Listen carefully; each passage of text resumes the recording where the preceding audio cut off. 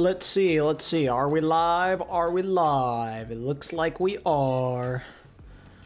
Booyah! Streamer arrives to stream early. Challenge no longer impossible. Crazy, right? 3 minutes early. ATP. Yes, I have arrived. Don't know about the bald part, but I am here. Every map matters. Every second counts. Rocket is looking clean with his blades. You can't win this fight. World Finals. How is everyone doing on this fine Saturday? How we doing, chat? How we doing? I'm ready to watch one of the most unexpected games I could have ever asked for, even though I didn't ask for it. Flick was insane. The strongest will rise. The rest will watch you. What? There's no way. Geekay have done it. Rise as champions. OWCS Stage 3 starts now. Yeah, big weekend for fantasy. 2 more days to go before we conclude the Stage 3 playoffs in both the EMEA and EMEA region. Oh, it'd be so funny if Peps freaking win, man. One per region. And Math, thank you for the 37 months. Holy moly, that's a lot of months. joining me for all things on the desk to set the stage. That's over 3 years. Sheesh. Thank you. The weekend last week. According to Phantom, I'm 24 hours late. Yes, true. Everyone, my name is Zoe, and guys, let's talk about what happened last week. First, let's kick things off with our EMEA bracket to see where we stand. Now we can transition into upset after upset after upset after all of our predictions are just somehow wrong. I think it'd be funnier if Gen G made it. I have to disagree. I think it'd be the funniest outcome if Peps made it, for the simple fact that Gen G are finally having their comeback. They've been bad for almost the whole year. They're a partner team. All of a sudden, they upset VP and they have a chance to do something, and then freaking Peps of all teams takes it away. What's up, Shino? But you are From Magdiv on Who Are You Walking Off the Map on Sim to making land. Yeah, that would be quite the turnaround, I have to say.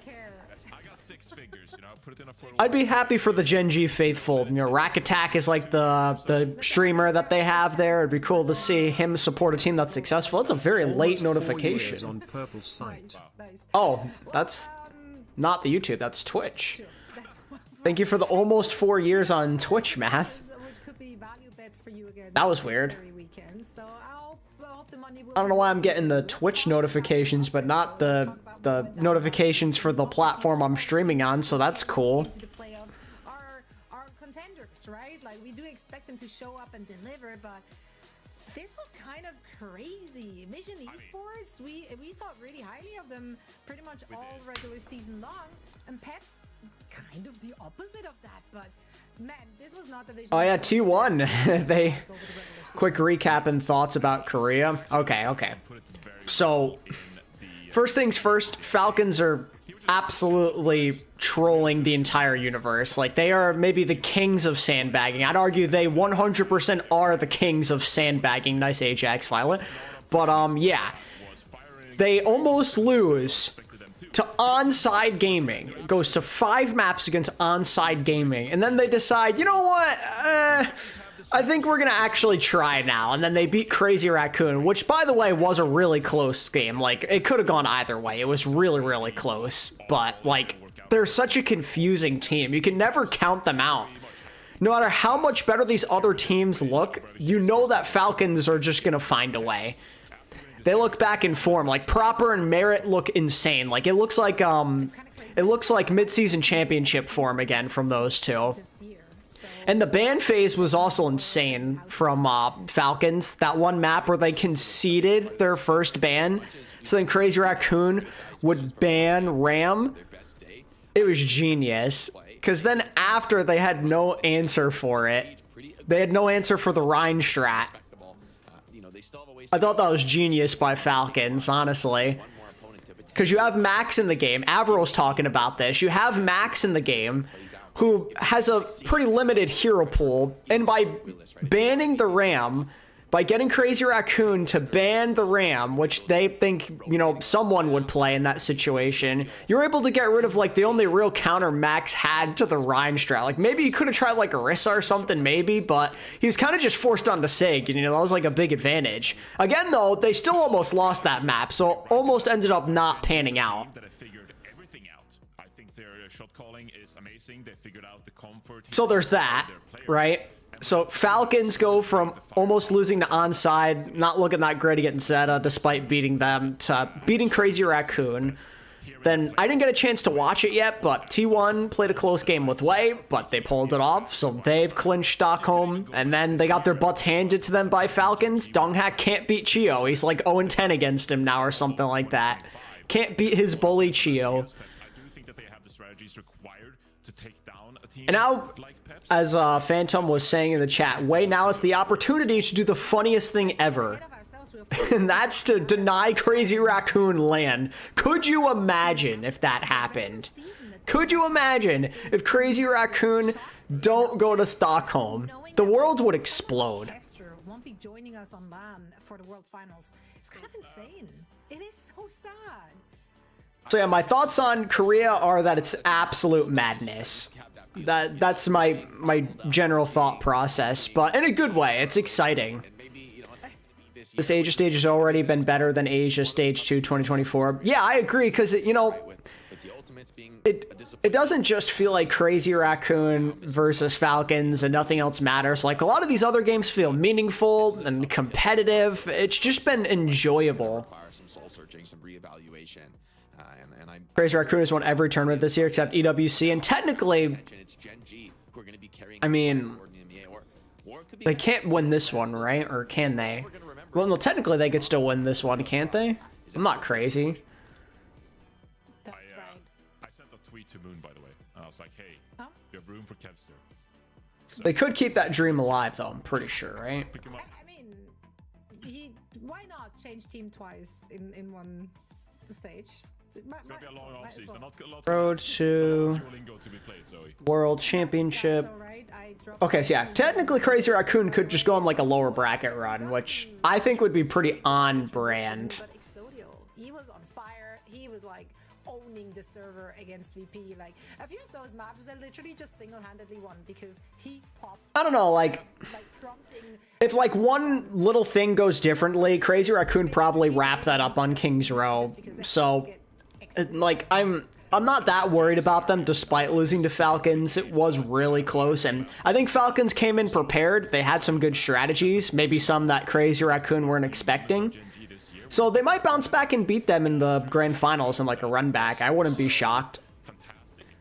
Falcons seem to have the buff though, like the finals buff, the tournament buff. When everything's on the line, they're just insanely clutch. So we'll see. But I feel like playing these Symmetra comps, exoDIAL has really found his groove back now on the Cassidy. I'm excited. I really am excited. He do that again in today's match. Tomorrow's gonna be cinema.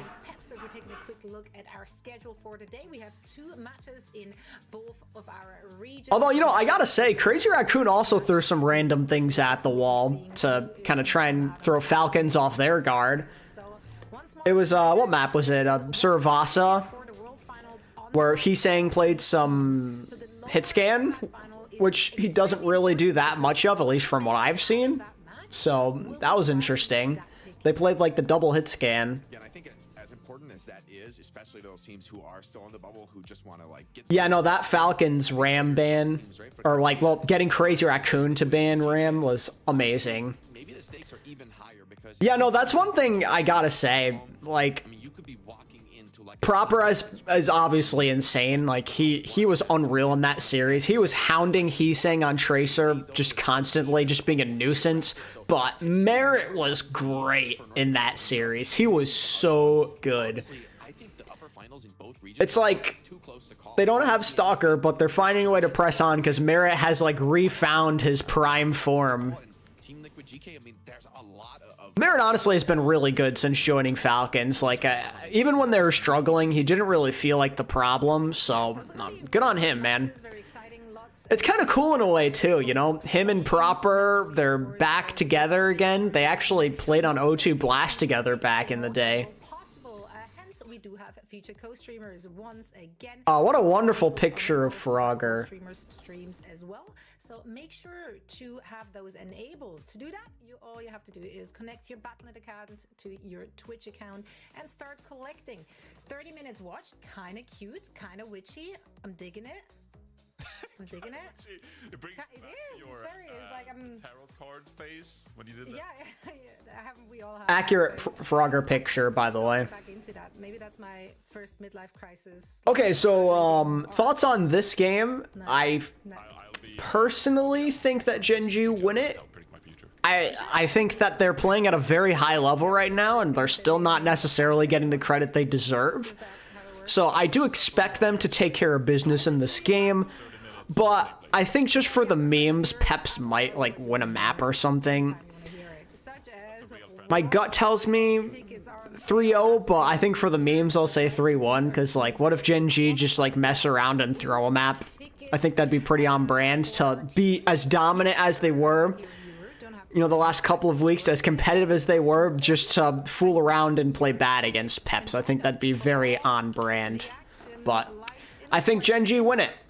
I don't know how Peps will have a response to the teleporters and all that stuff. I don't really think they have an answer to it. The energy at DreamHack is just amazing, and I mean this is peak Overwatch, right? When you get together in person, all the best players from around the world competing, and honestly, you know, from a regional competitiveness perspective, I don't know that it's ever been this difficult to call, right? After Esports World Cup, I feel like you Do we miss Stalker on Team Falcons right now for this meta? I think that Proper and Mare are actually the best duo. No, they definitely don't miss Stalker, which I think is like, it's great that they were able to figure it out despite such a key member of their team stepping away, because, you know, beforehand, Proper and Stalker were just like one of the most dominant duos we've ever seen. Like, they were insanely clutch to win the championship last year, and they were really good at moments this year too. So it's impressive that they're pressing on without him, and they still look really good. One of the teams which is about to play in our lower bracket match is Now, it's not to say that Stalker couldn't have like stepped into that role and done the same thing. He definitely could have. Him and Proper are both shown they can play hit scans, so I think it's just Merit right now is playing at a very high level. Beat them already 3-0 early on. He looks unstoppable. Like when he's in tournament mode, when him and Proper in tournament mode, there's just not much you can do. But again, like, shout out to Crazy Raccoon. I think there are moments where they were caught off guard in that series and they still almost won. A lot of those maps literally came down to like one last fight. Over to the venture if need be to Rialto was insanely close, and so was Kings. necessary, and a venture diving in on top of the Symmetra, right? But The only map that Crazy Raccoon looked lost in was Esperanza. so I really do think that if Gen G, if they minimize those kind of mistakes in this match, Stalker to T1 would be great in 2026. I mean, hey, if he wants to stay competing after taking a break, why not? kind of like Freya, Venture, anti-Symmetra comps, I think the Symmetra teams have found. Although I'm sure he'd love to just go back to Falcons, if we're being for real. This stage. It's a different Gen G team, and I think Peps G have a big uphill. You know, like, that's the thing. It was a really entertaining series, but step up to the plate. I kind of thought it was a sloppy game, to be honest with you. Freya that we see him so often go to. You theoretically have an It started off kind of strong, but then range, right? it felt like very quickly there were some really weird plays on both sides. All these variables, and it means Team Peps, you just can't place a foot wrong, right? You know, if Gen G get the right position on you, they drop that sim wall, the game just gets so hard to play. And I agree with you, Johnny. I think advantage to Gen G. I think they're going to be able to set the tempo in this game, and it's going to take Team Peps just like playing at their very best, maybe the best we've ever seen them, I think, to shut down Gen G. Unless Gen G are like overconfident or they really slip up this game. I mean, in fairness, we're judging them as if exoDIAL can do that every game, and maybe he can, but I mean, that is a ridiculously tall. Someone Ryan versus Maxig on Kings. Yeah, like, that matchup should favor Falcons like 9 times out of 10, but they still almost lost the map. because he seemed rather confident to me. Like, it came down to last fight on point B and C. Happy seeing Peps win today because the comps they play I don't think are rough for us at all. Like our scrims against them are usually insanely positive. Wow, Backbone with the confidence. It'd be a shame if they lost now. They can just shoot their guns really well, which is I'm surprised didn't happen today because that's been the word on the scrim mill all stage long between those two teams, right? There's the Vision always just shoots guns better than Peps and wins, but Yeah, I mean, I know in my heart of hearts, and surely this could never age badly, that if we won today, we'd make it to Stockholm. So in my mind, already there. Right. That's so funny. Yeah, hence we clipped it because no way this is gonna. I mean, as long as exoDial stays locked in, I'm really not concerned. It'd be pretty poetic if exoDial were to pull off this dub here. Peps is like the team that kind of put him on the map. And now he can defeat them, defeat his old team that helped him get to this place, and then go to Stockholm. Are you taking the dive mirror against VP? Yeah, you're not. I think this is going to be pretty interesting because, as I've talked about, you know, Backbone, I think he's been instrumental for this team in setting up some of these fights, right? And when you play the Symmetra, you have so much impact in where you decide to take. Oh, there's the member. Has become a member. A little late there. To Phantom ATP is 24 hours Like, late. it's like a very late notification, but my Streamlabs finally caught up. In your Symmetra's ability to get you to the right place at the right time. And so that is something to look out for in this series. You know, Thank you again, Math. Backbone is going to sit on that Symmetra. It's up to him. Where are we going? How are we approaching this fight, right? And so it'll be interesting to see if Backbone can. Yeah, exoDial kind of goes crazy on the hit scan. Gen G to the right place, because if he starts teleporting to the wrong places, it'll show real quick, and Peps will be prone to take advantage. Yeah, I mean, Backbone is so comfortable on that Symmetra though. Like, and it is, as you said, playing it times last week already, and probably just now as well, and I just didn't listen. But it's a very difficult composition to pull off if you lacking coordination, and it's been looking good for them. Hence, they find themselves in the position they're in right now. Now, of course, a big question. If we're looking at both of those teams, Falcons, despite winning the upper bracket and securing a spot in the grand finals first, will not have a map pick in priority bin. That's crazy. competitive over in Sweden. I think Gen G is like easily the answer. Also, imagine showing today to someone who went into a coma at like the beginning of stage 2. But let's be honest, the dive You'd think that you'd wake up versus Korea. and you'd be like, oh, Gen G are finally realizing their potential. You know, Mag has come into his own as a tank here. Who are you? Who's making a difference? Who are you, an exoDial or like a goated DPS duo? And then you see their team and you wonder what in the hell happened. Gen G, I think you're better off as an EMEA team being like a sim cheeser. And I think honestly, if Gen G qual, we're gonna see all 3 EMEA teams be like really strong. You see that Backbone and Treader on your team now, and you're just left in a daze of confusion. Sleeping on it, frankly. I think it's legitimately really good. We're seeing But hey, they just needed to make a big overhaul to their team to find success, and now they're looking a lot better. It took them a couple of weeks to figure it out, but since like week 3, I want to say, they've been pretty solid. Season that is. At this point, either of them grabbing that last ticket to Stockholm, it would just be vibes. Like, even if they wouldn't make it that Or not week 3, I'm sorry, week 4, because week 3, Peps gave them the smoke. That was more than a month ago now, by the way. But since week 4, you know, they got a sweep victory against a bad team, almost beat Twisted, and then they took a map off AlexyOWL, and that very well could have gone to a map 5. For all the Peps fans out there, and I know the French are going to go hard on their support, but I have Back thinker. for this one. Yeah, you guys mentioned, you know, a lot of pressure on back. This has just got to go to Gen G, right? Like, surely, after all that, they don't just lose to Peps. Surely not. You know, but honestly, I think Backbone's a veteran, and I think every time we've gone to the Bro, they better not lose this game, I swear to God. I will laugh at them so hard if they lose this game. Don't make me. And I think he's bringing that veteran experience to this team. He talked about in an interview, I think, being surprised to be like, hey, I'm the oldest guy on the team now. But I think he's bearing that fruit. He really does pay that dividend. He Yes, said in his early 20s. he's not going to have that incredible flexibility, and like they're not going to be like a super sick tracer. You see Ans was on stage with Vero? I did not. He's very, very strong, and I have full confidence. What's Ans's association with that team? I agree with Jake with this one. How's he affiliated with them? And they're looking really solid. Oh, content creator, I see. Need to win the map. They do ban Symmetra.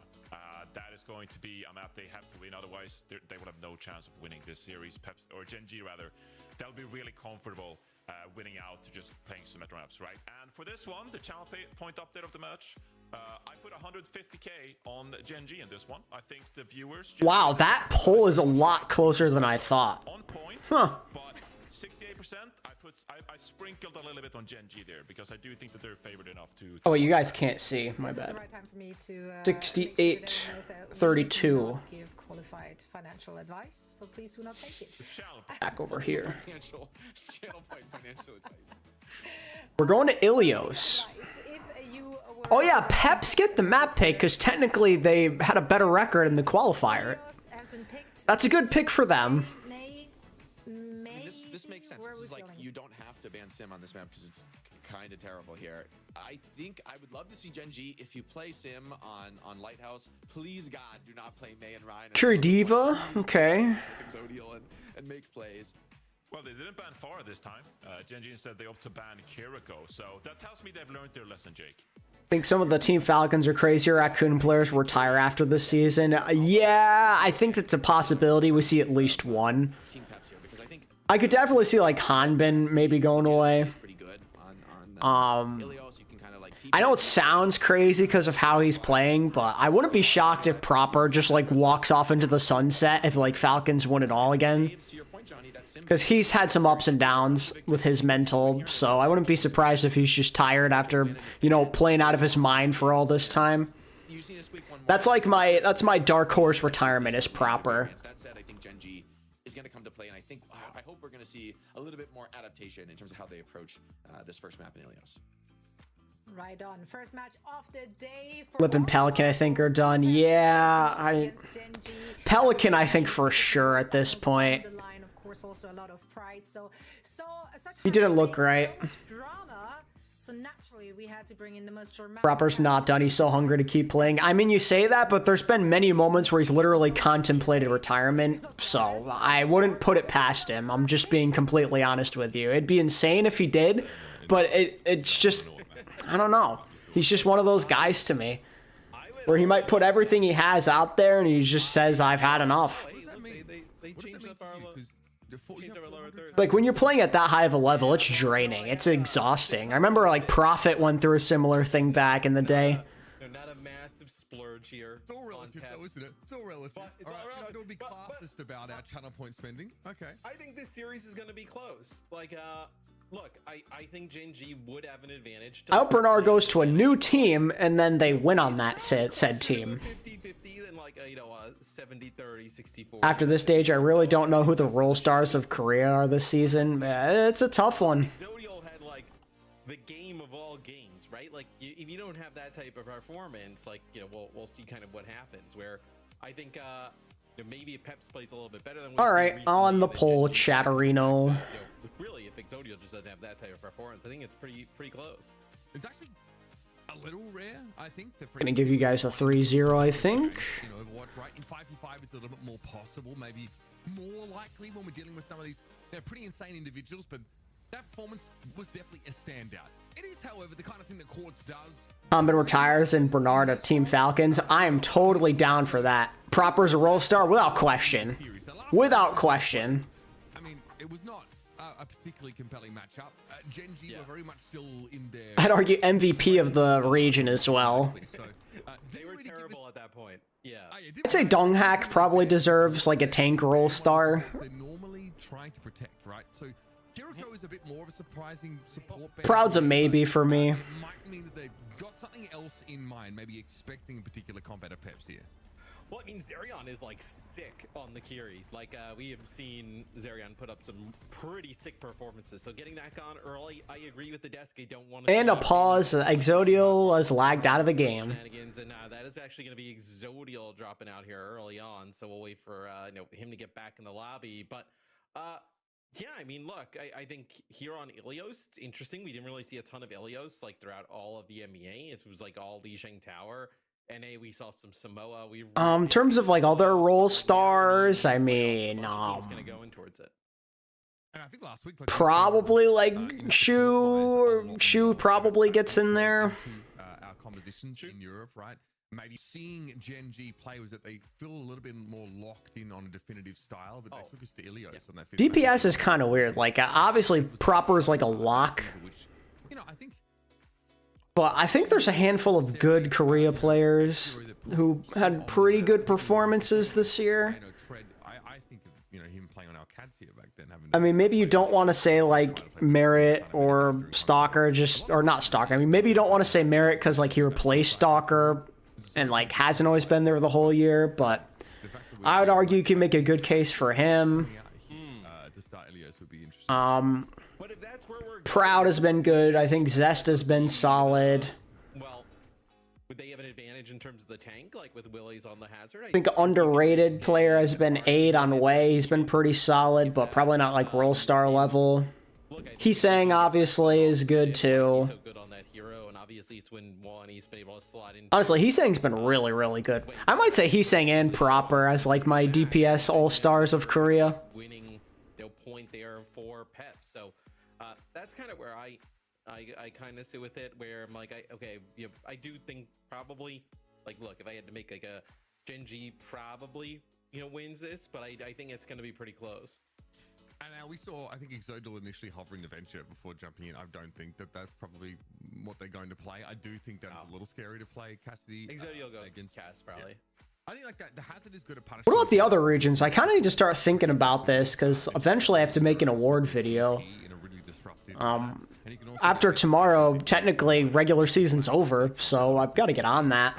And sort of died, and you're in a great spot. So that's. I think it's going to be a little bit harder to play that. I wouldn't be mad if Backbone just TP'd them out of spawn and switched. EMEA, like for example, I think Quartz has probably got to be on there, right? Like, well, not even probably, he is on there. Quartz, Checkmate, maybe. But Lambda's also been really good. They're almost like a write-off. Like they were just kind of non-existent, just doing a lot of weird stuff with the bands. I'd say like Quartz, Checkmate, Lambda. Those guys are pretty good picks for DPS.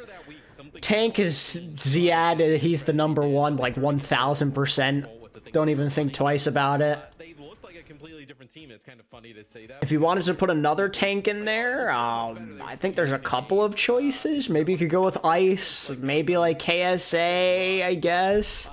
Look, I think there's still a Ziad clears is like the top choice, though, obviously. The whole French gang there going, watching the game. Yeah, that got me kind of hyped. I was like, oh, they got a little crowd going. Support. Maybe Landon, he's the easy first pick. I'm not surprised that French fans getting around it. We're gonna go to Funny Astro's been good. Fixa, I think, has been pretty solid as well, if you wanted to put a main support in there. Stockholm here in EMEA playoffs. I mean, I guess you could technically put Kelix, too. He hasn't been bad. I'd like to think Fixa has been a bit more of an impactful main support, though, personally. So that's EU in a nutshell. NA. Well, the DPS Zera obviously is on there. Sugar Free is probably a must also. Let's see. Mimone and Lethal have been really, really good, but I don't know if they're like Roll Star level necessarily. Honestly, I think Chronic might be a better choice if you want like a hit scan. You could go Tree as well. I mean, like Tree, Lethal, Mimone, and Chronic are all like good choices there too.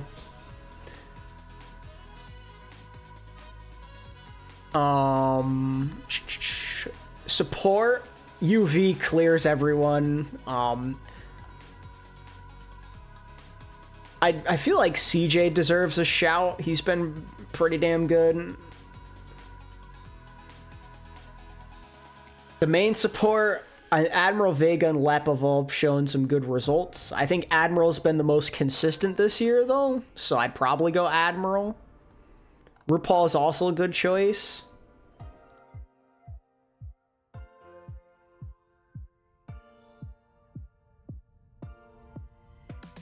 And then Tank, I mean, it's kind of up in the air. I like Kuffa personally, but Infected is also pretty damn good. I think Kuffa's had like the best all-around year though out of any of the NA tanks, like the least amount of struggles, so I'd probably go with Kuffa.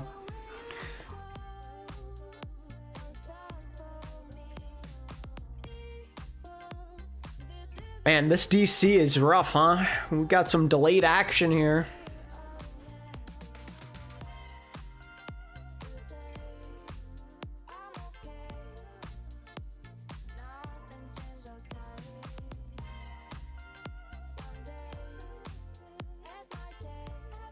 Yeah, I mean, if Hawk, you know, if he played how he did this stage and he was here for the entire season, you could make a good case for him, but just one stage.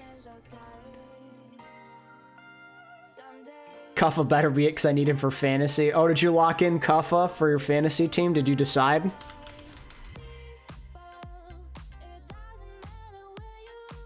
Alright, let me show you what I'm working with, by the way, chat, for fantasy while we're on break.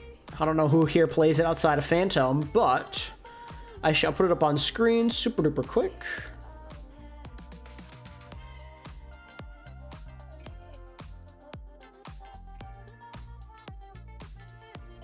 My team is going to consist of Infected, Quartz, Maimon, Admiral, and Simple. That is what I'm rolling with. That is what my budget allowed me to do.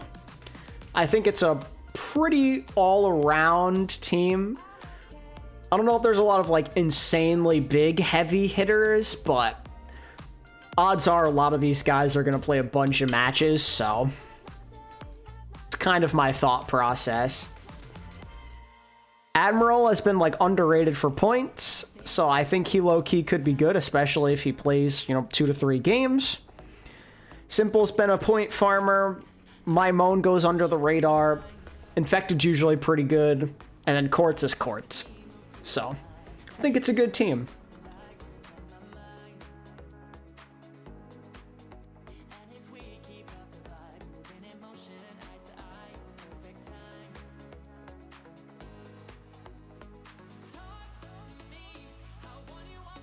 (3-2) Gigabanger and Peps wins. Imagine.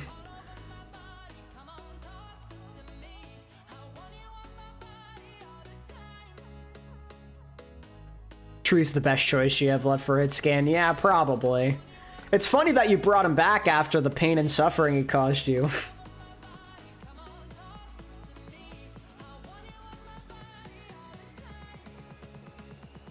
I'm just wondering if there's any chance I can crack the top 100, get inside the top 100 on the leaderboard.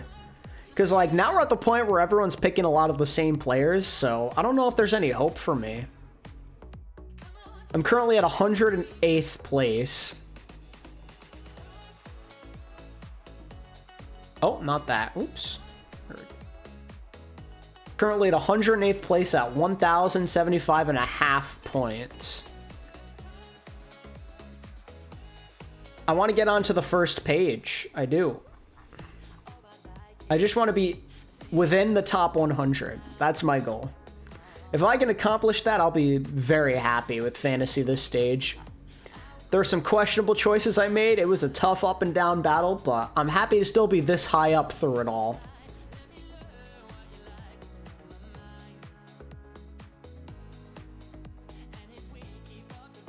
Remember my words with the Peps win? I'll keep you in mind, Shino. And SSG will lose. Probably. They're not losing to Sakura, but they'll probably lose to either Geekay or Liquid.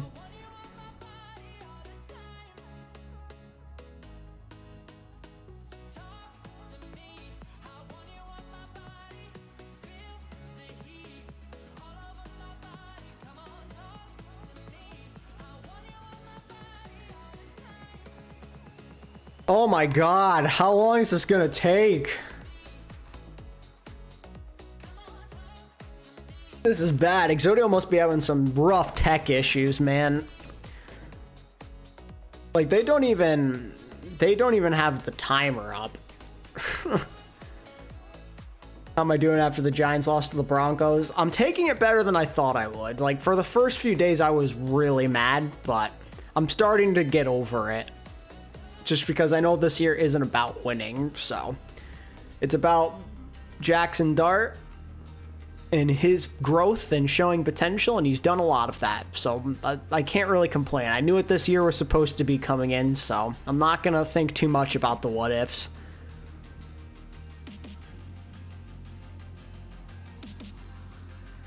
Come on, man, let's start the game.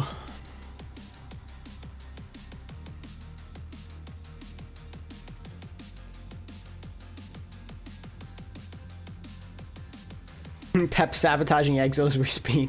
Exo needs to watch some Merit POV. Yeah, get him hyped for this game. For real. So how's everyone doing today? Got not much else to talk about. Aside from the fact that we're sitting here waiting for something to happen. I see the map 5 gigabanger between Falcons and Crazy Raccoon. I did. It was something. We were just talking about it earlier. You have a lot of math assignments. What are you going to do with math? Hasn't he suffered enough?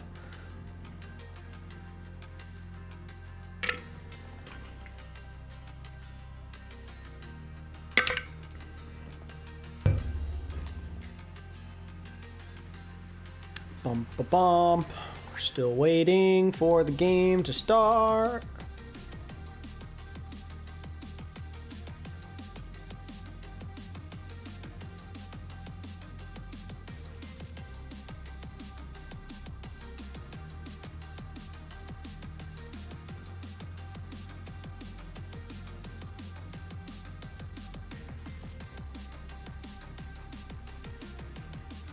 Needs more work before he's let out of his cage. Oof.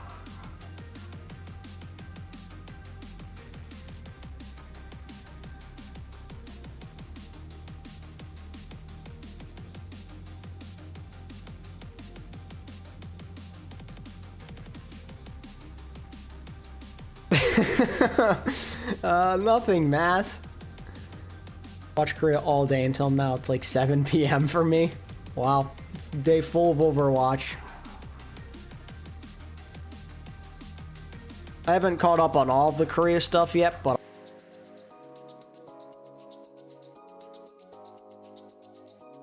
oh, that's fun. My stream crashed for a second there. That's fun. Gonna be one of those days.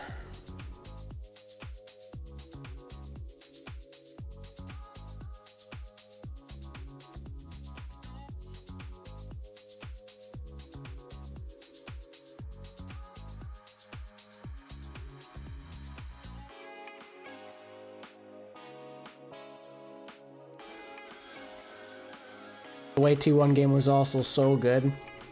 Yeah, Layer have been really impressive, I have to say. They've put it together for another consecutive week where like it seems like they maybe have a chance. Now, beating T1 was probably the only real chance they had. I don't know if they're going to beat Crazy Raccoon, but I mean, never say never, right? Crazy Raccoon, their playoff lives are on the line, and maybe they won't take Way that seriously. You never know.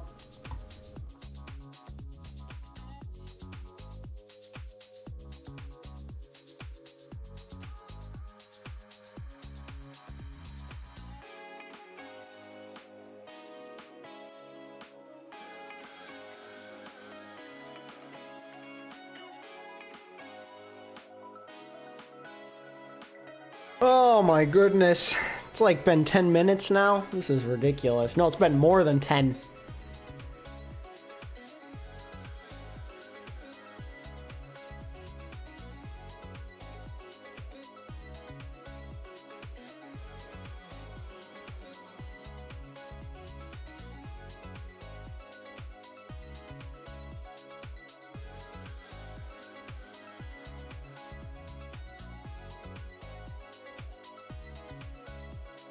It is promising, though, that Way are playing as well as they are.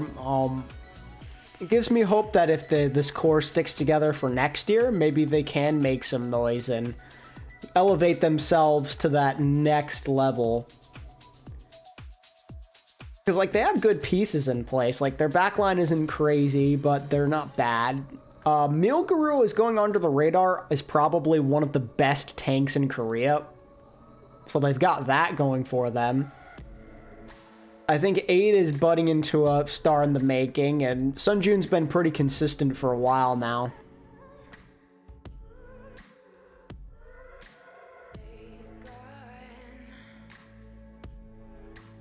I don't really know if that's much of a take, though. I mean, my Meal Guru take. A lot of people probably agree with me. He's been really good. outside of the big names, there's not many people I'm taking over him. At least in Korea. Like, yeah, I'm taking Donghack and Junbin over him, and Someone and Hanbin and Bernard. That's probably it.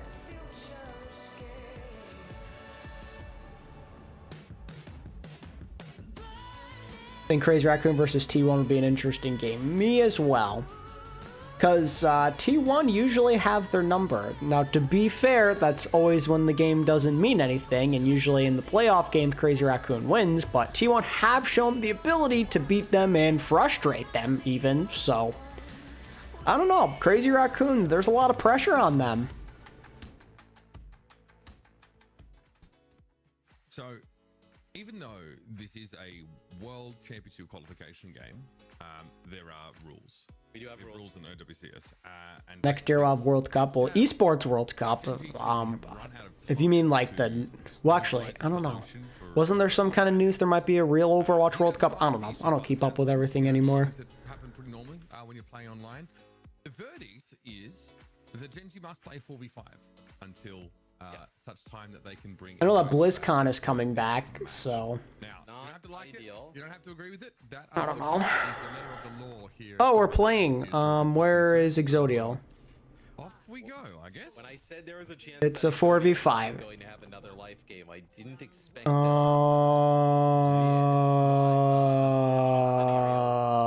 hopefully just for, you know, hello? They ran out of time for the pause? Ain't no way, bro. Are you kidding me? Is this how they're gonna go out? This is crazy, man. Supposed to look like. I'll just kind of put this out there. You don't win Bro. this level. No shot. They have to really try to stall this map for as long as humanly possible. Like, obviously this map's an L, but you gotta at least try and fight. You gotta stall for time. You gotta give your exoDIAL time. something along those lines. You know, Backbone obviously trying to play the Freya here at the moment. You got Backbone on the Freya. They're so cooked, bro. Not only does it take your best hit scan off the table, right? It takes some of your options. This might be the most Gen G way to lose ever. Tough one. Yeah, and I would say like this is basically a tantamount to a forfeit, except we have a few more steps in between. Well, no, so you wouldn't want to forfeit if you're Gen G. Because Like, that's crazy. Like, exoDIAL, like, we were literally starting the map, and then he lagged out, and now he's having tech problems. Oh, if they had flipped the point there, that would have been huge. Unfortunate. Do you wonder where Sky Ripper is, though? Could definitely throw him. It could also be something to do. Look, I don't have the OWCS rulebook in front. This happening in an official match is crazy. Like a official tournament match. Potentially be something there, right? They went Rhine. Obviously something they could do, you know, hey, if, you know, 10 minutes go by here, 12 minutes go by, and exoDIAL's not back, then, like, hey, we can kind of switch that up. Oh, poor Gen G. You know, immortality keeping people alive for a second, but that's a bio grenade that finishes it all off. And I think, like, you know, some of the conversation is going to... Go Peps, we got it, yeah. I mean, whatever it takes, right? Games in OWCS are subject to these stipulations at all times, so, you know, I understand... This is insane, bro. Consequence, that might be putting it lightly. Fortunately, that doesn't really constitute an example of, you know, where you can relax those same, you know, restrictions that everybody has been sort of subject to over the course of the season. It's just not how this sort of stuff works. So we are going to watch Genji languish and struggle as a four-piece, and Team Peps will have this... Please, exoDIAL, just spawn into the map. Please, I beg, I beg. Don't let this happen. Please. Here, make it as close as possible in map number 1. Honestly, between the two teams right now, you can't even really take much, you know, in terms of like the obviously one team having a player advantage. They'll be like, oh man, they're playing awesome. Like, yeah, I mean, of course they're gonna play, you know, look much better with the players. So I don't even think. Oh man. Those lines. So, Peps, they take care of business there in round number 1. This feels rigged. I mean, Peps, they're just they're getting back at their boy who left them in the dust to go somewhere else. This is his repayment. Interact with you guys in chat. Team Peps Peps are under no expectation whatsoever to have a player sit in spawn and play 4 versus The paycheck hitting zone. He's like, yeah, I carried you guys last week. I'm out. He's in! Chad, he's in! He's in! He's in! Winnable! Back up in here, so Let's go! Genji just spotting Peps a point here. Watch him be on like 8 billion ping right now. So this is a great thing to see. Okay, here we go. Here we go. Hopefully he doesn't just lag out of the game. Come on. Not how it works. There are other teams who are aware of the times they have to play and can't move the schedule, but that's fine. Not an issue. I'm gonna laugh so hard if he cooks them after all that. If exodio comes in, absolutely cooks this team after having to deal with tech issues. Discussing comp because we actually have a research here for Gen G. Something that also surfaced a little bit more in NA last week. Tread will be difficult to shift, but also will struggle to... I don't know how long Tread wants to stay on this Orisa for. This was probably not what he wanted to do. Yeah, he's probably swapping here. Tread to go down first. Canale's been able to keep the Orisa in the game for quite some time. We still don't have a cap quite yet, though. Yeah. The Orisa is a very easy... Oh, no, he's staying. This is just the play. Interesting. For Dip and Willies to kind of collapse on. The Orisa is really good, obviously, you know, using the spear and interrupting the hazard and, you know, all the mobility and... Okay, Dips dominate. They still might win this map anyway. Oh my god. But it's a much slower playstyle, right? You're obviously playing with the Baptiste as well, so it could take a little bit of things to develop, and then also with Crispy's not even close to a sound barrier. no cleanse on the other side, and Tread is a very easy target. This could be rough. 31% and counting here for Team Peps. Backbone, of course, has already made his way to... Come on, Backbone. Cook him, Backbone. Come on. Let's hit that pulse. There it is. Yeah, gonna be under a little bit too much pressure. That's a nice little stick. And finally, Gen G, some signs of life in this game. Opened up by Backbone. FD got also pretty far forward in terms of positioning. Takes a bit of damage, able to stay alive, and now it's Willies that's suffering that level of scrutiny. And Oh yeah, they got that point flip. Winnable. Oh my god. Well, I mean, you might see What was that bola? Hello? Zodial and then Zoro What an insane bola by Zoro, but it should be okay. still alive as you will have some players from Peps coming off of spawn. You're also going to have Zerion with the nano boost. I mean, like, his nano target's probably the Freya, though, and he's dead, so... last time he's able to step forward in this fight. This time probably waiting for the rest of Gen G to be in a position to take eyes off him where he actually to go in. Okay, he's gonna nano the hazard here. And it's... Oh, okay, he's trapped the BAP, he's got him. And you got the Wu Yang ult. That was well played. They took both support ults, but they got it done. Willie's obviously a fantastic carrier for that knockdown and that extra durability from Tidal Blast, and this puts Peps now back in the lead. Well, Canale drops that Ant Matrix, and Willies with the benefits of the nano boost just goes right through it. What's up, Snowball? Can you explain current playoffs for someone who hasn't watched EMEA all year?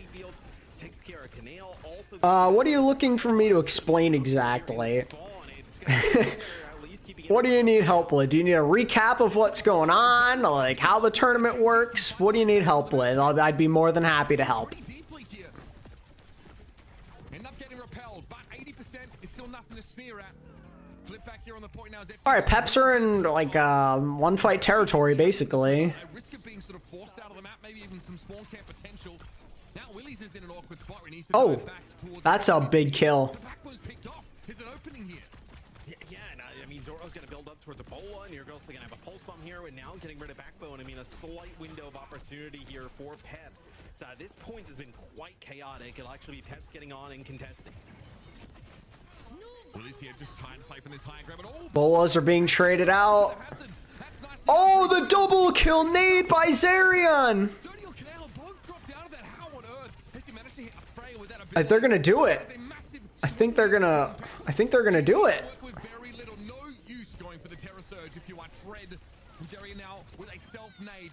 Okay, they're gonna flip point, but with how that went, they're still gonna have a contest. Oh. It was Zoro's bola shot into like that back right corner where you kind of see at the Yes, that's correct, Shino. Tomorrow will be the stage 3 finals. Oh great. What is going on?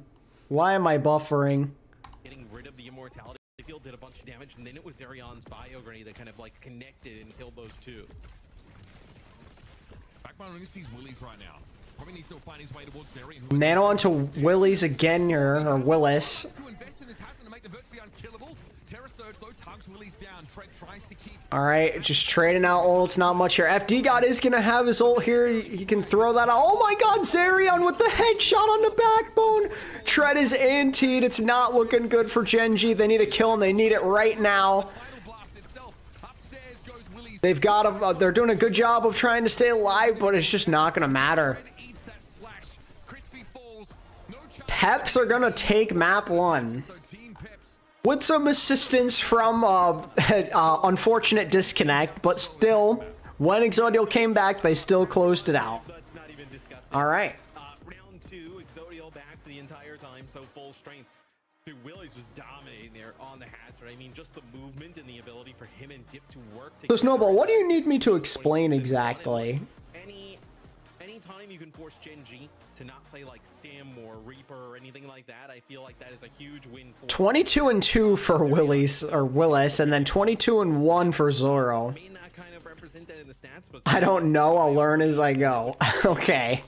play, which he's been fantastic in the stage for. So look, I thought this series would be much closer. Obviously, round 1. If you'd like to know, like, from that, but with what we who's the favorites right now? Like, right now, this is basically just a battle for who's gonna get 3rd place. Peps and Genji, though, they both who have a chance to make LAN in Stockholm. You know, the final big tournament of the year. Whoever wins this game is going. Neither of them are gonna go on to the championship or anything. It's unlikely because of alexyOWL and Twisted Minds, who have been the best 2 teams in the region the whole stage. Has really taken to this hero, I think, after, you know, since his release. Genji, like, I don't mind the Orisa kind of style map, but Tread really has to do a lot of work to try and keep Willies interested in playing a frontline 1 versus 1. Like, Yeah, no, Backbone definitely needs to get off the Tracer. We need to see some Symmetra ASAP. On the war of attrition as he runs through cooldown. So things like the Terra Surge pulling him back or disrupting him with the Javelin. I got you, Snowball. Don't be afraid to ask questions. I'll help how I can. Here are the stats for game 1, but like we talked about, not a ton here, obviously, with how that round 1 went. Yeah, we kind of talked about it a little bit. Shout out to production for clarifying it. It was kind of what we thought, that you actually couldn't bring somebody in because you've already locked the roster for that map. So there is an opportunity here, like if Genji, like, look, maybe Exodial was able to make it back in, but ping is still out of whack, right? Do you make a sub here, which might not be ideal, but at least you know you'd have a player at like. I am chronically active with the scene. True. All right. Absolutely. Hopefully, you know, for Exodial. So now maybe Genji can play, you know, hoping that Exodial's ping is all sorted out. They can play more of their normal stuff, get a good map pick, play Symmetra, do their thing, and that's that. He is their best player, right? So sad that VP are out. Yeah, it's sad. High expectations for them this stage, and they really folded at the worst time. I used to coach ages ago. If there was still probably an issue with Exodial, we would have taken as much time as possible to select the map. But it seems like off of that, no subs. It seems like we're good to go now. Yeah, absolutely. So at least we've had that issue ironed out. It's just obviously in the one map that it ends up being a factor. Other regions are boring to me outside of Korea, unless it's like one of the top 3 NA teams playing each other. Yeah, it's generally how I feel too.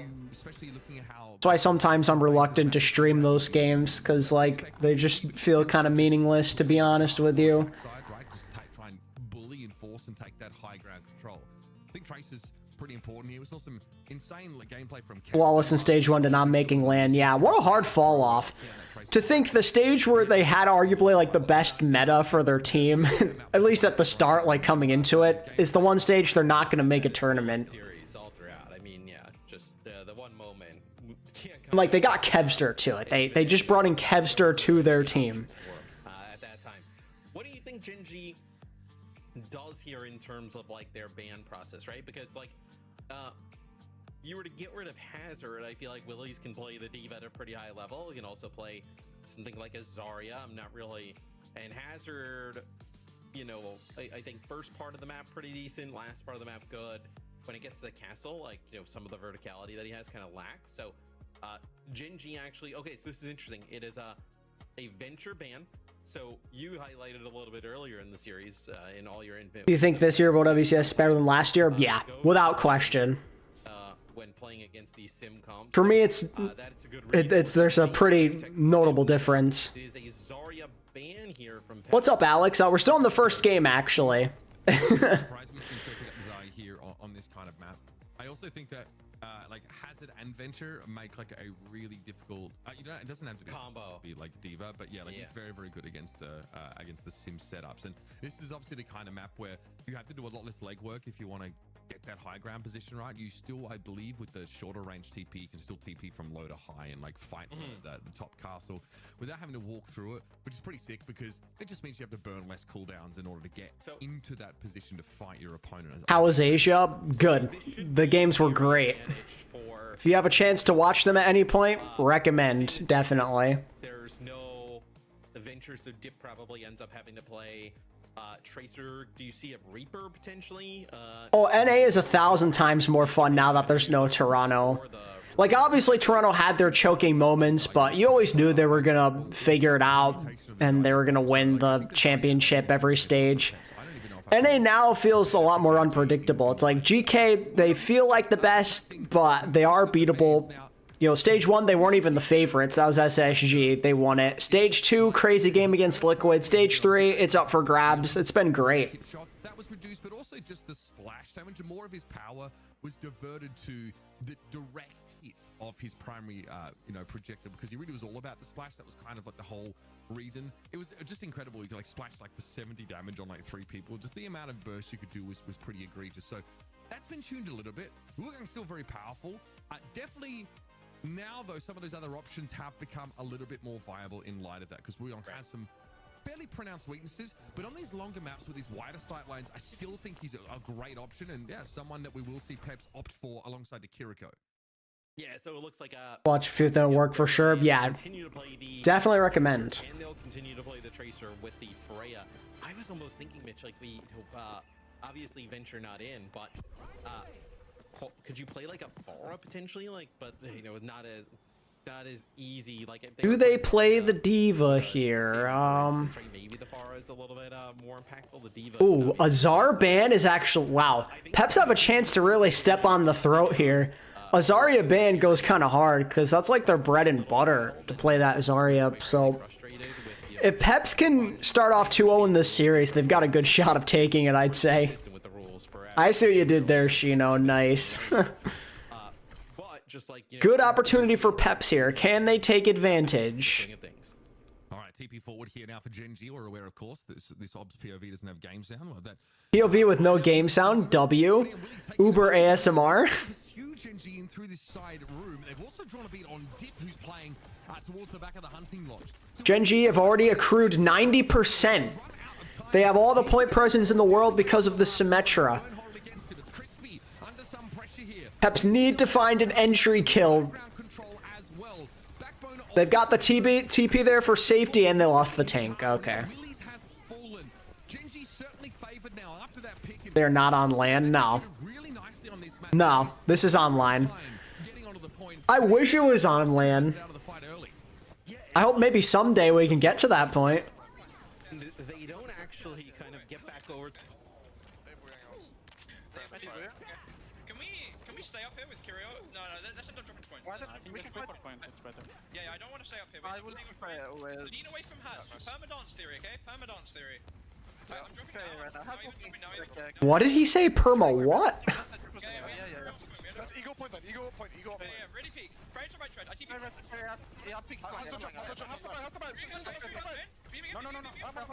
Oh, that's a nice pick.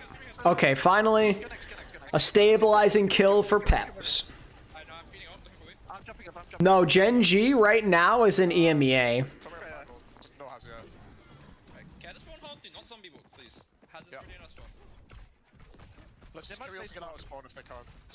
They definitely wanted to be Korea, but I guess they couldn't get a spot in Korea, so they settled for EMEA instead. I'd like to think that next year Gen G will, if they remain in the partnership program, will be in Korea. In some way, shape, or form. Like, maybe they pick up one of the teams that we see now. Maybe they get a new roster going. Something like that will happen. Also, can my stream like not buffer, please? Genji very clear with each other not to just walk out and die in this kind of spawn camp. Peps though do win themselves an early fight, but exodeal goes down early again here. But it looks like Genji want to commit to this anyway. They figure with the spawns, exodeal will be right there to take the angle from behind. There is the road from Zerion to counter though. Genji have flipped the map. They're going to take the high ground. That kind of leaves exodeal vulnerable potentially. It was a nice job there for Genji actually when the Kitsune rush comes down from Peps just back up. And Tread's in a bit of an awkward spot here. He's going to try and remech. He is going to remech. But is he going to get out unscathed? He is going to survive. That is really important. It is still Genji gaining some progress. Yeah, they've definitely managed to, extend their reach across the map. Genji wanted to be EMEA? That just seems silly. I don't know why they'd want that. They're literally like one of the most famous Korea orgs out there. I think we should just have more partner teams in general. Genji go to Korea, add on to what we already have, and then you go from there. Tread demeched again. This Zarya ban is clearly doing work. Very long fight that goes. Just want to be more international. Yeah, I wonder if they'll change their tune if they don't make land. Still did burn some clock though, Mitch, right? It was a pretty fast point they take by Genji, and now at this point you'll see Tread get a mech back. So Kitsune rush available for Genji, but like how do you get Peps like off of this high ground to be able to use it successfully? Maybe it's a TP directly across, try and get onto the payload over by the bridge and force them An early Wu Yang ult. Oh, it's a really good cleanse from Kanale. Really nice defensive play there from Genji, but they did lose their sim. If these Team Peps members can survive, they might be able to get a late contest here. They are going to commit to it, and why not? Oh, that's tragic. Okay, wait, they're finding the picks here on the bridge. And now Genji have to back out. That was looking bad for Peps, but a critical pick by the Tracer is able to turn things around. A minute and a half to go for Genji. You do not want to be held here.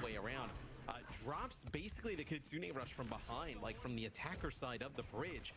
TP's back out to Willies. They get control over the payload and pick up a few kills and hold it now as, now they know everybody coming from the high That wall is a bit early. Tread is low. He does not have the bomb to remech automatically.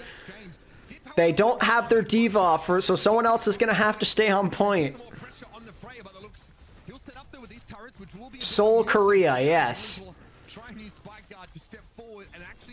Oh, the cleanse comes out early, but Tread is the one who dies to the pulse. He never actually remeched.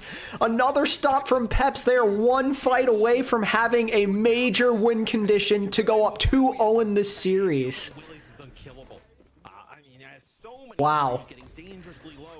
Danger zone for Genji. This is a fight they have to win. With the amount of ults they have, there's no way that they lose this fight. You just can't. You can't lose this fight. It's going to be a TP directly across here. They're going to take a long angle. Oh my god, exodeal goes down before they can even do anything. The Peps DPS are on fire. And Kanale dies with Rush. He uses Rush and he dies through it. Oh, Tread does find two of the boosters, though. That's pretty big. Dip is going to have a chance to touch this. FD God's still alive. If they get... Wait, there's the TP by Zoro. They can get back in and contest this, maybe.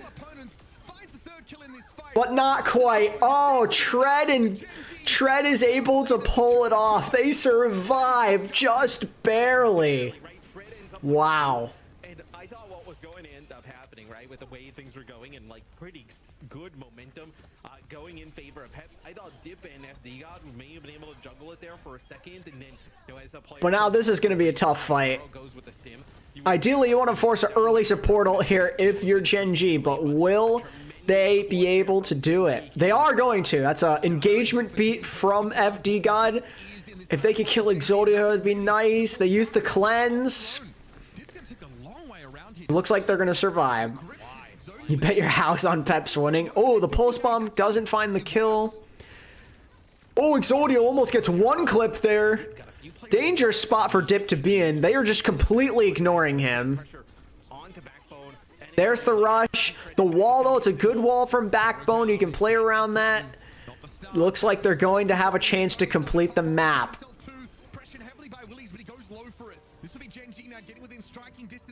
And if the Genji supports can just survive, if this is a long sustained fight, then they'll be good. They have both of their support ults coming up.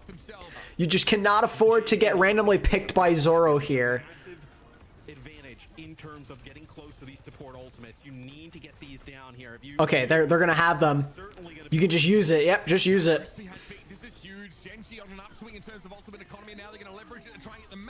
Good beat to save Backbone, and that should be the round.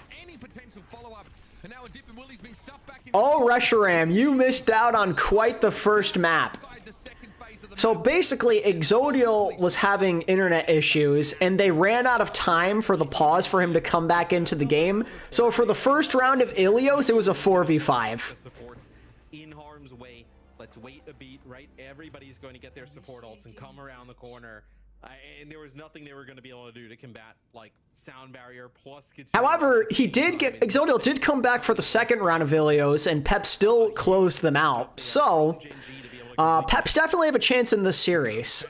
They've looked very competitive so far. That was a really tough attack from Genji. Peps have a chance to step on the throat.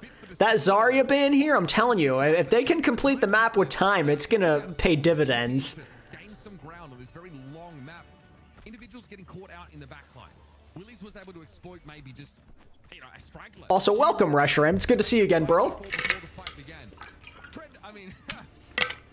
I have eggs on my fantasy, man. Yeah, that I'm sorry to hear that. That is most unfortunate. 2v4 it's enough.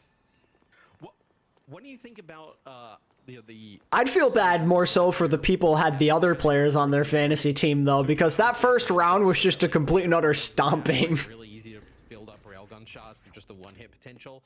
Team Liquid clears both teams, true or false. Clearly true, but I don't know why you'd ask that. Alright, Zoro's gonna try and go for the super funny play that absolutely nobody will see coming. They saw it coming. Who would have thought? She feels pretty weak. Yeah.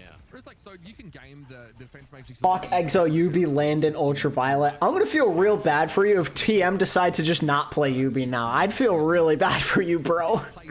I think that disruptor shot gets a lot more value on that last phase of the map than it does here. And look at this Genji already so low. Very decisive. I love that they're asserting themselves here, but Kanale just, well, overextended a little bit. This is the only Overwatch Pro game you've seen in months? Oh, okay, I gotcha. Yeah, well, Team Liquid are significantly better than both. Zaro actually kills Backbone here. Kanale, he's not going to be able to make it back, and that's an easy point A capture for Peps. That was effortless. 540 in the bank. No way to get out. Same with the rest of the members of Genji who went on in. So a really fast point. Yeah, low key. I would start preparing for the worst, Reshiram. Get ready for what you're gonna say now, because it might happen. Oh my God, Willis is getting bullied.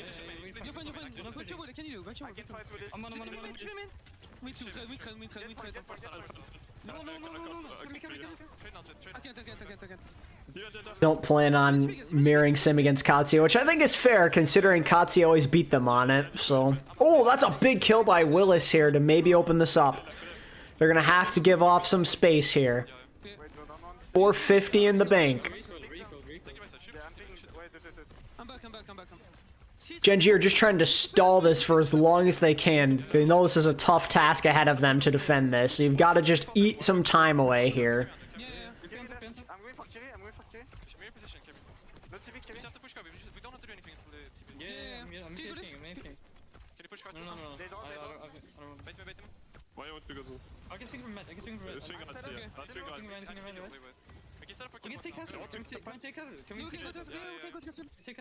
All right, they're gonna flip this map here. They're on the high ground. They've set themselves up well. They just need a pick. Oh, the stick! Oh, he got him before he TP'd. What a stick by Dip! What an incredible play! Wow. The Peps DPS have shown up today in full. Yes, Matt. Nothing quite like stick in a fray with a pulse bomb and have her carry it through delivery that Genji would have liked to. Okay, so there's a lot of ults on the board here. This is actually still winnable for Pep. Random poke. I spoke too soon. Oh, but... Okay. That is not ideal for Peps. Overclock. Oh, that's a nice pick. But overclock and sound barrier used, but they're still winning this fight anyway. Genji get a little too over aggressive and they pay for it. They're gonna have a contest, obviously. Should it be required? And this is a Peps at full strength, ready to try and get into the last phase of the map. Oh, okay, they needed that. Yeah, it's 2 fights in a row. They lose. I legally can't win any prizes on fantasy anyway, but I need to win for my pride. You know what? I respect it. They probably would have tried to like downpour after that. Maybe ends up using their own Kitsune. It's all for pride. When you lose Dip, I think you have to just back out now. I think for me and for Phantom, I mean, Phantom technically is a, but yeah, we all just want to accomplish our goals. They have that Kitsune rush to match with Kanale. FT got ahead on beat charge as well. And a self-destruct, a remake opportunity there for Trey. Here's the rush to open up the fight for Peps. They're going to go for it. Kanale tries to reciprocate with the... Oh, if they could kill Cole, that's a big hassle. Caught inside the downpour. Beautifully set up there by Willies, allowing Dip to take the easiest frag. I technically work for Commander X, which means I can only play for fun. I mean, that's what we're all doing anyway, to be fair. Well, they're so split on the Genji side, right? There's no opportunity for Kanale to save, I know, numerous people, right? But the Suzu when the downpour comes on through, and unfortunately, Crispy, he was already in trouble with Dip right in his face, and you know, when he's not able to move, he's the freest of kills. I feel like Genji, they have to know here, Mitch. You have to take a fast fight, right? Because you know that. Someone check Dip PC. This is not normal. He's having a great series. I wonder if they tracked it being ready now. I think if they're pessimistic, they would have. Bola comes in. It's not going to find any kills here. Peps can come in and play aggressively here. They have the sound barrier. They're going to have the overclock as well. Looks like they're saving it. They're trying to be as patient as possible. Waiting for the right moment here. Oh, that's a big stick by Dip to open this up, though. Tread needs to try and remake. I don't know if he'll be able to. It looks like he will. Oh, no, he won't at the last second. Dip gets the kill. Peps are going to cap with time.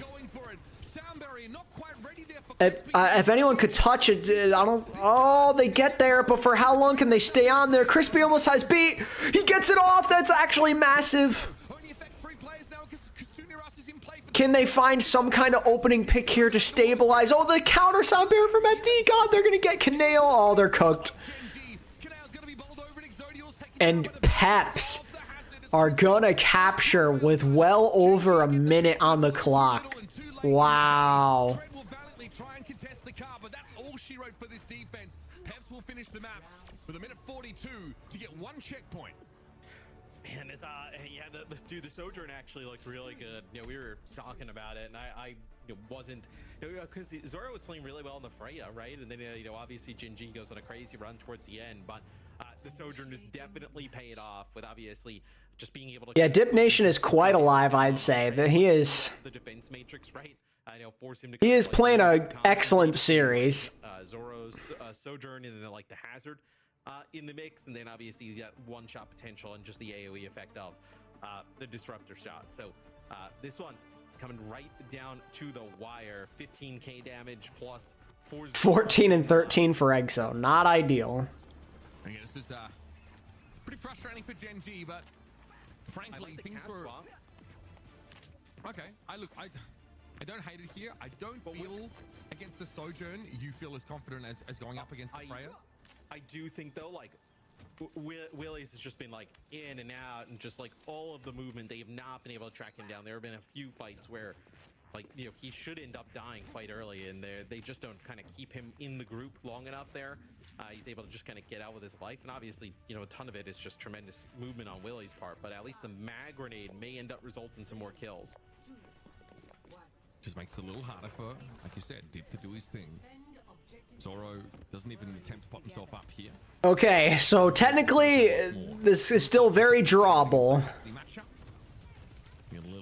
Peps could maybe have like 2 fights here if they die quick here, but realistically, you're looking at 1 long, drawn-out fight. That's given Dip a way in up to the Hunter's Lodge, something that Gen G you expect will be keenly aware of, but it's the timing. Gen G lose this map, or this game, I think this could be a massive discussion about map 1, yeah. Oh, Dip finds another critical kill, this time on Canale. He's gonna get Exodial 2, and Peps are going to go up 2-0 in this series. Wow. A 2-0 lead. Oh boy.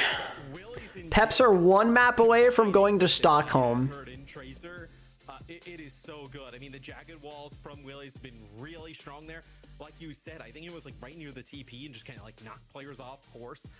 Just kind of knocks Canale basically right. Yeah, there's going to be a point of discussion about the whole Exodial ping thing and him missing that first round, but generally Peps have looked better even when he has played. Just 1 by 1 finishing these players off. I mean, dude, look at so Dip obviously 33-7. Pretty sick game. Wow. Dip 33-7 on the Tracer. I mean, just not able to take him down whenever he's being that aggressive. They just have not been able to do that so far. Genuinely, I'm loving the tank play in this series. Willie's in Tread. You would not have heard me saying this at the start of this stage. This is genuinely a really compelling matchup, and 2 drastically different styles. Gen G go for the fallback as well onto the Cassidy, but it really is just for that last point. It really is the hope that they can neutralize Dip on his way in, get a 5v4, and maybe snowball into, you know, forcing a draw situation. But outside of that, right, the sim play from Backbone opened up to really interesting rotations, stuff that Peps had to really quickly, you know. There's a rule in the book about the amount of time a tech pause can take, and if you're Peps, what's in it for you to donate your time? Yeah, true. Wow. You know, this is, I wouldn't say unexpected, but a little shocking to see this go the way it has so far. Run away with the game if you are not proactive playing into it. I mean, you have to ban Hazard, it feels like, right? Peps might go to Stockholm. I never thought I'd ever say such a thing. So good. Crazy. In the hands of Willie's, like, at least if you can force him over to the D. But this is where we could see a bit of a turning point in the series, though, potentially. Peps can finally get access to their Zarya here for map 3. They haven't played any Zarya yet this series, so Zarya is likely going to be on the board here for them. This is a little bit of a closer series, potentially, and obviously there could be a sim ban, though. There could be a sim ban that helps for Peps. Like, you could force Gen G to play the Zarya Reaper and hope for the best. I want to point out that it could have been very one-sided at one point if Tread doesn't sort of save the day, right? Tread, I think it was the Lucio. The second point. Alongside, yeah, and that second point. So spam this sheep for a reverse sweep. That would be crazy if we get a reverse sweep. So far. Despite this, I still have a modicum of confidence that this series can go the distance. Yeah, no, the series isn't over yet. That's for sure. We'll see how things go with the Zarya in play. We haven't seen that look yet, and that has been Gen G's signature comp. Teams have ever played, and they all will be from this point onward if they are successful. So we're watching 2 teams that are evolving. For me, Matt, it feels like a proof of concept of what the OWCS is all about, right? These 2 teams in the past, perennial 5th, 6th rosters. Dip and Willis deserve the respect. They've been good since stage 2. Absolutely. Absolutely. And they've been giving us some great games along the way. Hopefully this one is no exception. Yeah. Here's the issue, Mitch, is if you get rid of, like, let's say for argument's sake, if you're Gen G here with this first pick and you get rid of Hazard, Peps has not burned a sim ban, right? So you get rid of the sim, and then you're what? I guess you're trying to play, at that point, if you're Gen G, you're trying to play Zarya Reaper into like a Willie's play the Tracer. A kind of composition. Yeah, I think they would rather, like, I think they would rather probably just kind of play the EMEA team pick something that isn't Lijiang. Yeah. I think it was in Pep's best interest to play Ilios, because that's just a map that works the best for them based off of their play style. If you are Genji, could you ban Sojourn? Dip the Gen out of the G. You know what? You're so right. Okay, so Peps are gonna go for the Reaper ban here, so it's gonna be the Sim Zarya, I'd assume. I gotta say though, if Peps don't close it out here, this is where things could get a little scary. You still have the Sim ban, I think, but that's all you got. Like you've used 2 big hitter bans now, so you've got to try and close it out here. This could get scary. The Reaper ban is pretty heads up, but I don't. Yeah, I mean, I think you're happy to play the Sim sort of anyway. So this is the kind of map where she can obviously get you a ton of value. I think Sim's a very reasonable pick here. So well, you also, I guess, save the Sim ban. Like, let's say if you lose this, if you're Peps, right, you can go Atlas or Surabasa and get rid of the Sim. You could go Rialto and get rid of Sim, right? God, that would be backbreaking. Yeah. Genji usually don't sim on Esperanza. Well, now they don't have much choice, to be honest with you. Unless you want to put Backbone back on Tracer, but they tried that in the first map and it was not good. We've seen all last week. It was like Zarya versus Diva and Rialto. Like, they're not left with a lot of choice. That's how I see it. Sim gone, which probably favors Pep slightly. Yep, I would say so. I think this is such an interesting series because these two teams generally have very different styles, right? Willies does not prefer, the Zarya, for example, likes to be, turning up on the Diva or on the Hazard, as we've seen. One of these teams is a Sim team. The other is certainly not. Zoro and Dip obviously more often show us some hit scan and Tracer mix, which is also why I thought that, like, getting one of them sort of legendary maps where both Tracer and Lucio are banned. Like, I'd be very curious to see how that affects these guys, because I think disproportionately it might impact Genji, as Pep's quite happy to play Wu Young in many of those cases. That's an idea to save for later. We might still get that sort of Esperanza is a good map for Genji, though, historically. How to proceed under those conditions. But Reaper banned away from Genji. Not going to be an option, but it definitely enables the Sim Tracer comp, Sim Tracer Diva. You play Lucio Kiriko, play some good honest Overwatch. You clock in for this map number 3 as Peps are fighting for their spot in Stockholm. All right, Genji, what do you got? Your season's on the line here. Not probably how they thought. Oh no, what's that? Off the start, looks like potentially. I gotta pause here. Don't tell me that's Exodio lagging out of the game again. Oh my god. Okay. If that's Exodio lagging out of the game again, they're done. Yeah, the TikTok sound honestly is heightening that a little bit, isn't it? Oh my god.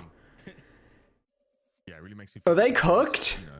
Is this how Genji's gonna miss out on the postseason? With the little hypnotize you. Oh my god. Get the light shining in your face. Where were you in map number 1 of Ilios? Yeah. So sounds like potentially another DC. Oh boy. Issue. So we'll not good. It takes to get resolved, but look, unfortunate scenario here for Genji, right? Down 2-0. I'm scared. You can't go down like this. You can't go down where half of the series essentially you're in a 4v5. Like, come on. So we'll see here what happens now in Esperanza. Yeah, of course. I mean, this is the kind of map where you can really snowball it. We talked about how important that first fight is, right? And we've seen plenty of teams as well just like abuse that high ground for as long as humanly possible. And obviously, not only do you have a snowball in positioning, but usually ult economy when you sort of win that first fight. So we tend to see one team get out to like that 30 to 60%, and then the game starts. This is bad. Even out a little bit from there. I'm very nervous. Like, I don't know what else it would be. Why else would the game be paused? It's like pretty decisive. That's always, giving us some really great back and forth. But there's always the potential. This serious bruh moment.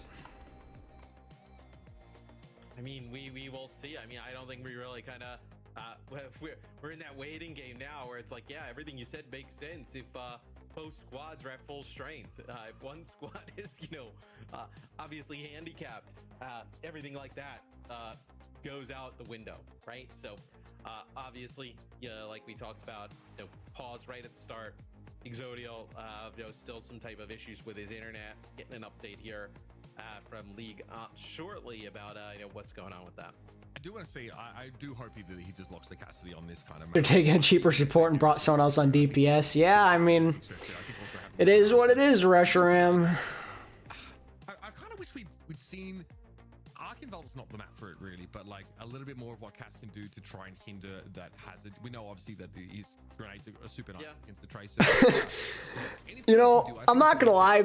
I think the team that probably suffers the most if Peps end up winning this series here is Virtus Pro. We've seen it play out before. We've seen them because they lost to this, and now this is what Gen G are doing after getting defeated by them.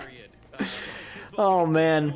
It's probably like such a slap in the face. Like VP would have swept Peps, and now here they are watching Gen G maybe get swept after losing to them. The hubris of greed. Yes, indeed. Obviously, we know how things go in a handicap scenario, so I think that's like once we see him in game, playing, we can start talking a little bit more serious about how that would play out in terms of comps, but. I think the big thing, at least for me, is like, okay, he's got to be present first. Like, once he's present, we can figure everything else out after that.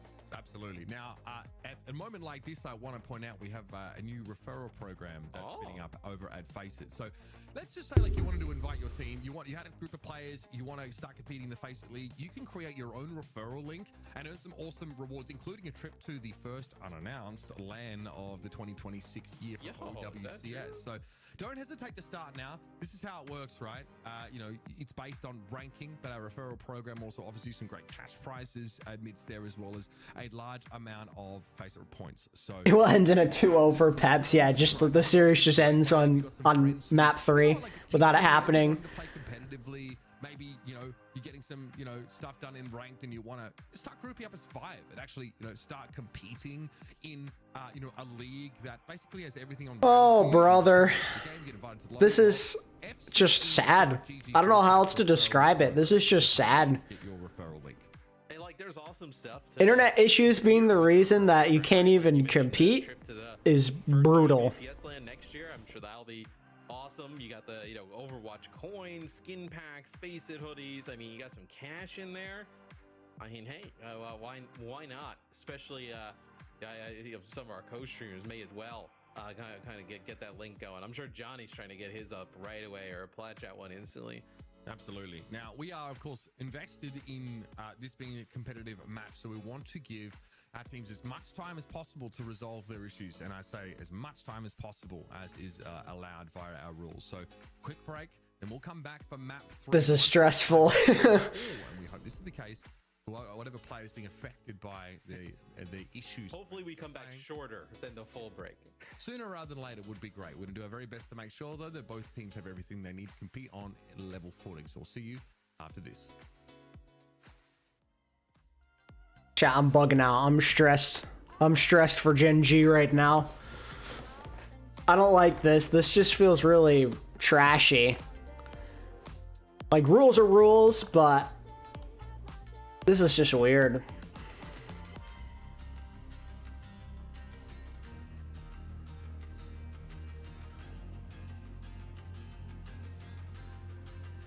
Like losing 2 different maps because your hit scan can't play. I don't know, man. I don't know. I feel like, obviously you've got to keep the show going, but I feel like you should have some kind of exception for OWCS. Obviously, the pause breaks suck, but come on, man. Forcing the players to play a 4-on-5 in a major tournament like this, it just doesn't sit right with me, man. And, it's not even like Peps don't stand a chance or anything when Gen G are at full strength. They literally just beat them on Eichenwald, and they beat them on 1 round of Helios, so why can't you just make it a fair game? Could they still sub someone in due to the match not starting? Well, technically the match did start. They loaded into the map. And then immediately the DC happened after they loaded in. Like, it was on frame 1, but they still technically loaded in.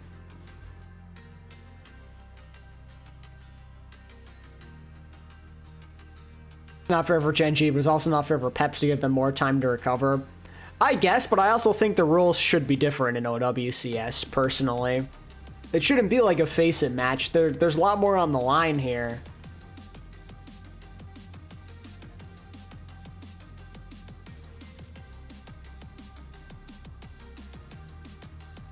Like, let's just say, like, for example, right?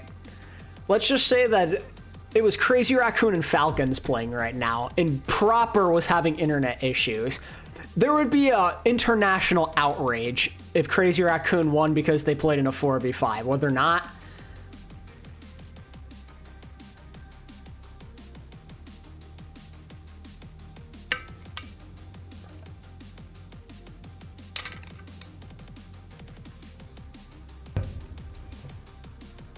Like, unless it's obvious that he's not going to be able to fix his internet, then I feel like there should be some change.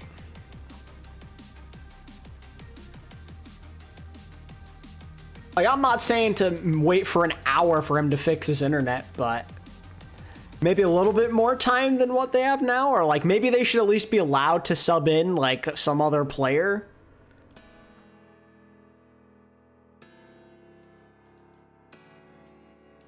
Because, I mean, technically they have Skyrippa, right? So they could play him, I guess. You could put Sky, Canale, or Crispy on DPS. Krusty will play? Oh, I don't think you want that. The match that defines their seasons. Nobody wants to go out like this, yeah. And, you know, at the end of the day, that's the problem with not being able to do these things on LAN.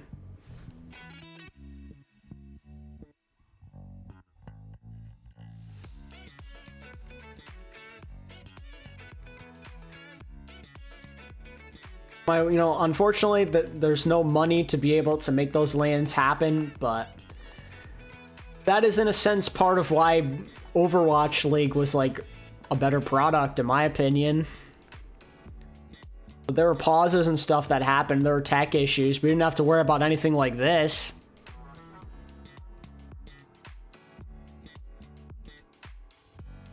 This sucks, man. This really sucks.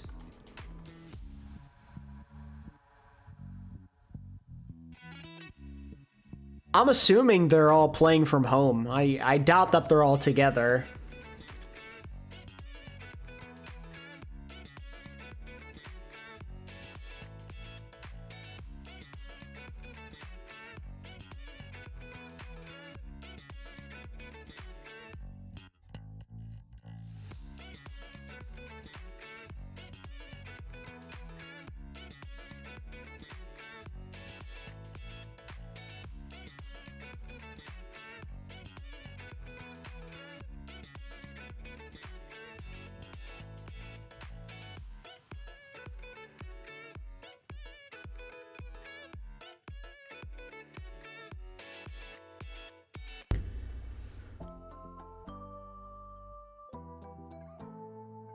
Vibes are low right now.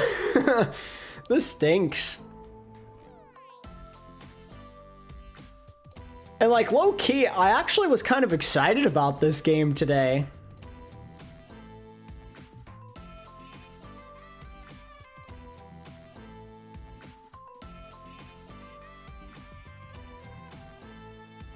You found the rule? Damn.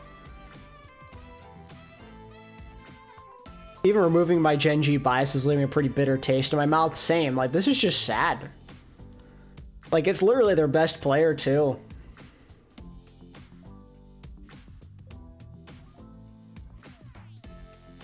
I think they should just, like, reload the map and let Sky play or something. At least let them have 5 players. Like, obviously, they'll be at a severe disadvantage, but at least they'll have 5 players.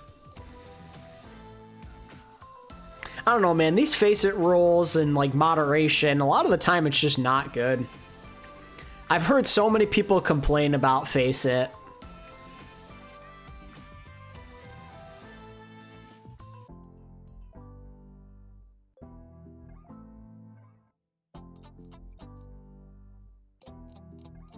This is a pretty Gen G way to go out. Like, this is a very crusty way to lose a game, I feel like.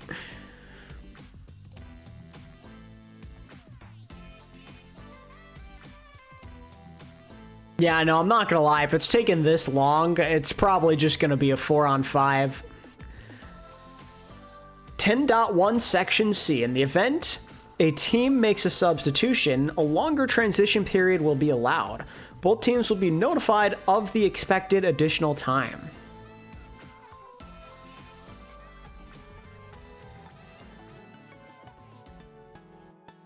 Yeah, that's in the event they made a substitution, though. Like, are you allowed to do that once the map starts, though? Like, the map technically started.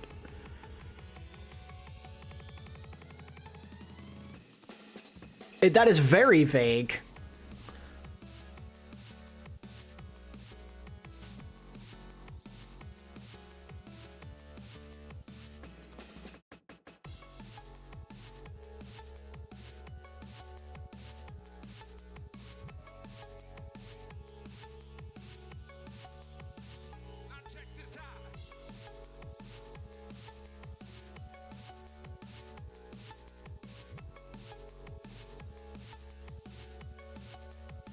Been 13 minutes. How long do they get? 15, 20? What is the allotted time?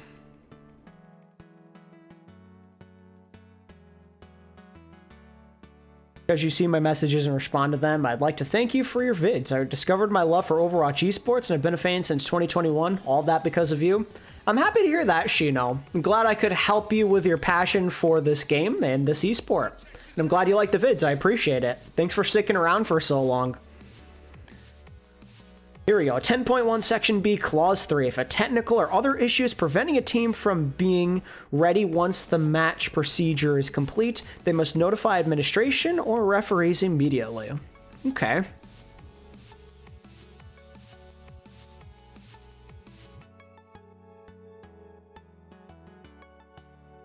Oh, man. They're running out of time. They're absolutely running out of time.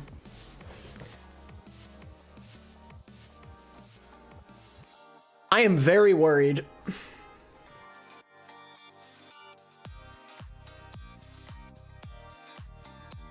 Imagine you just have to forfeit the map. I'd cry, bro.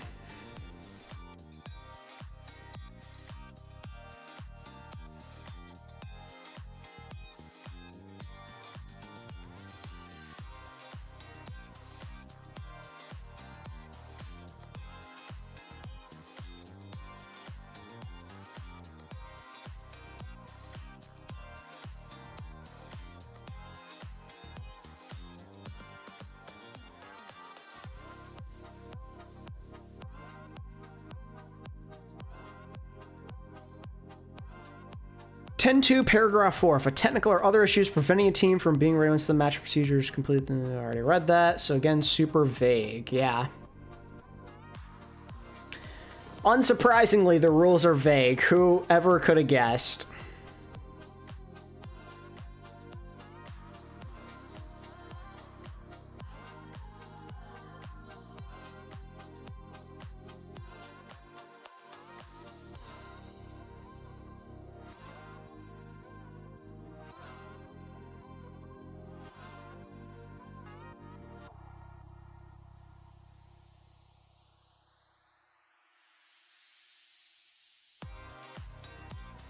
Thank God I don't have fantasy on this. Yeah, same. Remember, we were both almost tempted to pick somebody from Gen G. Glad we did not go through with that. I apologize in advance, Reshiram. Put the next match on for now and play map 3. That'd be funny.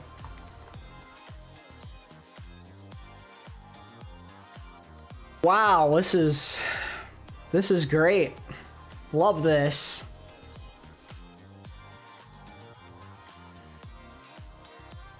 How long has this match been going on for now?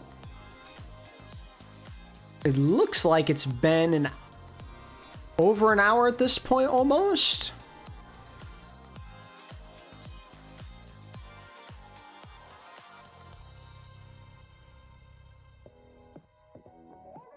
You even show me the Canal Ziad line. Yeah, thank God. The streets are cooking me for saying Gen G should have contingency plans in case of internet emergency, but they know I'm right. Yeah. Just came in yeah, a lot has happened, Salty. So Exodial's having internet problems, and it is about to most likely cost them a second map in the series. But even then, when he was in the game, Peps were still better anyway, so I don't know how much of a difference it makes in the end. It's just sad that they might have to play a 4v5 again for a second consecutive map. Let's watch Falcons versus Crazy Raccoon until it continues.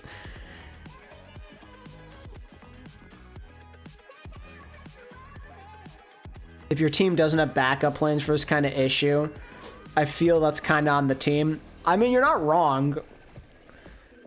It would be helpful if they had another DPS.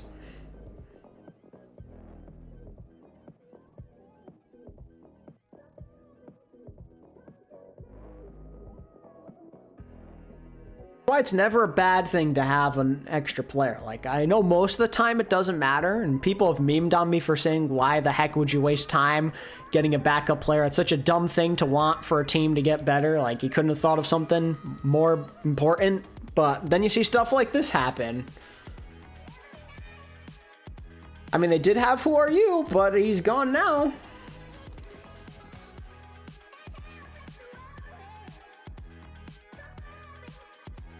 Beating VP in map 5 fashion, so this is very sad to witness. Yeah, it makes me kind of pissed. It makes me wish VP won now, because then at least we could have seen them go to LAN, but now instead we're gonna watch Gen G go out in sad fashion, and at least Peps get to do something cool. Very unexpected, but good for them.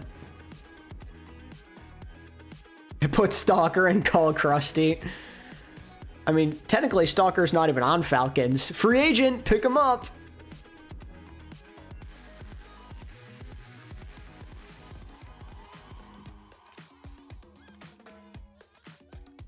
We're going on like 20 minutes here. How much time do they have to figure this out?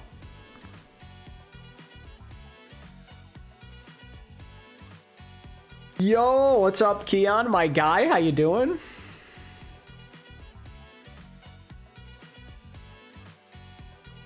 Oh my god. How long was the first pause? Was it as long as this one? I can kind of check here, can I? I'm glad you're alive. That is always good.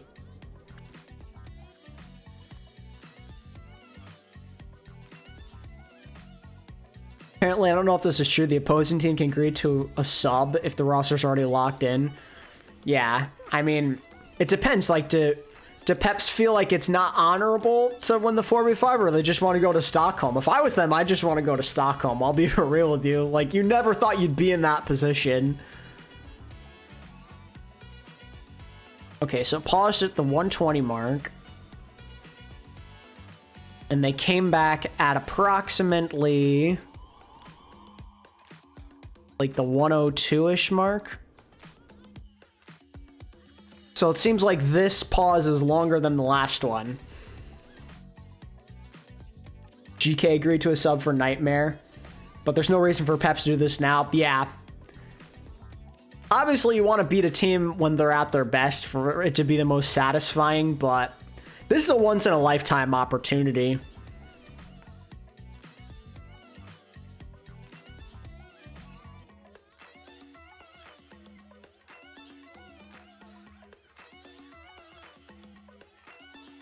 This break certainly feels longer than the last, though. That's what I'll say. And, yeah. Nope, still not back.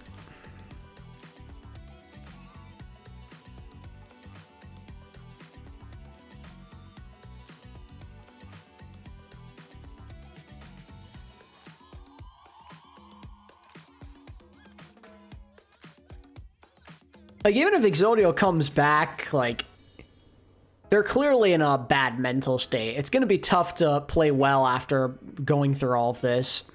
So, even if Exodio were to come back, they still might lose anyway. Been over 20 minutes, yeah. Maybe Gen.G are getting a substitution this time. Bone back is about to lock in.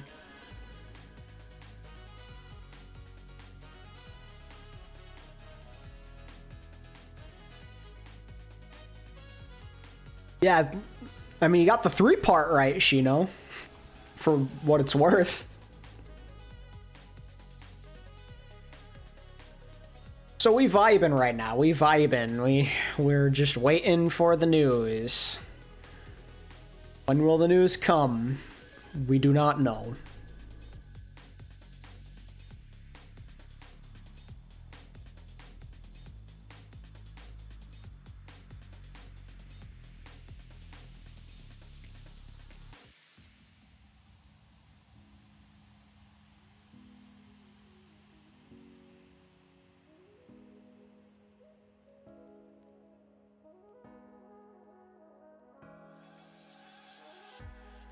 Sued in Sweden, yeah, technically. He will not be playing, but he will be there, maybe. I'm actually so devastated, I can't blame you. I mean, that's what I'm saying, like, if you could at least get Skyrep in the game to have another body available, just do it. If it's something that can be done, if they're allowed to, if Peps agree to it, just do it. Put Sky or somebody else on DPS and just pray.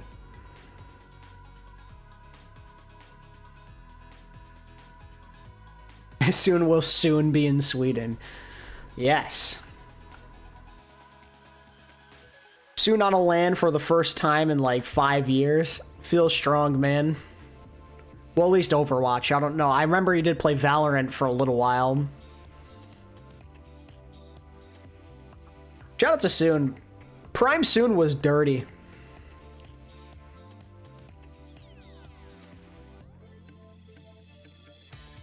It's like if the Chiefs lost Mahomes to injury and had to put the kicker on quarterback.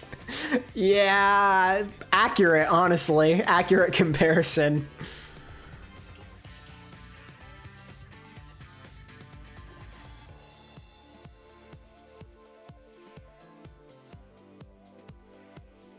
Haven't followed OW in a bit. Where's Jonek? He streams, that's about it. He's been out of the professional game for several years.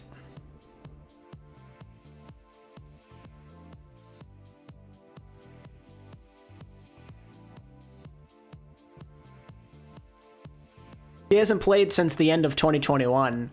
He was supposed to be on Seoul Dynasty in 2022, but then decided he couldn't go through with it because I believe health issues, and since then he hasn't been back, or health or personal, something like that. Hawk said something in an interview, and I agree with it. The people in the old days were better mechanically than the pros today. He said that about the tanks, right? Specifically.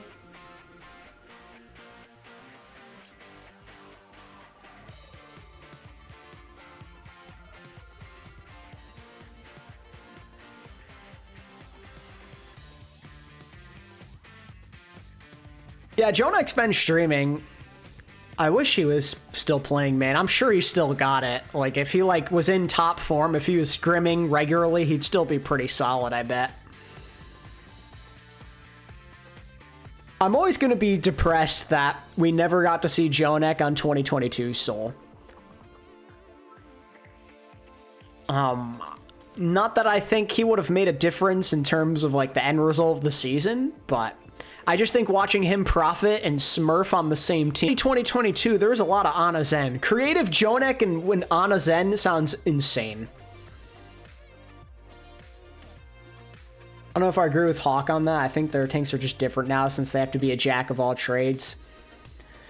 I don't know. Could be somewhere in between. I'm just glad that somebody respects the old guys. Hawk gets it, man. Hawk's a man of culture. What's up, Danny?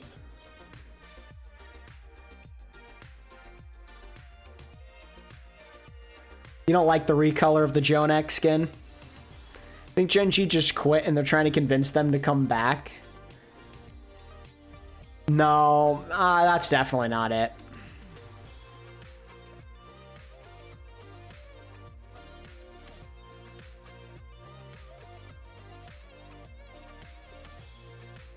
Can we get a time check on how long the break's been, or this pause has been? Has it been close to 30 minutes now?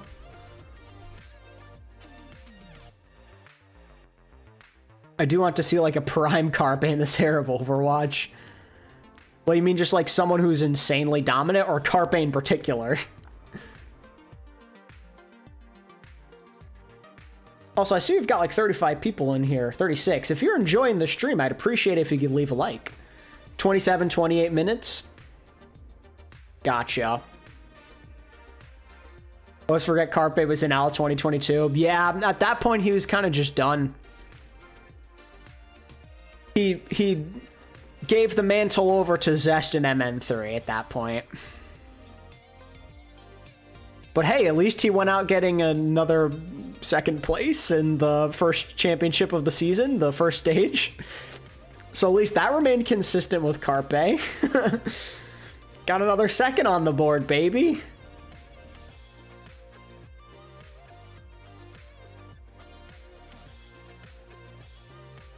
He has an MN3 on there? I believe so. Honestly, more the heroes. I miss characters like Widow and Ashe more than just Soj and Freya. I get what you mean. It was really entertaining back then.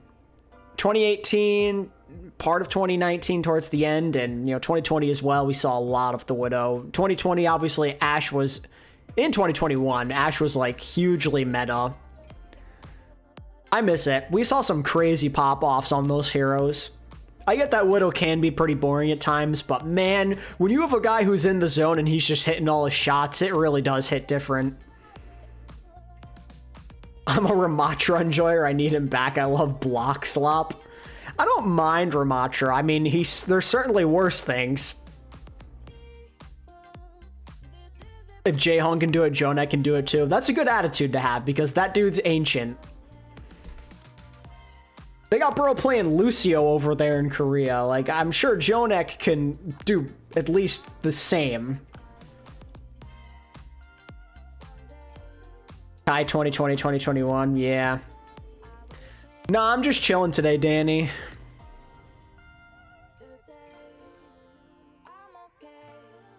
I'm never saying that again, wow. Yeah, don't do that.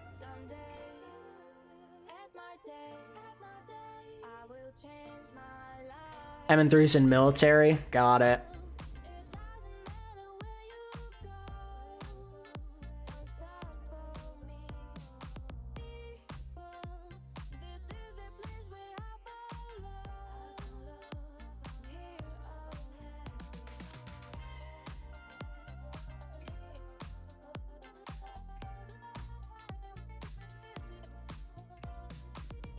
But I have 75 XP because you're a chatter.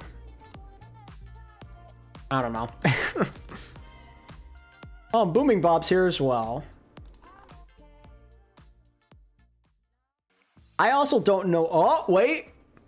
Hello, everybody. Thank you for staying with us so far. We had an extended pause, again, just to try and iron out some... Pause, champ. Obviously affecting ExoDeal. There are a couple of options that were floated, but here's the one we've landed. I'm going to read the copy for you guys, okay? Yeah. ExoDeal is obviously going to be back in the roster. Gen.G are committing to playing the map with ExoDeal, even if his ping ends up spiking again. If his ping spikes... Oh, boy. They'll be given a limited amount of pause time to resolve the issue. That's no more than 5 minutes. This does involve bringing a player in from outside of the game, though. Yep. Gen.G, and I quote, understand the risks and are electing to... So they're gambling it all on ExoDeal's ping. There you go. Into Esperanza momentarily. Yep. Sounded like maybe we had an option where, there were going to be some... Maybe they could have put Sky in, but they're taking the big risk. This is it. There's no going back. If he DCs, then that's it. It's like, okay, the issue escalates. Like, Booster quick. Of Gen.G, but Gen.G then at the last minute, ExoDeal's internet just started to come... My bad, Danny. My bad.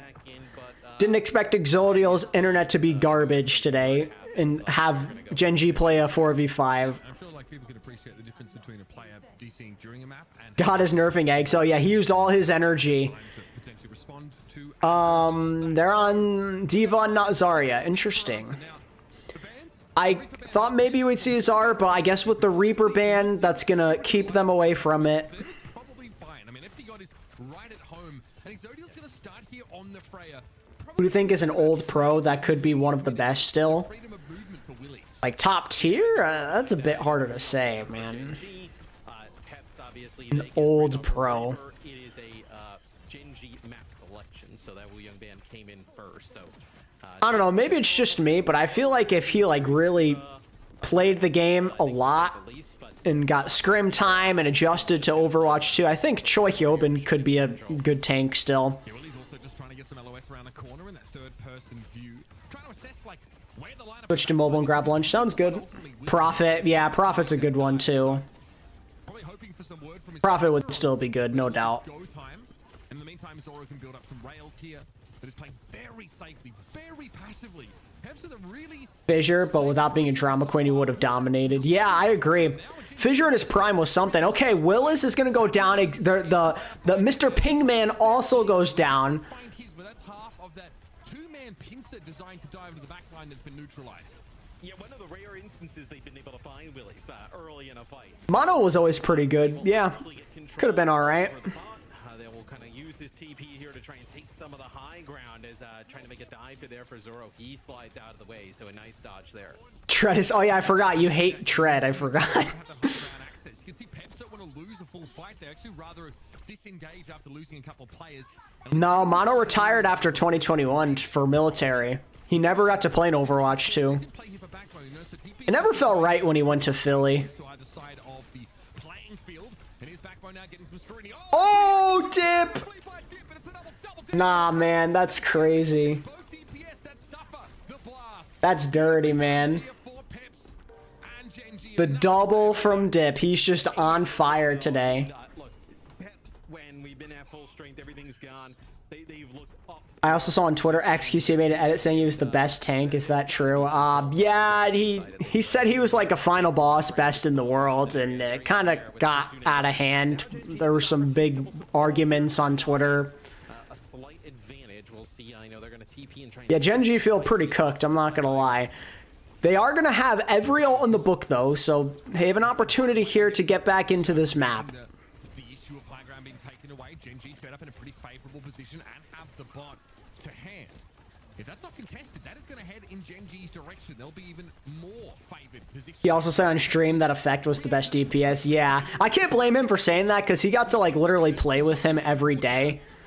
So I can't blame him for saying that. Like he got to witness it in real time how hard that guy worked. Oh, that's a Ajax. A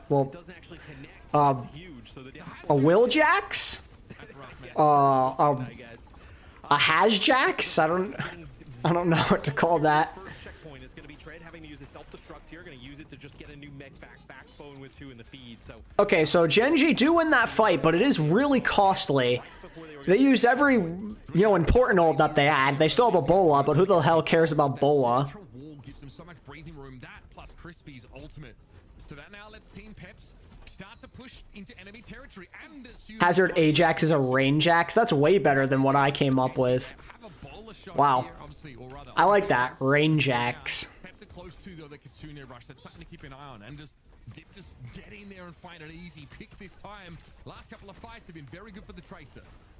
yeah, Pulse Bomb doesn't get anything this time though, as Willie's gets very low. They're going to have to try and Zerion, he's using the road. No picks yet. FD God is quite low, but he's going to survive, and Tread lost his mech. Okay. most importantly, it's going to be Peps getting rid of So an efficient fight win for Peps, just using the road there. a little bit longer here.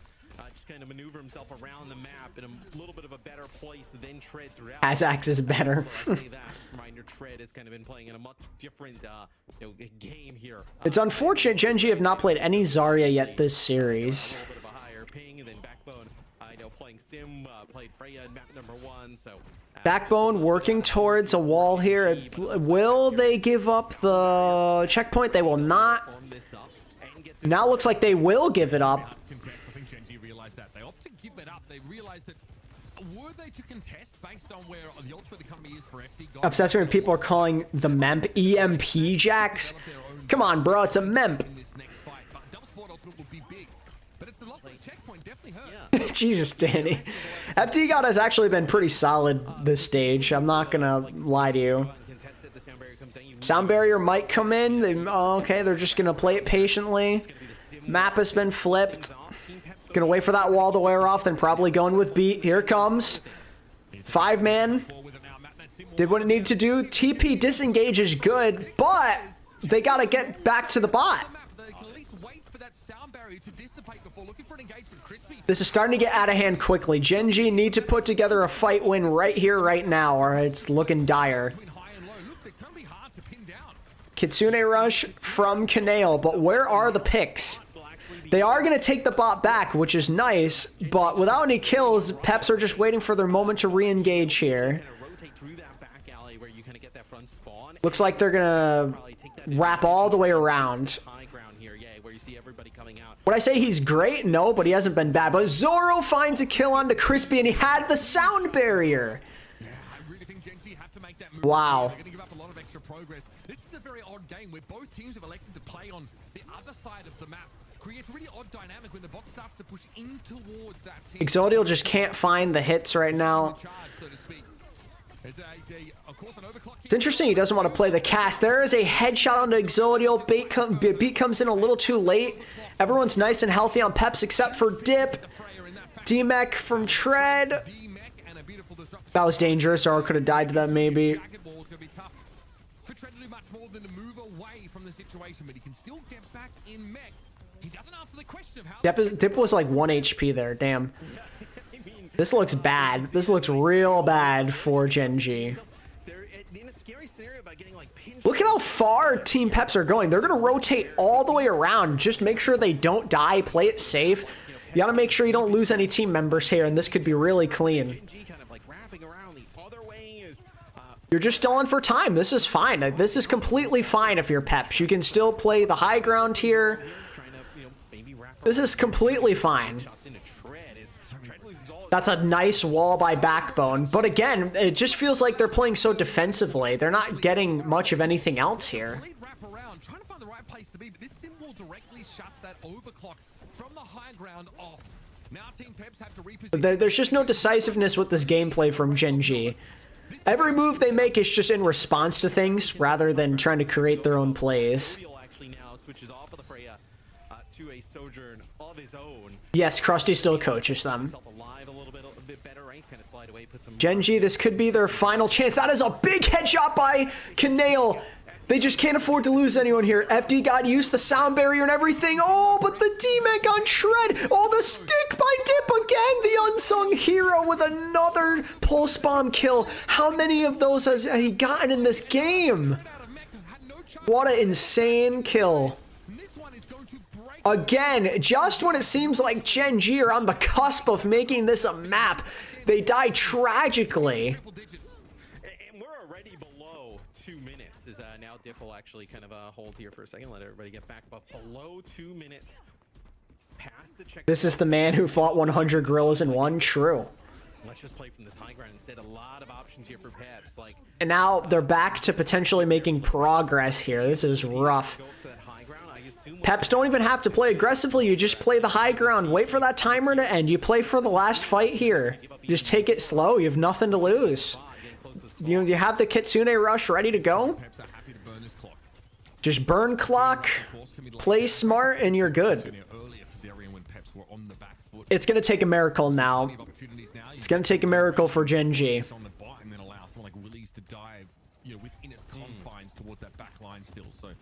It's up to Gen G to build that beat. That is what the game plan is. Exodial going for the aggressive play. Can he hit the shot? He cannot. He was one hit. Oh, he finally gets one. And that's two. Exodial. They're going to use the sound barrier here. See, that's a sign of a team with no confidence. That is an unfortunate use of that ultimate. They did not need to use that there, but they were so worried they were going to lose that because the Tread is nowhere to be found.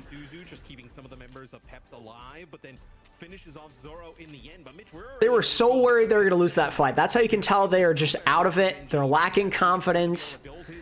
That is such an unfortunate use of the sound barrier. Zerion did use Rush, but still, like, you were already winning that fight. It's just like you really needed to save that here. Defensive wall from Backbone can maybe help make up for that, but okay. So Zoro gets nothing with that. That's nice. But you still need to get checkpoint, and they may contest for you to not get it. Nope, looks like they're gonna. Oh, they are gonna make sure they don't get it. Okay, that's actually really smart from Peps. That was actually such a good play. Acting like you're gonna try and stop them from getting that checkpoint, and then you force out the road, and then you back off, and now they don't have that resource here. They smell blood in the water. FD God with the sound barrier. This is gonna be it. That's it. Well played. Well played from Peps there. They played that so good on that last fight. There it is. Peps are going to Stockholm. Team Peps of all teams are going to Stockholm. This is the last team I would have said was going to make it to Stockholm when showing me the bracket. Wow. In that final fight, as Peps looked, that was a really close game. Yeah, no, Crispy having to use that sound barrier there was costly. After all of their effort, after a comeback stage, after beating Virtus Pro, this is how things go for Gen G. In the final game to decide if you go to Stockholm, you get 3-0'd by Peps, and Exodial has massive internet issues that people are going to be talking about for a long time for this weekend. Dip going 15-1 to close out the series. Zoro 15-2. Gen G just played it, or I mean, Peps just played it smart.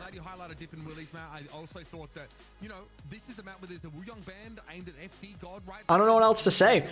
They had Gen G eating from the palm of their hands for most of that map. Bot was stuck in the same place. Yeah, no, Peps baited them. Like, you're in a panic because you know this is it. It's last fight, so you've got to use things when you have it. But Peps kind of baited them into thinking they were going to aggressively make sure they don't get checkpoint, and they fell for it, hook, line, and sinker. Yeah, that's just crazy, man. You think this series goes differently if EXO doesn't have issues? See, that's the thing. I don't know. Maybe. Like, it definitely put a damper on things, but they still may have lost anyway with how Peps played, if I'm being honest with you. See ya, Danny. Wow. Team Peps. Pulling off the impossible, beating Vision and Gen G back to back to make Stockholm. Yeah, that's quite unfortunate for Gen G. That's sad, man. It's sad to go out that way after all you did. After all the promise you showed against the top teams, after beating Virtus Pro in one of the upsets of the year. And then that happens. I'm scared for SSG Sakura Ram comps. I think SSG will be fine. I'm not overly concerned. I really wanted for once a Gen G T1 from OWCS. Yeah, would have been cool. Yeah, no, they just had really bad uses of their ults down the stretch. I think they were really worried that the Zerion ult was going to turn that. There was just no confidence. Absolutely no confidence. This is the team Peps that lost to Anomaly in a 5-mapper, right? Like right before playoffs. So that's going to shake your confidence a lot. A team that and at the end of the day, I think more than anyone else, Virtus Pro fans are the ones suffering the most from this. That's what you lost to. You lost to a team that had internet issues and got 3-0'd by Peps. Like, this could have been your chance to go to Stockholm, man. All you had to do was beat Gen G, and you couldn't do it. See how it all goes down, and I'm sure you know, EMEA are going to be looking to properly crazy here on global Overwatch. Jake teased it on the desk mat. There's potential, you know what I mean? We saw what happened at the mid-season championship. We've seen what these EMEA teams can provide. It's just another... Last time Gen G lost Esperanza was when they lost it to Peps in week 3. How fitting. Yeah, look, I think Alexy and Twisted Minds, so we'll see that matchup coming up next, but we really think that those two teams... Okay, so like outside of like Sakura or Team Z, this was the least likely team to make it to Stockholm. Yeah, absolutely. I'm super stoked for them. Obviously, I've been super active in NA this year, but I think Toronto Defiant. They're 3 and 4, and that is a big step forward. And we've watched these two squads. True, Booming Bob. True. Oh, brother. Experts break the game down and set our sights on The renewal of a rivalry that never seems to end. It'll be Alcat and Twisted Minds after this. So Peps, the guys who saw ExoDeal leave their team to go to Gen G, ends up winning. Peps are the ones who get the last laugh. That would have been a value bet, Johnny. Any regrets? Okay, I can't believe the Twitch manager paid it out. Come on. Oh yeah, I forgot. Johnny bet like a ton of points on Gen G to win. What a massive Rip. shame.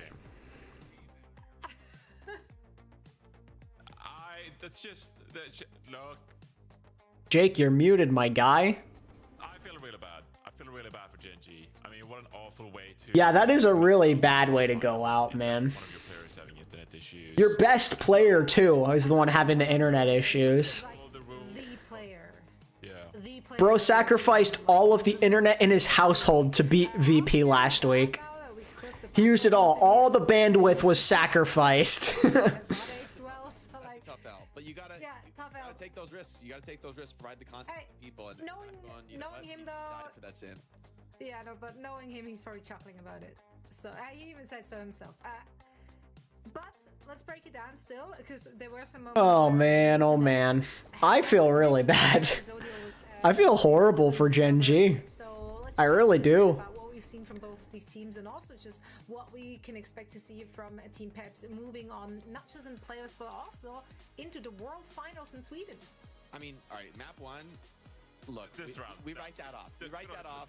Map one is map one, you know, and that round at least is. But I do feel, you know, ExoDeal came in, even on map 3, it was like, I just felt like Peps really came to play. And I don't think we can take anything away from Zoro in particular. To me, I talked about this. I wasn't sure what happened, right? Can Zoro have a really big series and shut down ExoDeal?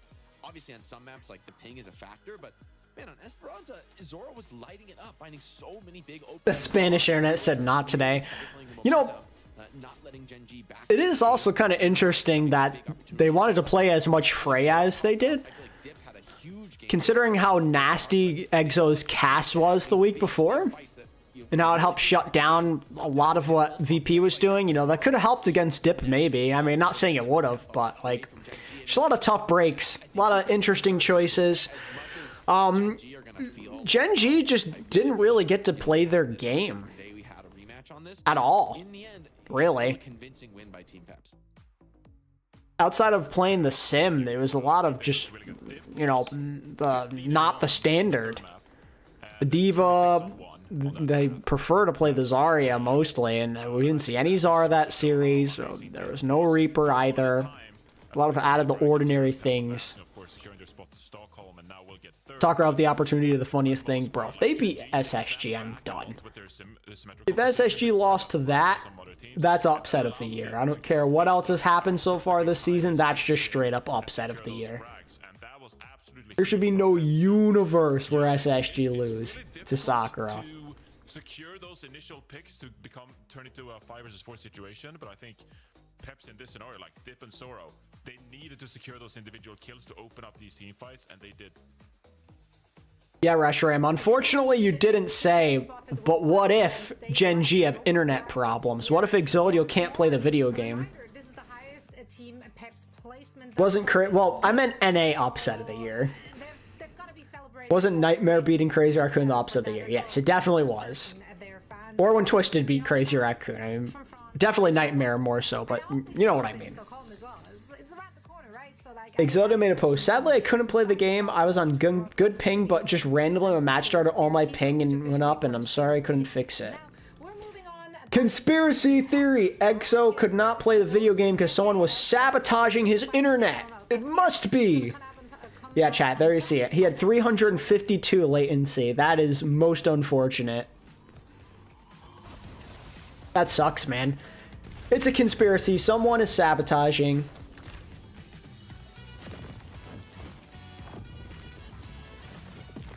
So I don't know if Nightmare played better or Crazy Raccoon played awful. Both. Team Falcons versus Peps Grand Finals. Absolute cinema.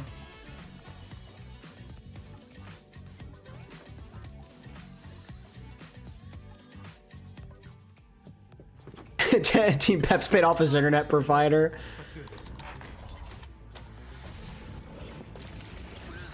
right. Just get up for a minute or two, and then we'll get back into the action, chat. All right. Have Genji ever been to LAN? No, siree. I mean, if you mean like beyond this season, yes, but that was a long time ago.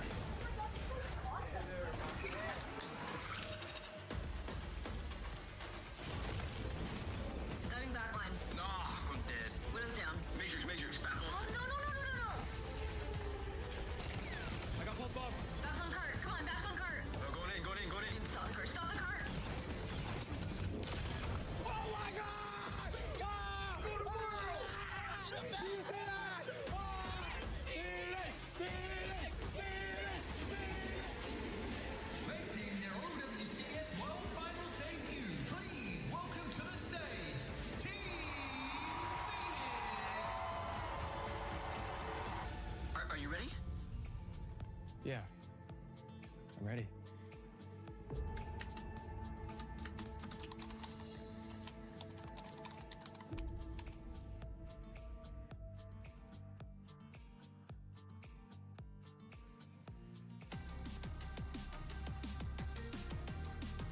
Alrighty.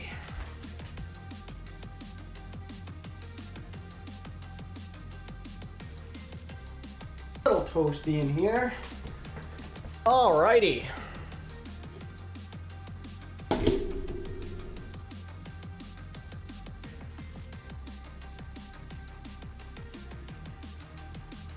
Well, I was thinking, like, you know, Gen G were in the gauntlet. You know, back in the Contenders days. Don't understand how Falcons is still winning. I hate this team. Yeah, they're the anomaly. Peps is kind of the example for the face. It had their vibes org that made it from open quals all the way up to the world finals. No, literally. Like, regardless of how they got there, literally it's the same thing.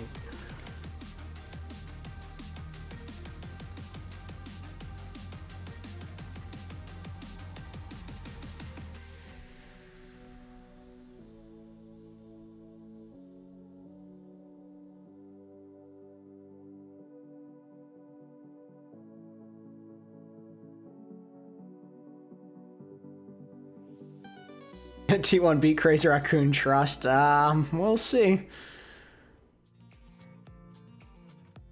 Welcome back, everyone. Zoe here, joined by Jake and Johnny. Poll. To break El Clasico down. Twisted Minds and alexyOWL. I gotta change the title of the stream too. Twisted Minds versus alexyOWL. Just kind of did the same thing again. Although Twisted Minds had a few little shakeups here and there, but overall, these have got to be considered the two favorite teams in this region, especially after this surprise playoff bracket and how it played out.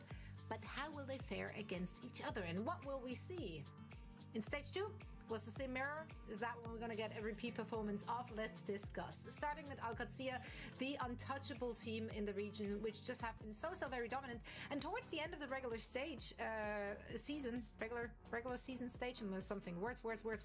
But towards the end, Do you think there's any chance we get a grand finals without Crazy Raccoon or Falcons? If so, who would it be? I definitely think it is possible. If the meta lines up in a way that favors, like, EMEA again, let's say, I don't see why, like, Katsuya or Twisted couldn't do it. I think that Geekay is also, like, a dark horse, maybe even Weibo. A really dominant situation for them. I feel like they have just a little edge on Twisted Minds. T1, I guess, too, but I don't trust them personally. I trust an NA or an EU team before T1, personally. The sim, that's when alexyOWL kind of like plays their edge. Checkmate, I think, is, you know, so sick with the flexibility. But when it comes to the head-to-head sim comp, Twisted Minds has been looking phenomenal. So that's kind of the bigger question for me is, we need a meta that favors Japan. Is that a thing? I don't think that's a thing, Math. Seem as good as they've ever been, really, using the strategy. So I mean, alexyOWL, I think there's going to be a real strategic. You see Landon say Leave is not a good tracer. Dude, Landon literally roasted the entirety of Weibo.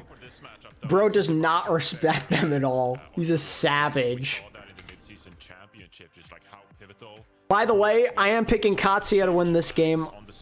Twisted Minds, apparently, you know, they beat them in the Saudi E-League, but I don't care that much about that personally. Maybe the secret sauce will come out here and Twisted beat them this time. But I think it'll be a good game no matter what, because these teams always play each other close, but AQ usually wins, so that's what I will continue to go with until proven otherwise. Landon is rage baiting. I mean, he's probably half serious, half trolling. I have a theory that the T1 org is dyslexic, which is why they only lock in during the regular season, but they think it's playoffs. Interesting. We've seen Psycho a lot so far at this stage. I mean, pretty much only you want to get the Psycho. Symmetra ban out? Like, maybe you're just like, hey, we think Psycho could have an impact on a hero that isn't Symmetra, not even Tracer. Like, there's a lot of different heroes Psycho can play there. Maybe We need a meta for Peps to win. Again, I don't know if that's a thing. if Twisted Minds win this one, it's going to come down to Quartz. Yeah, I do want to quickly. What's funny is the series could go to map 5 and still be shorter than Peps Genji. No, unironically, it still might be shorter. They kind of need to push things along here, because that took a long time. Psycho was supposed to play in the previous match as well, but they subbed in UB like kind of last minute, so they kind of. Psycho is in, and much to the dismay of Enan Reshiram, who had Yubi in his fantasy lineup for this week. Quite unfortunate. It's looking more and more like that Yubi strat was more so designed for Virtus Pro. So they're just never going to ban Sim. It looks like TM are just straight up not going to care about the sim battle, which they literally said, so it makes sense. Big moment for me here, and for Phantom as well. Fantasy points on the line. I have Quartz and I have Simple. I'm going to need them to pop off. So even though I'm predicting AQ to win the series, I'm hoping that the Twisted players play well. Twisted Minds are great on the Sim. How do they do countering it? I'll be contacting my lawyer. Nice. Psycho just doesn't really play the hero that much. Yeah, Yeah, I mean, in stage 2, you can just go back to stage 2 though. Like, they had to play the mirror. They didn't really try to counter it, right? So like, they just ended up playing that mirror, and it still always ended up being close games. Like, this has been like certified 5-map bangers whenever those two teams face off against each other. No matter Ooh, what interesting. meta Chat. it is. They do Having a close battle in the poll. Twisted Minds over Alcatia. 50-50 now. Okay. Get your votes in, chat. Get your votes in. Who do you think's winning this game? And we do. And we do. Oh, we do. Winner of this game goes to the upper bracket finals. Losers playing Peps tomorrow. I'm hearing Matt in my ear being like, all in. Did you go all in, Matt? Did you I think today TM will win. I can smell it. I didn't see the pred come up, man. I thought I was watching, but maybe I just. Don't worry, I'll do a guide for you. I'll do a tutorial for you. Yeah. I'm broke, man. I lost all my channel points betting on something. I got like 1,000. Like, I got nothing left. I think Alcatia like are favored in this one. And you know, It's just hard to go against them. Whenever they play in like an official OWCS, Twisted always lose. that Alcatia should be the favorite. And so I don't think there's any channel points to extract there. So we got all Alcatia, as you can see here. They should be the favorite going into this one. Twisted Minds have never beaten them in OWCS. Is that the record? I think so. But it's always been so close. I mean, if there was ever a time for them to win, I feel like it's now. They're definitely confident heading into this game. Like, sometimes it was the series went like 2-0 in favor of Alcatia, and you go like, oh shoot. Like, for them, it means something to have beaten them as convincingly as they did in Saudi E-League, so it'll be a good show, but that's every time these two play. But also in the Saudi E-League, so yeah. I call this fair. We've still got a 50-50 in the chat. I do feel like. Who's it gonna be? Twisted or Alcatia? I need to give you guys a prediction, an official prediction. We're running out of time here. Legion Tower, unsurprisingly, the first map. When you have that swing. We need a tiebreaker so I can end the poll. Get your vote in right now if you haven't already. I just need one vote and I can end the poll. One singular vote. Now they're saying, hey, you know, Psycho, welcome. We are about to play some crazy. A Lucio ban from TM. Ooh. All right, Phantom.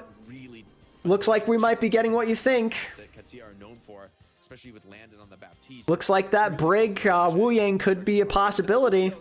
Maybe it's a little bit more complicated. All right, I'm ending the poll. Katsuya got one last vote in. 3-2 Katsuya for chat. Twisted Minds, obviously, they want Just might ever beat this AQ roster. Not an OWCS, if I remember correctly.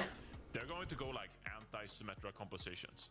You know, they're going to be a bit more fragile, a bit more vulnerable, and just try to get picks on alexyOWL before alexyOWL control the objective too much. Oh, baby. El Clasico, yet again. Another El Clasico. And forever. So let's send it back over to Mitch and Matt. One in which the quality won't be there, but for now it is. Yeah. I mean, like, you know, were you on vacation every few weeks? I mean, I don't know. Man, when was I on vacation?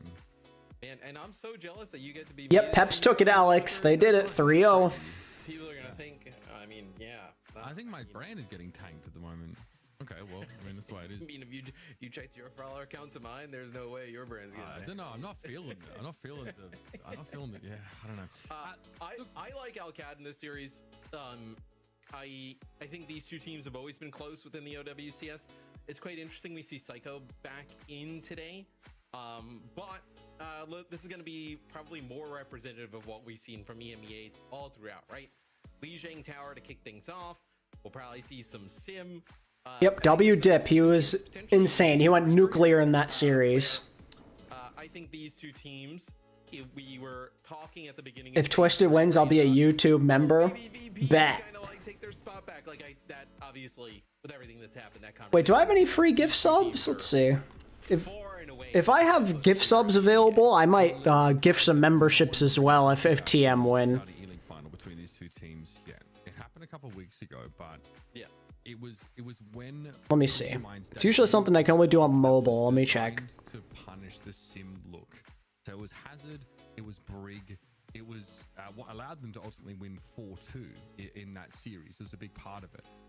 And that's why the Hazard ban comes out so early here, because it's, you know, like Twisted Mind said, like we created a comp literally just to mess with our cats, specifically this diva, this Sim style. We want to target that as much as possible. Now it's not perfect. They still dropped 2 maps in that series, but it did end up getting in the dub, which for them is a big result. 4-2 win. Can't seem to find it. And like, you know, so you want about that tournament compared to this one. Membership gifting. Oh, here it is. Oh, it is on PC, not on mobile. I'm an idiot. Going into their game against VP for Twisted Minds, but then they never use any of those comps, and it was probably because If Twisted wins, I'll donate as well. Oh, damn. All right, if Twisted wins, I give 5 memberships. If alexyOWL win, I may also give 5 memberships. It's still these two teams, they know each other so well. I don't think there's what they're running here. When do the ultimates play? Lol. Alrighty, here we go.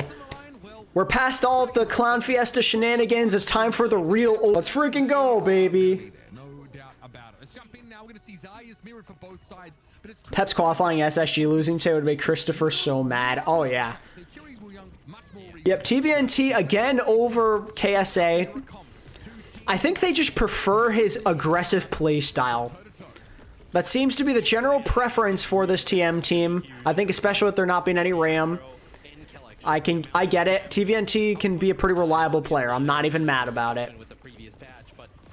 Also, interestingly here, Quartz is going to find the first pick, but we are going to see the Wu Yang mirror with there not being a Lucio, and it's favoring Twisted.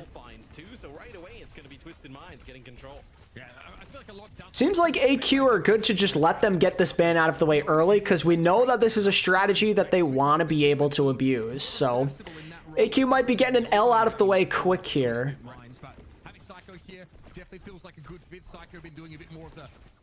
Ziad's going to immediately get fed a fat 75 charge. He is good to go. He's beaming down TVNT.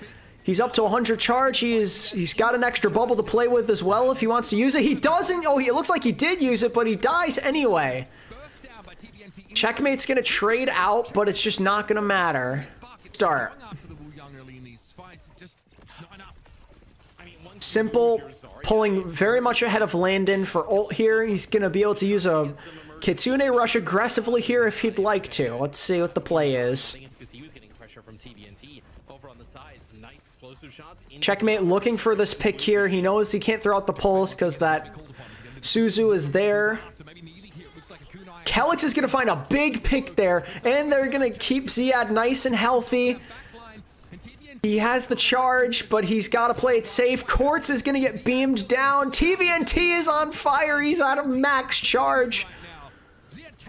Wow, so despite the good start there, they still pull through, and all it takes is one ult from Simple. This is looking very good for Twisted to 100-0. TVNT has the grav. That could easily end this right here.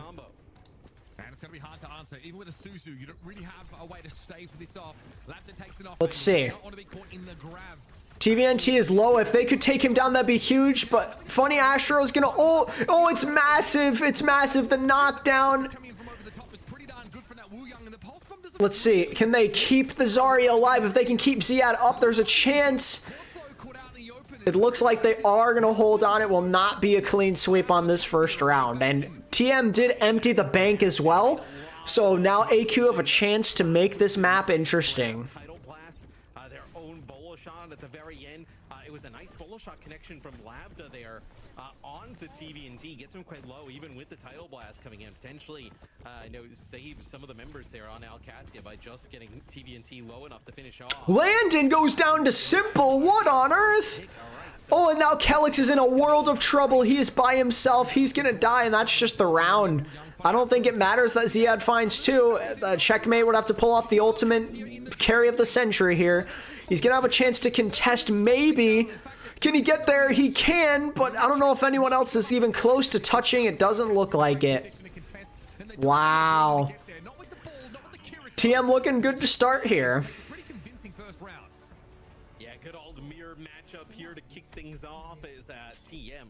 I think it was Zoe and Jake who were talking about it, but like Simple about how good he has been. A few fights there, Mitch, where Simple is able to get first pick on the Curie. The backline of Twisted Minds just so offensive focused, offensive minded, right? Being able to come up with some really early pickoffs. Let's see if everything kind of stays the same in terms of comp going into this round. An opportunity, at the point a little bit, more close quarter there to be able to change some stuff. Yeah, Simple played so great there. That is a big way to start this map. Their strategic ban, you love to see it. We're going to see no changes. Just going to stick with what worked. We'll be looking to see when... Oh my god, Psycho is already dead. I can't even finish my sentence. Or Kelix is already dead to Psycho, I should say. Insta-kill. What I was going to say is, it feels like when these situations happen, Katsuya are just waiting for Labda to heat up. They're going to be waiting on him to find that magic again, like so many other times.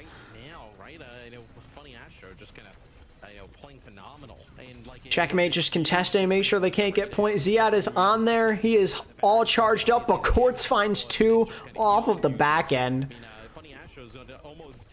I'm Austrian, and Psycho makes me proud, as he should. The man's been balling out in OWCS. Second year running where he's looked like a star player.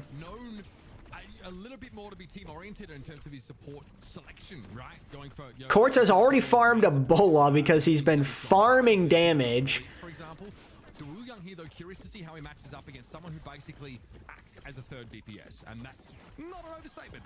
Even now, with Wu Young's, being tuned down a little. Katsuya waiting to see how they want to have their entry go here. They know that this Tracer is lurking. They force a recall, which is nice.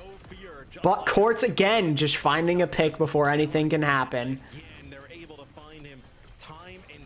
Very one-sided here to start. TM are in control of this series. That's an unfortunate Quartz death. That hurts the fantasy points. Sag. Now, this is only one look that alexyOWL can throw, right? This is a far cry from the Diva Sim comp, but they do not look favored in this matchup at all. Twisted Minds have them honestly, over a bar. I mean, Ziad has struggled to stay alive, gets his bubbles burned really easily. The focus fire on they have not won against alexyOWL this year in OWCS, from what I remember. They have beaten them in Saudi E-League, and it was not that long ago. Quartz is very low, but he is surviving. Prediction pulse bomb goes wide from Psycho, but there's the grab. Is there enough follow?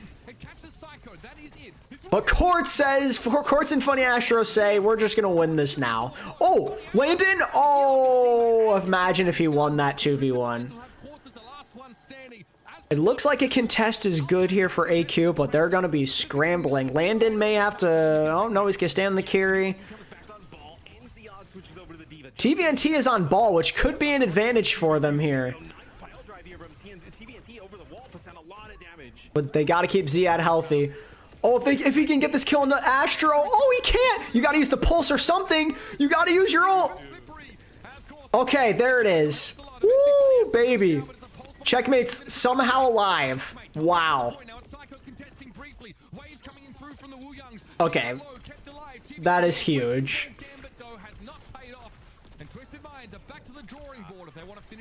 Back to the Zarya, I'm assuming? Yeah, back to the Zarya. This should favor them greatly.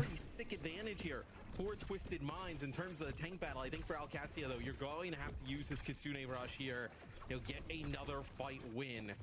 Kind of get yourself closing back into this map. Just the bowler. Pulse bomb for Psycho now develops. Will Quartz find another magical pick to start? Quartz or maybe Psycho with a one clip on the back line? Man, I hope SSG loses today. Everyone wants them to lose, seemingly. I don't, personally, but a lot of people in chat are like, imagine if it happens. You guys are trying to will it into existence. Oh, TVNT gets blown up. Simple's gonna get a good exit pick. Thank you for the fantasy points, Mr. Simple. I appreciate you.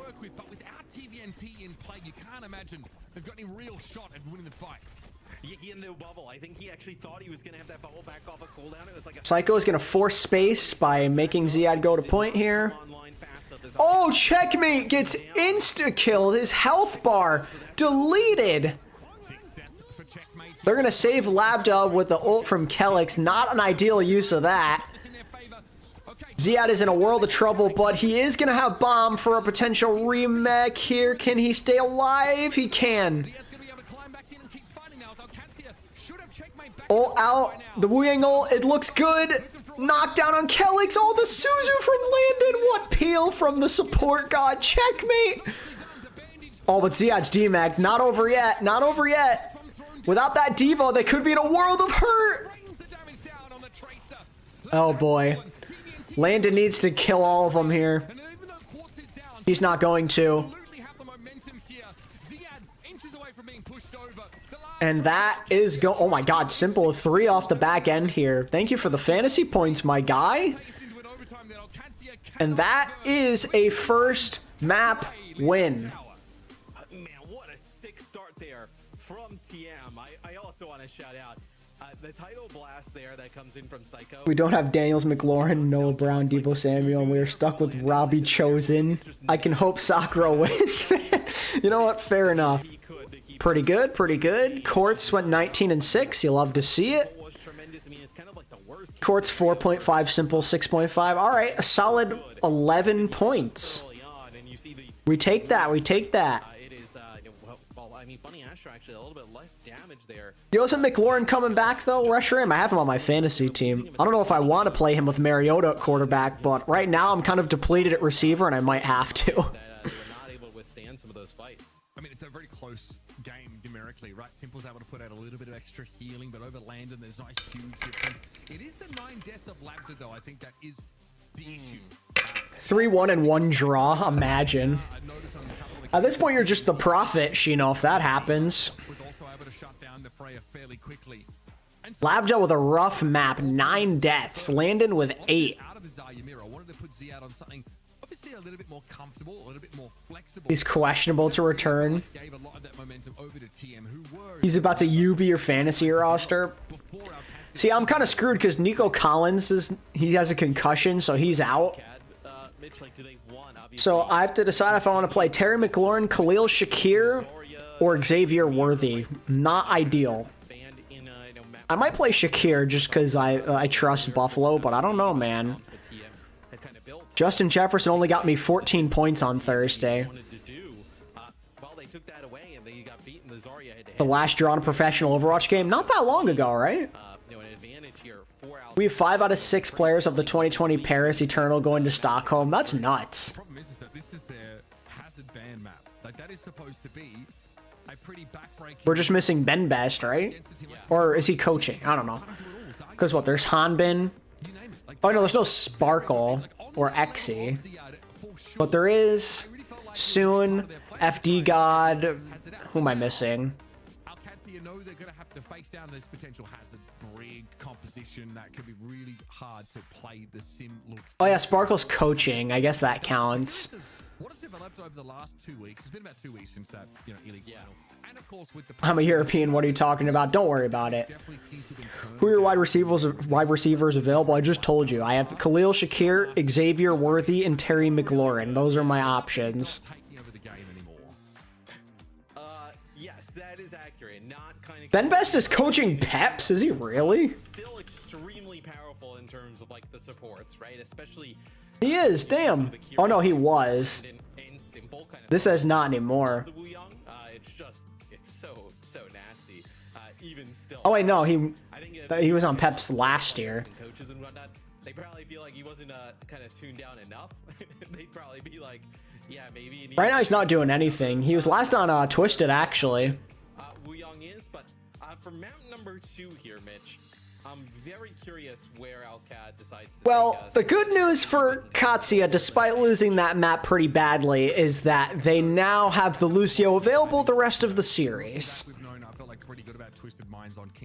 The bad news is Twisted could still have a Diva ban at some point in this series, which really hurts you.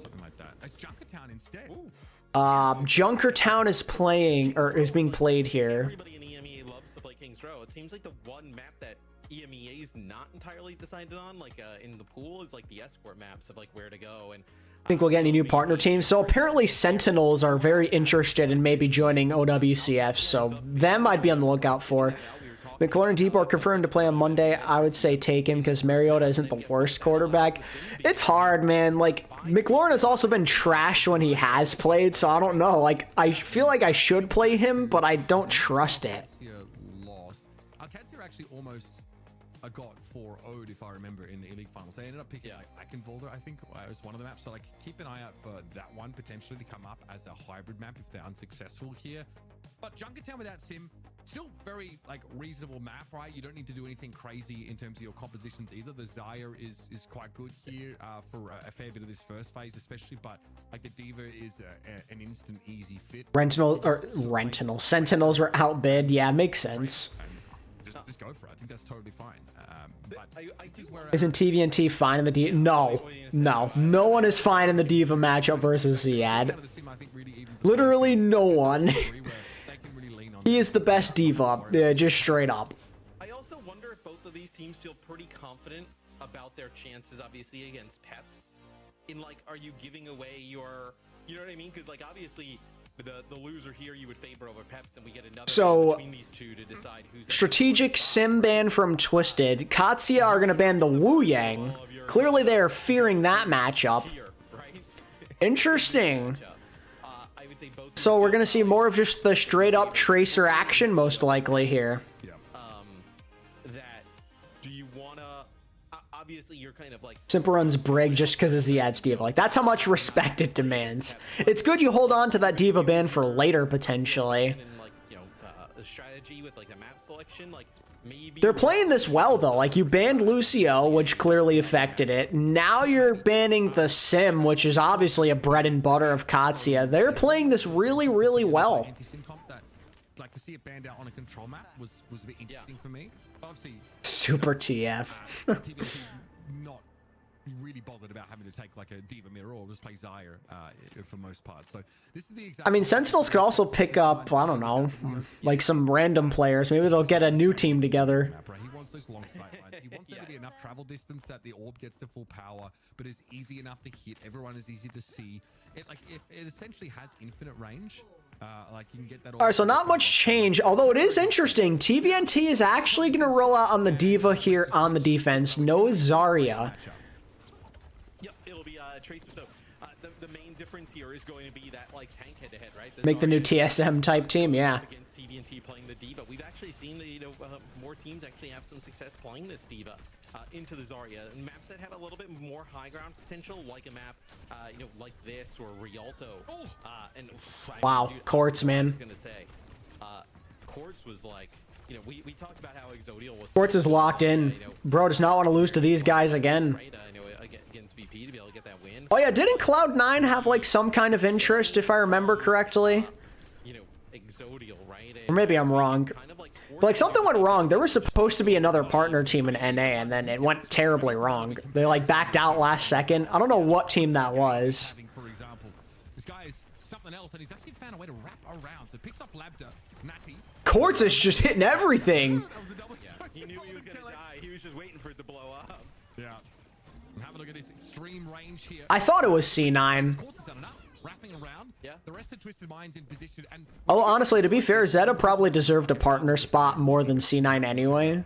I mean, TVNT doesn't take that matchup. He really wants to make space to allow for that skill expression of his DPS, and even simple to some degree to show. So far, I haven't really seen much out of Ziad or Labda in this series. They really need to wake up for Katsuya to get back into this. It helps when, like, you're just... When Quartz is hitting everything, you have to Suzu on your way out of a fight. And they used the Suzu really early on there on the Alcatia side. Kellex got hit with an explosive shot again, and then to save him, Landon actually ended up using the Suzu, so you don't have it to kind of like throw on Ziad, and Ziad, like, you get the Suzu there, maybe you make it around the corner. Oh, brother. So TMF 4 ults. To stay alive through that rush, but just stagger those ults, maybe have Quartz just win it for you with another big pick. Sound barrier from Funny Astro, and there it is. Look, a big pick by Quartz. Psycho joins in on the fun as well. Give up the space. Ziad and Checkmate are just killing everything. Wow, okay. They just like 2v5'd basically, so that's cool. And have late in the fight a very charged up Zarya to step in for a downed DPS in terms of damage output. Yeah, Twisted Mind's gonna get another fight. So Twisted emptied the clip. Like, surprisingly, they used everything there. I wasn't expecting them to. They committed very hard to winning that fight, and now they may pay for it. Ziad's just beaming down the D.Va, and he's gonna go down. They have the grab in the back pocket in case it gets hairy, but it won't.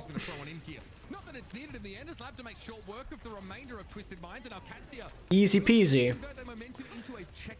Still though, good point.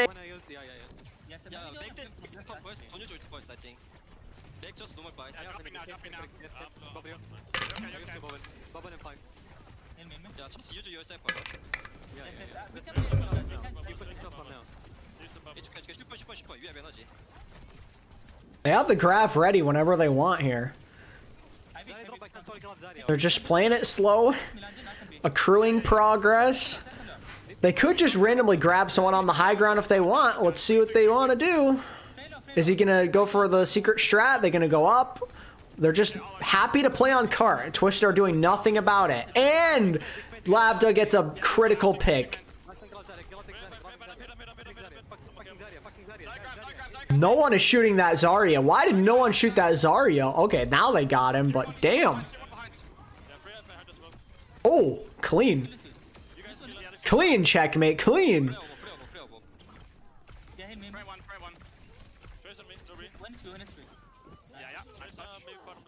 I actually really like the Sojourn swap, by the way. Because it felt like that Freya matchup was a little uncomfortable for Labda.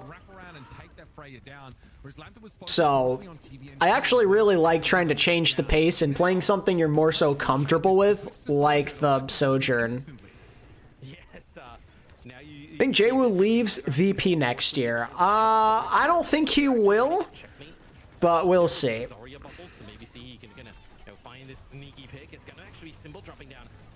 It's definitely a possibility with Kev being on the team, but I mean, he was such an important contributor to their team last year. Unless he wants to leave, if he decides he wants to leave, then that's that. convert that Kitsune Rush into anything material. Sound barrier's up, but I don't know if... Oh, the Suzu is actually quite clean. And Labdot is cleaning house. There we go. Needed him to wake up. Like, it was so important for him to get it going because he was off to a slow start, but he is now running full speed. TVNT is also going to make a swap onto Hazard, of all things. Gonna maybe try and make use of that high ground. Kevster to SSG Kappa. Remember that meme? Good times. Bunny Astro's got the sound barrier on the lock. Kev to Falcons duel with proper. It's time to learn Korean, buddy. Get ready to learn Korean. It's about avoiding the Zaya. Any matchup you take a Zaya is going to be about that unless it's a mirror, I suppose. But Ziad takes the perk that keeps his charge high with right click. So always doing good damage. Checkmate's down though. Psycho finally finds some success in that matchup after checkmate tore his team. If Falcons offer him a bag, he would go. I mean, why wouldn't you? Momentum-wise, this is massive. Right, because now you can actually get to the choke here if you want. Liquid will be scary for like the 2 years that they could just maintain the core for a while. Yeah, absolutely. Just kind of like desperation territory, and I think if you are Twisted Minds, the ideal scenario here. Liquid are set up to be successful long term with that type of team. Save on to an ultimate or two if you're Twisted Minds, and then prevent them from completing the map. Time to stop speaking English, Kevin. Get ready to learn Korean, buddy. There's the Graviton Surge, and it misses everyone. Oh no! A Nene Grav to potentially seal their fate. We will see. Lapta's actually back on the fray now. Kelix is in a world of trouble. He's just trying to fend for his life. And that's going to be another one fight. Runs through to jagged wall there to kind of block the exit. Takes out Labda. Now we're below 30 seconds. Jagged wall's so good. Also, if alexyOWL try and play from the windows, try and drop down for the high ground, TVNT can slow them up or force them into already ugly. You don't want Care to learn Chinese, buddy, is such a top 10 phrase all time. True. Pretty annoying, and it can really punish you. You get caught out with that mild loss of control. The coach for Liquid is Kasaurus. Again, Matt, sound barrier for alexyOWL. That's all they got to hang their hat on. They're gonna have to make it work now. And 10 seconds left in the round. Kelix will wait on an opportunity for a big beat, but TVNT has Sound barrier at the ready for Kelix. He's going to use it early here. And because of that, he's going to end up losing his life. Kelix is down though. Job done though, arguably in this fight. Getting the beat off, but they need his speed later on. And there you go. A hold from Twisted Minds. They will not complete the map.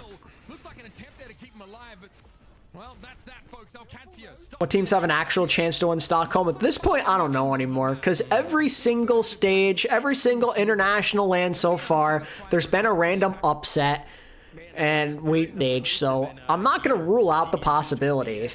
Realistically, it should be Falcons, Crazy Raccoon, or maybe T1, but we all know that probably won't happen, because this year's been wacko. You lose Lucio and the ability to kind of like push the pace there towards the end for alexyOWL, and then you also lose Ziad's mech. Very difficult to bounce back from. Checkmate with a 14-2 round, and it was all for naught. Checkmate has a really nice run in one of those fights, finds that 3K, you know, in that last phase of the map, but also while we were listening in. Watch Varel just win for no reason at all. I think I'll retire if that happens. If Varel win the grand finals, I will literally never make another video again. On the back foot as Twisted Minds look to basically just get the map done.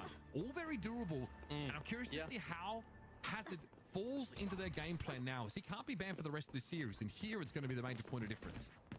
Yeah, and it's like a, you know, Hazard seems to be. Yeah, I'm in agreement. I think that GK, Katsuya, and Twisted Minds could all maybe make the finals. Seems to be pretty nasty at the moment. Let's see if they decide to run it here off the rip. As simple, I imagine, just a speed ring, and then we're gonna go over to the Kiri here. Yep, and then yeah, we're gonna continue to play the Hazard here, the first part of the map. Bro, Quartz just hits everything. This guy's a menace. This guy's a menace, bro. Chill. Actually, no, don't chill, because you're on my fantasy team. I take it back. Farming any damage, you can see the difference between those two now. It's 20% ult charge. It's not huge, but it matters. Caught stuck with the Volt though, so has to respect. And Labda Is also pretty darn good at the video. Oh, come on. Now Twisted Minds will be on that push forward. Another pause, folks. Bro, if someone DC'd, I'm convinced that OWCS is fixed. But for the time being, it is Twisted Minds, of course, who If we have another internet problem, I'm done, bro. don't even need the full completed here. And this Hazard, again, still yet to be seen how it's supposed to give them the edge in this matchup, but it looked very good in that last phase, defending. So many issues today. Pause. We'll see what's kind of going on there. This better be a short pause or I'm gonna lose my mind. So we'll get an update, I'm sure, quickly. Compop's working hard today across the board. So I think with the Hazard early on, it's looking pretty good on offense, right? You know, we're about to see them just kind of get that payload right under that bridge. But the amount of damage, Like how sports betting's ruining the NFL, now it's ruining OWCS. Yeah, imagine there's a conspiracy behind it. off the backside of that house to be able to kind of heal players up, not really kind of returning any damage on the other side of things. So, Yep, nope, game is fixed. All the games in OWCS are fixed and you can't change my mind. The moment you can get that Zarya off the high ground Rialto, like the Zarya's trying to defend on that first corner. The moment she gives up that high ground, she gives up a huge amount of equity, allows the Freya and also the Hazard then just to command that space, and then you know put yourself in a weaker position. So where Ziad stands and how long he can stay up on that high ground is going to be the most important. Draw those bubbles out. Get an advantage in terms of like your Freya damage output, which is what we're seeing so far here from Twisted Minds. That's going to put pressure on those defensive resources like the bubbles. Well, I think once we get back in, we'll be able to tell for sure. But I'm pretty sure like Quartz is like up like 25% in terms of ult charge right off the rip.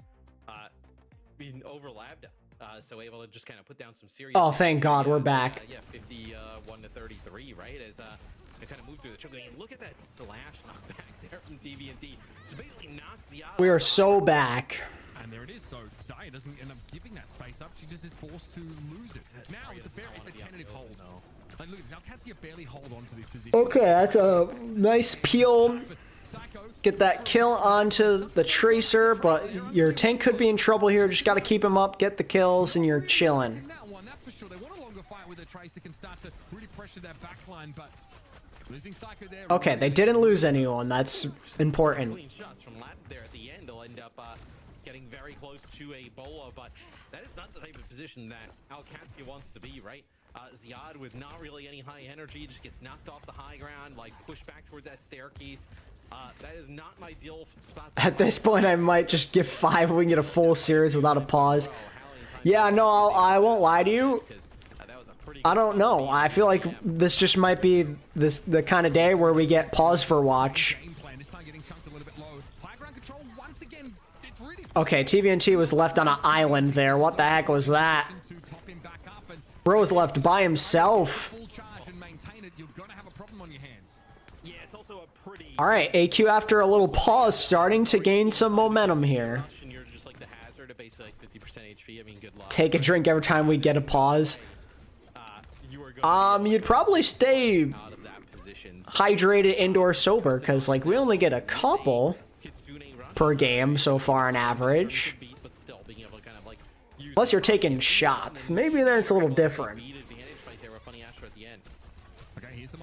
Oh, Funny Astro somehow gets dragged into that grab. He is dead. I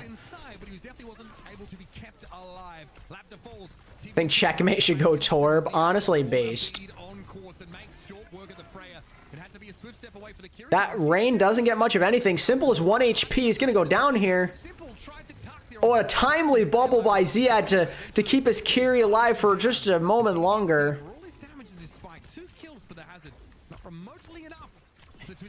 Back to the drawing board once more. Yeah, and look, the grab was used there, and it just connects on Funny Astro, and that's good enough because he's so close to the beat, right? That fight, you know, let's say Funny Astro doesn't die there right off the rip, he's gonna have the beat basically instantly. You're gonna see the beat used there, and then the push come through. Okay, that is an important kill from Court. Sound barrier out from Funny Astro. Katsuya don't really have much to work with. They're probably gonna surrender this fight, maybe even the first point. Ziad somehow gets a kill onto Simple. Okay, a late kill onto Labda certainly helps. There's a lot of random stagger kills going on. This greatly favors Twisted Minds to just roll the card in. Really ugly there from alexyOWL. All right. 250 to go on the map.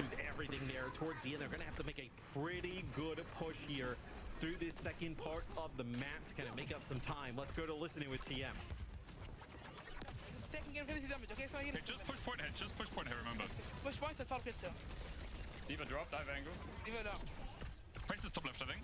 Trace on me bottom. Drop point, I drop point. Diva point, diva point, diva point, diva point, diva point. Hit him out, hit him out. Shoot you, give it up, get Yeah. fast. We have kids soon, we have kids soon. Well, we're so up to lift the kids soon. I'm just playing through Diva here. No, just push point, just push point. Diva Just drop, look at Diva one drop. right with me. Go to kids soon, go to kids soon. Yeah, I'm with you, I'm with you. Okay. We have kids soon, we have kids soon. Tree here, tree here. Trace low, trace low. Take next roll, okay? We catch after. Tree real one. Yeah. Get close. Shoot Diva. I can't. Can you go now? Go now.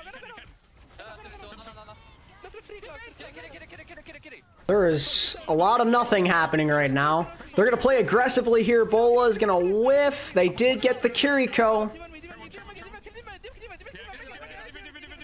Hard calming to get that Diva. Oh. Someone calls.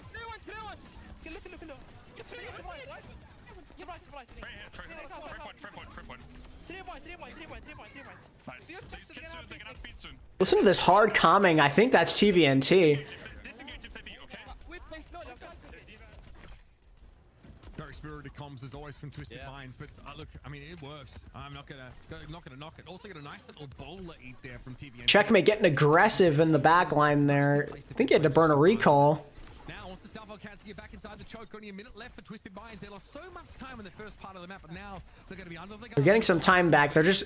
AQ's just playing for a sound barrier here, but TM almost have one as well. That's a good boop onto TVNT, but they're going to keep him up. Oh, the sound barrier's up, and no one's going to die to that bomb, but Ziad actually... Oh! TVNT with the remake kill on the Landon. Wow. Okay. TM have a chance to win this map. 2-0 lead is very doable here. Played a little bit slower, kind of like anticipating that beat to come out, and then TVNT, once he actually gets that self-destruct, I mean, Whoa, Ziad is in there. What is he doing?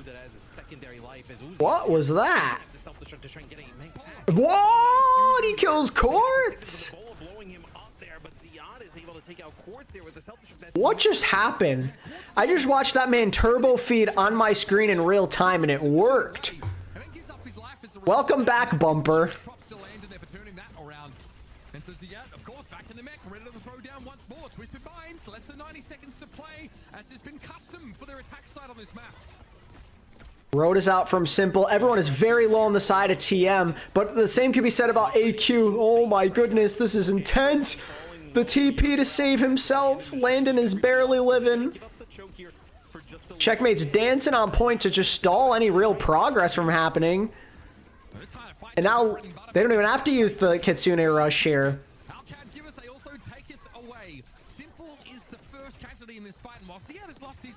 Unfortunately, though, Ziad got demeched, so they can't really hold all that close here.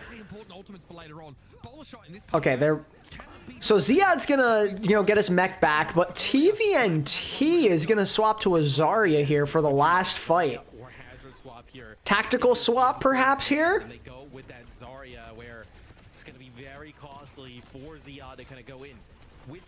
Oh, they lost TVNT, but they lost him early enough to the point where they could probably get another fight. And that's the go signal. And that's exactly what TVNT was doing to Ziad in the first map. Just start to stretch those Zarya resources as thin as possible. Everyone in the whole lobby should go Torb. Hard agree. 5v5 Torb battle. Checkmate looking for an assassination. Pulse bomb primed, ready. And now it's a matter of Twisted. Okay, who's gonna make the first move here? Funny Astra's ult. Landon also has a Kitsune rush.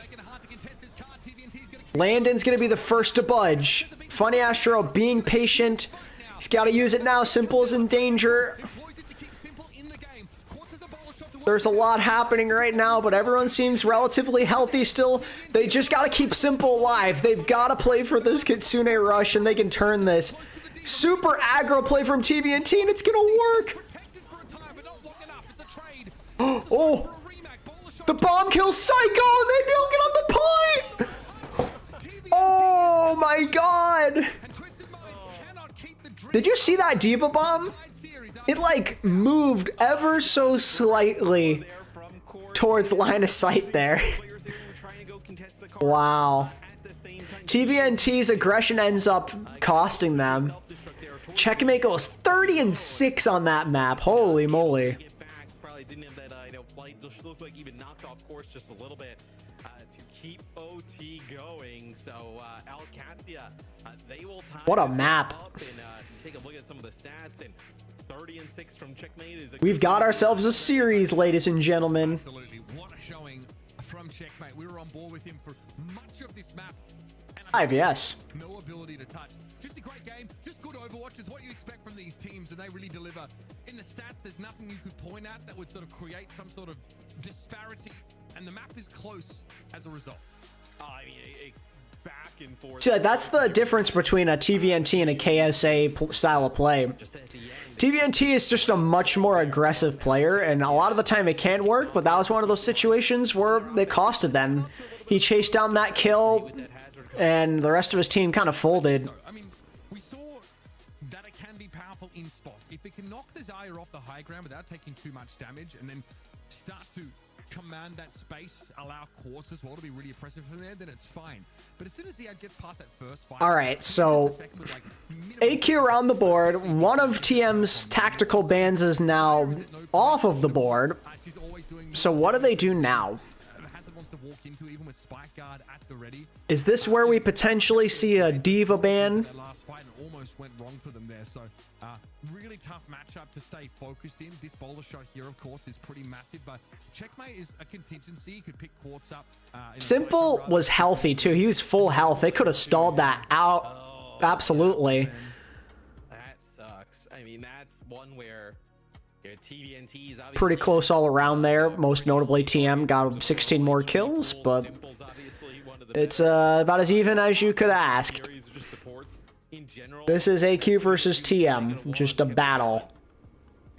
Always a war when these two are in the stage. This is like unprecedented levels of parity we get in EMEA when these two teams go down. And then we get to see them unleashed on the world stage. They've been forging each other into legitimate juggernauts over the last couple Iron of does years. sharpen iron. And they sort of, set themselves on the rest of the world and see what they can do. This is what the OWCS here in EMEA is all about.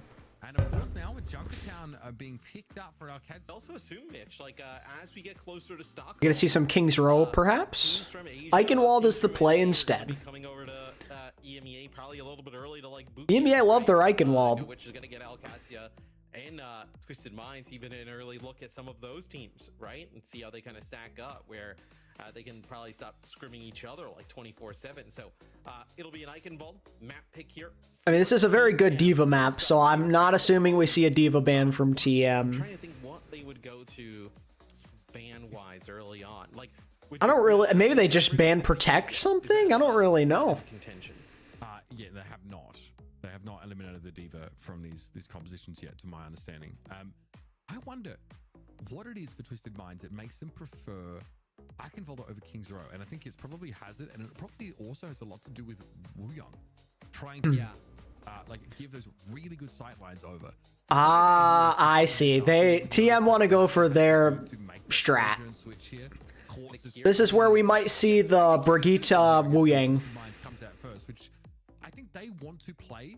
And it's gonna sound crazy. And now, you can't, banning Freya's fine, but, I don't know what it does. Courts can play anything, so I don't know. So, banning the Kiriko here puts alexyOWL in obviously a bit of a weird spot. It's like, okay, well, I guess we're just Lucio Wuyang, if that's what they want to play.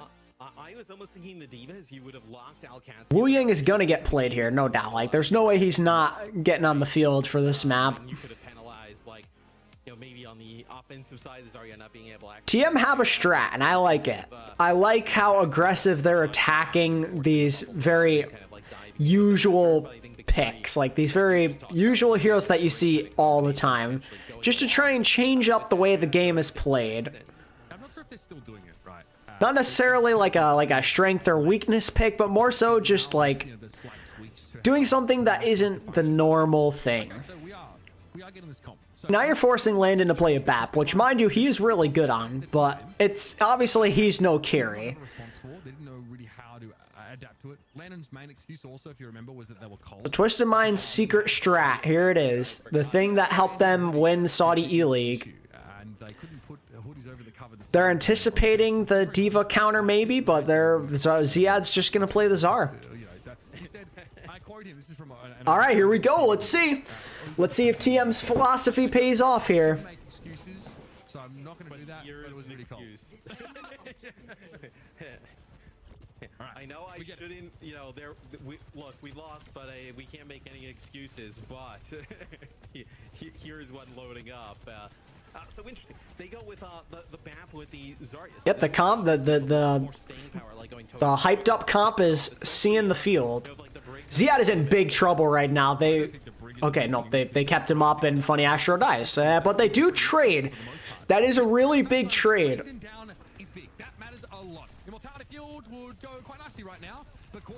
TVNT is like 1 HP. Wow. Everyone's 1. Simple still finds use for rip shot apparently as he donks checkmate out of the fight. All right, so really clean first fight from TM. Suited against Diva. We historically have seen, you know, the last like 2 stages or so, right? Teams play a lot of the break into the Diva. Really easy to trigger kind of the inspires and just kind of keep the healing rolling of the break. But it is a really fast. Katya look like they maybe want to play this close. Get this door open with over 5 minutes on the clock. Ziad's kind of on an island right now. The rest of his team, minus Checkmate, they're just chilling on high ground. Checkmate's in no man's land. Kind of out of this fight at the moment. Eyes, of course, for any stragglers. So in the previous game, right, the sim comp was used on the attack that left some stragglers were able to be punished by this tracer positioning. Checkmate is going to be more than just a nuisance. He's not going to leave this prig alone. Simple's just making sure Checkmate can't do much of anything here. This is fine. Ziad's going to die. Very clean once again from Twisted. Executing the secret strat. Well, the not so secret strat, technically. The hyped up strat. Okay, so here's where we see the philosophy really be applied. The Diva is in. The Brig is meant for this exact situation. Let's see. Like throwing your lot in and not being able to change. So I think Ziad just needs this level of flexibility. Doesn't want to get mired, bogged down in this fight against the Brig has it. But again, now better into the Brig though. Like Immortality Field is gone. Landon does have the window ready to go. He's going to use it on the low ground. He is barely alive. Kelix with the sound barrier, but Landon's still in a scary spot, but they do find a pick finally. Oh, Landon, you're playing a dangerous game, my friend. Oh my god, that's scary. But TM are still getting meaningful progress. You're gonna have to back out though. Like I think Twisted Minds, you're gonna have to back out just here for a second. Just wait for TVNT to come back. Simple, yes, stepped up onto the payload, but has to be so careful. Cannot afford to lose his life. Oh, that's a critical kill by Labda here. No, I mean, Labda really had to fight hard for this position, Matt. He knew that he had to pop ultimate. The main source of damage from TM is down. It's a 2 for 2. Simple wants to commit with the rally. Kills Checkmate. 3 on 3 right now. Simple is confidently charging into battle. Rally is over. Bro, oh my god, that was scary. Okay. Wait for reinforcements. Twisted Minds do need some numbers, but Psycho has joined them now on the cart. Checkmate. Bro. Been terrifying on Junkertown. Looking ferocious here. Trying to book out Catsie's ticket into our upper brother. Final. Come on.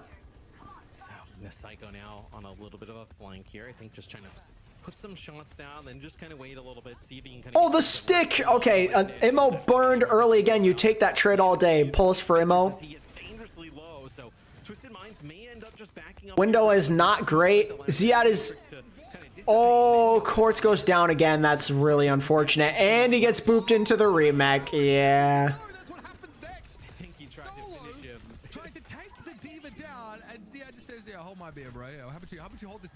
All right, 2 minutes.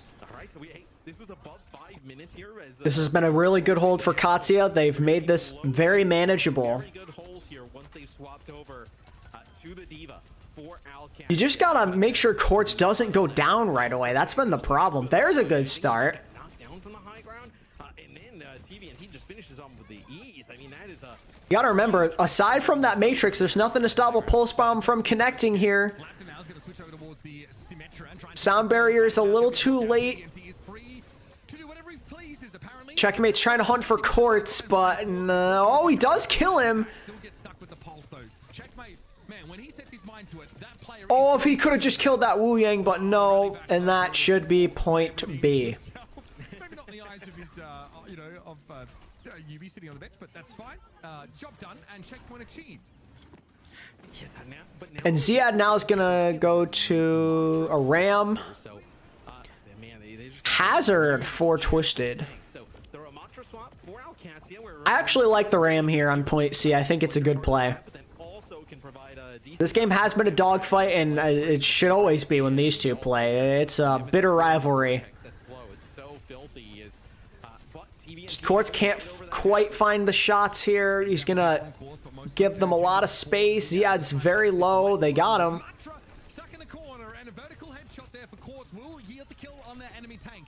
Simple backs up. That's a big kill and a checkmate. That could have been devastating if he stayed alive there. Only a tracer trade achieved there for Alcatia, and we'll have to continue to... Alex is gonna feed. CVNT's in the best place possible right now. Stuck in spawn. Ziad's gonna try and move out here on the Ramatra. Now, is this really a silver bullet? Window is probably not where he wanted it to be. Not ideal. But it looks like Ziad gets something done with it. Someone else has to touch now. They will. Landon's in a very good spot here to keep his team healthy. Wow. Oh, they still want to try and win this. The Wu Yang with Pulse Bomb from Checkmate. Wait a second. Ziad is so low. He's going to go down. The commit is going to work. They're going to cap with 115. Wow. Well, Shino, your tie is very doable, technically. We'll see if AQ can hold on here and send this to extra rounds. He had an excellent round. He's 16-1 right now. And to step up the checkmate in such a fashion, who, by the way, is 7-6, you've got to be feeling pretty good about yourself. Well, like the ability for Alcatia, right? The first door they get to and open for Twisted Minds, it's like above 5 minutes on the clock. So they get that like below a minute when they take it. I mean, that probably like saves them, you know, staring down the barrel of like a devastating time bank from Twisted Minds. So Alcatia battles back there in a massive way, giving themselves a chance to potentially, I know, still win this map. Okay, so I don't know if the Ramatra was just a mix in towards the end of the map or something that Alcatia think has legs. It makes for a bit of a slower comp. I mean, you obviously have the Lucio to speed you forward, and it's still a pretty good... I'm not gonna lie, I actually, even though they lost there at the end, I don't mind seeing a Ram here. You can kind of just run over the front line and make a beeline for Simple, potentially, here. Like, you know, when Hazard kind of jumps on in, so to just kind of like slow rip him out of the air. Are they gonna roll with it or no? Let's see. Looks like they may indeed be rolling with it. Maybe scouting for some information first before making the choice, but I think they're going with it. Is a bit of a slower play style. Still, you have opportunities to abuse some bursts of speed, but Quartz really will have a lot of time to start to wear through the defensive resources of Alcatia as they move up and just sort of ask questions of their sustained capacity. Very early Nemesis form from Ziad. It's really not going to get much done. They're just trying to buy a little space here to checkmate, to get into position. Nemesis form is almost off. Simple's in a weird spot here. He's in a very weird spot, but he's actually going to... he's playing some Ringer on the Rosie here, and he's going to live. Never mind. He's dead, but it gets the job done. That was hilarious.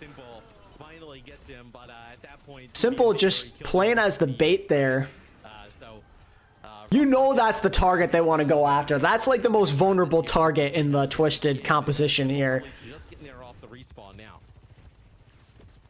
All right, well, We've lost a little over a minute, not the end of the world. But According to EMEA and Christopher, Ram has been figured out and nearly easily beaten in EMEA. Figured out, they say, when literally that's all they've ever been playing. They've played it more than anyone else. What do you mean figured out? I mean, the guy that around the corner from Funny Astro to hit the Lucio is silly. So yeah, but like you talked about, they're just gonna get cooked. They're moving through the choke, and like sure, Ziad moves up in that like left hand side, but then what? TVNT just Ziad is really struggling to find value, though, I will say. and he's dead, right? Sojourn can't do anything. It's proven to be a little bit difficult here for alexyOWL to kind of make this Ram work, especially through this choke point.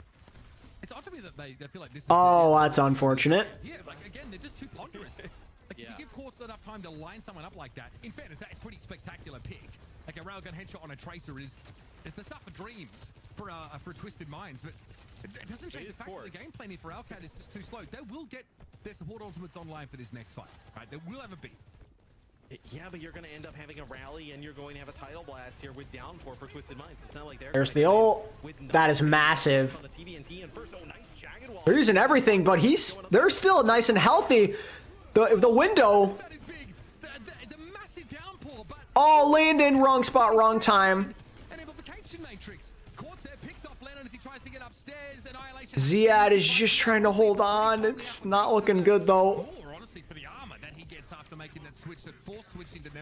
He's just blocking for dear life as Lucio's back to give him just a smidge of healing. Simple's back with a rally, though. Checkmate needs to land a pulse bomb or they're done. Checkmate needs to land a bomb here to open this up. He's gonna whiff. Oh, a boot by Kelix. A really nice boot by Kelix to force Quartz out of position, but Psycho. Wow. One fight away. No ults on the board. This is just gonna come down to a good old neutral fight. They end up using the annihilation on the point there when it's like Psycho and Funny Astro just the only ones alive. So I feel like now you're relying on Checkmate to come up with a huge kill. Maybe you can get Funny Astro in the back line. Up they come. This time to wrap around that right-hand side. But it's really good. Oh, Lab is dead already. Oh no. Oh no. It's looking bad. It's looking like a 2-1 lead for TM here. They're holding the spawn. There's no way anyone's gonna touch. I don't think it's possible. No one's gonna touch. That's it. No one's even close. Wow. Dominant map for Twisted Minds. They execute their strat perfectly. All right, match point. It's alexyOWL who, I guess they go for this Ramatra idea at the end of their defense side, right? They want to slow the game down. Makes perfect sense. It's a slow comp. He's hard to burst down. He provides with some, makes a lot of space, creates a zone that's hard to enter. But we see that same strategy come out on the attacking side. And I guess the concern is that they don't want to bring Isaiah in and have the bubbles drawn out early and just have her burst down. But the Ramatra does not put nearly enough threat on the hat. He just ignores him. No. And the Ramatra also doesn't access this backline because you have insane natural high ground that you can play from. And Quartz has an extra layer because you saw it. Like Quartz was looking at Simple for a while. He was just standing up at the top of the stairs to the defense side high ground with his shield up. So there's no way you're getting to the Everyone thinks this game has been really mushy, for a lack of a better word. I get what you mean. Ramatra can't do it. Tracer can't do it. You cannot contest that position. I think these teams just know each other very well at this point. So, there's going to be moments like this. They know each other inside and out. So there's going to be moments where they thoroughly outplay each other, outstrat each other. This is one of those moments, but there's a chance that Katsuya bounce back and make this map 5. For this team, but like you kind of look across the board, like Lab can obviously have really pop off games, but even those would be kind of negated by like a Tracer performance at that level, right? Yeah. Where you at least need Checkmate to be kind of like running toe to toe with Psycho to be able to kind of contend in the series, and this is a perfect example of the map that doesn't go that way. Yeah, and I honestly think that alexyOWL didn't even, bother to try and bring Yubi or the Sim plan back in. Twisted Minds play like that similar comp, they get a ton of value. Like Simple, yeah, okay. There's a couple of odd situations for Simple, like shield bashing forward into a remeching diva. Look, you're just trying to take the chance to eliminate them. You're the king of the world if you're able to kill the mini diva there, and you look like a clown if you don't. So that's the way it goes. But this defensive effort from Twisted Minds is pretty hard to deny. And just that raw damage output, I do think that folding Ramatra into your comp will blunt your offensive a little bit. But also, creating space also gives you more opportunities to do that damage, and they were too slow, even with the Lucio, to do that. Yeah, I mean, dude, the more we watch like some of these games, like we obviously see what Willies was able to do in the last series on the Hazard, and then how good it is for TVNT here. I think it's a tank that is on the up and up. Like if we, let's say the stage is going for another like 2-3 weeks, right? Like we'd probably start to see Hazard comps galore with how these are kind of playing out. Is it'll be alexyOWL going to Esperanza here for their final map pick of the series. In terms of what they have to ban, right? I mean, I guess you could ban something like a Hazard, right? No, you could do that. Banned it in map 1. No, yeah, they did ban it in map 1. You're right. So that's completely off the table. What do you do here if you're alcat? It's kind of interesting. Like, are you almost using? I mean, like, the good news for Katsuya is now the Kiri ban is gone, the Lucio ban, like, those bans really messed with them.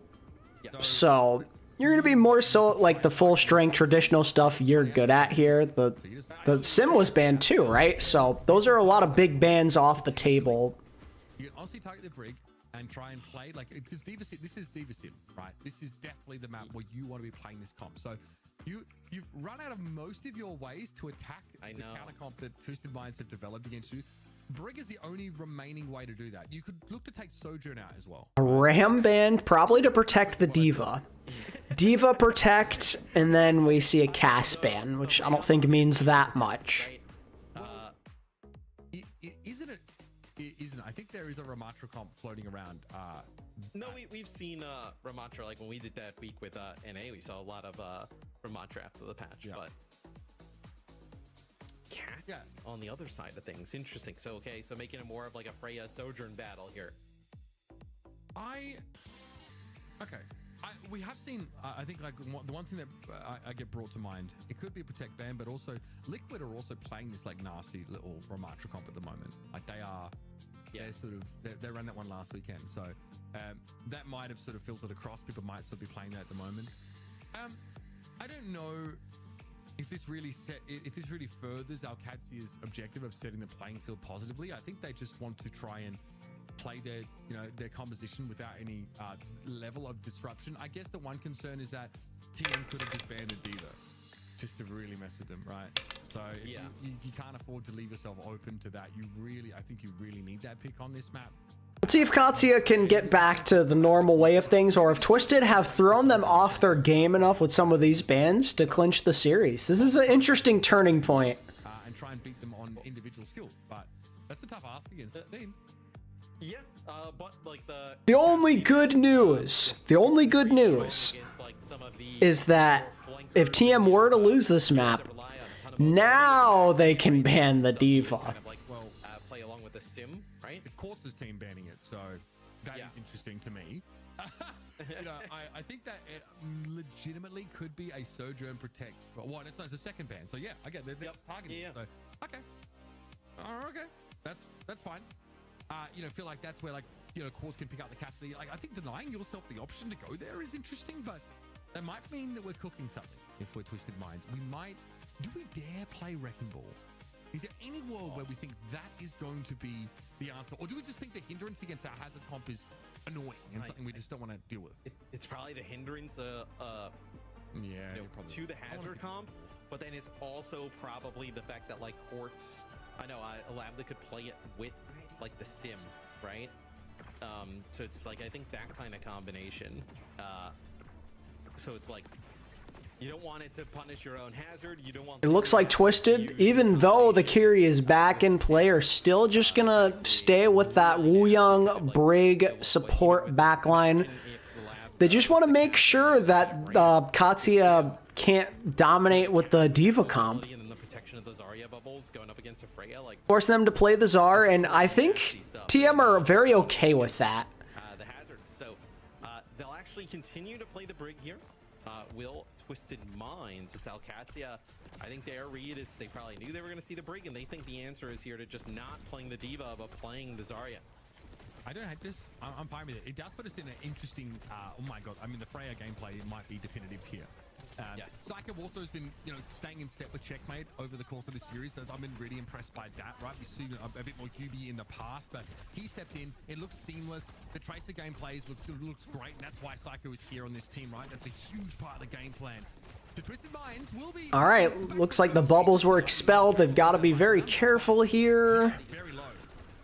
Diaz getting absolutely beat up.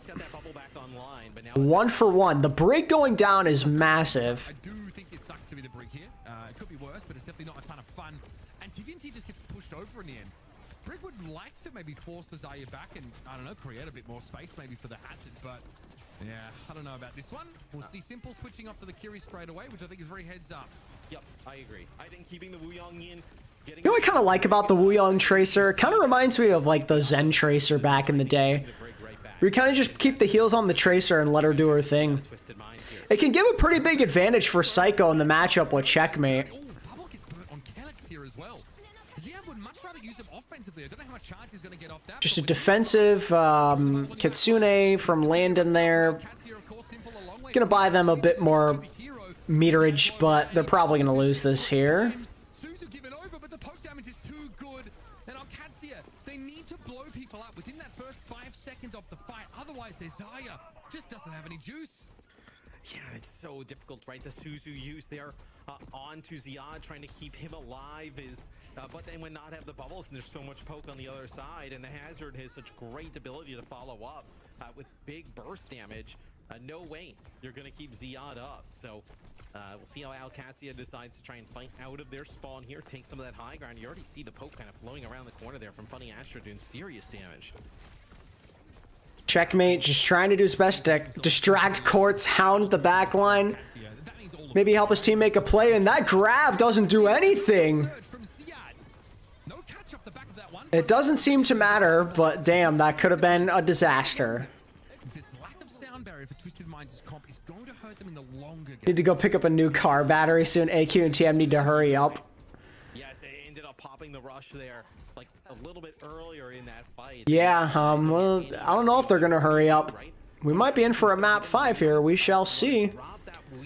So now they're gonna drop the Brig. It's just not working here, so they're gonna go for the Wuyong Kiriko. Support ult, I almost think you kind of have to ride it out with the comp they got.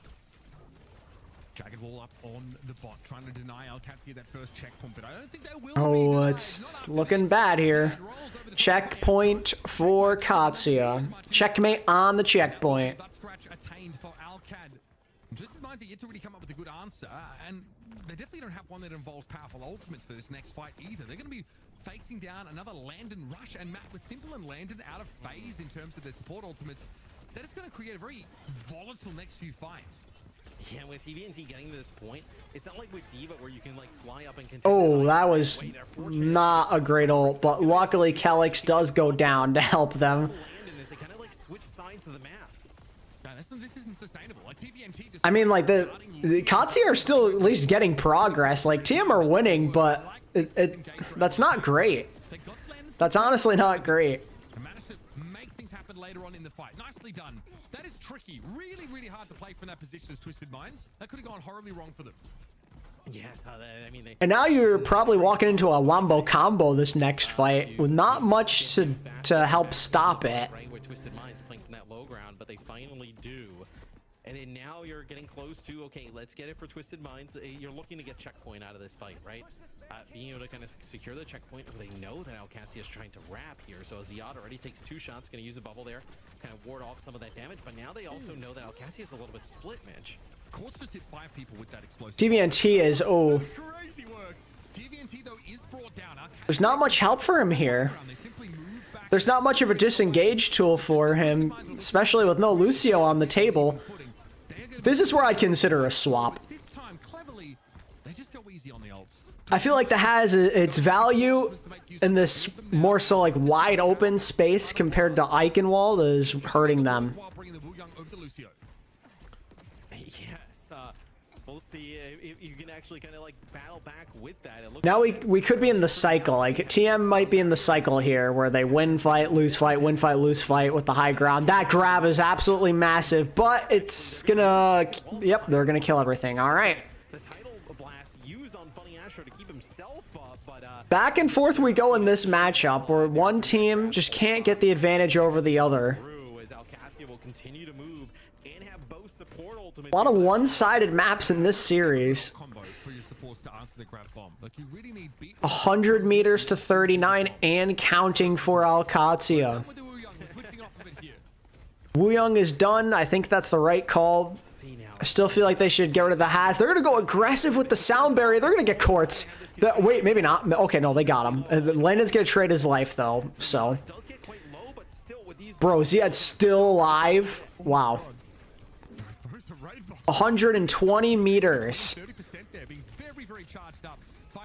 Nazi are in the driver's seat to win this map. I think that there's risk of a snowball here for sure after, Funny Astro switches over to Lucio. Twisted Minds need another good fight or so before they can actually answer this potential grab threat. And alexyOWL don't need that. They've got a bowler shot they can just throw out at their own volition here. And they can use a Kitsune Rush on the aggressive. That's totally fine, providing Landon doesn't die. They're going to use it here. And, okay, that gets the job done. They're going to waste that bola. Landon also wasted his rush. It seemed like at that point it was a losing effort there. So you end up kind of throwing that ball, and there's still a decent amount of time. All right, so Twisted, they might have bought themselves back into the map with that poor fight from Katsuya. And now we're going to see the Diva come out.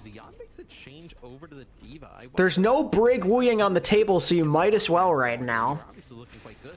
This could open the door for like a Brig swap potentially from Twisted Minds, but maybe they feel comfortable. Okay, Ziad is just in there. Hello. Oh, Quartz! That was dangerous. They're still harassing him. They're going to find the kill, but I don't think it's worth.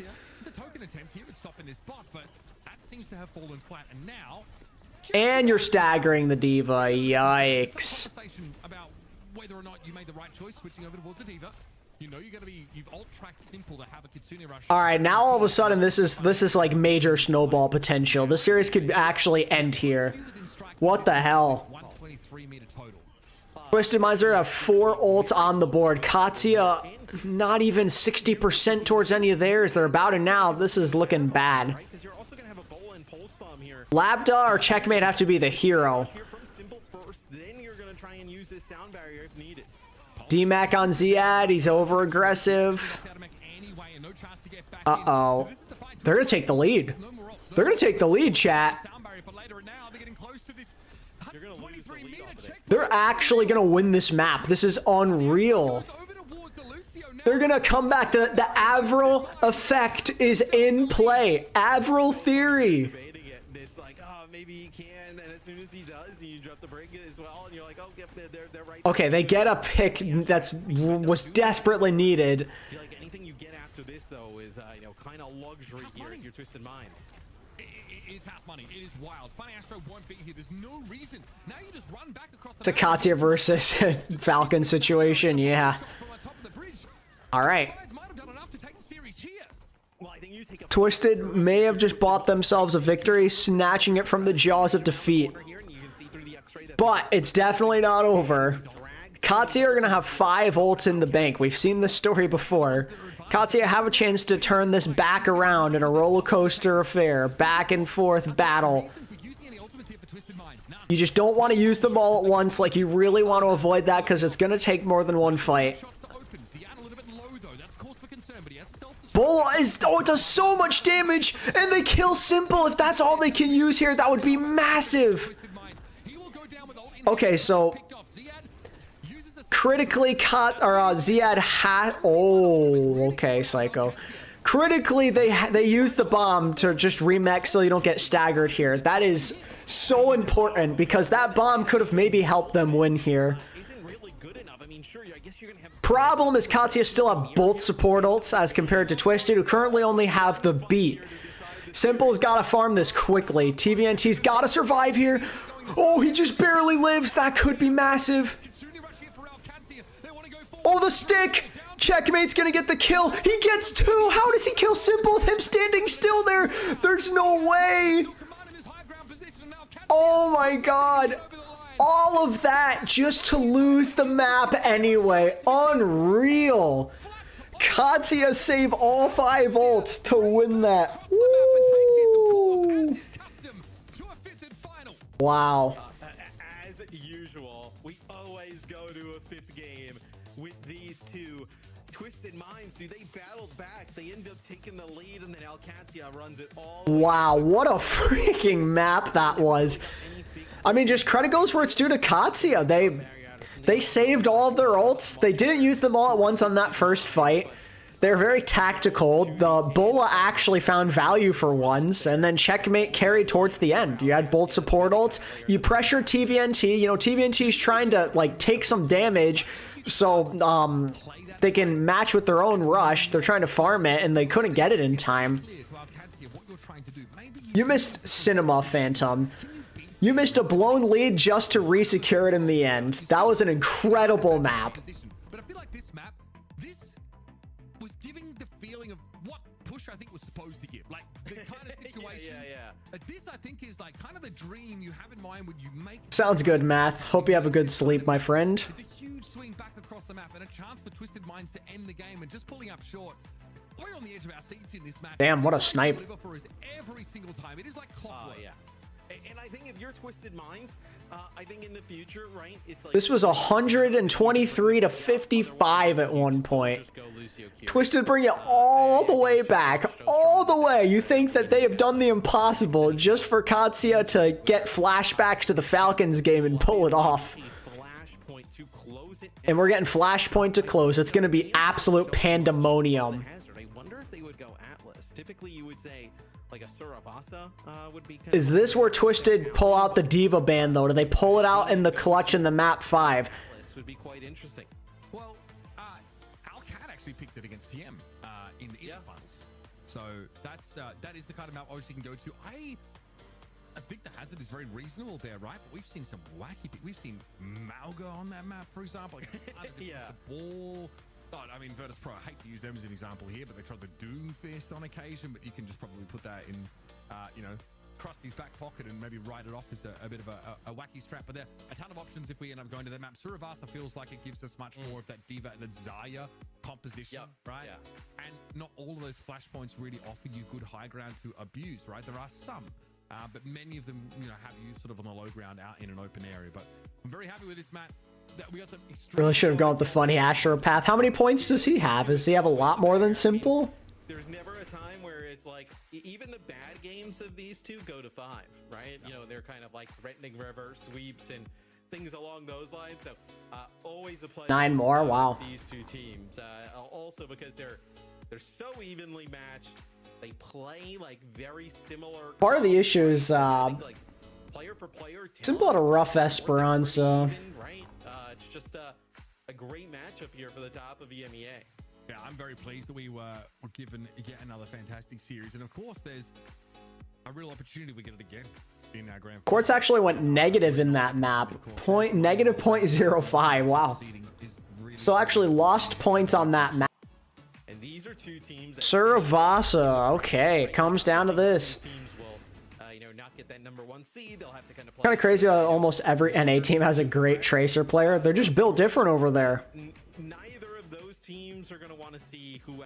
This might be one of the harder teams that's in that portion of the bracket. Whoever doesn't come out on top, I know in that series. There's the Diva. What? We'll see. It'll be the TM map pick. They will get rid of Sojourn here. Early on. Am I seeing this right? Katsuya banned the Diva? Are these backwards? I mean, you can play Diva in a Zarya. It doesn't feel it is Alexia that are actually TVNT from playing. Why? Super interesting decision. Obviously, that's I'm lost. Not protective of any kind. I guess they must have confidence, and I kind of feel this. I think back to Junkertown. Like, I know TVNT likes to, and he can be a nuisance. agree with those right. But is that really enough to ban it? You just overwhelm the hazard, even if there's. I'm mad lost. Coming in, and also, could you see TM going for a little Ramatra? Oh man. Yes. Yeah. I mean, KSA and TVNT have both played Ramatra curveball off the rip here, for the first point, right? You think they are gonna? Wow. Katya banned the D. I am lost. Why would they do that? This map was the decider in TM's game against Virtus Pro. Diva has literally cooked TM on this map type before in a critical, last map situation. How do you rank Lenny, Zera, and Maimon in comparison to each other? Lenny and Zera, they're like 1A and 1B. I think they're both just insane at Tracer. I think Sugar, not noticeable. Maimon's the worst Tracer of the three, though. You need to go for like a Baptiste. Yes. Twisted Minds. This does enable, though. I just don't think we see Sim at all from our cats here. I think they're off of it, and I think they're off of it, especially against this Twisted Minds team. Yeah. I was gonna say, we might get through this whole series without anybody playing Sim, really. Yeah. Just crazy. That's wild. Think about with these two teams. Could also be kind of saving some Sim stuff, moving on forward. With these two teams and like some type of matchup. So I think this will be fascinating. I think off the start, I would say that alexyOWL is probably going to be playing some type of like Zarya like look. TM has an opportunity to do something a little bit different here towards the end. Johnny is saying that there's going to be a confirmed Game 5 Sim now that we've said. Sim. No. That would be odd because you can still play like all the Sim hate against it. Yeah. Now, you want to see these guys play at our World Finals, our World Championships, of course, in Stockholm. I strongly recommend if you're in a position to make the trip out there, you do so. Tickets are on sale right now. So we've got the 1-day ticket, 3-day VIP and exclusive merch packages are available now. Now, last year, I don't know if it's the same this year, so you need to check on the link. But last year, there were tickets specifically for the OWCS. And if you didn't have them, you were in the sticks. Like you were in the nosebleeds. It was like a little bit far away from the stage. So strongly recommend you make. Am I going to Stockholm? No, I cannot afford that. I wish. If I could afford it, I would, but not in that position, sadly. At the World Finals, if that is your jam, you can get yourself some there. And I'm glad. Wearing my Stockholm hoodie. You are actually, yeah. Those went kind of hard. We're going for like some more of the drop shoulder, some more of like the baggy fit kind of stuff. I'm kind of vibing it. So make sure to check it out. It's not an event you want to miss. The vibe around Stockholm is DreamHack is always great. Stockholm's a great city. I'll be there. I'm gonna turn on my light. Give me one second. Meet a bunch of people, have a great time, and experience some. There be light, I said. I got recommended something to do in Stockholm. It's evidently they. The Swedes probably, a few lines down, and the Larsens, they built this ship, and they were like gonna have this big celebration to send it off. I just can't believe what I'm seeing. Hope next year we get better land locations. Yeah, we'll see. We'll see what next year holds for us. So I heard it was awesome. Find the Sojourn ban, because now like it's Freya no matter what here, so. Maybe Courts can take advantage of that. He hit some big shots, especially early in the series. Anything's possible here. That's great. You're a bit slow off the pickup there, buddy. Are you losing your edge? God damn. I hit him with that one from out of left field, bro. My riders are on strike. They're on strike. Oh, we'll get mate, no worries. Yeah. You've cornered the market. Looks like Katsi are just confident to play the Zarya in this scenario. It worked really well in the last map, and it seems like Twisted, they don't even want to attempt to match the Zarya here. They're just going to stick with their hazard. They think that this is the key to success. And I'm just not sure. I mean, maybe on Flashpoint it works a little better than Esperanza, but we'll have to see. I'm not totally convinced. Seems like AQ kind of had them figured out in the last map, at least for most of it. And Simple's already dead. Bruh. You could see his like. Dude, this man's max charge already. What happened? Basically instantly just be like enormous, so you could just tell the charge. What's happening in Crazy Raccoon next year? Well, it seems like there's a good chance Lip is just done. He's gonna go do like his military service, and this will be his last year. From what I've heard. Now, could that change? Maybe, but that seems like what people are leaning towards right now. The trade-off is that if Desire is charged, she's used both their bubbles in a pretty small window. You really want to try and stretch those healing resources out, and you want to poke Zarya down, but you don't really have the sight lines that allow for this. Trying to wall off the Zar here, force out the cooldowns. It's really not going to do much, though. And then collapsing on her, and that's hard to do. And also Suzu exists. Yep, and that's a dead hazard. What do you know? Very skill expressive head to head. But like, what should they do here, right? This is like kind of where I was like, oh, maybe Flip did continue. You can only do half or less than half the year. Yeah, no, you're better off just like once the off season starts, looking for the best possible replacement for him. play like a Bap Lucio, for instance, on the Twisted Mind side. Yep. Like let that whoever you get the play time now, so you don't have to worry about introducing him later. That's how I see it, at least. With the Zarya, right? And you don't have immortality field, but Suzu is kind of a mini drone anyway. It gives you those couple of seconds, and that's usually all Zarya needs to get her next bubble. Bola's out. Let's see. Is that a dead TVNT? It is a pulse bomb, and that's just a roll. All right. Starting to get a little worrisome here. That was a very one-sided first round. Stalker to Crazy Raccoon wouldn't be a bad idea, but it's also not exactly what they need. I mean, like, they need more of like the... if they could get him and another guy, I think it'd be ideal.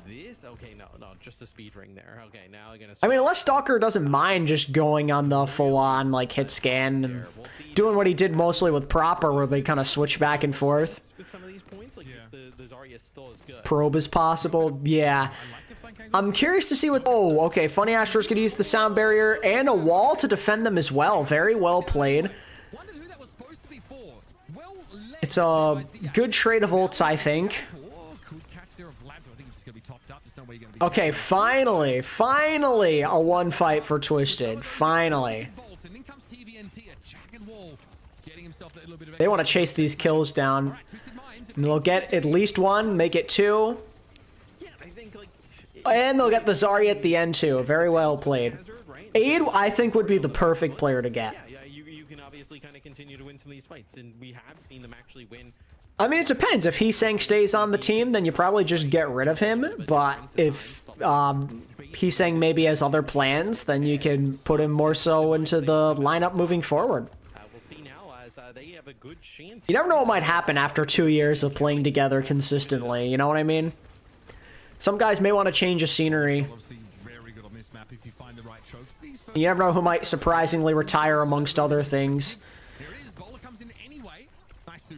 That's an amazing bubble to keep Labda alive for as long as humanly possible. Wow.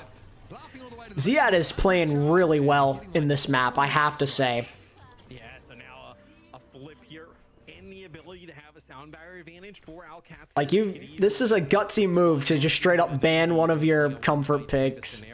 Checkmate just trying to bait out them to shoot the bubble there. Just kind of see if you can maybe find somebody with a pulse bomb, stay alive a little bit longer there. What situation you think each partner team will be in about 2 years from now? Very hard to say.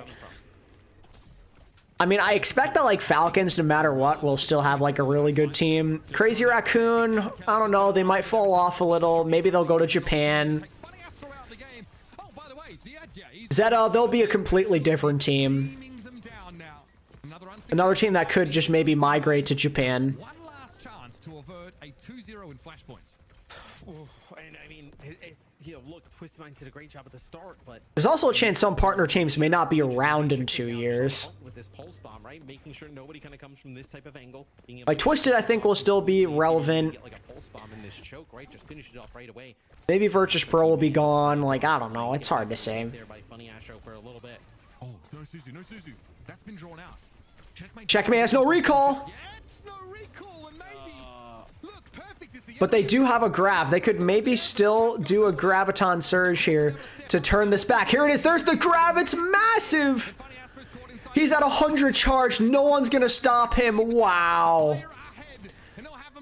Despite Checkmate going down, there's just no stopping that. Funny Astro just fell short of a sound barrier. 1%. alexyOWL are now on round and match point. You're really relying on winning this first fight, right? Looking at Falcons for sure have the best looking futures. Yeah, I think that's pretty fair to say. But after 2 years, even the Liquid guys might separate. Who's to say? I don't know if they get past next year, let's say. Like, people just want change of scenery a lot. You know, change happens all the time in Overwatch esports. Yeah, no, Courts found so many kills and it did not matter. Oh, okay, they're just resetting. They're just resetting. They're just trying to reset. Landon has the Kitsune rush there to kind of match. When they don't have that, and then there's TVNT, though, interestingly, he is going to go to the Zarya. I think this is something they should have done earlier, personally. I think after the last map, it was clear that the Has was maybe figured out. I liked swapping here. I want to see where Psycho was headed. We've seen they can do well in this Zarya mirror, so I think it's worth giving it a try. You got to throw something at the wall here. Backs against the wall. You know, it's 2-0 on Saravasa. This is much better.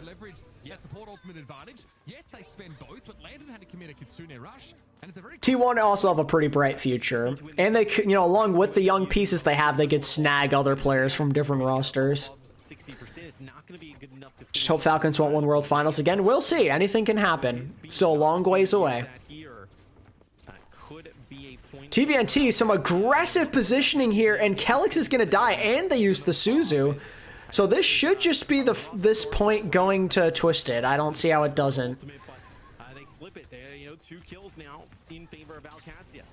Yeah, I mean, if you want to win on basis of skill expression, Matt, it's just mirroring. Kelix is going to commit the sound barrier. They think this is winnable. It gets 4 people. But where are the picks? They have not found anything. It's just more so a survival tool. They do flip the point. But now they have nothing for a potential TVNT grab here that can at least extend this for another round. Checkmate is 1 HP, but Quartz goes down. Oh, no. Just get out quick. Just get out quick. Reset, reset, reset. Yeah, I mean, you have to hold on the grab. You have to hightail it, right? You're going to give up probably 50% here to alexyOWL already. You're going to end up with a Kitsune rush here to match Symbols. And then, sure, you don't have the beat, but you're going to have a grab of your own, and then you have a Suzu to be able to kind of protect with no pulse bomb available. So there is a real good chance that alexyOWL can battle back into this one. Okay, grab is going to go up aggressively onto the Zarya. Oh, they at least kill the carry, though. That's big. But 2 from Lapdog. Ziad as well gets in on the action. Quartz is doing everything in his power to win this, but it just doesn't matter. They do get a flip to at least stall. But it comes down to the last fight no matter what. Wow. Someone saying Tree is still only 18. Yeah, such a bright future for that man. All right, last fight territory. Lapdo kills Quartz! Lapdo killed Quartz! The stick! TVNT's got to use his bubbles just to survive! Suzu! Oh! Sound barrier from Funny Astro, though I think they're going to save it. It was looking really bad, but they save it. Simple finds 2 and plays really clutch there. Wow. They almost sealed that. Tree was 13 in 2021. That's wild. Support ultimates, but it is like a do or die scenario, obviously, for Twisted Minds. Now, and it looks like for the overhead map, yeah, it looks like I don't know. I think TM have good tanks. I like TVNT isn't elite, but he's still good, and KSA can be elite. Here we go. Suddenly there's life for Twisted. They have a chance. Labda always seems to clutch up in these big moments against Twisted. He always does. Yeah, for sure, Booming Bob. It's crazy. Tree was a hyped up prospect for several years. You know, he's like the next Sugar Free in a way in that sense. TVNT is just in a world of hurt right now.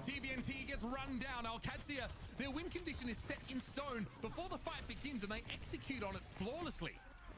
Yep, they have that support advantage. I think this AQ team stays together next year. My hunch says no. But maybe if they could be like a partner team, that could maybe change some opinions.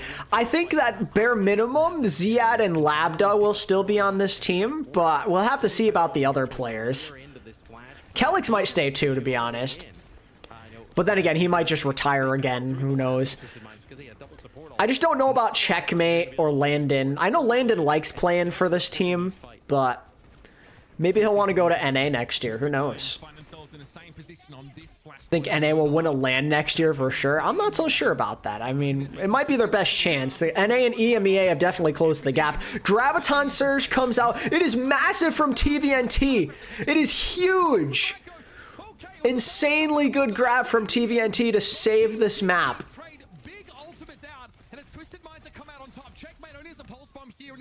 One fight territory yet again. Twisted have to play perfect if they want to extend this. You're gonna have a huge advantage for sound barrier. You probably end up winning that fight, and then I think you kind of come down to like who can end up building this Kitsune rush a little bit faster. Unless Checkmate kind of just decides to end the game with a pulse bomb of his own, right? Like get into the back line, like to land a huge pulse bomb, whether it be onto like Quartz or somebody along those lines. I hope that one day we do see NA as a whole just like win something. That would be dope. Them or EMEA, honestly.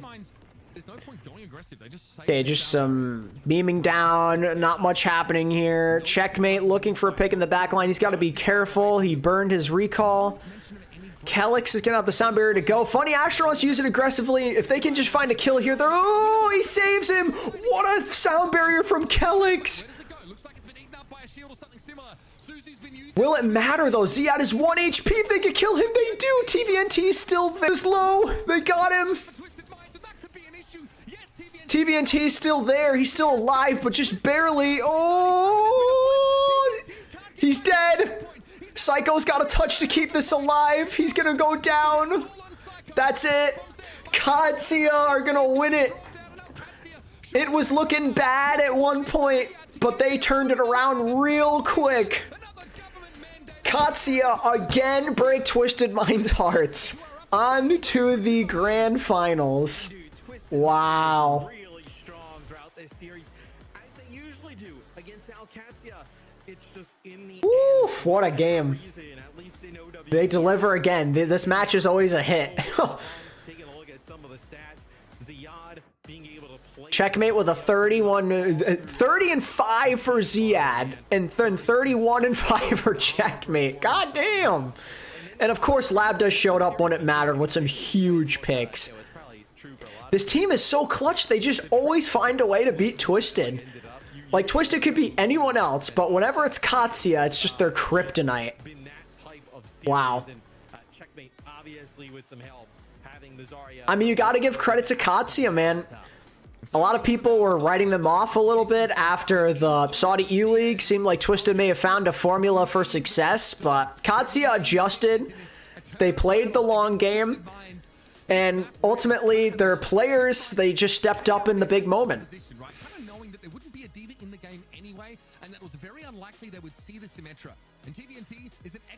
This is just the best rivalry in OWCS this year.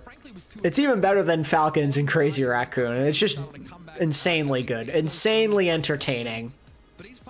Every time. Almost every game they've played has gone the distance, I'm pretty sure. I can think of like only one time where it didn't. Was pretty massive, and the fact that converted into more damage for the Zarya, I think, was huge. This fight here is crazy. They lose their support early. They know they're up against Kitsune Rush, so they get grabbed and they just run. Actually, maybe twice. It might have been like 2 different times. Peps in their match against Twisted Minds tomorrow, but I have a feeling we'll end up seeing these teams in a rematch. I think some of the stuff that Twisted Minds... I'm sure we'll get some more partner teams. I'm hoping they extend that program and we get more for each region. And they can make those changes overnight. Nothing crazy here needs to be adjusted for Twisted Minds to kind of close this gap. Is you play this series every day, it'll go the distance with maybe a different winner. But AlexyOWL, at least when it's in the OWCS, is always on top. That's sick though. It is kind of uncanny. There's no blowouts. here between these guys. They always bring their absolute best, even in a game where both teams are already qualified for Stockholm. Now, seeding really does matter. The extra pocket change is also important, but there's no understating just like how incredible it is to get to witness these teams go at it again and again and again in this region. It never gets bored. Fnatic did say they would come back, just not for Korea. Yeah, real NRG gets a partner. Me too.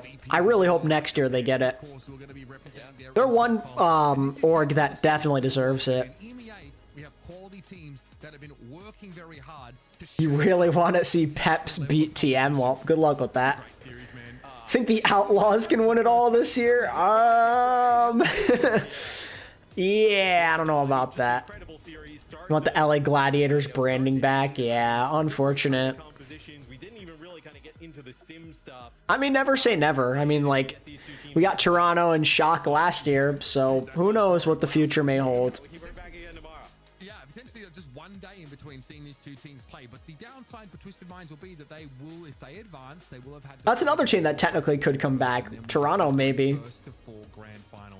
With it all on the line, it's going to be an absolute banger, and I think that each of our, stage finals here in EMEA has really been characterized by this, very top-heavy, explosive matchup between the two very best teams in EMEA, and two teams that, when it has come to, mid-season championship, for example, Shanghai return, surely. Ah, yes. They continue to.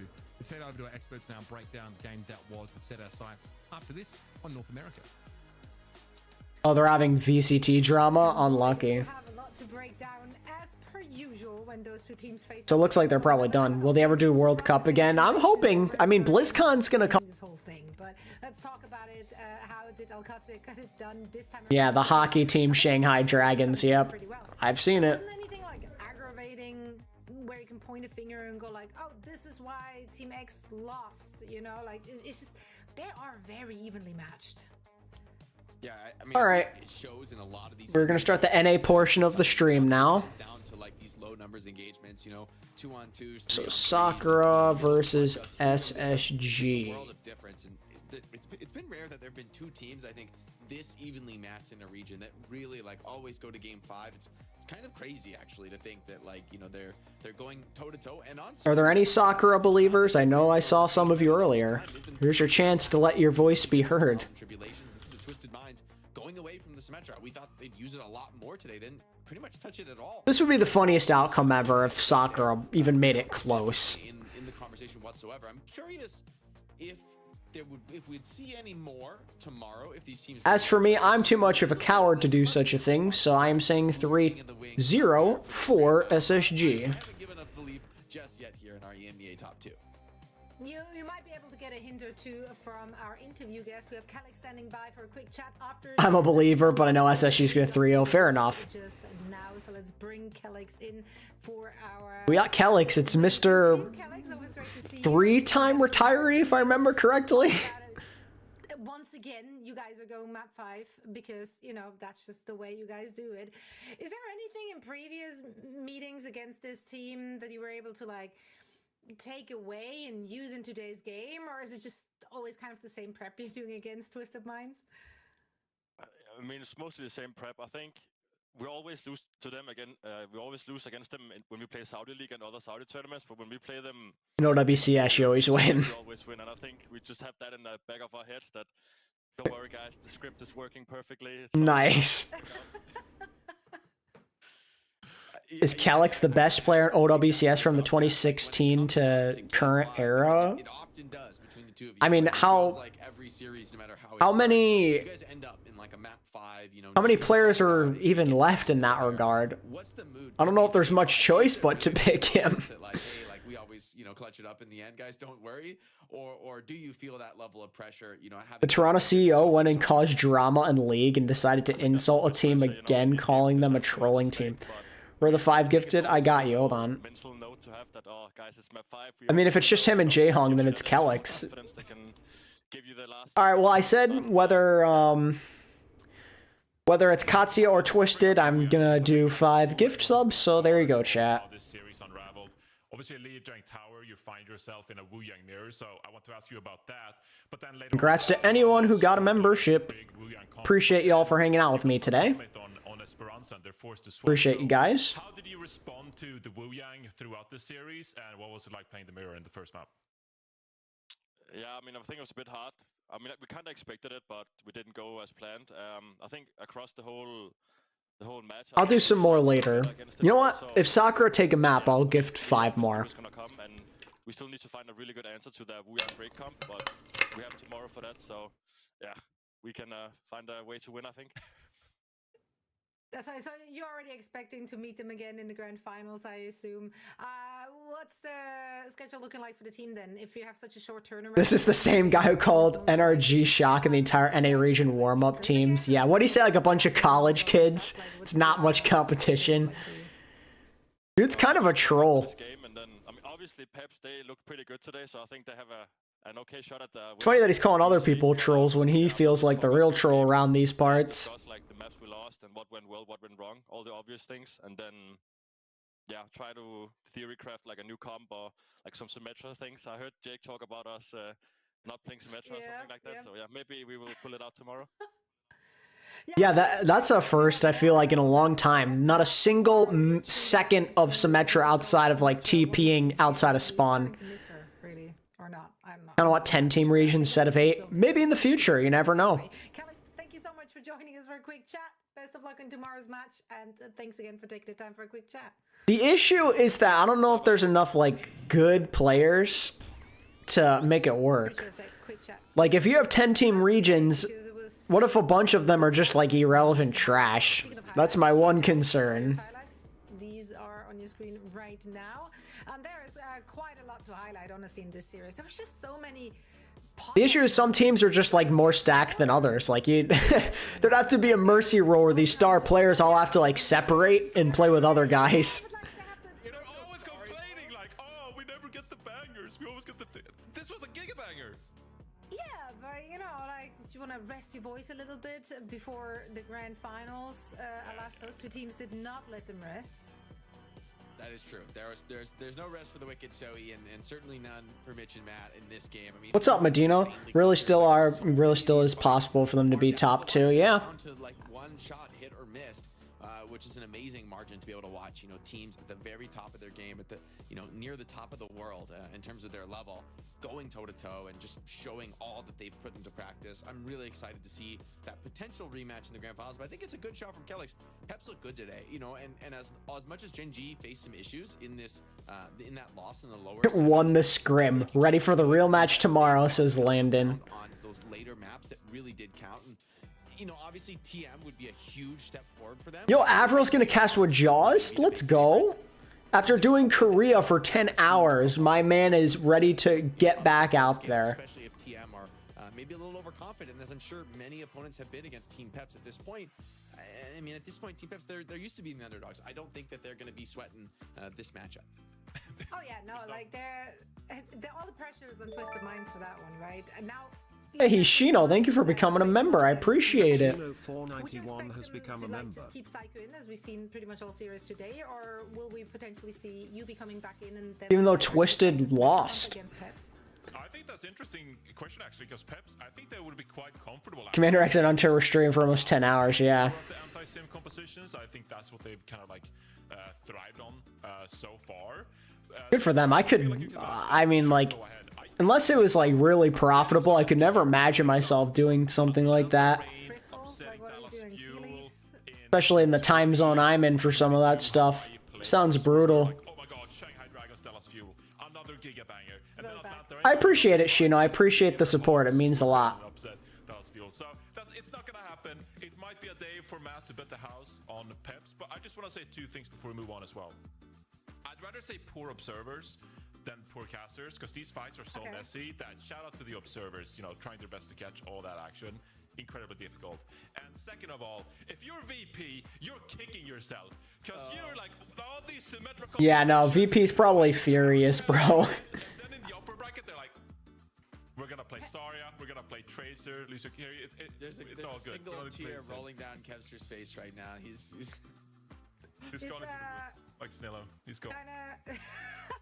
Let's go mushroom picking all together. What? It's so weird. Jesus. The Snillo reference. VP back into this. It's a little mean.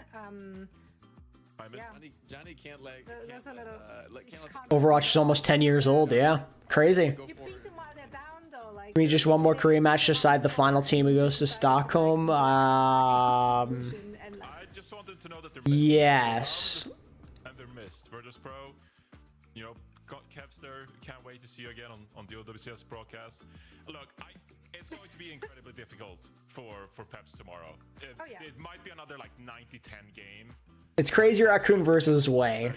And whoever wins that goes to Stockholm. I know last Sunday was crazy. It's not happening. It's not the time for upsets.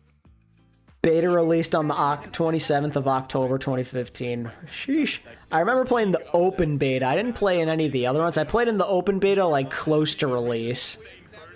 I honestly think but he's I don't think we've ever seen this many upsets in a weekend of play ever in Overwatch history. I mean, yeah, I could actually low-key see Way winning just because Crazy Raccoon underestimate them and Way are also underrated, so.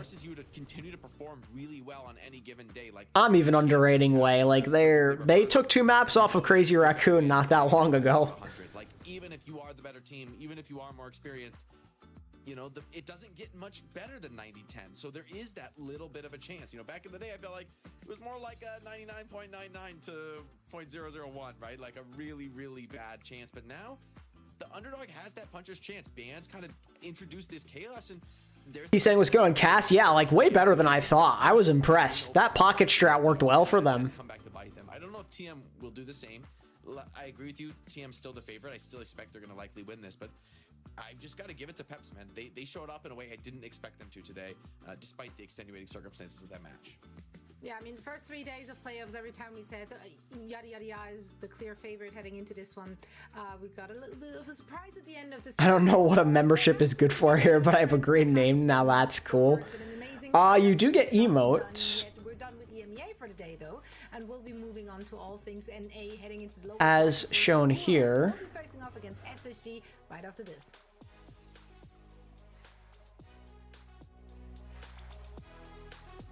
And it also helps support your boys, so it's greatly appreciated.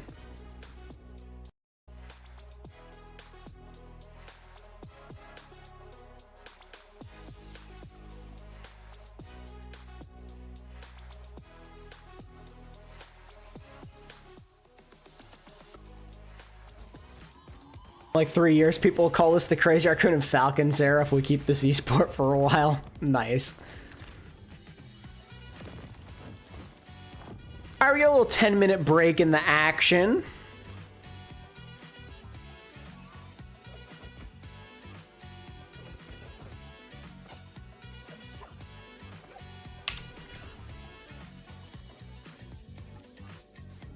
They update fantasy, let's see.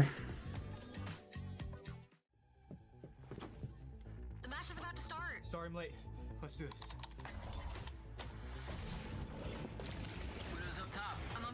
I don't think they updated it yet, but I can see how many points I got total. Going to good old OWTV.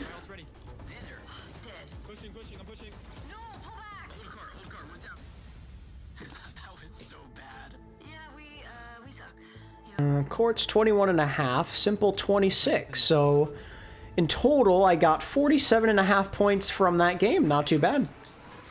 Who's going to Sweden so far for EMEA and NA? So EMEA is Twisted Minds, Alcazi, and Peps. NA is GK and Liquid.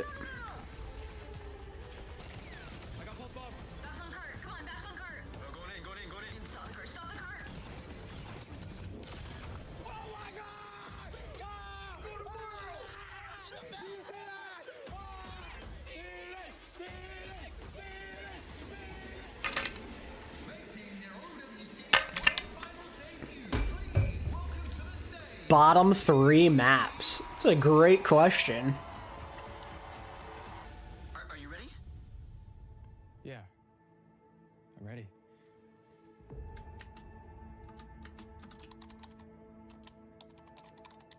I mean, like, I feel like it's cheating to just say Clash because I hate the Clash maps, so I'm not going to count those because those are abominations. Hello, my name is Howard Wong, and I voice Wu Yang in Overwatch. Today I'm reading Against the Tide. Let's dive in. Centuries ago, The maps that I hate playing the most. understanding the Wuxing philosophy. After not much of a... Well, actually, Circuit's kind of grown on me a little recently. I'm not a big Havana fan. Pioneer new science. The school is divided each with a unique curriculum. I don't love Atlas. I still need to play that map more to see if I'll enjoy it. Metal College, Robotics, Technology, Water College. And, I mean, I'm also not a big fan of, like, Paraiso or Midtown. Wood College, Civil and Environmental Engineering. Never understood the fantasy thing. It's a little late to join now. But, basically, you pick 5 players who you think are going to perform well. And you have, like, a certain amount of budget to spend. All the players cost certain amounts. And you formulate a team within that budget. And then the better they do performance-wise, like kills, healing, and deaths, like small death rate, like that all kind of contributes to a good number of points. Like, that's what you want. You try and get a read on who's either going to play a lot of matches. Like, you know, some regular season games, you'll have a team play 2 games in a week, or like right now in the playoffs, you can see teams play up to 3 matches in a week. So you go for guys that are going to play a lot, or you go for guys who have like easy matchups or like really intense matchups, like a 5-mapper like we just saw with Katsuya and Twisted, for example. You'll need to work extra hard. We won't be able to help you. But Really pray PG unretires. I don't know if he wants to be honest with you. Can't believe we have a map voting. People are willingly gonna pick Havana. Yeah, it pisses me off, bro. That's what I knew. We aced the project. Ning, you're going to set the courtyard on fire again. Maybe Asia's not a part of the fantasy thing for now. You never know when that may change. Maybe for the playoffs in Stockholm, they'll do all the regions. You'll have everyone available for Peps. I mean, yeah, but also Peps, they straight up didn't try that hard in that game, so I don't know. Did I see Crazy Raccoon versus Falcons? Yeah, it was wild. Proper and Merit are the Kings. I can leak. Sadly, we can't do playoffs for fantasy. Oh, that's unfortunate. I can understand it's probably kind of hard to get something like that together in such a short amount of time. And it's like a budget tree.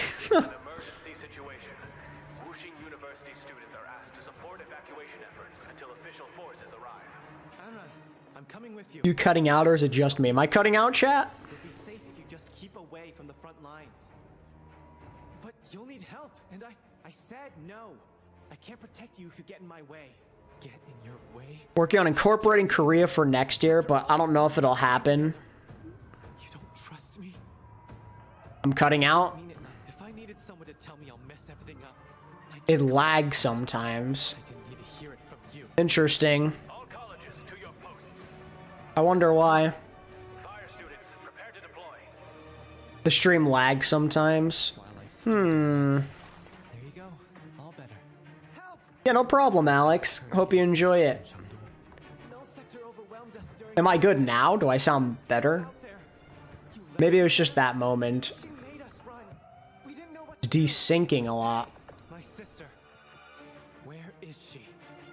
What was I thinking, picking a fight at a time like this? Her family. We're supposed to protect each other. Wu Young. Top 3 bench players. Hey, tin heads! Get away from my sister! I mean, like, it's hard. Like, would you count TVNT as a bench player, or him and KSA both just starters? NVM #1. I would see your mouth move than the audio plays. Is it better now, though, is what I'm asking. Wu Young, I'm so sorry. I never should have said. Do I have to restart my stream or what? Make it up to me later. Let's just get out of here. Don't get in my way, though. Oh, shut up. 3 weeks later, after Anran and I returned to the evac zone, official forces arrived. The following Monday, it was business as usual. Guess even null sector couldn't. Bench player equals plays less than 50% of the maps. So I didn't tell them about what Here, I peeled you some oranges. I'm just taking a break. I guess like maybe Max. Like there's not that many people who come off the bench. That's the problem. I think I know who's to blame. Benches are kind of dead these days. I thought I'd never find my place. Keep working hard, son. But after everything, I'm starting to realize maybe it was here all along. You be number one. Master gave you so heavy. Ugh. Too bad this doesn't count towards your GPA, huh? Hey. Do you want to say like Rhino for Nightmare? I don't know. What a ride. I hope you'll join us in Overwatch 2 when Wu Yang officially joins the roster. See you there.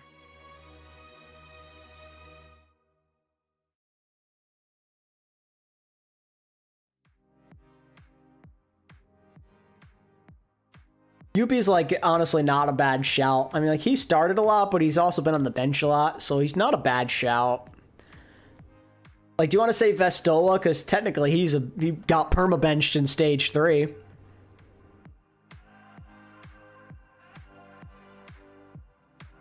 Like, I don't think Jwoo counts because he started for over 2/3 of the season before Kevster came into the picture.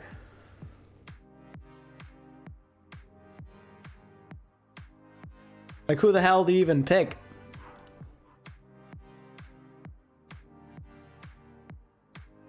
Like, do you want to say Probe on Zeta? Like, what do you go with?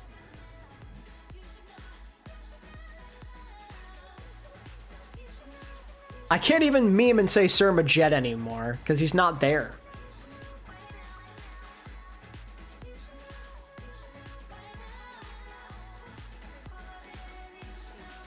Teams just don't utilize benches anymore.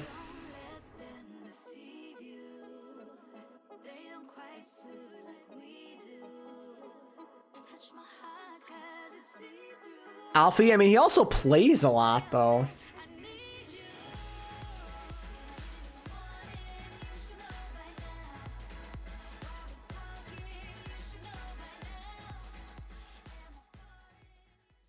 He was like a bench player in stage 1, like him and Pelican would rotate, but outside of that, I mean, he played a lot. Every map matters. Every second counts. Rocket is looking clean with these plays. You can't win. A lot of the time, they just straight up play together. On the line, Stockholm inside.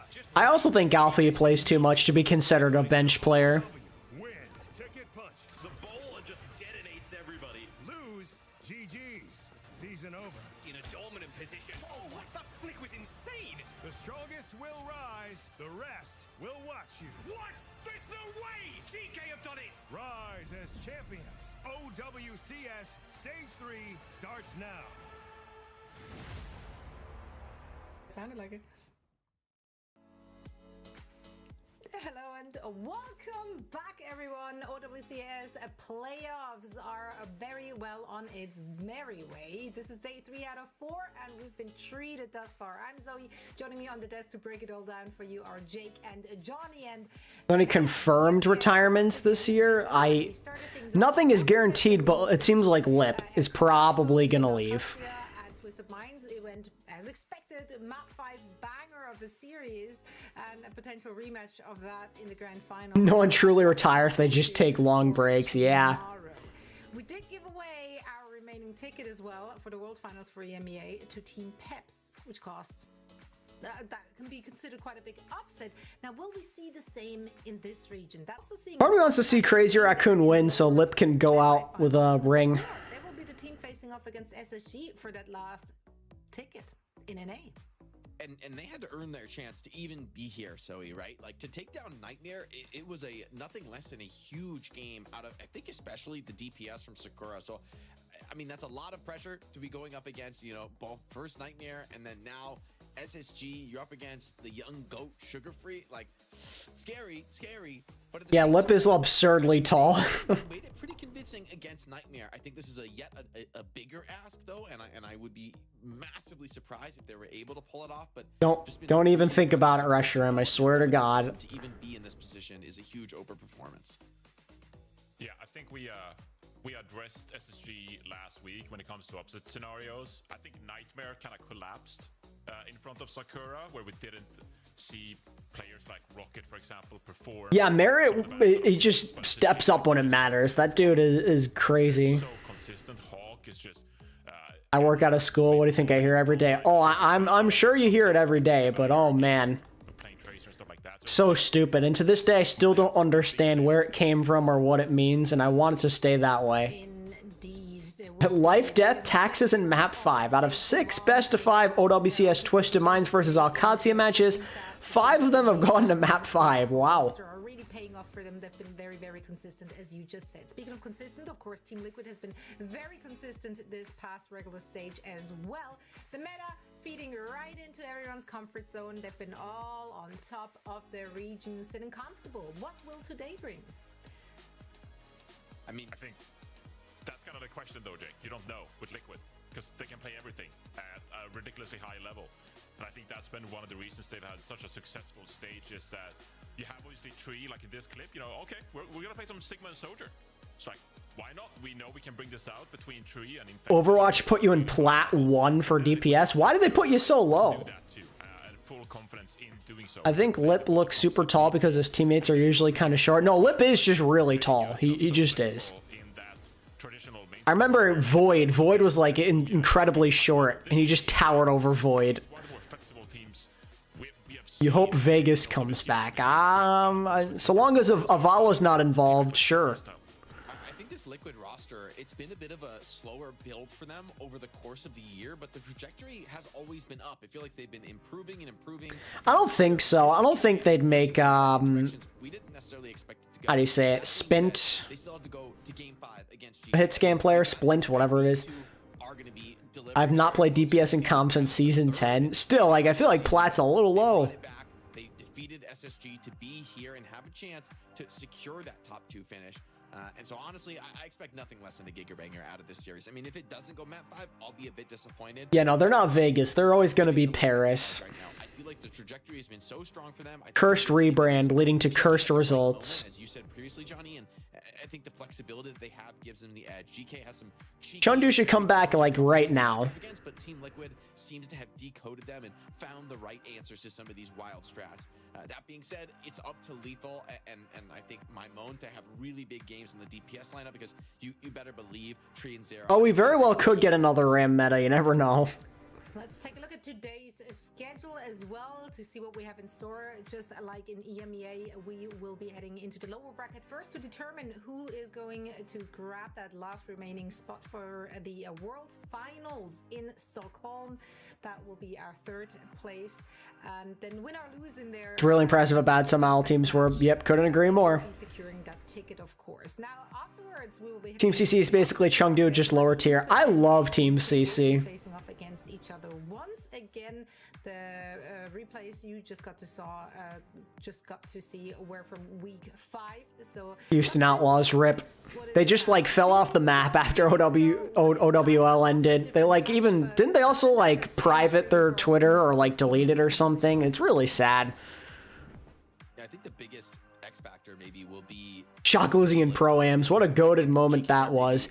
A real indicator of what season they're in for, honestly. Maybe a little bit oddly for them, being a team who's kind of gone out on a limb in terms of the strats they're playing. You can't argue with a team that's... Remember when the Outlaws rage baited Washington so hard in the 2021 play-ins, they lost 3-2. Yeah, remember when Assassin went from nice memp to literally getting player of the match on Sombra against Dante? Good times. A team that other people just aren't prepared for because they're unique. I'm kind of sad that the Outlaws went the direction they did. You know, before the Enzo stuff, they're actually really chill. Space Station, as you mentioned, Johnny, before all that nonsense happened. So this team is like feels like the team that is immune to upsets, and I'm like they used to have really good socials. Like their social media manager, they used to come into my chat all the time. They don't really make big errors. They made really good content, especially like the early OWL years. It was funny. Like with Jake and Cool Matt and Muma, they made some really funny content. In just a little bit, but speaking of exciting things, we of course have co-streamers once again all weekend long. It was like them and NYXL and Valiant who had like banger content back in the day. And Fusion too. Fusion were pretty good, underrated. Then tomorrow for Frogger. What a picture. This was honestly not even the first what is I saw happening? the first one. The first one was great. Frogger. Yeah, that Outlaws rebrand was like the most depressing thing ever. It was like a Frogger Chad, you know, Yeah, I feel bad for Dante. like that. Or maybe that was just Frogger, I don't know. No, that's what he looks like. Oh, okay, that was Frogger. No, they 100% had one of the, like, in their prime, one of the best content channels. If you could have any player unretire and play one more year in their prime, who would you pick? That's a insanely good question. There's a lot of guys I would like to see play one more time. Carpe is definitely up there for me. Jonak as well. Choi Hyobin. Agilities, because he's my favorite player ever. And so on and so forth. Okay, because, you know, I like to go in. What happened to Reiner? Lol. Fusion held giveaways at the end of their video, and since no one watched except me, I got free full clothes kit from them. That's awesome. Alarm rip, yeah, of course. I don't think I've got that Reiner command anymore, but that one got some good use out of it. Remember how many times I used to have to answer that question back in the day? Everyone's like, where's Reiner? What happened to Reiner? Where is he? Why isn't he playing in OWL 2023? Why is he benched? Why is Space playing? Why Reiner this, Reiner that? Oh my god, it drove me crazy. Yeah, I know that comes to mind usually first. Decay on Zarya would be yours. Just like, go in a time machine, bring Decay from 2020 and just yoink him into reality. So I'm more holding you to it now, Zoe. We're gonna do the gender bend display built for you too. You know what? I'm down. I can rock a beard. A Japanese streamer took his Twitter and Twitch. Really? You put on a great costume. Yeah. It's gonna be good. It's gonna be a good time. And if you want to see that, Imagine the Glads played Space and a Rider in the Jotes meta. Would have three-peated. They would have been so much better. Like, the moment they played Space, they looked like a normal team. and that is SSG. Star-studded roster, big or What happened to Twilight? He's just done. I think it was his last hurrah on Ultimates. I don't foresee him coming back. this stage and also in the That's another guy I would like to see in his prime in OWCS. tested in the upper bracket going up against Geekay. That was a 5-map series. Yeah, and I mean, I think this is an SSG kind of coming off last stage. Decay basically became John Wall in the Lizard. It's very accurate. Although I gotta say, like, as entertaining as it was complete and utter BS. Because the Washington Justice should not have even been in the playoffs. COVID literally destroyed that whole season, and so they gave everyone a free pass to be in the playoffs. So what was even the point of the regular season? Really impressed at the Esports World Cup despite some really challenging matches. Looked amazing individually. SSG took note. They brought him onto this lineup. And then Lep and CJ in the back. The oldest, most OG player still in OWCS. Soon Kelix and Ryu Jae-hong. For a while, this guy was kind of like next up in the flex support. Now he's up right now, right? This is his moment to shine and perform and do it on the world stage. Well, no, it's not even just the Kevster Reaper meme. It's also the fact that I'm according to Uncoachable, in Unter's word, Shu just did not care about learning carry. Like, he did not grind carry at all. And then it showed in the end result. So Shu and Kevster, like, their two best players literally through. In winning this series right here. It's been such a great meta for Hawk, just being able to play comfort and then Uprising versus Outlaws play-in shattered 95% of brackets. Yeah, shout out to the Outlaws for giving the Boston Uprising 2 of their 3 wins of the entire season that year. They lost them in the toilet bowl in the playoffs. I can't even think of a bigger slap in the face. because you kind of have to match it, Zoe. 2020 Outlaws sure were something. Do you think the Shock Dynasty team could beat modern day? No, definitely not.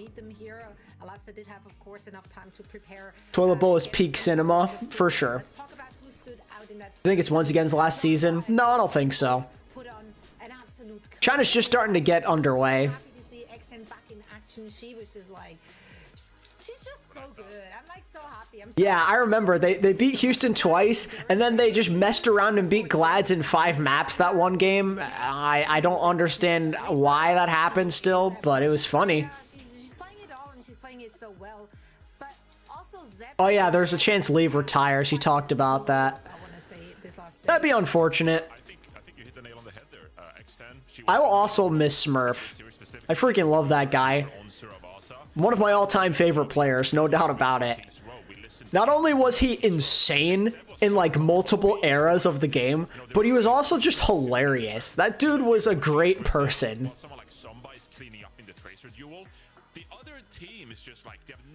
Is Geekay better than Fearless skill-wise? I don't think so. It's pretty even. The Gladiators had a weird curse where they almost never beat Boston. Yeah, they had some weird games against Boston, didn't they? Ah, yes. Sten's favorite hero in the game is Bob. It just shifts the entire dynamic when it comes to positioning and how you want to approach some of these fights. And that's why I think it's going to be way more difficult for Sakura this time around. I think Zeb is actually just a demon on Orisa, and if they can get away with pulling out the Orisa and making it work in the series, that would massively swing things towards Sakura. However, as you were mentioning, Johnny, I mean, the matchup against Hawk's best heroes aren't really that good, right? Like Zarya, D.Va, both can be kind of awkward matchups at best for Orisa, and sometimes can be an outright counter. So True, Reshiram. Remember when Glads got reverse swept by both Valiant and NYXL? Yeah. They got their lick back. They reverse swept NYXL. Or different from SSG. Very few teams have been able to do that. Very few teams have been able to unseat this very solid team. Like Tracer, Hitscan, Zarya, and D.Va, man. Like, you know, it's not rocket science, but the way SSG executed. Yep, it definitely is a new era. A lot of new faces. Whether, you know, you've got like the Winston chops on Sakura, like the times have changed.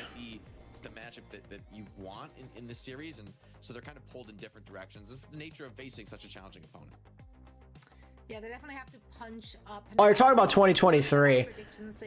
I was thinking 2018, because unironically it happened then too. But let's, well, technically already said everything. Okay, what is the potential for an upset in this one? Like, because thus far it's been like upsets. OWCS became better when players who hated playing left. Yeah, true. True. But like, is there a word? How many teams swept or reverse swept every team? Well, no one reverse swept every team, I can promise you that. Sweep, maybe, but even then, I'm not sure. I don't know about Monk. I haven't heard any news about Monk. If he does retire, I'm sure no one will know about it until it's too late. Shout out to 15% of the people who voted for Sakura. Brave of you. I gotta tell you guys, as much as I've been excited to watch Sakura this season and how far that they've combining them.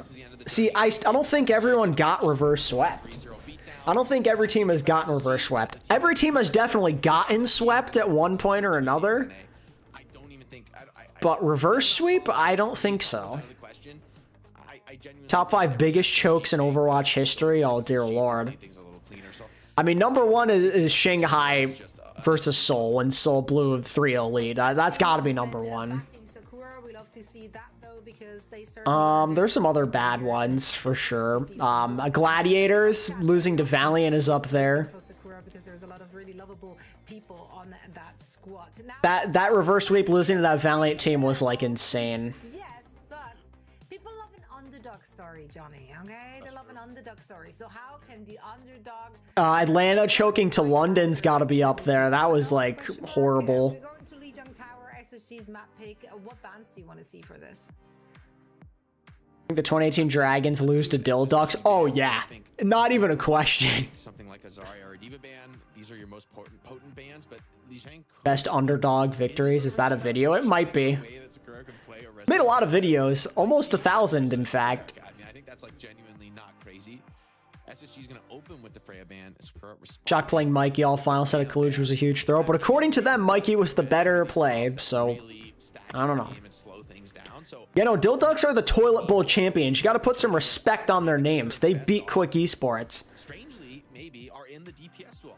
I think Zomba is, I mean, as good as Sugar Free is, I think a lot of people are probably underrating Zomba's chances to actually put up a serious fight in that Tracer battle. And then in the Hitscan duel, X10 versus Chronic, I mean, anything can happen, especially I think when you take Freya out of the equation. Now there's a lot more option for just that Sojourn one-tap effect, you know, and any given day, right? Like that's the power of these Hitscan duels and the power of really X10 season to make me believe that she can actually. Yeah, I don't really like comparing eras. I just think it's very unfair to do so. These teams, the winner will game has evolved a lot. Like, you can't just take a team from one era and place them against a modern one and expect it to go well. It's just a very unfair thing to do.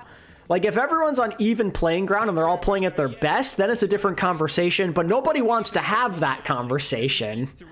And that's why I don't bother comparing eras, because no one wants to make it a fair playing field.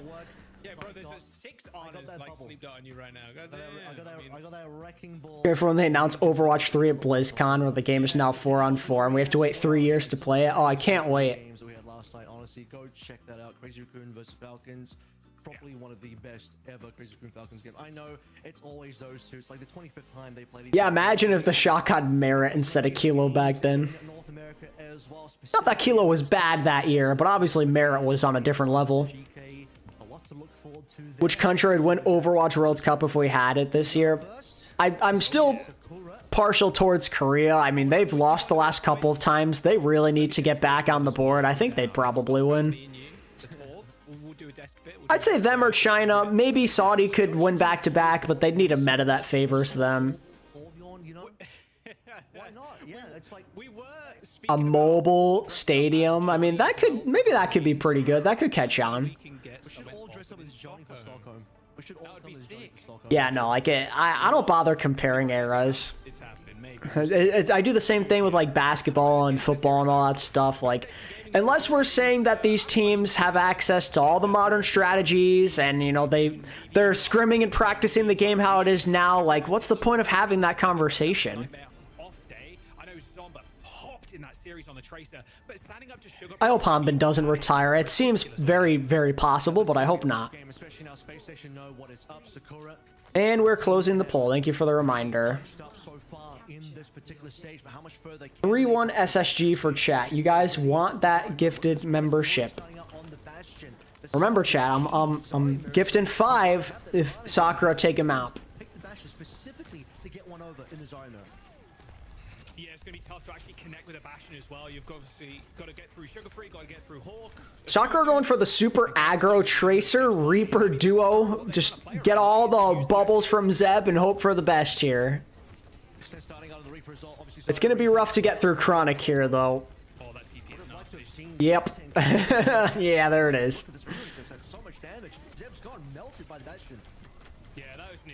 Ziad or Hanbin and a Diva off. I'm not gonna lie, Ziad right now I think is the best Diva on the planet, so I'd go with Ziad. Hanbin is obviously still really good at Diva too, but give me Ziad. Man's a baller. This really is the identity of both teams. We've seen a ton of Hawk Zarya across the stage. Zeb as well. Talk about the Arista that Jake mentioned. That has been played. I'm not a big believer. Feels weird not seeing Sugar Free on Tracer. In this Zarya matchup as well, when Hawk is going to be doing this much. So it's going to be a lot of Zarya today. For Space Station, they just get up. They've done so much homework, knowing what Sakura we're going to be able to bring in. Yeah, I mean, Sakura got the good upset against Nightmare. Shout out to them. This is going to be an absolute clinic that's put on in this game, but shout out to them for at least getting within range of Stockholm. As an SSG fan next year, I think we should sign Rhino. Maybe Admiral or UV is possible. Rhino is a must. I think Rhino's a good pickup for any team that needs a tank.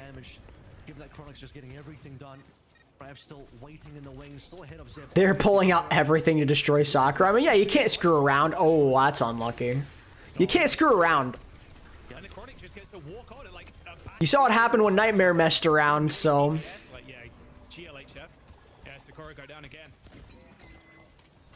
Imagine telling someone in 2018 you see Sim Bastion in a serious professional match. Yeah, for real. What Space Station are looking for here, they know that they, at least based on reputation and results, are the far better team than Sakura. We're just wanting to see if Sakura can still have that punch up like they did. Started liking sim comps after London with Backbone. I've always kind of enjoyed the sim comps.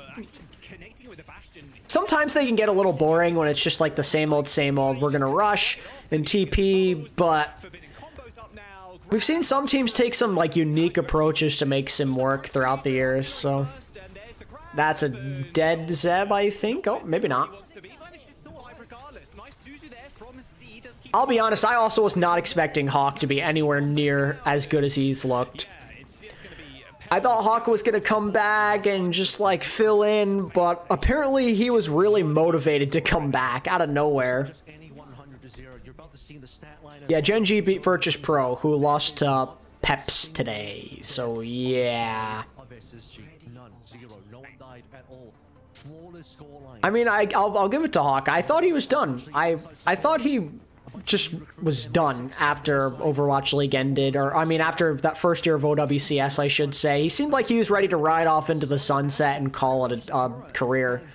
But the motivation came back. Bro's a 6v6 enthusiast, but he said, you know what? This game's still kind of fun. Is Hawk or Gator better all time? I'd say Hawk, personally. But Gator's had his moments. I respect Gator as well. Pretty iconic Ryan. Don't forget what he did on SIG in the 2019 OWL playoffs. But I think Hawk just has a bit more of the consistency. There's a configuration tank, and yeah, you saw X10 kind of wraith walking past the team, very low HP already. Remember when Gator got rage baited by Hottie on the Ryan Joel? I do. That sure was something. Hey, they got a kill. Look at that. It's just so easy. X10, she's going to struggle, and you maybe even consider, unfortunately, Freya is banned, but a Freya, a Sojourn, yeah. Here is X10, jump over to Bastion, and the sim. Okay, a little mirror match here. I like it. I like it. It's surprising that Sakura even rolled out on the Reaper again. Yeah, no, if they get cooked here, this is just a speed run, I think. The composition, but Space Station just cleaned up 100-0 9 mark without dropping a single death, which for the time being only. Yeah, I think Hottie's chopped. He looked really, really bad on Twisted. I think he's done. Sakura have no choice now to try and match. They got to be far behind and all. Well, that's a good start. Okay, okay. That's a kill. That's a kill. Let them cook. Let them cook. Let them cook. Get Sugar Free. Oh, they got point. That's another kill. X10 is cooking. Let her cook.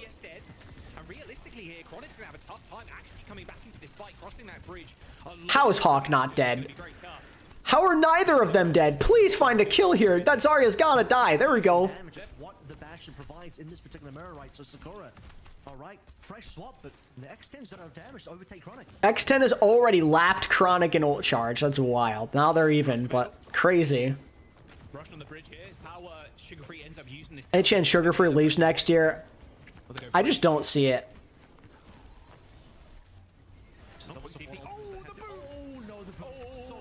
Oh, the boop! 2 fight wins in a row for Sakura. Let's go. How was round 1? Not even close.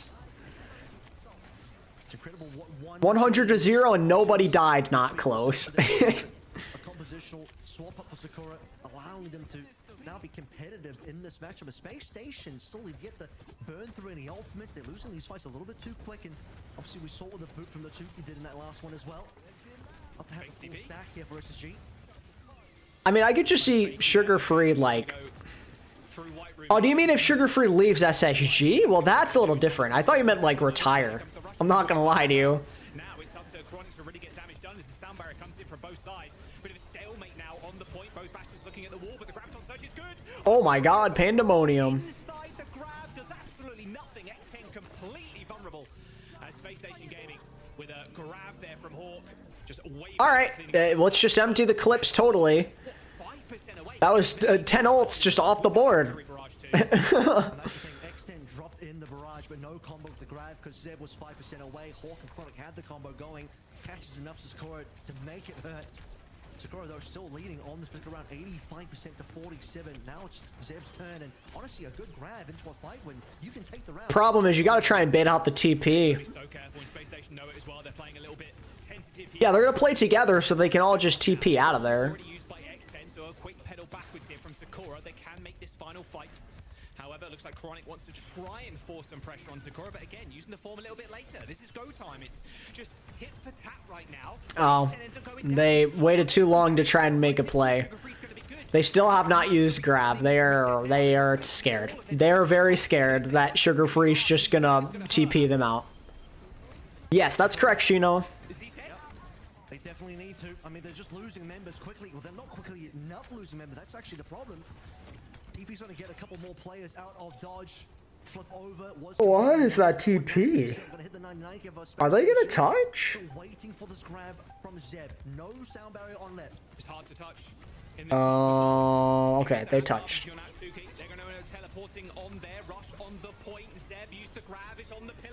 Sugar Free gets out, but he's the only one. Wait, Sakura, they're gonna take this round, I think. Lep is gonna try to touch, but he's not gonna get there. We have a tie game on Lijiang, I think, here.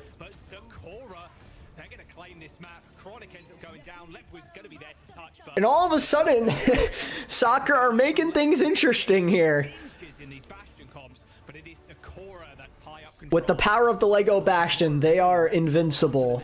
Because you go any longer than that, Hawk catches up and he's actually lapped at that point Zeb on the grab charge. Because remember, the initial grab combo, wow. Chronic working together, Zeb was 5% away. It's funny how Sakura decide to match them and then they just play better. Almost lapped him. Have to be very careful in those types of situations. But given that Sakura had that early lead, pushed themselves up to 85%, and that's Shu's kind of hard to get a grasp on. I think he wants to just keep on going. Shu's a guy who wants to win all the time. He's waiting to get that ring, you know? Like, he's won tournaments, but he hasn't gotten that ring yet. If they win this year, maybe he'll consider it, but he's got to get that ring, baby. Interesting. We're going to see a BAP here. They are just getting destroyed, but, I mean, it's even, but with the Zarya up, Hawk is killing everyone. Hawk kills 4. Wow. Maybe Kiri here. Yeah, there we go. I thought she was also going to military as well. Okay, that could, yeah, that could put a damper on things. If military's coming, then, yeah. However, you need the speed here. Kiriko's going to offer the Suzu support as well. Back into another neutral. Zeb, however, very far behind Hawk. Oh, X10 gets a kill? That's another first kill from X10 on Chronic. Bastion diff, hello? Hawk is in a dangerous spot. He's gonna be away from his team. They're gonna get the flip. X10 is just looking so much better in this Bastion matchup. Look at the damage from X10. Look, Zeb is being gapped by Hawk, but currently X10's doing the same against Chronic. And well, given that X10's done so much damage, just throw in this early barrage. They get point for free here? Not quite. Okay, they got it. Okay, Zomba dies eventually. Nice wall there from Sugar Free. Kind of a two-pronged attack there from Space Station. They managed to kill Zomba's TP. Crazy that Field deserves to be in the GOAT conversation. I don't think it's crazy. It's just, I don't think you can make a great case for him just yet. But who knows? If they win another ring, if he gets another one, maybe things will change. Another amount of huge energy on board for Hawk. He's the one keeping it alive right now. Think Japan will become a more important region next year? I do. The oldest player to play Overwatch professionally? It might be Cool Matt. Cool Matt was like pushing 40. It's got to be Cool Matt. How old is Jaehong now? I don't know if he compares. Jaehong was, or wasn't Cool Matt like in his 30s when he played in OWL?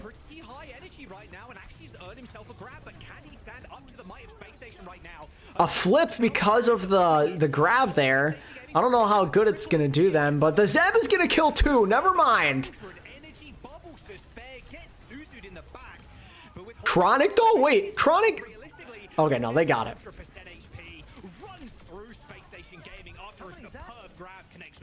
Damn, Zeb, okay. How old is Cool Matt? Cool Matt is 36. So, like, when his OWL career was over, he was like 31.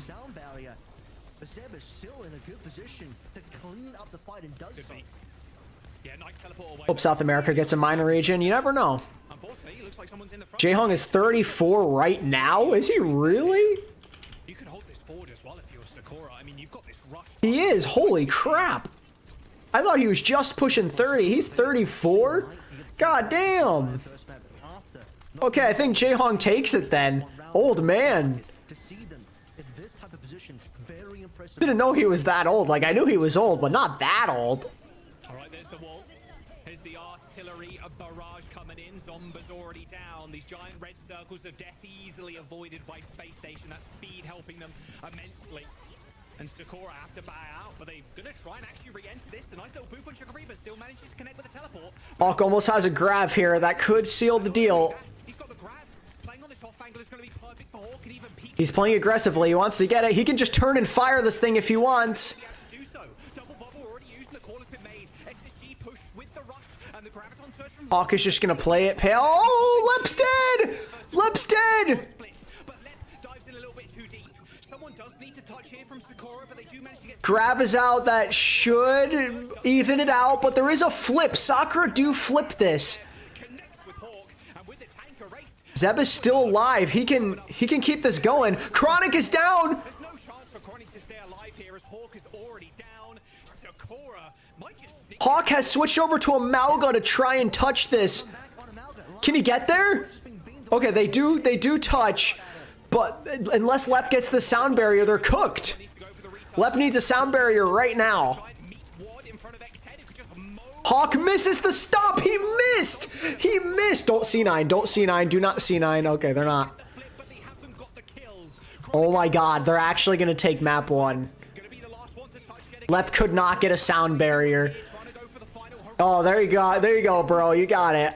Wow. Wow. Well, a deal is a deal, chat.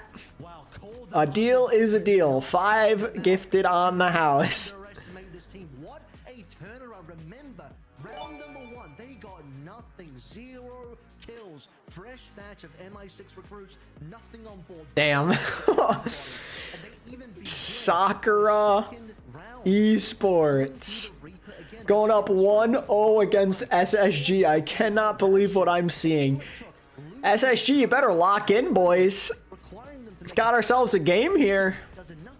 Don't choke this. She actually gets her barrage before Chronic, and then further dominance. We saw Control Center extend, just annihilating Chronic time and time again. But Zeb, look at the damage. Secret star on the Zarya as well. Surprising how much Zeb was doing when Hawk is one of the most legendary Zarya players that we've That was crazy. North America. And Zeb said, "No, I'm going to be the character today." They got 100-0'd, and they didn't get a single kill on the first round, and now they end up winning the map. Have they managed to play against this comp before? Are they going to play it themselves? Like an insane performance. Sakura beat Nightmare, so they became Nightmare. Is that how it works? You beat Nightmare and you absorb their powers to pull off magical runs and upsets.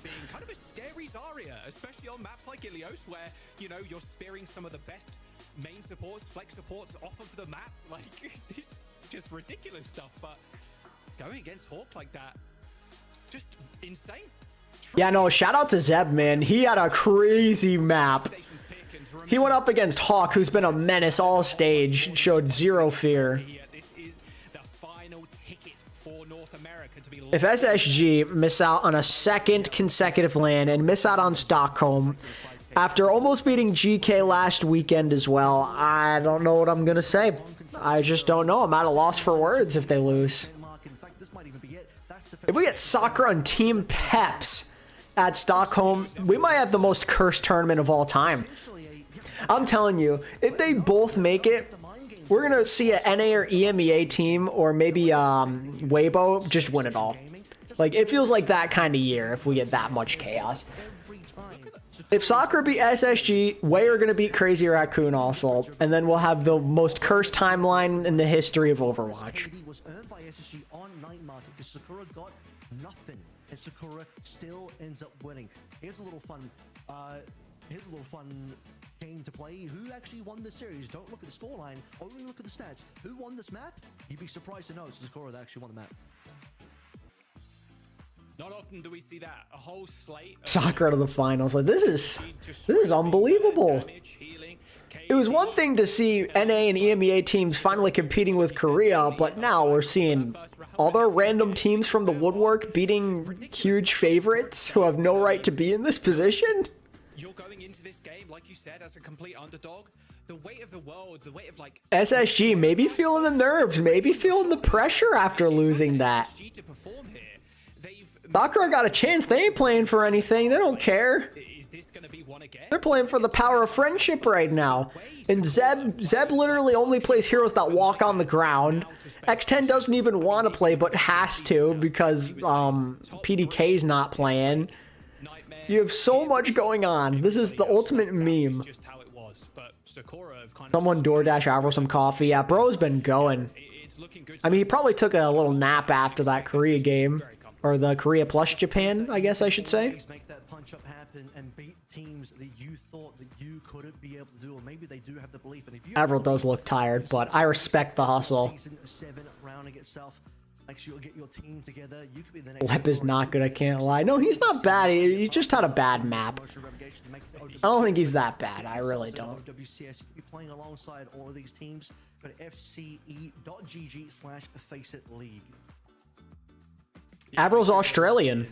Look, you can even do a little bench sitting as well, like PDK. Waiting for that junk rat to come out, buddy. Yeah, here's the referral program as well. There's a lot of bunch of not only like Overwatch coins, but skin packs as well. Some OWCS ones, so it's real nice. Even some cash rewards too. So yeah, make sure you go check that one out. Those Face It points you see in the 8, 9, 10 there, those can be redeemed for some real goodies as well. There's some Overwatch rewards you can find in the Face It League program here, including And Natsuki went -3 on Lijiang and still won. Go. in Face It seasons previously, may still be in the current Face It season. You can even get yourself a laptop just on Face It points alone. Yeah, that is fact. You know, Sakura are just playing for the memes. We'll pull our points. I don't think you can do that, but Nightmare already found that out the hard way. They felt the pressure, and look what the hell happened to them. If you're looking at this, you're thinking you Vero versus Pep's World Finals incoming, with Sakura getting 3rd place, obviously. about how maybe this is how you top SSG. You're banning things like the Freya from Chronic. You're banning the Zarya. Like, there's, if you're just looking at the ban strat, there's kind of a clear path ahead of you now for how you want to play around them. It looks like we're going to Rialto though for Sakura. We've seen some absurd things on this map. I hope it delivers again, like one of the most insane C9s of all time. In fact, a couple of them. So yeah, Rialto does always deliver, and it will be SSG banning first, and that will be the Reaper. This 27-year-old IT consultant goes 11 and 12 and wins the old-fashioned way. Nice. If only Onside beat Falcons, would have been the best tournament in Overwatch history. Yeah, I know the sheer number of upsets at that point, we're breaking records. Hawk, another one of his specialty heroes, but Hawk would also usually 30-plus-year-old starting 5 is crazy. Are there even enough 30-plus-year-olds currently playing to make that a thing? things honest. Could still be the Ramatra rounding itself for Hawk here, but I think SSG won't be counting themselves out as Zarya Mirror. Sakura genuinely behind on every stat last rap and still won. I mean, yeah, SSG trolled, man. They had a crazy ult economy and they still failed. They don't need to be playing Could Be Retired. Well, I'd have to take a look because I don't know who's at 30 at this point besides Jaehong and Cool Matt. Maybe Kelix. Is Kelix 30 years old? He's getting up. Oh, he's only 26. He's my age. Never mind. Bro's literally like 3 months older than me. Kel's been playing the game since he was in high school, bro. The Tracer head-to-head here is kind of nasty. Zomba obviously always kind of been around. Oh, is Soon 30? Oh, we can add Soon to the squad. Oh my god. Soon's 31. Let's go. Playing in the North American ladder. And always was Is Sapiobi 30? with them, so he's no stranger to the highest levels of Sapiobi's 29. He turns 30 December 23rd. Do we count him? Lip wants one more ring before retiring. Well, it may not be up to him because of military service, unfortunately. Okay, so we are going to see a bit of a change up here. We're going to see the Freya versus the Cassidy. This is where Sugar Free needs to assert his will. He is on the tray now. There is no excuse. Nice choice by Chronic. You just have to be a little bit concerned about the range difference that X10's going to have on the Freya. Should we call him an honorary member of the Pushing 30 Club? Sapiobi. X10 is just farming. Holy moly. There's the Polar up already. Like, there's no way SSG expect the Polar to be this quick. There it is. Does end up connecting it with Horde, but the follow-up, I don't think it's going to be there. Z with a quick teleport. Okay, there's a kill. The carry's down. You gotta back out. In dire need of support. Sugar Free runs down the Zarya. Extend really needed a little bit more there. Unfortunately, not expecting too much out of I miss Internet Hulk. You definitely run Old Ocean. Oh yeah, Sag. falling down. You think who can win this map? Like I said, very good in towards this matchup. Chronic, we're finding his mark towards the end of A. It'll be an overall pretty fast cap on A. We can count Dia since he's a father now. Does being a father mean you're qualified to be 30? How old even is Dia? He's 27. He's my age, bro. His kids, and he's a kid, and he's my age. Who wins, 30-year-old OWCS team or 16-year-old Tier 2 team? I mean, they're on even ground. The Tier 2 team, they all have to go to school. You know, they go to class all day, so they can't practice. And all the 30-year-olds are at their 9 to 5s. It's a nice, even matchup. World Championship right there. Can we put Faraway on this team since his wife is older than him? Like, sure, why not? They only use rush stuff, right? They're pulse now. Hey, bottom. Get rid of Kai. They're pushing it. Zarya on lower. True, Medino, true. We can swing if she's on low. Let's use our ults here. We actually win the second. Oh, good job, Hawk. Almost got that high ground. Oh, Twilight might be 30. Got his beat here, maybe. Oh, Ajax Lap! Why did you wait so long, bro? Why did you wait so long? You had all year to use that. Why did you wait so long? Okay, Twilight's only 27.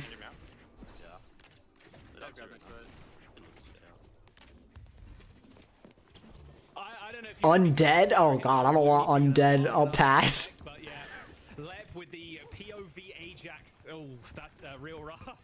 Unfortunately, it's all good though. We traded B for B, guys. Natsuki already used B. I don't think Gator's 30, no. Oh, grab is out. It catch. Oh, they're gonna grab each other. It's just better for SSG though. And a late kill into the Curie means this may not be contestable, unfortunately. Yeah, that's a cap. Surely no one dies to this. Surely not, surely not, surely not, surely not. Oh my god, that was scary.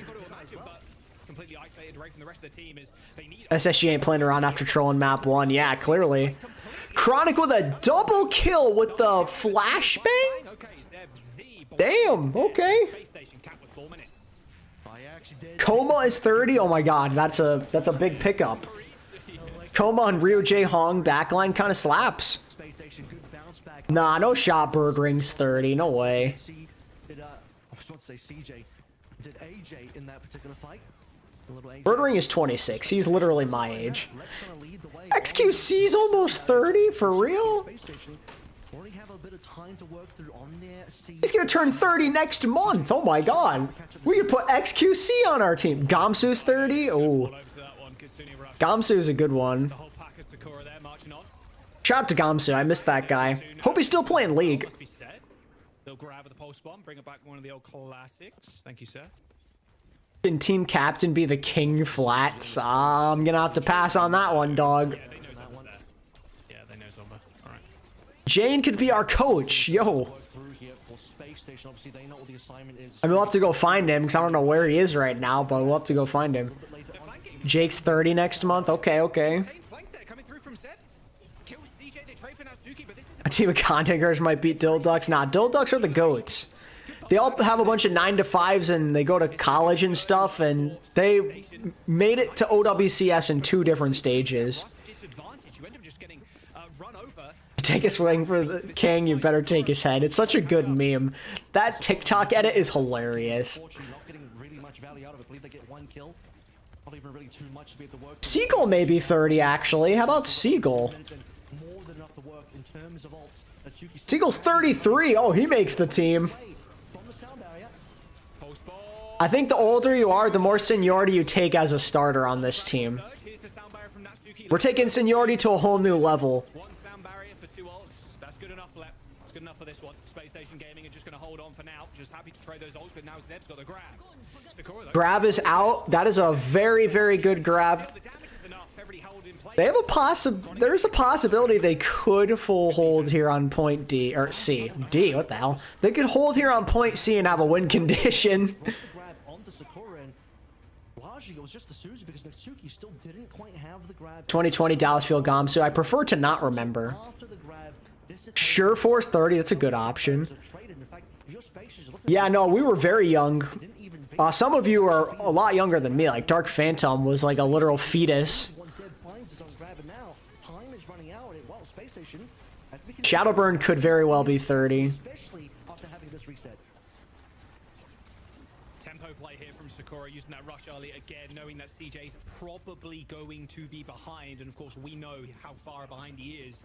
It's exactly the same style of play as well we saw versus the Nightmare in that lower bracket quarters, Avril. Proactivity from Sakura really helped to push them over the line. I mean, technically, when I was really into Overwatch esports, I was out of high school, but I did start watching while I was still in high school. Is the overaggression going to bite them, though? I mean, X10 is so low already. A nice beat down, though, from Sugar. That's a big kill. The carry's down. Sugar Free's dead. If you can keep X10 up here... Oh, no! It held it for too long. All right, they're going to cap. Scores a kill onto X10 and a high noon to finish. Space Station Gaming, regardless of losing that last fight. Yeah, I think that's a pretty good comparison there, Ty. That's a good one. Another problem there ended up still being that Sakura were behind an ultimate. Space Station may lose some fights, may not get the grab trade that Hawk was looking for, but still with time on his side, barely enough. 26's how much time will be remaining on the clock at the end of the day. I'm also an old head, Adam, but we're still here. We're still out here. Nothing in response. I still enjoy Overwatch and Overwatch esports too.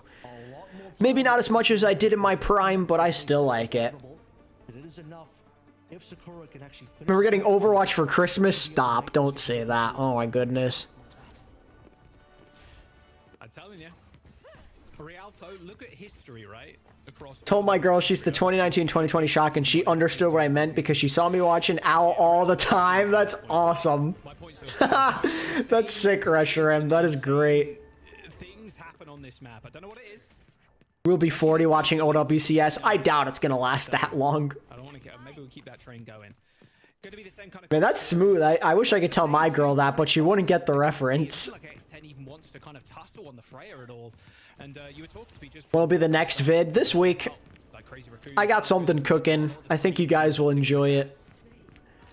I'm making the worst game for every Overwatch League team. We've done the best. Now we're gonna do the worst. You can deal with the traces. You put out a lot of consistent damage against. And boy, do I think it's gonna be a good one. It's gonna take some time. It may not be done till like the end of the week, but it's gonna be good.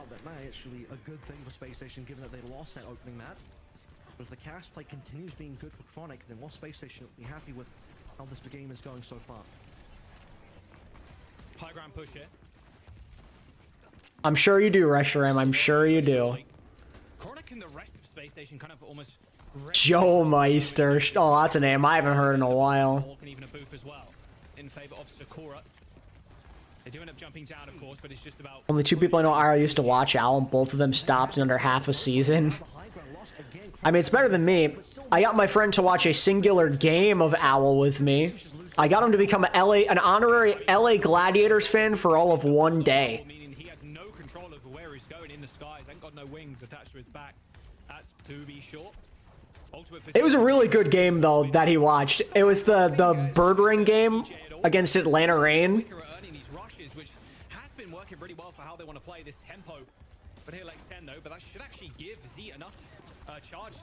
All right, so here goes the Kitsune Rush. Oh, don't C9 here.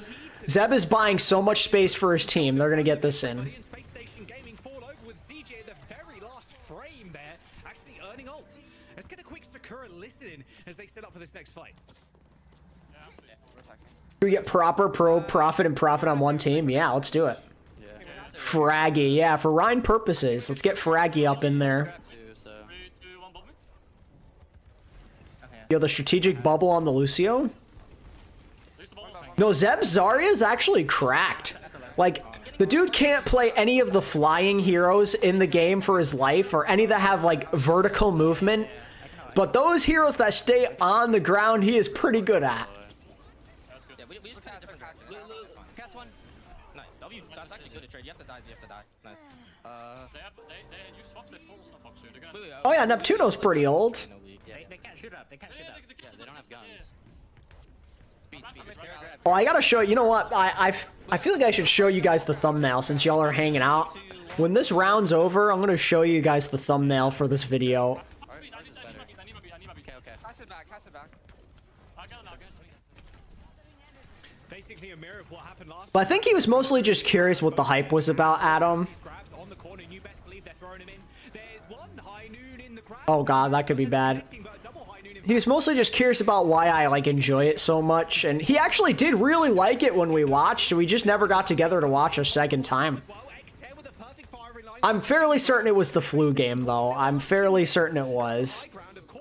Or maybe not. Actually, it may not have been the flu game. It was just like a really good bird ring game. You gotta touch SSG. Oh my god. Chronic's down. I think they're safe, though. They are safe. Onto the boats, easy kill onto the Cassidy, and somehow, some way, Space Station in a 4v5 end up. And what he's just showing peak in skill. Typically, I feel like you're at your best when like you're in your teens. I feel like it, like anywhere from like 13 to like 19 is probably when you're at your best in esports with a game like this. And then suddenly Space Station back with all 5 alive. Sakura did not make the choice to clean up Space Station members and force the 5v4. I tore my ACL. I could have gone pro in Overwatch. 2021, my friend who never watched OWL got a near perfect playoffs bracket and ended in the top 25. That's hilarious. And a whiff bomb. Zeb kills 2. He's the GOAT. Don't worry about how he got the 2. He just got 2. Oh, Zomba. They could still stall this. SSG probably still... Oh my god, they're winning it. Lenny and Lep are winning this by themselves. Okay.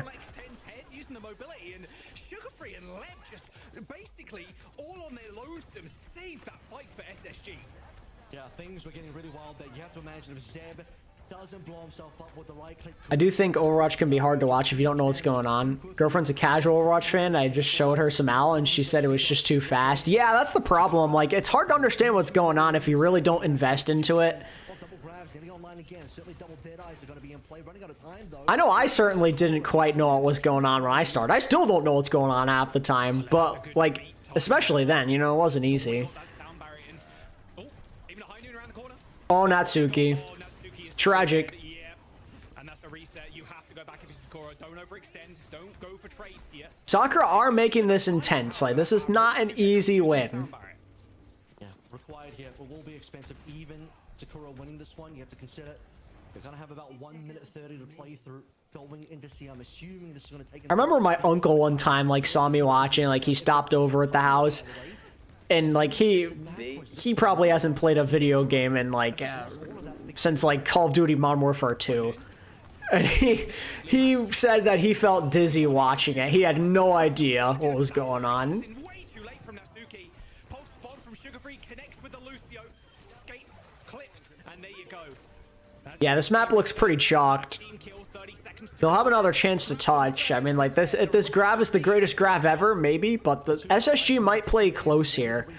Zomba needs to be setting up for a touch already, but Zomba died along with everybody else. It's gonna have to go for the... It's gonna be real. Oh wow, it's gonna be really hard to. Okay, the grab is good. Okay, the grab is actually really good, but we need a touch. And Zomba is gonna get it. They are still alive in this map. That was in the Tetris Championships. Oh really? A final parting gift there from Z ends up clipping with Sugar Free's head, and that will be the point capped unless Space Station get back. No. Yeah, no, I don't bother trying to explain it to my parents because they don't have any interest. They just support me in what I do, and that's that. Having to go for the touch. It's a 4v5. So, Sakura have a chance to extend this to extra rounds. It's not going to be easy, but they've given themselves a chance. Right-click self-destruction this time, giving Sakura another opportunity. I want to see if Zeb can catch up to Hawk here and grab charge.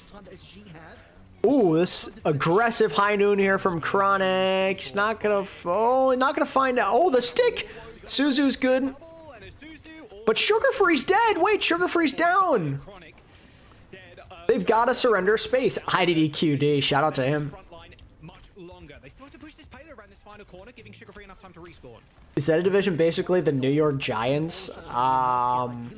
If you mean like finding unique ways to lose and giving their fans endless disappointment, then yeah, I'd say so. Have a good shot at getting this one just on defensive spawns alone. Chronic barely surviving there against Zomba. Yeah, trying to go for the hero play there on that Tracer. That bowler, like you said, available. All right, it's gonna come down to one fight here. This is it. The Bola is gonna force out a bubble there. Sakura have a chance if they can just match with the support ults. They have a chance. I'm just a little worried about this hot grav. Managed to headshot the Lucio. Here comes the rush, but CJ not too far behind there, so Z has to go. That is a worse version of Philly where they only reach finals when it doesn't matter. Yeah, for real. Oh, there it is. Okay, tie game.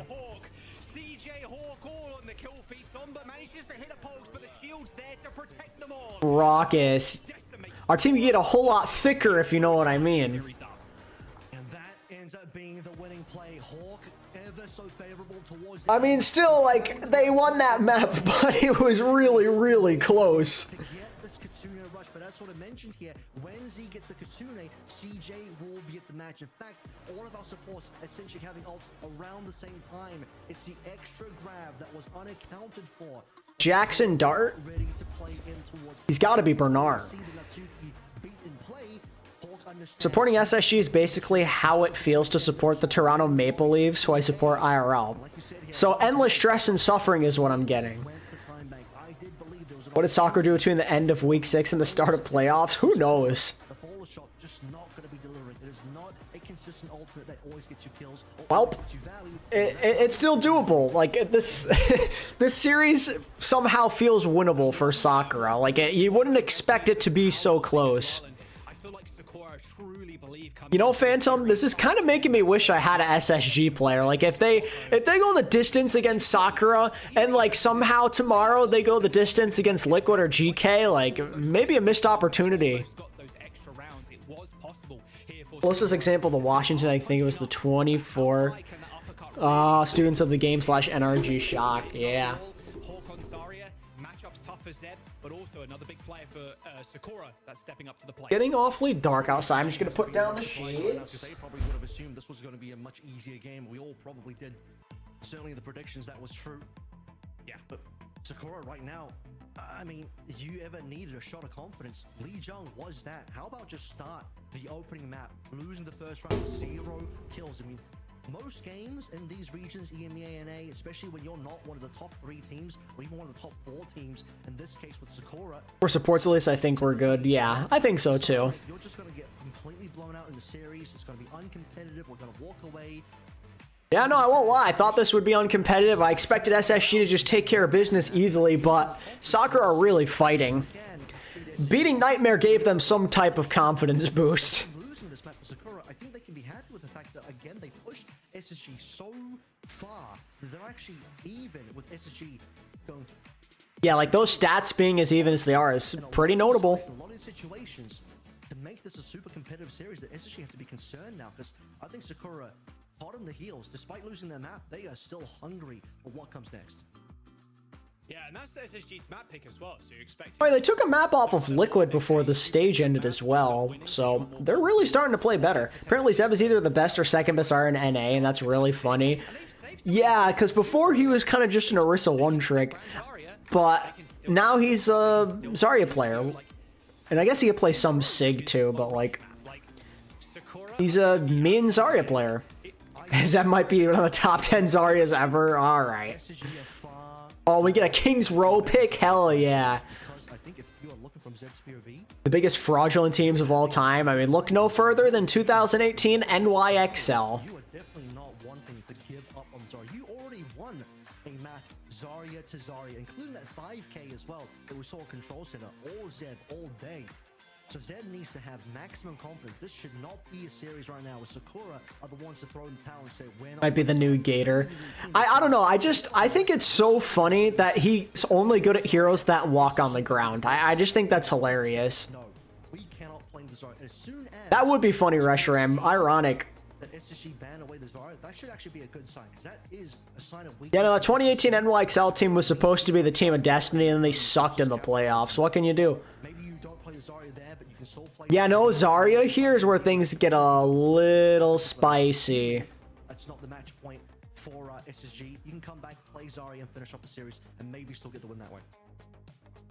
I mean, we've seen a lot of that kind of pouncing on when people are down. I mean, look at EMEA, you know what I'm saying? Like VP, Gen G, Peps, then Gen G. Like, ridiculous stuff from teams across the board. Lower bracket turning out to be pretty scary in OWCS. Zen? SSG banning the Zen. Okay. Has? They banned first. They banned Hazard away from Hawk. Alright, so they just want to force the Zarya. They literally just want to force the Zarya. Either team were really going to be locking in either of these. We're forcing you to play Zarya against us. That's what Sakura is saying. Possible throwaway, of course, because SSG were first ban as well. Oh yeah, no, they don't give a damn. They still maybe could have strategically used that ban to their advantage in some way, but what do I know?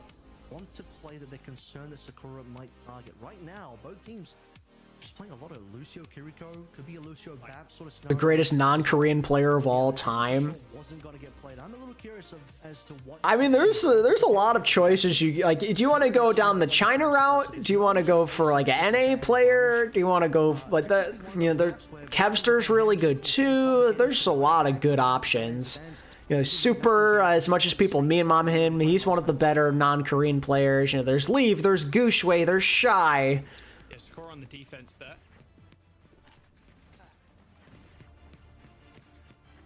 Get those scores. It is funny that Hawk was on that team. For the life of me, I still don't know why it happened. On the Reaper again.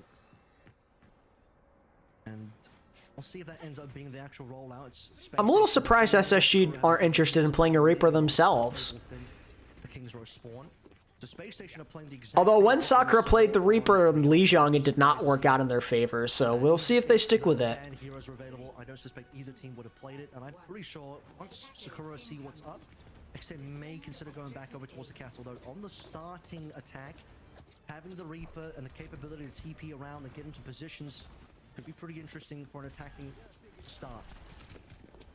Of course, the scores were 1-1 there. Sakura wasn't on match points, and yeah, Space Station banning second here. Nice little TP from X10 up into the window. CJ with a nice headshot though. Ends up Suzuing. Kind of a weird spot here, but they're okay. Get away. There's the TP and the heals coming in. Good off. Kind of just trying to pressure Hawk, maybe force out a bubble here and there. Zeb's gonna get some good charge. Oh, no, X10's gonna live. Zeb is probably in a good spot charge-wise, but can they keep him alive? They cannot. You're a non-factor in that fight, and oh boy, does Sugar Free know it. Yeah, so clearing things up now, obviously it makes a lot more sense that with Sakura banning first, they're protecting the Zarya, making sure this is going to be an honor Zarya matchup, and then the Zen is a Rip Reshiram. Get that car battery ASAP so you can get back here, my guy. Space Station happy about that beginning. X10 now will definitely, But do it in a safe way. the Reaper adventure is over. Don't speed. We don't want that. In the backline currently. It shouldn't be too much of an issue. Looks like Space Station want to kind of reclaim that high ground. Happy to kind of swap the map at this point against Sakura, who's taken Hotel, but I'm going to be as unsafe as possible. Noted. stop Zeb getting any free push, and then kind of being the canary in the coal mine as well. Sakura Esports got this guy ready to run through a brick wall. Maybe just trying to chase down T. Tina Rush is coming online for both of these teams. Hogs! What's up, bro? Yeah, we got Zarya up in here. Space Station need to have this high ground held. Extend a lot further away from the Deadeye, given that it was a little Reese to swap away. Oh, complete and utter chaos. It's good to see you, man. You're Cam Scataboo, Reshiram, true. But yeah, no, I hope all is well, Hogs. I saw you're playing for SSG in the finals now, if I saw the post correctly, so that's pretty cool. Happy for you. It's more than 2 minutes gone now. First high noon. Before the stage started, I was talking to a friend about how irrelevant Zar was this year. Look how that turned out. Yeah, Zarya's just been really good this whole stage. And you won't hear me complain. You're coaching them? Ah, back into the coaching role. He has returned. He has returned to his roots. Happy for you, though, man. Hope it goes well. Sugar Bron down. Sakura getting a tick. Like you said, Hawk a bit farther ahead than Zeb on this Graviton surge, and they're happy to give a couple of ticks up to get some positioning. I mean, SSG can go here. Hawk could fire this away and just see what happens. He does. He got the Lucio. Zeb might respond with one of his own here. He's so low, though. Oh, it doesn't look good. It doesn't look good at all. Wait, maybe? Maybe? Wait! Oh my god! They're gonna get it! They got it! Let's go! Wow. Alright, we got ourselves a map. Back where I belong, just thinking, not shooting. That's what's up, man. Can you give a recap of the metas we've had this year? Oh god, I'm gonna have to think hard. I mean, like, right now we've got a lot of Czar. You know, Korea likes more of the dive, obviously. Like Winston, Ball. We're seeing a lot of Kiri. Kiri's just really good right now. Early in the year, we saw like a lot of Hazard. Like Hazard dive was pretty good. And then at stage 2, it kind of transitioned into Ramatra Brawl. It's like, we're going to play Sim. We're going to play Ram. We're just going to run you over. And that's why EMEA performed really well in that tournament. And shout out to Zeb. He's on his other signature hero. Going from the Zarya to the Orisa. Usually you see people swap to the Zarya to counter the Orisa. But this man is playing Orisa. Zeb is back where he belongs, on the horse. One of 2 signature heroes for the man. Yeah, like Winston and Hazard were both really good in stage 1.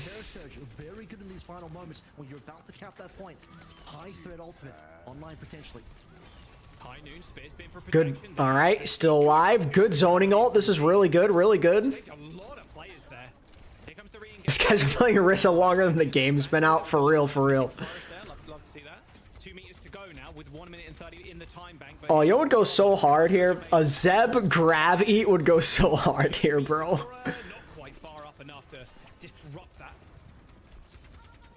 And no javelin to be thrown into Chronic as well, which would have certainly canceled that ultimate. I mean, that kind of is the condition. Like, if this grab gets neutralized, Sakura have a good chance of getting to point C. Hawk has gotten himself on the high ground. He's in a good position to beam people down. He's going to use the grab away from the Orisa. But, okay, there's a kill. They finally found a kill. Lep is going to actually use the sound barrier there, which I don't know about. I don't think they needed that. That could cost them. Sakura actually have a legit chance to get to the next point here. Zeb is not old. So there's no way.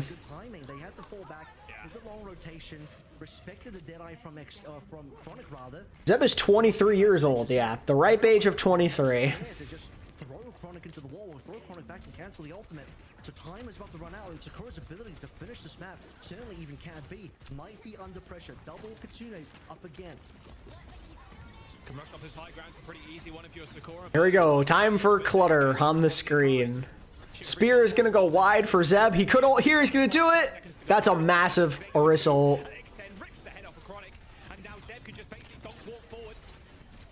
They're going to get the kill on Hawk just to make sure with the pulse bomb, and point C unlocked for Sakura. What a competitive series this has been so far. Can't believe I'm saying that. Just burning through all of the bubbles there. Zeb waiting for his timing. Gets that terrace, which enables a couple of kills. And once Hawk's got absolutely no utility. Any player moves you... Like, do you mean like, I'm assuming you mean just like a team picking up a player, or like a team, or a player like leaving a team, maybe? It's hard to say. I mean, like, I expect as long as he's motivated to play again, Stalker will probably find a new team or go back to Falcons. I don't know. This is not just perfect. Oh, no, it's literally perfect for Zeb. Like, Zarya's in such a good place right now. He can cook. Right now, he's favoring the Orisa. Good for him there, I guess. But generally, he's been playing the Czar and has looked pretty good. both of them available, ready for the Bro rolled a nat 20, yeah. lagging behind a little bit on towards the sound barrier. I don't even know that Space doesn't want to go too early here. They're happy to burn the timer down. Yeah, 100%. They don't want to press the Gen G Stalker. That'd actually be sick. Like that Gen G goes back to Korea, they start a team, and then they have Stalker be like their star player they build around. That said, that's going to be where Sakura's push stops. A little unfortunate, but still, they managed to get this far. Natsuki with the solo beat, and that is where the payload is going to end. A silver bullet between Natsuki's eyes and Space Station Gaming. Don't want to take the Casimirs. I think Freya Orisa better. Yeah, no, they haven't touched Cass. Well, no, they have touched Cass, but like they've kind of just been getting outplayed. I mean, yeah, you got the gold, you got the fortify, but the spare spin not going to nullify. Now kick Krusty. But once Hawk has 100 NRG shot comeback, and then they get Krusty. Imagine. damage, very up in there in terms of where that energy charge was. I agree with you, Bob. 100%. Zeb went down. No more util available from Zeb. Loses his life. Free. Yeah, no, for sure. I think the Sakura players, maybe even some of the Peps players, are putting themselves on the map with this type of performance. Spending too much time on B, couldn't quite find the timing to get that. I'm a little curious to see if like any of the good Korea players who have risen to relevance would be would have any interest in being a import player in like NA or EMEA. So there could be more opportunities. I mean, like we saw Knife try to make that work, but ended up being a bad fit. Generally, it seems like outside of like a couple of examples though, that it hasn't worked out doing that. It's been better to just stick to players within your region for NA and EMEA. But we have seen some success. Like Simple on Twisted Minds and then Checkmate on Katsuya. And then J-Will on Virtus Pro. That's why I didn't want to see Zeb come through on the wrist. I think this should stay a Zarya mirror. 12 p.m. for me is not even the last match. I am cooked. Yeah, you sure are. Good thing it's Saturday. Just by playing it, they already did so on Legion Tower. They nearly did so on Rialto. Does Sakura have the team with the most players having letters closer to the end of the alphabet? Oh. Maybe? It looks like it. 2 Z's and 2 X's. I don't know if it gets any better than that. Damage down onto the Orisa as the cast. Just like headshot. You're not missing, bro. Like that head's the size of a skyscraper. I mean, we've seen Orisa metas where Cass has been one of soft counters against Orisa. That's certainly been the case. Even yet. Ooh. Extend been put on 1 HP by the way. Oh my god. Yeah, Chronic getting a double heady. I don't know. I still can't help but feel like Sakura should go back to the Zarya, man. It worked well for them. Hawk just takes that high ground with impunity, and everybody's so low trying to get through here. A very early Suzu usage and 2 Avril. I mean, that's 3 ticks for SSG. That's the car. This is a mistake from Sakura. I think Zeb. I don't know. I think this is a mistake. Yeah, okay, good. I think you're better off just seeing what happens. Obviously, this is a mirror that's tough for them, but they've shown they can win fights. They've made maps competitive. Just go for it. Orisa really does not play well in Zarya, it's true. Quite a bit behind in this case in terms of the grab. However, at least Z and CJ still keeping up in terms of getting both Kitsunes on. Yeah, Kitsune rushes. Both CJ and Z kind of keeping up with each other, of course. And they're going to pop them down at the same time. Zomba in the backlines right now. Oh, there we go. A stabilizing kill here. There it is. Very least for Zomba. Invisibility cloak broken. Cannot be seen. All falling there as well. No grab available. No grab spent. They do have to give some space though, because they lost a couple of people there, so they can't play too far up. Just gotta play it safe. Hawk does have a grav here. Could be a problem. Zeb already at 70% to his own though, so he's catching up pretty quick. Some of the best names in Overwatch history. My mind often goes to Checkmate. That name goes pretty damn hard.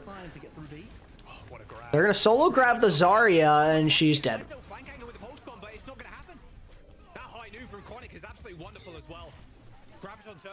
Okay, this is starting to look a little scary. So a quick grab on the corner as the rest of Sakura kind of like cascaded off of that high ground, but we were just too late. Need a recontest and just like a solid grab here. Only chance you have. If you don't get a good contest here, if you don't win this fight, the map's just cooked. You can see the golden box of victory already. I fear if Sakura lose this cap, the map is done. They got grab in 10 though, that's the important thing. Zomba's gonna stall, high new on the corner. Okay, that was a little scary. All those bullets with the shield, so 300 energy, thank you very much, and a quick retreat in the subway. That's still going to be the threat. Space Station have no defense against it. They've given themselves an opportunity here. A grab could give them some newfound life. If you put a prime sugar for in the 2018 Dragons, how many wins do they get? 0. A grand total of 0. Grabs on Surge on the point. Catches 2. Hawk ends up coming up what big with one bubble, but Sugar Free connects the pulse ball onto Zeb. The whole time, Sugar Free still in the back line. This is okay. Zomba's getting the cleanup needed to keep this alive. 2:20 to go. There's a chance. So you're saying there's a chance. End up escaping with their lives, but that is a Graviton Surge now off kilter. Sakura is Hawk's got 55%. And look how much trust being given over as Z. Zomba's really been lighting it up here on this defense. They need him to come up big again. He's looking for the Kiri, trying to force out a cooldown. Can't quite get it. There it is. That's oh, and Hawk dies because they didn't have the resource. Oh, don't die here though, Zomba. Oh my god. CJ used his Kitsune as well. CJ was 180ing every other frame, like trying to make sure there's a kunai sent towards Zomba. Oh, they got Sugar Free at the end too. This map is winnable now. This map's unironically so winnable now. On the Sugar Free, slowing things down a little bit more. Zeb needs this time to build up a grab. NA might have a higher amount of high quality Tracer players than Korea. I don't know what's up with NA, but they got a bunch of Tracers. You're so right. At the start stage, I remember us talking about Zeb, and now look at him. Oh my god, Zomba! Let this guy cook! Probably didn't need to use that pulse, but let him cook. Yo.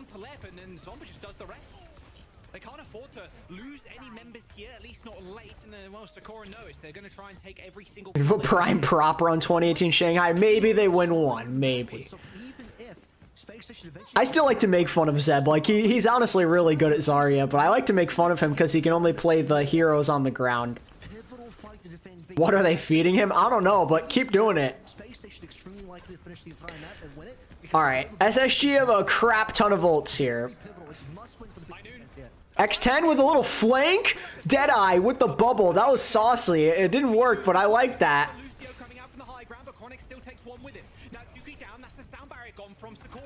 Zeb oh, Zeb dies. No. Zeb dies to himself. He right clicks himself. How did X10 kill Chronic? Wow. SSG are gonna just... Why? What? Why did he do that? What? No way that just happened, bro. There's no way. I did not just watch that happen. I refuse to believe. I just watched Bronze play. They're cooked now. It's over. They're cooked now. It's done. It's done. That is an insane way to lose a game, bro. What was that? What in the hell was that? Wow, what a finish there. I mean, you had an opportunity for Sakura, and I'm not even just talking. When Collegiate comes back, will you make video? Probably not.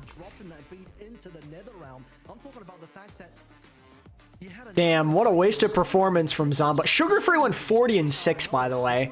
That might have been the most quiet 40-6 because of what Zomba was doing. Wow. players to build up ultimates as well. But the inevitable fight comes where Hawk... Still, though, really, really close. Still winnable for soccer. I don't care what just happened there. Still winnable. In the middle of nowhere, XN finding herself kind of solo as well. Hawk ever threatening that grab. And then as plays are cleaned up and Zeb blows himself up again, I just can't imagine the two can... Why go for that play? Reset. Allow the cap to come in. Just reset. The question is, what can Sakura do here? What is the ban strat? Like, you could ban Tracer here, but, like, Zomba's cooking right now. To go for this final weird solo beat play on the payload. Payload takes a little bit of time to get going. The little barrier thing. I clicked back on. The first thing I saw was a one-man Ajax. Yeah, no, that was one of the worst plays I've ever seen at a professional level. Like, that was mind-numbingly bad. 3 maps now that we've had have been unbelievably close. Z is keeping up with CJ. Zeb, even on the Zarya mirror, keeping up with Hawk. They're making plays like this. Zomba getting the one clip on CJ there was gross. I mean, like you said, I think it's a great point. Zomba was just slowing SSG down. I really do wonder what the play is now, man. What is the play? What do you do? They're trying to push up to try and get a nice touch on the payload. Was that worse than Ajax himself? Yeah. 1000%. Disaster hitting Sounds good, Hogs. Good luck with the scrim. Bro, I can't believe I just witnessed a one-man Ajax. And it could have been even closer. Maybe it could have been a win for Sakura if the Orisa wasn't there. I just still... Yeah, I also question that, you know, that's a good point by Avril. Had they actually just stuck to Zarya instead of getting cute with the Orisa, it could have been a different series. Zarya's in this game, okay? And that Orisa just didn't do anything for Zeb. So you have an extremely close King's Row that had a bunch of Orisa that honestly, in my opinion, was a detriment and a liability to the team. Had they not played that, how much closer could it have been? Would it have been a win for Sakura? There's a lot of regretful moments, unfortunately, for this King's Row. And maybe in the series as well, where, yeah, they won the League Jung, but the Rialto... That's a mute chat and swap type of mistake, yeah. Like, oh, what if you just didn't play the Orisa? What if you didn't have that weird Ajax? I miscussed on the cast, me too. Just so many moments you're going to have to play back where if there was a... Your reaction to that Ajax, I'm still trying to find the words, because I don't have any to describe what that was. That might have been the map. King's Row might have been the pivotal map. I'm going to be real with you. 2 more maps potentially here in this series. SSG with a... Sakura need a good ban here. I don't know what that is. I really don't. Because you could try and nerf Lenny with a Tracer ban, but then you're nerfing Zomba. You can't ban Zarya, because that's the only thing that gives you a chance. Like, do you consider banning, like, a Kiri or a Lucio and just mixing things up? I mean, maybe. The mentals on the backline of Sakura have been very good. Z holding on to rushes. Even, like, Natsuki sometimes holding on to sound barriers, understanding this kind of flow, this tempo there. Yeah, it certainly was one of the plays of all time. Were we going to see the Zarya ban come through eventually? Like, we're going over to Esperanza now as our push. I mean, at this rate, Sakura, ban away your own Orisa and then just force Zarya the entire way through. Diva's maybe not even going to be relevant here just because Diva doesn't play well into the Zarya either. I still genuinely believe SSG are far more likely to ban away the Zarya in this matchup if it really comes down to it. But they're in the lead now. Even if Sakura win this one, SSG have priority for the final map. They will have map choice. They will have first ban. And there is a possibility that Zarya ends up being that first ban. I mean, what do we have left? Have we played an escort? We have, right? We played Rialto, so there's still... Okay. I mean... A sim ban? Get rid of that. That's actually going to help out. So these bans accomplish nothing. That's good to know. Yeah, what do we have left? Flashpoint at the end of it all. So that's a reasonable Zarya map. That's one where Sakura would want to finish on the Zarya. And if SSG say, you know what? Let's go to map 5.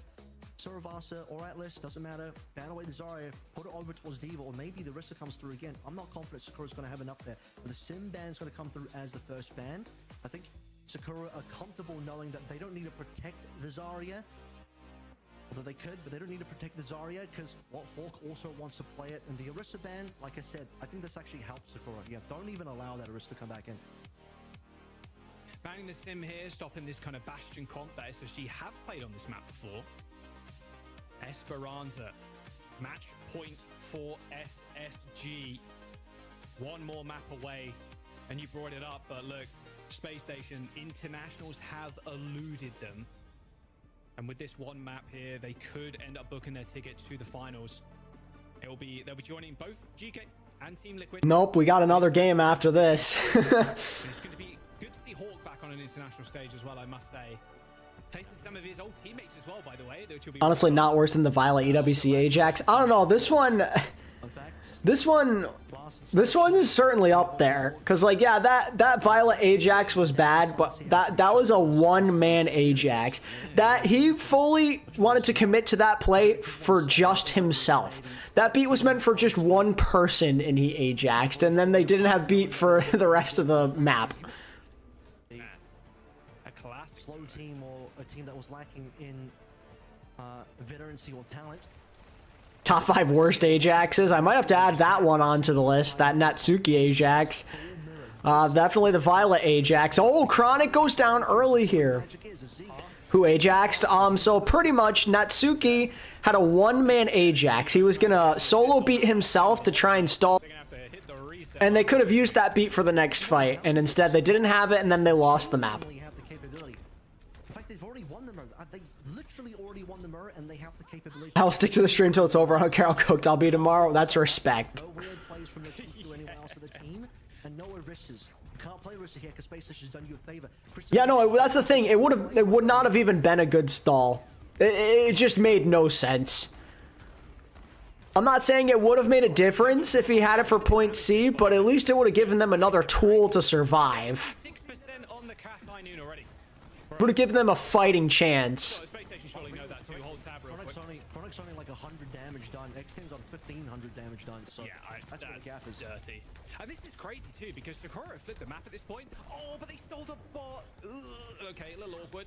If you hold the bot there, you have High Noon. You have to force Space Station to spit. Like that ceiling of the bot is disastrous. In all honesty, they end up trading their Cassidy's too. This is Space Station. Yeah, this is Grand Bot Auto there. Or Grand Theft. So, yeah, we don't play for OWCS. There's a big difference. If it weren't for those meddling kids, and well, Space Station will take another fight for them to get that flip in. Extend really being the one that has the advantage. Still, though, despite that happening, Sakura still have a chance. It's not over till it's over. I'm a little worried about Hawk here. He is a bit ahead of Zeb. Roads are traded. That is a big kill. Chronic getting picked on again for the second consecutive fight. Once again, picked off first. They trade rushes. They have a player advantage as well. Or I should say second consecutive fight win. Yeah, they're not going to let them. Sakura happily kind of Don't lose to your Tracer here, though. There you go. There you go. These Graviton Surges coming up online as well. Yep.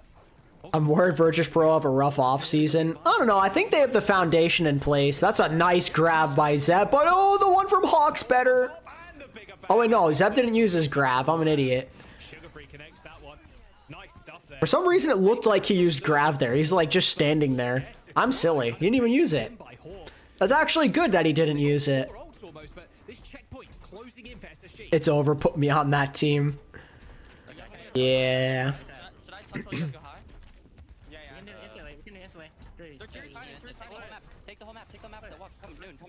Ooh, taking the bot back. Okay.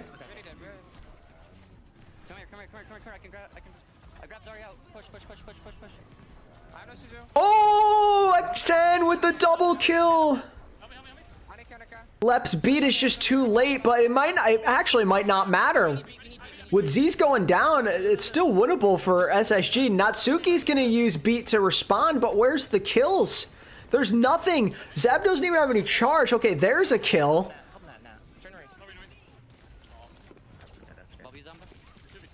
It's still really scrappy. Oh, Samba! He trades his life, though. Man. I'm here, Alex. We're 3v3. I'm walking. I'm going high, We have rush really soon. Play for rush. I'm not there. Guys, play for rush. We have soon. 10. They're gonna watch it. Hey, Boa. Zolo. They're all here. Wait for us. I can rush out the advantage. Tracer's back. Should be on left. We should push. Cast main. They're walking left. I cast one. You're no Suzu. I'm rushing this. All right. Kitsune mirror here. Pulse bomb from Sugar Free connects. Oh, oh, it doesn't matter. Never mind. Okay, so Sakura have used everything they had. This is where it could get a little snowbally. In all likelihood, SSG are getting checkpoint here. Like Hawk is still coming up big, high energy, picking off kills, and Sakura had no control of the previous two fights. Zomba doesn't want to surrender it so easily, but they're just gonna get it. Yep, the butt scratch activated. Didn't even have to use the grav. Sakura are gonna try and maybe flip the map here. That's the idea. Oct doesn't want that to happen. He's staying firm on that point. Grav to make sure that they get the Zarya. X10's the best Cambodian player of all time. I don't know if I can even name another Cambodian player, so yeah. Yep, it's getting a little snowbally here, chat. And imagine if the Suzu got Zeb out of the grab and ends up being a Nene grab. That would be a legendary one. Well, we'll have a couple of different whiffed ults this series to talk about. Unfortunately for Sakura, Oh, they're getting aggressive here. One day I will do a best player for every country video, I promise you. That day is definitely not soon, but I want to do that someday. Some teams are going to be really, some countries will be the easiest thing ever, and others are going to be like so hard. Good news is I can't call Theorem in this push because, well, it's not physically possible. That was me, Parker, dude. I gifted 5 subs because Sakura won a map against SSG. Yeah, you got lucky. Congrats. Best North Korean player. Okay, dude. It's going to be extremely hard now. They're going to rush out of this one too. X10 trying to get a nice little flank there, but unfortunately they're trapped in the room again. They're just getting bullied. We need a... Okay, there we go. It's looking bad, though, chat. It's looking bad. This may be where it ends. In this situation, you want to be up ultimate. Know me best Mexican player? Oh, undoubtedly. Korea, China, and America are probably the hardest, yeah. Hell, even Canada is not the easiest. This is exponential. Every further meter you gain is more difficult to gain than the previous meter before that. So for Sakura, Oh, extend in the wrong place at the wrong time. Extend dying here is certainly not going to help their campaign efforts. But in that OT push, every meter counts. So just allowing spaces to squeeze in a couple of bonus meters cannot be allowed here. 3 minutes of playthrough. And Sakura, are they going to play these ults to snowball? Because they still got a cap as well, by the way. I guess Zomba got a buff because he dropped a new montage 5 days ago. Yes, that classic montage buff. There's a beat, there's a pulse bomb, bigger bang available for Sakura. But they've got to try and find an opening. Trades here are good for SSG with 2.5 minutes. Sweden does have quite a few good players, like Finland does as well. Yeah, no bueno for SSG. Do players with multiple nationalities count for both? I mean, yeah, I don't see why not. Lucio dead means, well, no support ults available for Sakura in that fight, and they don't use anything. 2 minutes to go, Avril, and Space Station is still on the control of the bot. Space Station at this stage is just going to put... Oh, didn't Linkser have like a really great nickname, like Finland's gift to esports or something like that? That nickname goes incredibly hard. Oh, what a sick grab. Hello. Oh, wait. Clean, though. Clean peel from Z's. Lethal best Turkish player. I don't think I can name another relevant Turkish player off the top of my head. Best player from every state. I've talked about that before, like with some other people, like taking the data down, like doing like a survey, doing research to figure out where everyone's from, or like a tournament, like a state tournament, you know, like the best team you can make from every state, and they all play in a massive tournament. Japan also might be hard, yeah. High noon, Sakura used the rush. Chronic, yep, has to cancel, ends up backing off. X10, oh, Chronic just runs to X10. Yeah, this game's about over. I don't even think Wyoming has 5 Overwatch players. I don't know, man, I don't know. Support ultimates used, but Sakura do the same thing. Taio's the only Japanese OWL player. I think so. Well, no, actually, isn't Finn? Finn is technically part Japanese, isn't he? Sakura, the only real win condition here to clear this amount of gap is they have to have capital ready and they have to start with this flank is nasty. Cooked. It was a good effort from Sakura, but not meant to be. You're gonna die if you don't look at that cast. Unfortunately, their Zomba ends up dying last with 10 seconds to go. Sakura, they get team killed. Luckily, though, there's a wave respawn coming in, but it's OT. OT push here for your final attempt. You need to lock in this map to get to We'll do a Google forum to, I don't think so. To be honest, I don't know if I'm going to do best player forever hero this year. The interest has gone down significantly, so I don't know. It's a project that just takes a long time, and I think maybe it's time to let it go, like with Overwatch League, to be honest. This game's over.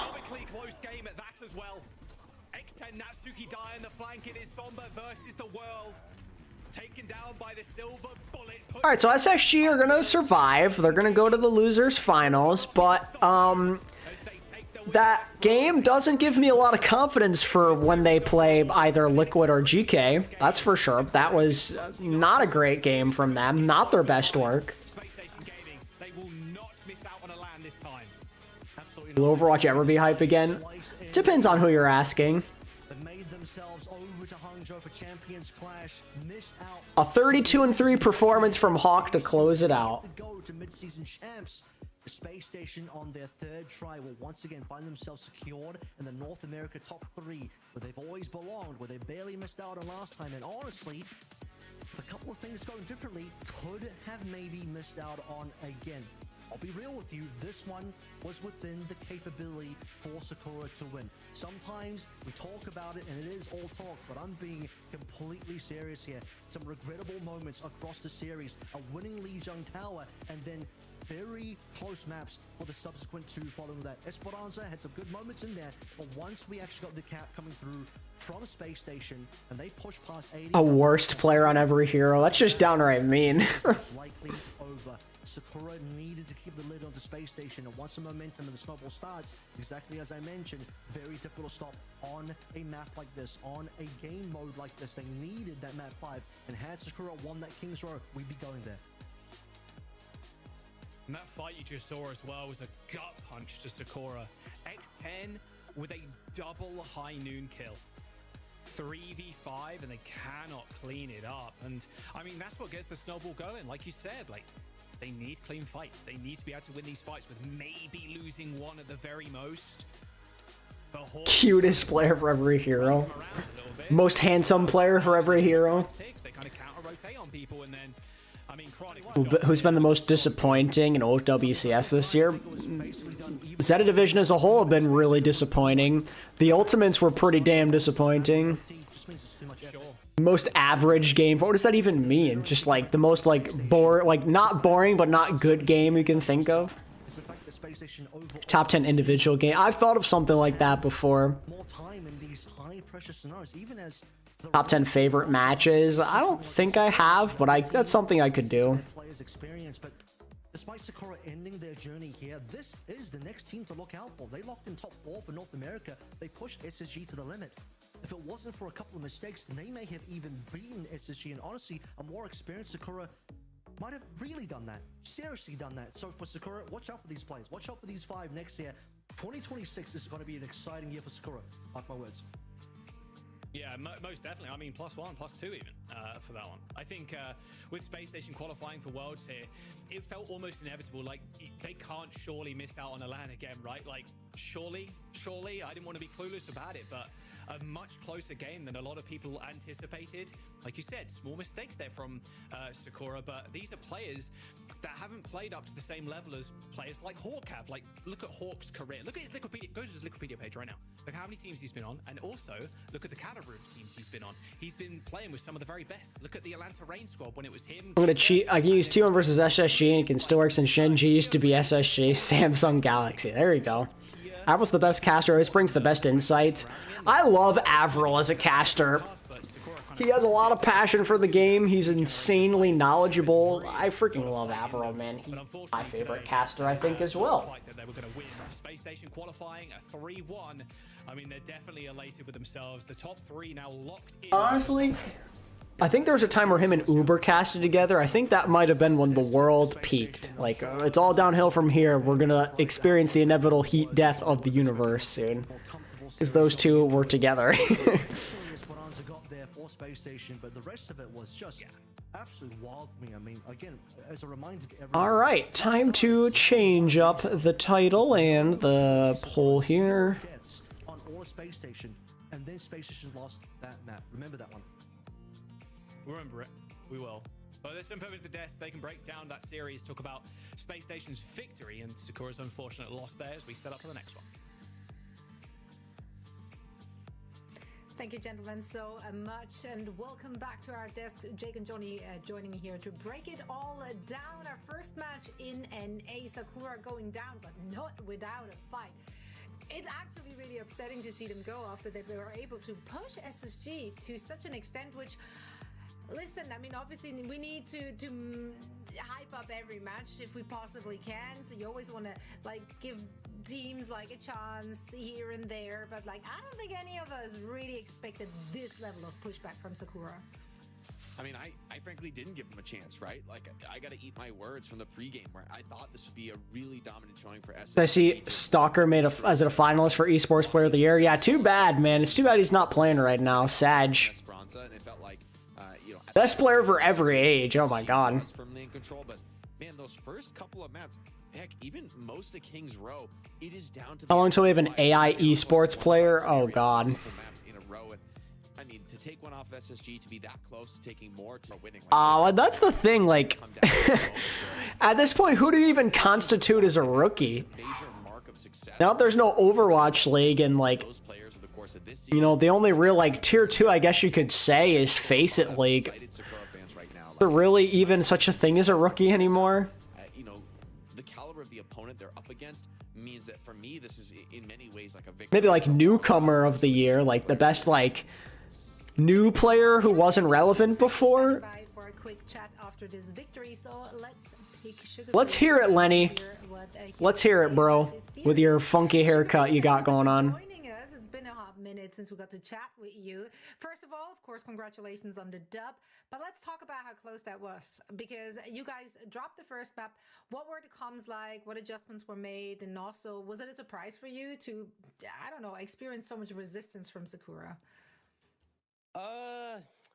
Honestly, I blame Hawk for the first map. This guy is like trembling with fear, like trying to take the mirror. He's like, bro, we need to play sim against these guys. I'm like, bro, Yo, that's hilarious. That's so funny. Bro is just actively saying the reason they lost is Hawk. I just want to ask, you know, you guys, you're not through the NA playoffs just yet. You guys have, you know, potentially a rematch against Geekay or against Team Liquid, depending on who drops down. And I do think, you know, given how close that was, I'm sure you guys are eagerly awaiting your next opponent. Who do you think is going to be your next challenger? Who do you think is going to win between Liquid and Geekay? And do you think you can take them and maybe even go all the way for a #1 seed finish in NA? Yeah, I think it's probably going to be Liquid. I mean, Geekay is who are going to be playing the next match. I think Liquid have been pretty strong this stage, and they're okay. The team in the grand finals. And I'm not really too worried about the next two matches between Geekay and Liquid, honestly, because I think that match, honestly, there was more like pressure and nerves on the line for the Stockholm than like winning NA for us. So now he's saying if we get a rematch, we won't be feeling the pressure, so we'll win. That's what he's trying to get at. So you officially qualified to Stockholm. A recap of every OWL season and my thoughts about it. Something I could maybe do. I consider Z a rookie. I mean, like, I guess, but he played last year on AlexyOWL. It's a relief, bro. I did an EWC watch party, and I'm just getting rage baited for like 8 hours a day about how I'm not making LAN. I was like, there's no way I can miss another one. So I'm glad that's how I love it. And for preparation, I think we're gonna do a little boot camp, you know, 2-3 blocks a day, and see what happens from there. Well, we're all very excited to see Sugarbron in action, alive and in the flesh. So thank you so much for joining us. Best of luck in your upcoming matches. All right, thank you very much. Great to hear from Sugar Free as he and the squad are officially qualified for the World Finals in Stockholm. Or did Ziad play? Hang on, I gotta look. Hold on. Ziad. Top of this very region. It's stacked, man. Top 3, it's stacked. Yeah, there's Saudi E-League saw. Maybe he didn't get an opportunity. Oh wait, no. What's this? What's this? Wait. Trying to see who gets that top spot, who qualifies, and who kind of Oh, what do we have here? He did play on Katsia. North America. I mean, I think it's fair what Sugar. I think. Wait. Ziad results. Yeah. They got 10th in the OWCS Swiss stage, EMEA stage 3. Excited for these next couple of matches in North America. I think there's a lot riding on them, you know, both in terms of prize money and seeding, but also in terms of pride for teams like Geekay who've been on top in NA and kind of want to reclaim. Oh, yeah, the new I got you. Hold on. I think when you look at SSG, like at their best, like they have some incredible players on this lineup, and so you kind of. I said I was going to show you the thumbnail for the next video. Stockholm and hope they can put on like a really good performance, because like Sugar Free is like a star player tracer, and like he said, like missing out on the midseason, you know.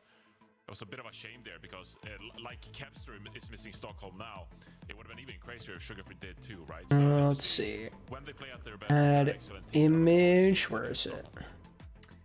Yeah, I think we would all agree. What am I looking for? How do you OBS? How does one stream? Image. Tomorrow, but they will find out who they will be facing in that lower final today, as we will. Okay, get ready, chat. This is what the thumbnail will be for the worst game for every OWL team coming hopefully this week. I think it's pretty good, right?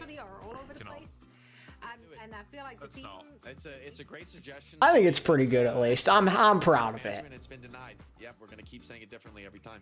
Just like every time, but we have to mix it up. Like Sugar Free top 5 NA player ever, probably.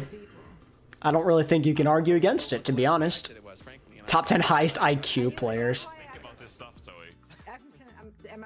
Rage bait into making lane is so funny, by the way. All right, I take a breather. I take a step back. We're gonna into a quick break, and then we're back with that team going up against Team Liquid. I don't want to miss it.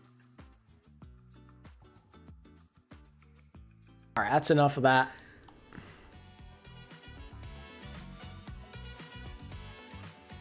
People told me nothing in the world is as yielding as water. For shock, you just go for the entire 2023 season. Yeah, I mean, you could, I guess.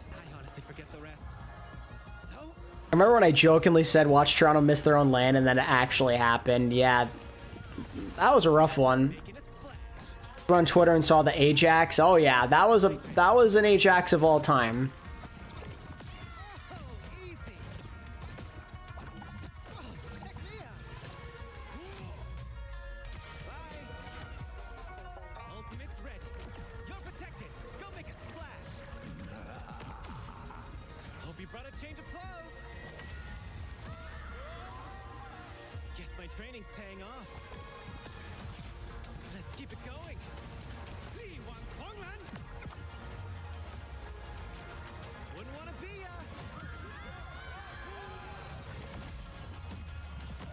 I still can't get over that Ajax.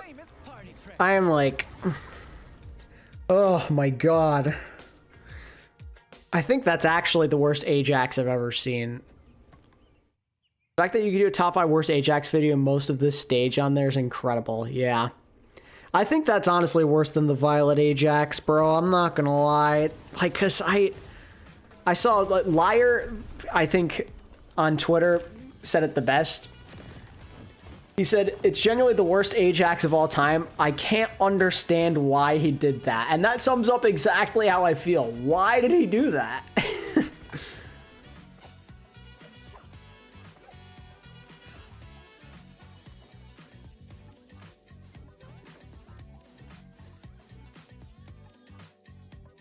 Natsuki, poor guy, said, deserved to get shot for that performance. Lights too bright or whatever. Wasn't nervous, but easily at the worst game of the season. Man.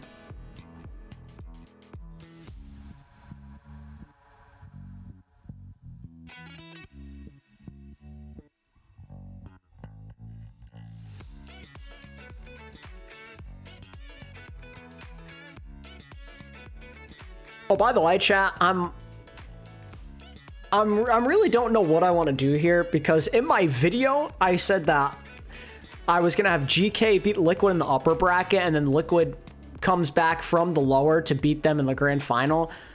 But like, after seeing how GK played against SSG, I'm not really sure if I want to pick them to win this game. I know it's two different styles, so like there's that, like that changes up the dynamic of the game.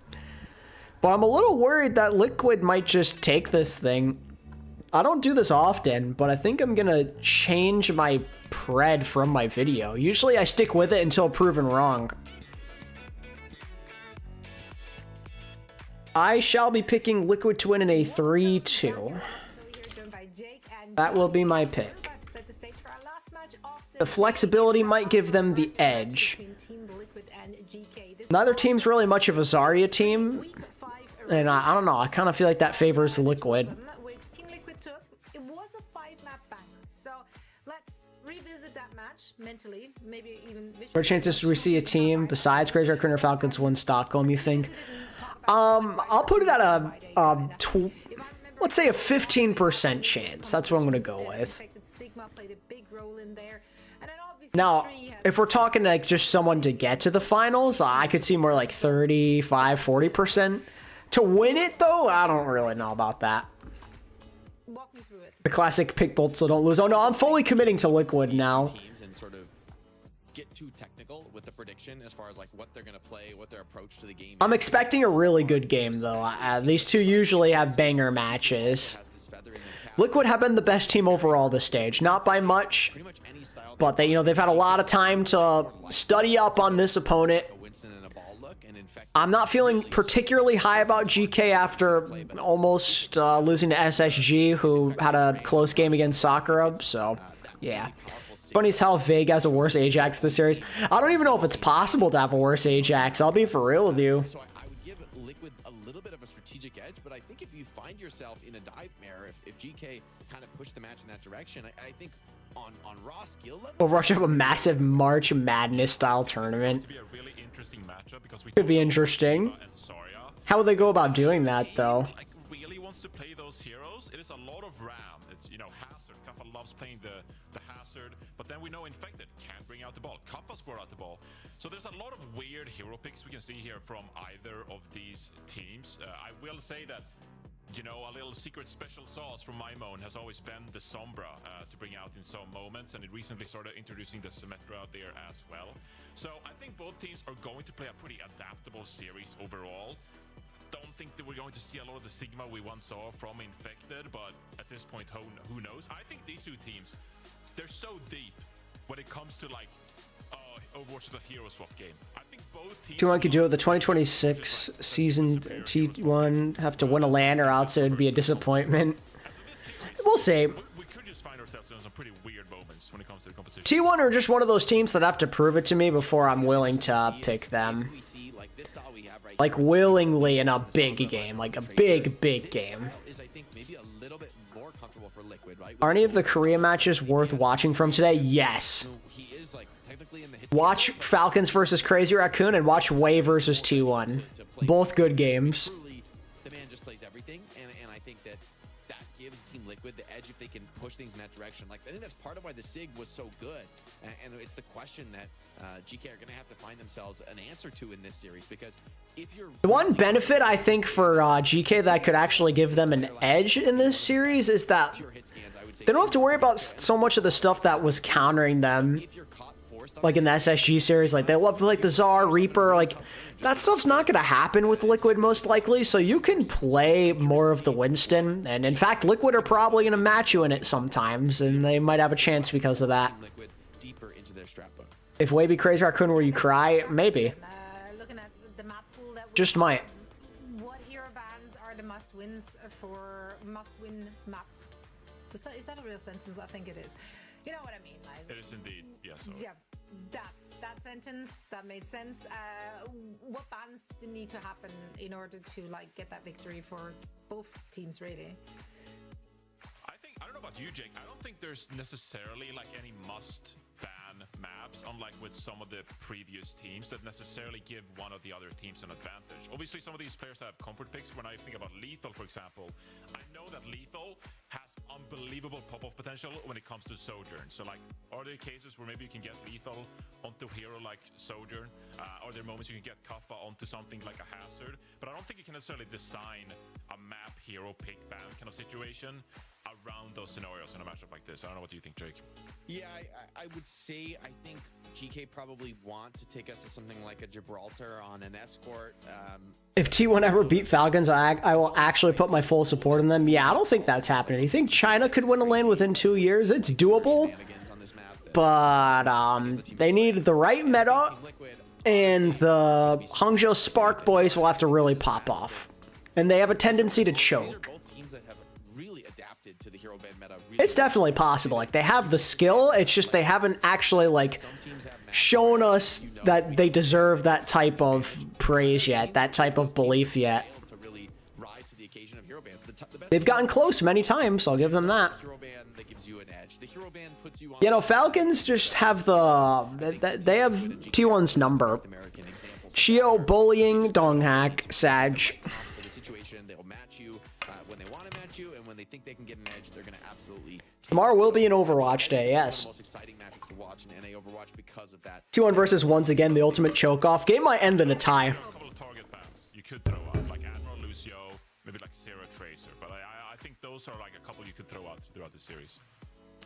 Well, we'll find out very soon. First, though, I want to find out. Kaneki's a beast. For prediction-wise, obviously, if you go with just like how the playoffs been going for the two teams thus far. Carpe's had some not great moments. You could argue he's a playoff choker, I think. I'm saying that as a Carpe fan. Whereas, yeah, well, GK had to fight a little harder to get into that upper bracket semifinals. I still give the edge to Team Liquid, just because they seem pretty unfazed by anything thrown their way. They've been really quick to adapt. They do have such a deep roster, deeper even, in my opinion, than their GK. So I give them the edge, but I hope for a repeat of Week 5. I want another 5-map banger. Yeah, I mean, Team Liquid, I think it's just... Carpe post 2020 didn't do great. I mean, like, I'm thinking, like, the... I mean, like, it depends. Do you mean, like, just postseason, or do you mean, like, all the other tournaments? Because if we mean every tournament, there were some bad moments. For developing together and building not just a team. Hell, even in playoffs, there were some rough games. That's just that's what happens when your team is known for losing. You just can't escape that allegation. At the highest level, and I think honestly, they're not only going to win here, but I think they're going to end up as our first seed in NA and put on a good showing in Stockholm. Like, whether you mean tournaments or playoffs, there's examples of him just like disappearing. That's my special Liquid right there. Yeah, I got Liquid here as well. I think towards the end of the stage, GK. I'm saying that as like a Carpe stan. Like, I love Carpe, but gotta admit that sometimes the lights were too bright. Not always, because there were times where he played really well, but still. I'll always love Carpe. I always appreciate the fact that he played so hard despite all the losing. Very entertaining in his prime, and I'll tell you one thing. He did get one first place in Overwatch. It was in World Cup and it was in GOATS, but he still got one first place. Top 10 most influential players of all time. You can make a big list of those. You got Seagull, Jaehong, Jonag. There's a lot. In this batch, and I'm excited to see what they do as well. Remember, like, these are all teams now. You got a ring in Val while I'm not playing, but hey, the ring's a ring. Is going to be super impactful in terms of how far you can go in Stockholm, but it's also fighting to kind of set the tone for who's going to represent that North American region and who's going to be the standard bearer. And Liquid, I think, see themselves that way, and GK are a little bit on the outside looking in. That's right. And the first map in our upper bracket final between those two teams is Ilios, Team Liquid's map pick. Now, where we're heading with PG is actually very influential, like, no joke. They did pick Samoa against a Wrecking Ball ban from GK, which is interesting because the last time they met, it was Liquid who didn't want to play the ball, and it was GK playing it. Pine, yeah. Miro, another influential name. I think both teams like the Wrecking Ball, so I'm interested to see. But I think Kuffa prefers probably the Winston and maybe wants to bring that toward the Winston mirror direction. That being said, I do think Infected Sigma strat on Ruins is kind of devious. Like, that looks really hard to play against me, and I don't know what the answer is going to be. Maybe the Winston comp can kind of run through it, but I think Tree's flexibility, you know, the ability to like go to a Genji Tracer style on this map could potentially just give a little bit of an edge to Team Liquid. XQC. Is going to be the case. It's going to be magical. Super, yeah, I forgot about Super, totally. Hey, magic was a good way to put it. I like that. Thank you, sorry. Yes, GK and Team Liquid, a potential bit of revenge here for GK. Look, they lost against SSG in the regular season. They ended up going from first place to third as they entered playoffs. Can their revenge tour continue? We'll have to wait and find out. Of course, we're going to Ilios, and like Jake said, we've seen some strange things from Team Liquid. Picks that we didn't really expect to see ever, to be honest, in this meta. Infected picking up Sigma in that game the other day. There's going to be a Wrecking Ball ban and a Lucio ban as we start off our series. Before I get into the bans here, which are important for this opening map, let's also talk about the history between these two teams. All right, I'm going to end the poll. Chat is favoring Team Liquid. About 2/3 of you, in fact, so I'm going to give it a 3-1 for Liquid here. When Team Liquid beat them in the regular season 3-2, we saw in what was, I think, the final week or maybe the week before that, was that very, very tight 3-2 victory. Well, Liquid plays Sigma today. I get the feeling no, because GK is going to be more prepared for that. They'll change their strategy. That was mostly for like the ball and stuff. We're going for just the standard Winston mirror. We've seen like 0 Winston at all today from EMEA and NA, so this is very refreshing. Was it safe to assume OWCS will last 5 years? No guarantee. I don't think there's safety in any of it.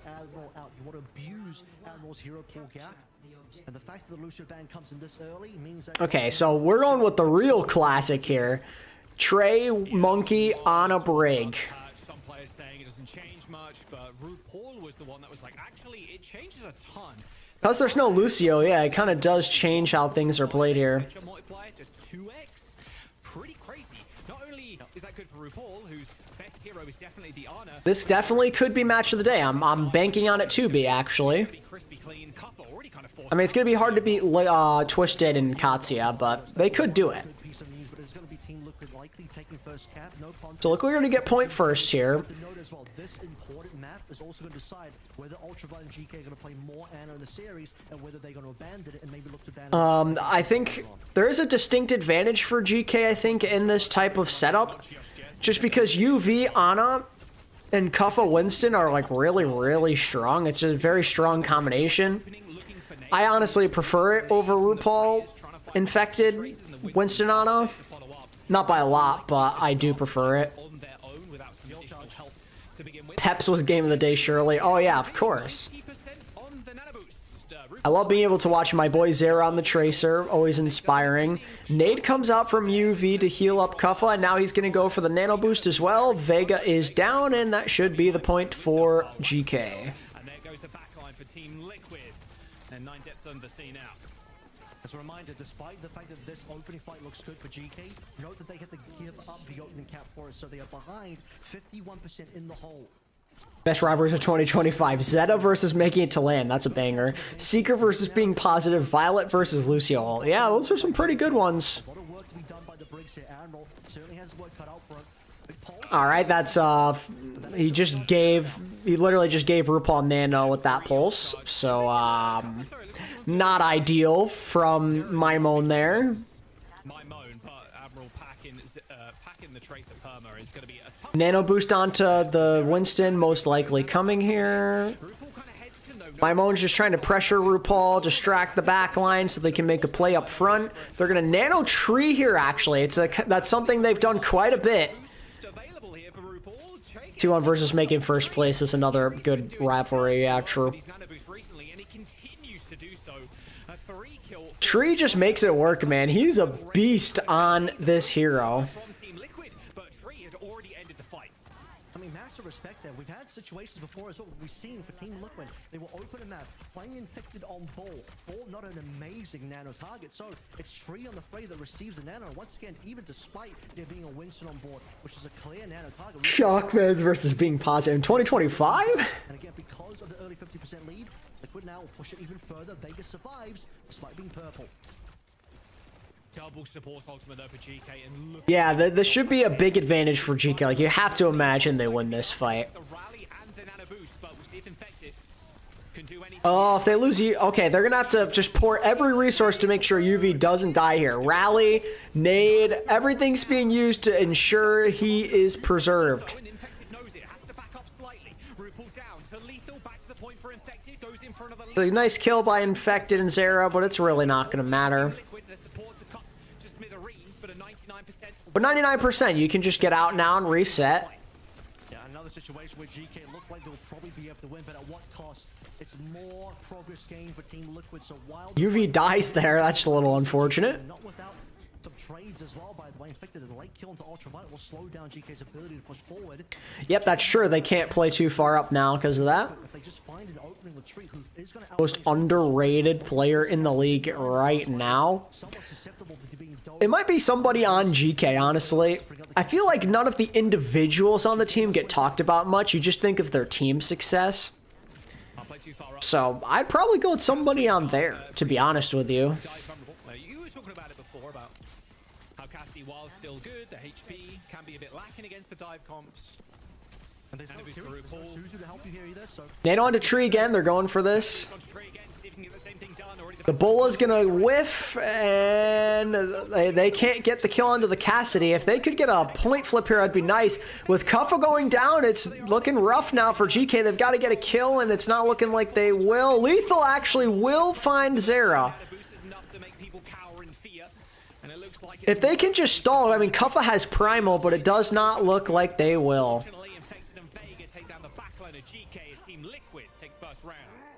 Kuffa never got Primal there, died on about 95% as well, so while we were watching I think Mimone, Lethal, Admiral, Kuffa, I think they're all underrated. Outside of Ultraviolet, I feel like everyone in that team you could consider underrated.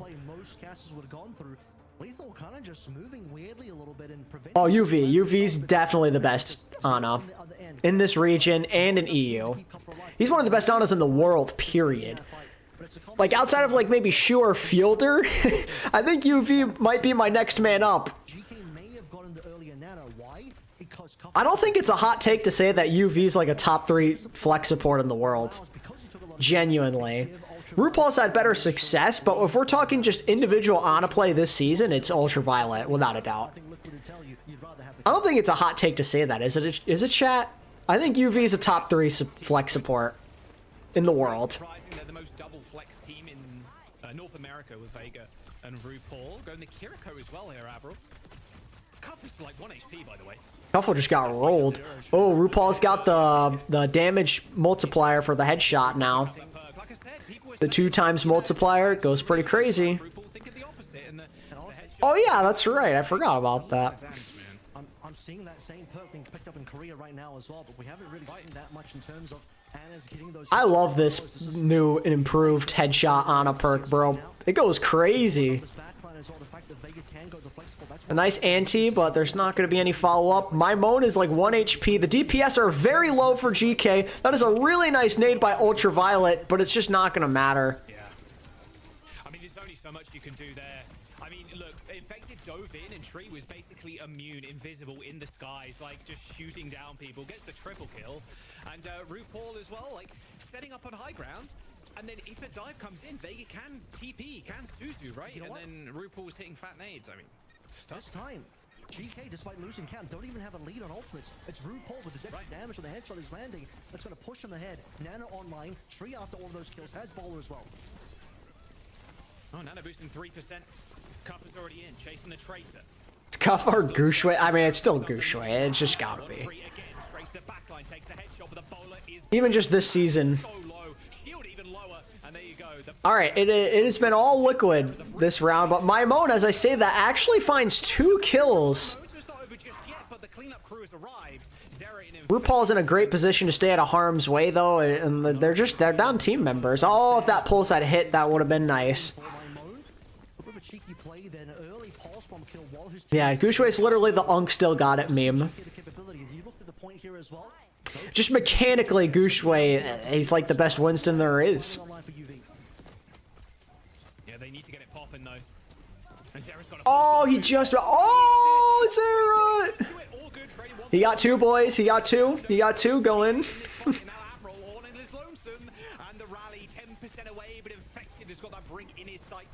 Liquid, the Primal is not going to matter. Kuffa is finding the picks with his own Primal Rage. It was beautiful. There was no nano there for Geekay at all, but Kuffa comes up big, comes up clutch, in fact. Hey, man, you got to pad your stats. You got two with the pulse. You got two. Might have been a sleep dart, could have been the blink. Either case, 1 for 1 there. Disastrous for Zera and Team Liquid.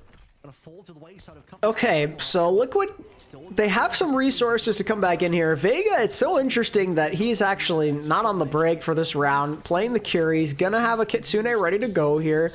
They're gonna pop it inside here, hit a couple of headshots, but it looks like the supports are gonna survive on GK, and Kuffa's finding value with the nano boost.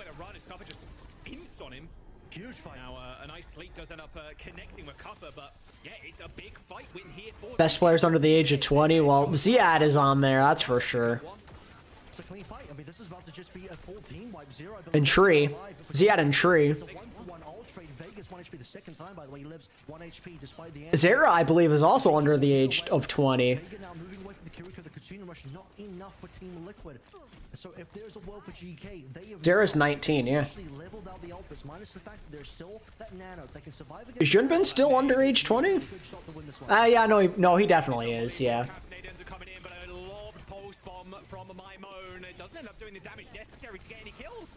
And it looks like Liquid are going to close this out. Vega immediately finds value swapping back to the brig. Oh, wait, actually, Junbin is 20 years old. He turned 20 in 20 days ago. Funnily enough. Proper's in his 20s, no doubt. Grace players who never played an OWL. I mean, just insert OWCS player name here.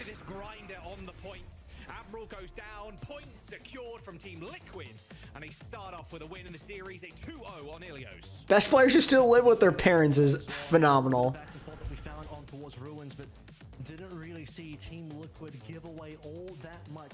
Alright, so a very one-sided first map, mostly. Tree with a staggering 18-4. Infected going 17-4. Maimon, despite on the losing end of it, goes 16-3. So that was a pretty productive round of fantasy for your boy. I've got both Infected and Maimon on my team. You're slowing down that responsive nano boost that RuPaul will use on the Tree again to win that fight. It's a different story. You can see GK push into their own 99, give a bit more time for Kuffa to find that primal again. For Infected to maybe get that primal, but surely we saw what Kuffa did with that primal, and it was damn beautiful. So, yeah, a little bit of a missed opportunity there. Still, though, yeah, that's good opening map for both teams. Real tough one. I mean, they hit the Bionade, right? And then Thank you, Tree, for carrying Do It Again, yeah. How many fantasy points did I get? I'm gonna check. We got 6 from Infected and 5.5 from Maimon. Beautiful. The extra healing too, it's like, right, we're not gonna die. Oh, the stick lands, nano boost, like. And the reason Top 5 coaches of all time. I mean, like in no order. It's like Coach Moon, Krusty, Rush. I would make an argument Junk Buck could be a top 5 coach of all time. I would say probably is. And then after that, I don't know. What am I missing? There it is, Liquid with a map win on Ilios. The 2-0 to start the series. And there's not going to be too many bans, I don't think. I think the Death talked about it a little bit, like the bans. It's going to be hard to really hinder TL. It's going to be hard to hinder GK. Maybe the Ana is something they need to kind of target here, because it is RuPaul's best hero. This is where I disagree because the Lucio is the target, and that Lucio did end up coming through in terms of the GK would definitely place third under. I don't know about that. too early. Now, the Brig still ended up not being enough for GK. I don't think Admiral has enough time on that one compared to his Lucio. Really, Admiral just wants to lock in Lucio as much as possible. So while they lose map 1, I think to GK's favor, they got rid of what would have been one of the most consequential bans that you can deploy against them out of the way early. This is a GK squad where we just don't see Animal flex onto really anything past the Lucio. He's played the Life Weaver in scenarios where Lucio's not available, and that really tells you everything. Yes, I know that GK is a Life Weaver BAP team, but they found all that success playing that comp in Stage 2. Really haven't done anything with that comp now in Stage 3, and I don't think it would be the winning formula for them. So, in a way, despite losing that and making it close, they get rid of the Lucio ban early, which I think is going to be helpful. And now you can still consider, you mentioned the Ana ban.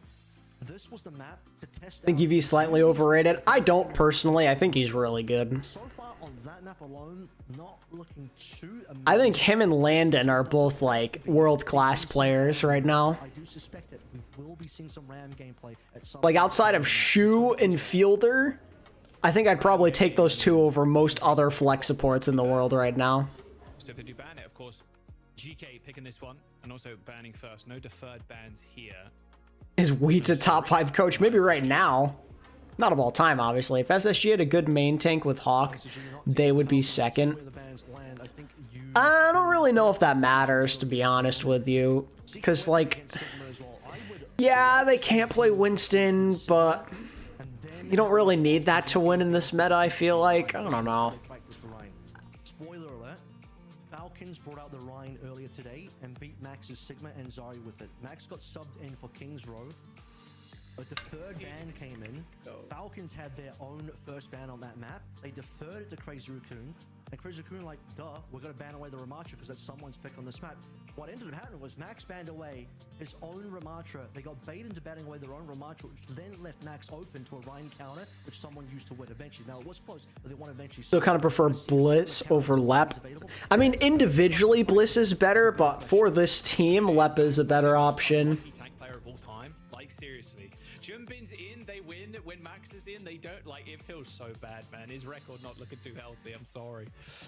Love your boy Max, but yeah, that's a rough time there. I'll definitely go check the VOD. That game, like you said, was pretty hype, and you've casted 700 maps today already. So yeah, gonna need to lock in for that one a little bit later. Let's have a look at this one though. GK banning Winston banned, and a BAP ban for TL. This is my 25th map today, fun fact. That's epic, bro. Yeah, 25. This is map number 25. No human being should cast that many maps in a day.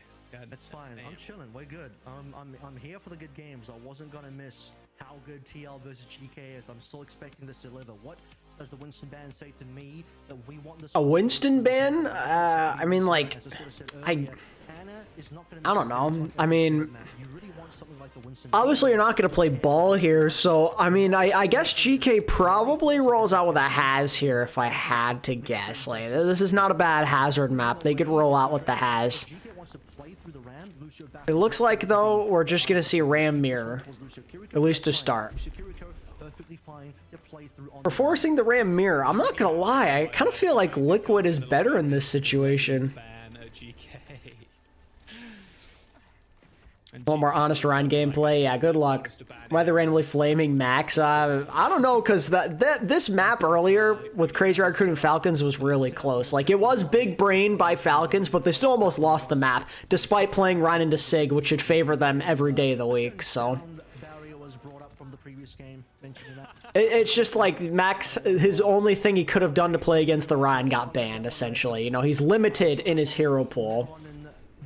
Of history, the archives of Overwatch for quite some time, and I hope some good gameplay on the opposite end will do the same. Tree on a signature. Alright, so Tree is going to play Hanzo on the D. I mean, we've seen him put in some work on this character before. Let's see what he can do. There's going to be a lot of spam that goes his way. They're on the hunt for him. They're being super aggressive. Lethal is going to die, though. With the members kind of being split up like that, they just went right to the back line. That said, even though Lethal dies, GK can at least position themselves here. It's so easy for Team Liquid to flip the map on GK. Respawn is coming in for lethal, so back in just a moment. Infected is getting beat up. He's gonna go down here. Looks like he got a little overly ambitious there. Works out for GK. Just dishing out so much work there as, wow, Team Liquid with a good early kill on lethal. Did not follow up for the rest. I mean, that was a nice response from GK not playing Life Waver. Yeah, that's messed up, man. They can re-aggress onto Team Liquid, and one way to get Infected and Liquid down onto the low ground is, well, start capping the point. They're going to have to address you. Tree are moving over towards the Freya. Zero on the Tracer. Let's go for a listener for GK's attack now on B. I can look slow soon. Just literally going top right. Sure, it's Alright, UV very close to an ult here. Very big advantage here that they could use once they round the corner potentially. Tree definitely needed to swap off Hanzo, so that makes sense.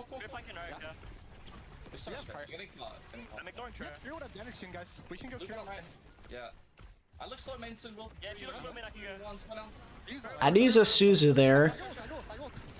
UV's gonna ult here, you heard it, he's using it. They lost lethal, but it's still winnable if they can just melt this ram, and it looks like they will. RuPaul is gonna respond with a big kill into Maimon. And now he's going to use a Kitsune Rush of his own. Kaffa, he's in a bit of a jam, but it's just the Tracer on him. Oh, and UV with the bait to kill him. Now you can go back in.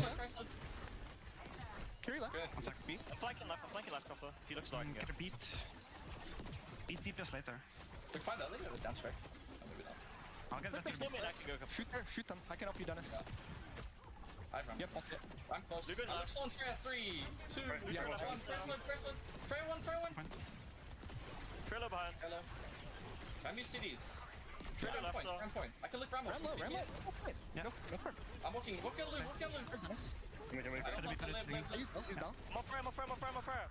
Sound barrier match here. This could be anyone's round to win. Maimon on the hunt for that Tracer. Zera in a bit of trouble here. Looks like he's going to escape to his team. Kuffa and Infected started the Disco Light show. Kuffa's just blocking on for dear life, and he's going to go down. That was a long, drawn-out fight, but Liquid come away with it.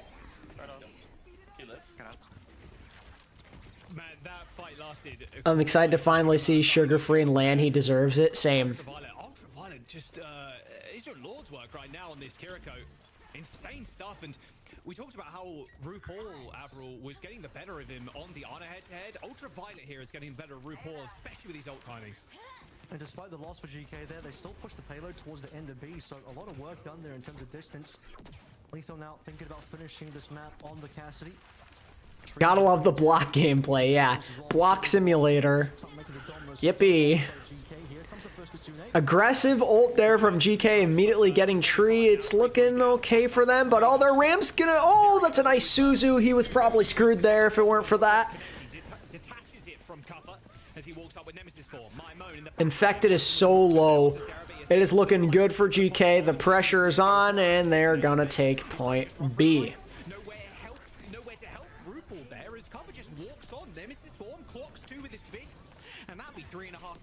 Funny how EMEA has not been playing this, but NA are the ones to play it. Early, and then GK just play the numbers. Affected on super low HP. Team Liquid not really in a position to get anything in response, and Lethal, I mean, you just saw how fast he was flying. He wasn't even really hitting anything, but Team Liquid still falling by the wayside there with Infected just not being able to stay alive. And GK, 3 minutes plus time back. This is enough to work with. Should be looking for a decent completion here. One reset could be costly for time. Waiting for Lethal to dead eye this one. Who will make the first move here? Entry point required. I mean, he's getting checked currently. 3 people actually going to check him there. My word. Maimon just creating pressure on the squishies. Infected's by himself. He should be dead here, I think. He should be dead. There's no reason why he lives here. Yep. Now Infected is just dead. Yeah, there's just no help there at all. No help. Really weird place to be. You can't get any stagger deaths here, though. Vega has a sound barrier. They have a chance to recontest, but it's going to be a rough one. This is not going to be fun. Oh, they got a touch. Okay, they do touch. It's a 5-man beat. Admiral is about to use beat of his own, though, so they're probably done. They're probably cooked here. And there it is. And Annihilation's good there for Infected to keep him alive on the point, but it's just too much damage. Too much sustain. GK are gonna finish with over 2 minutes in the bank. Woo! Final hurrah from RuPaul as that rush came. Great response after the first map. Foundations look good. Playing your bands tactically, forcing a ram mirror, which they're succeeding in. You have a fight lost, but with a basically full push towards the end, then just a successful final engagement required 5v4. And you talk about the ultraviolet lead on the Katsuna rush at the end as well, but there's further player advantages. Infected caught out in no man's land. Suzu will save him from the pulse bomb, but nothing will save Infected from Cuffer just running him down, understanding there's nowhere for Infected to run, stuck in a corner blocking. And so time and time again, Liquid constantly down on numbers. What a beautiful momentum push from from GK that just snowballs them to a 2:09 respectable time back. GK took us here as well to King's Row. The last series that did go to 5 between the two teams, it was Liquid choosing the hybrid, and they go to Hollywood, a very different map. Now, Rush can be played, but it's mainly like Winston. We think the most consistently strong heroes throughout Overwatch's entire lifespan, it's probably Tracer. Working him in the neutral, Ultraviolet getting ahead of RuPaul. I mean, since Soj has been introduced, she's been pretty strong. I think she's another great candidate. I'd say probably one of those two. Lucio has been very good for a good majority of Overwatch. 2018 and 2017 and 18 were like the only not great Lucio years. He's just considering the fact that, okay, long range wants to be the play into lethal. Maybe some long range. There's been times where Winston's been meh. Dive in for a follow through as well. Infected is going to continue playing through. Kiri, I mean, since she's come into the game, has been pretty useful, I'd say, mostly. How many metas has she been a part of at this point? Wow, you'd be so low. Yeah, Tracer's been good for a very long time. Tracer was good like when the game first came out, basically, all the way up until GOATS, when she was useless. Or when Brig came into the game and then GOATS. But then the moment that Rollock came into the picture, she was good again.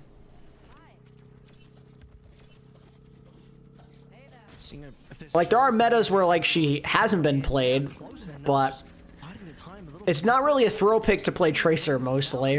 And Liquid are just going to get this point. Not quite having any ultimates just yet. Let's see what Liquid can do on the B push with listening. 2, 1, I'm walking. I'm on cast. Looking out. Tree low. I need help. I can carry you. You're good. I've really been watching since Alice. You can imagine the surprise seeing a Sim meta. Yeah. Sim has been pretty good in OWCS.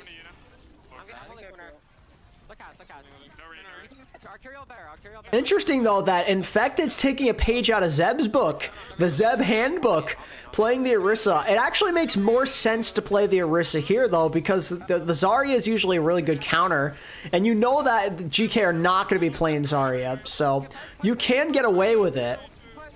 Here comes a big Orisa. It's massive. What an ult by Infected.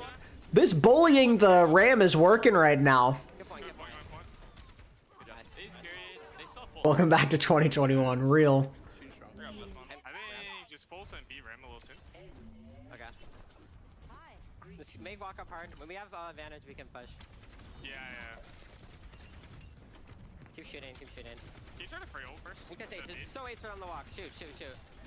Ram on. Bro, tell them to shoot their guns. And crossbow, I guess? And knives, so... Actually, not that many guns, now that I think about it.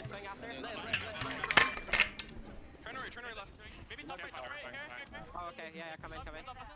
No, he's main. Just come main. I'm just coming main. I like Orisa so long as she ain't on the enemy team. That, you know, that's valid. Oh, just bully the hell out of him. Hello? Look at this. Look at this next level bullying. Okay, so late Soundbearer from Admiral at least keeps him up. Trade beat, not much happens. We're going to re-engage here. Who gets the first pick? That's going to decide it probably.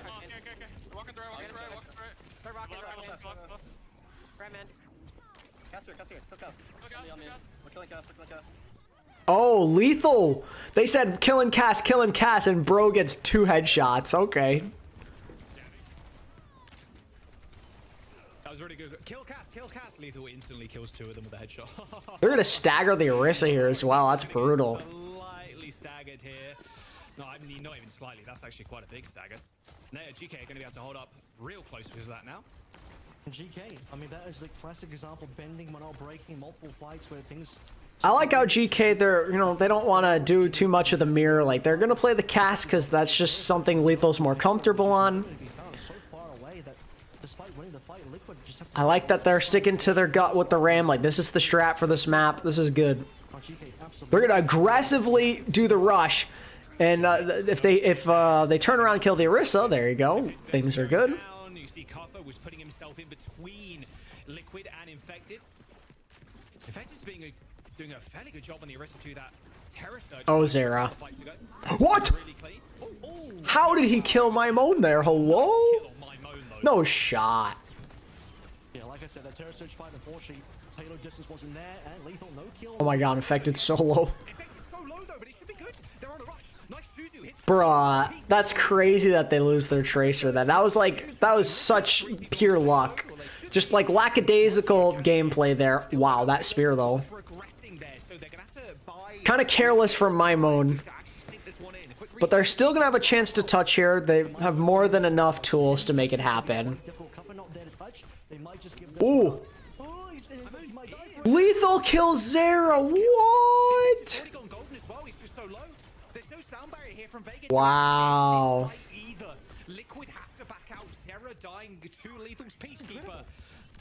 It's looking pretty good here for GK to hold and send us to a tie score after 2.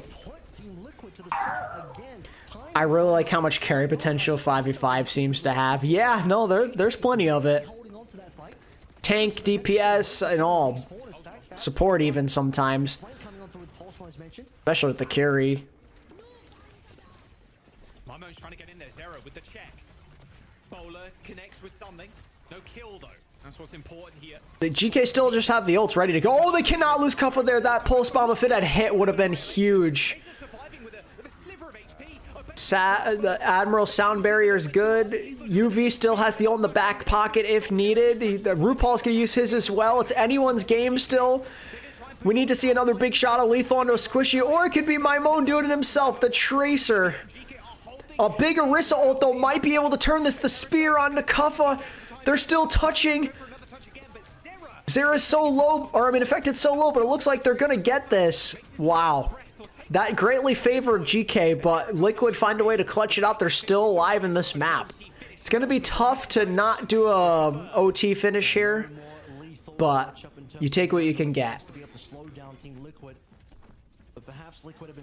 Cass has always been my favorite character to watch. Brings me back to the Pine days. Me and you both. I love watching a good Cass, and Lethal is definitely one of those.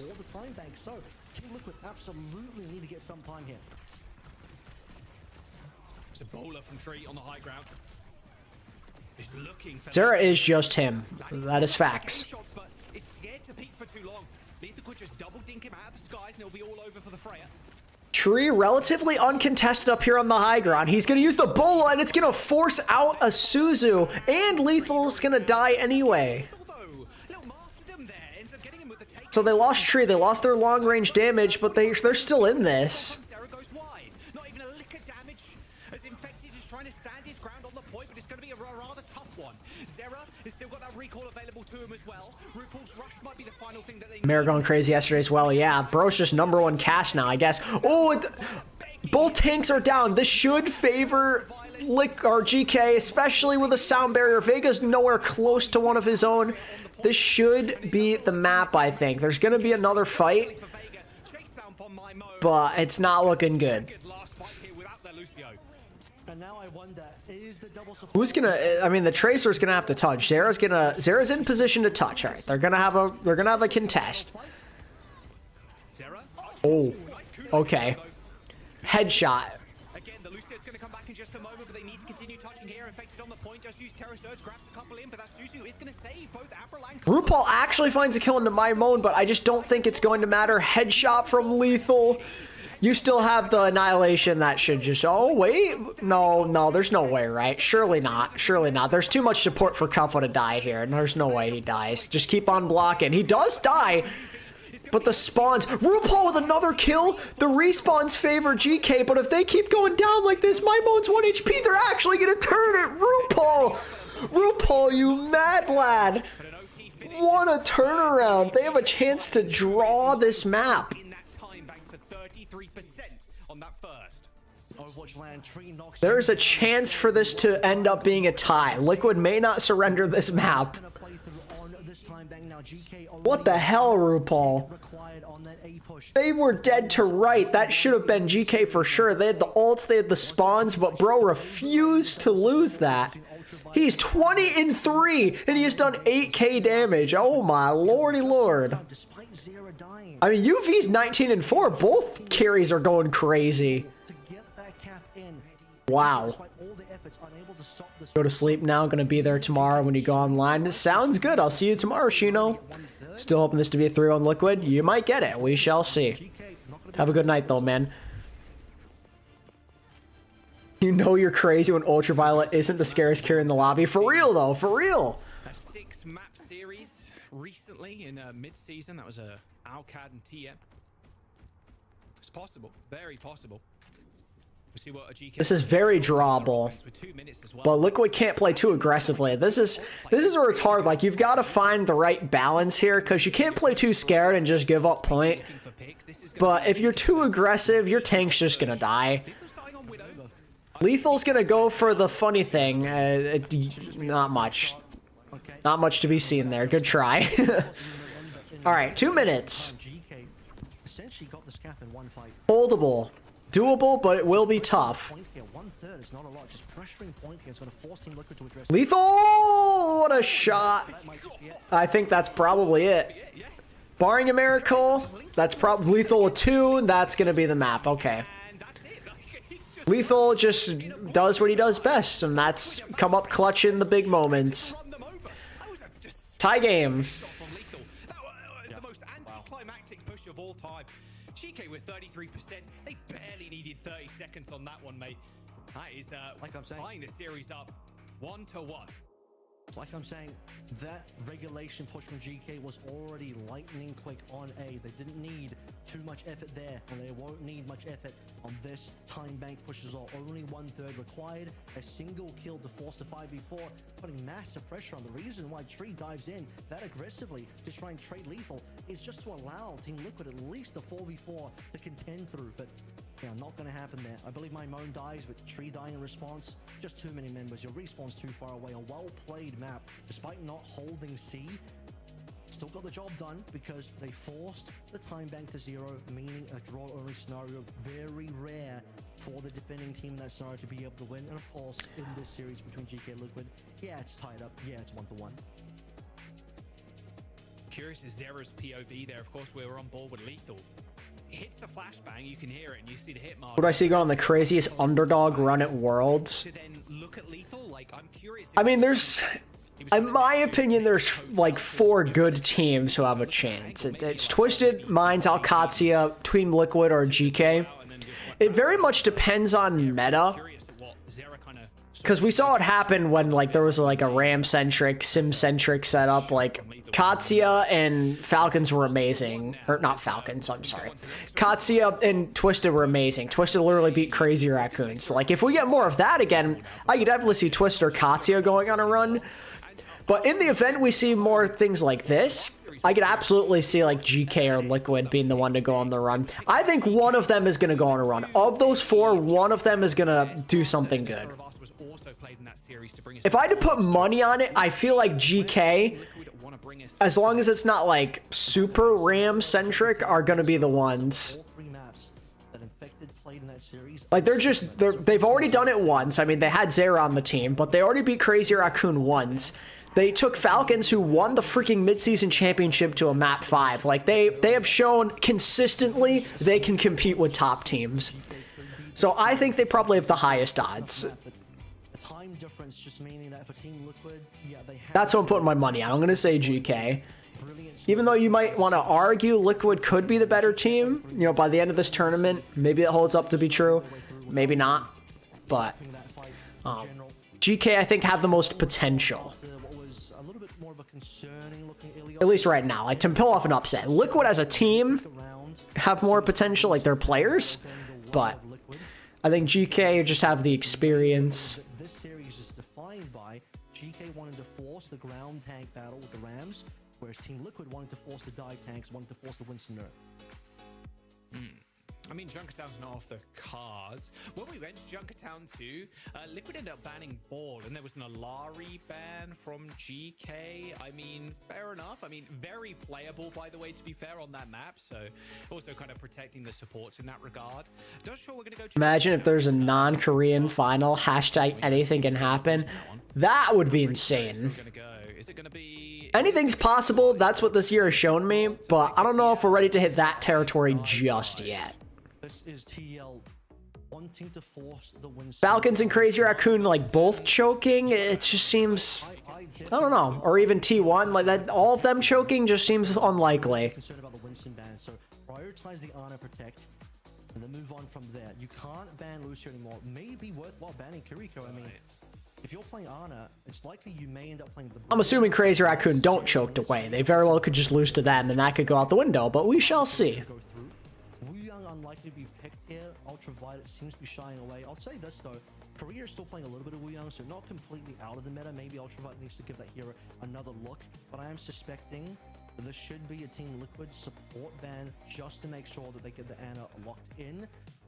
And yeah, I'm definitely thinking that this series will now be defined by the identity of TL wanting to play as much dive as possible, GK wanting to play as much Ram Brawl as possible. Yeah, I mean, man, this is such a nice map to play on as well. Oh, wow. That's a good ban. That's a good ban for both sides. Oh, wow. Obviously, the Ana ban was going to come in, so yeah, slightly shocked on that, actually. Actually, no, the Ana ban I don't really care that much about. The cast ban, though, goes crazy because the lethal's been a problem, so I love that ban. Is cast amazing on Gibraltar? I actually don't think so, given the high ground, low ground on points A and B. But you are still in a position where they're concerned that the cast may be a game changer in this particular map or just in the series right now. They don't even want to deal with it. The fact that they're willing to allow the Ana ban to go through just to get rid of the cast says how much priority they're putting on shutting down lethal to make sure that if this goes to a Freya, Tree can win that battle. A Freya. I mean, Tree, if you think about how Team Liquid as well kind of operate there with the Freyas, it's like Tree is getting the nanos a lot of the time too, which has been quite pivotal to their success. I mean, that's how they won in the previous season and other matches. So we'll have to see how that ends up unfolding. I was a big Dallas supporter, so I should be siding with Falcons, but I love the idea of an underdog story. I mean, who doesn't? Hear me out here. We could still see the Sigma, is all I'm saying. Very possible here. Not the map, unfortunately. Is it too much of a stretch? I'm just currently a Liquid fan, but like I'm trying not to be too biased on stream. The levitate one, yeah. I am hoping that they get the dub, but I don't know if they will. I think it's a very even playing field. I just realized banning the Ana on Gibraltar is kind of crazy, so now we're forcing Akiri for sure. We could still see Monkey though. Wanting to take this into a dive mirror. This is not a brawl map. You're not going to see Monkey Kiri. I'm about it. I think just having that cast ban though in the back pocket is super useful for a dive map like this. This is a great opportunity for Liquid to go up to match point. We'll see. Team Liquid, GK currently 1 apiece. We knew this game was going to go the distance. We'll see what the question is, what is Lethal's play this time? Looks like it's going to be a Freya. On the other side, Infected is gonna start with a Wrecking Ball rather than a Winston. Very interesting. Vega potentially teasing a Wuyang here. So yeah, it's going to be the Kiri Wuyang setup for TL. I think because there's no Ana, Infector's thinking, okay, I mean, like, you could play Break here as well, but they're going to go with the Wu Yang. Go for the extra damage output. Could be pretty nasty on the high ground. Lethal maybe teasing a Sombra. He's played that a lot before. He's had mixed results. It's looking like it's going to be the Sombra. We're not going to bother with the Freya mirror. We know it's a tough matchup. Could play like a Soj here, but that's kind of tough. I think just going all in on the dive is not a bad approach for GK here. Yeah, I don't mind the... You can buy some space. You know, a Tracer Sombra Winston blitz on the backline could go crazy here. A slam from Infected. Gonna force some cooldowns out of Admiral. He's gonna have to run with his tail between his legs. Infected is still on the hunt, but that's a hacked health pack, so he's got to get the heck out of there. Meanwhile, the rest of GK are just gonna go through the car wash. Infected really does not want that Lucio back with his team. He's just being a pest. To kill Admiral so bad.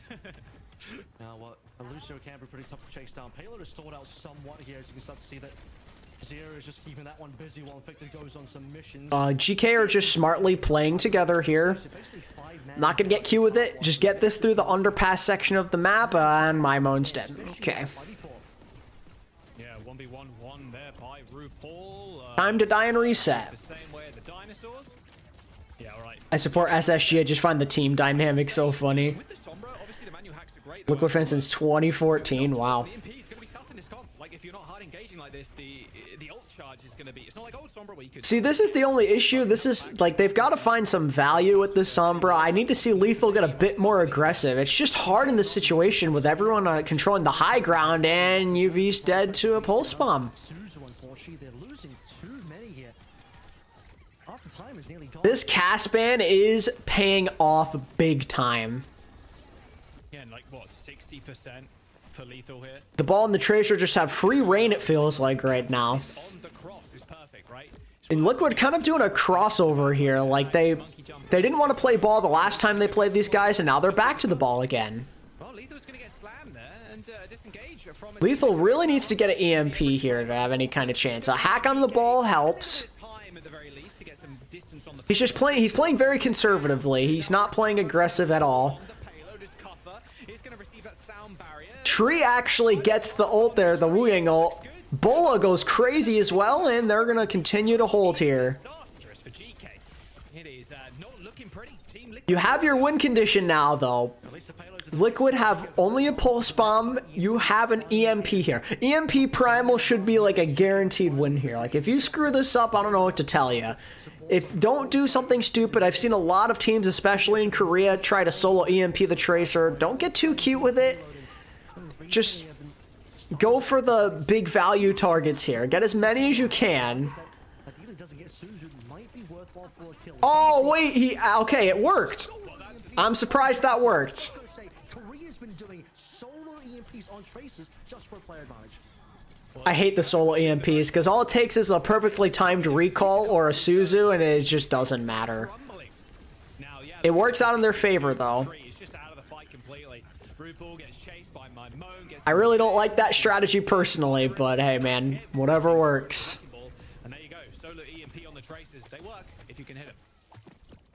And that's the thing as well, the Tracer's got such little HP, you don't have the capability to go for that save unless RuPaul's right there. No Suzu to be found. Some late deaths here as well. GK. Now they're getting a roll on Lethal, making the swap over towards... Alright, so now Vega's going to go to the Lucio. I think that's probably the right play in this situation. Lethal is going to make a Reaper swap, and you hear Liquid say that's fine. We'll see how they feel. I mean, like, not having the Winston probably helps. They're going to force a Primal with that Pulse Bomb. I think playing the Reaper into the ball is a bit less effective. I'm not really sure what Lethal's going to accomplish here.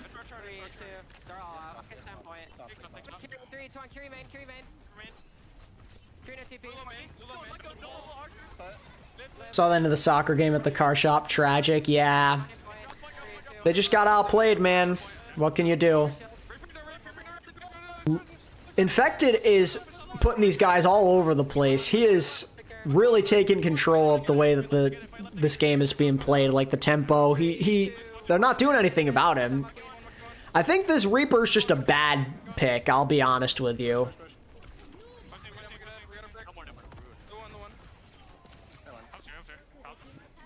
There's a cherry.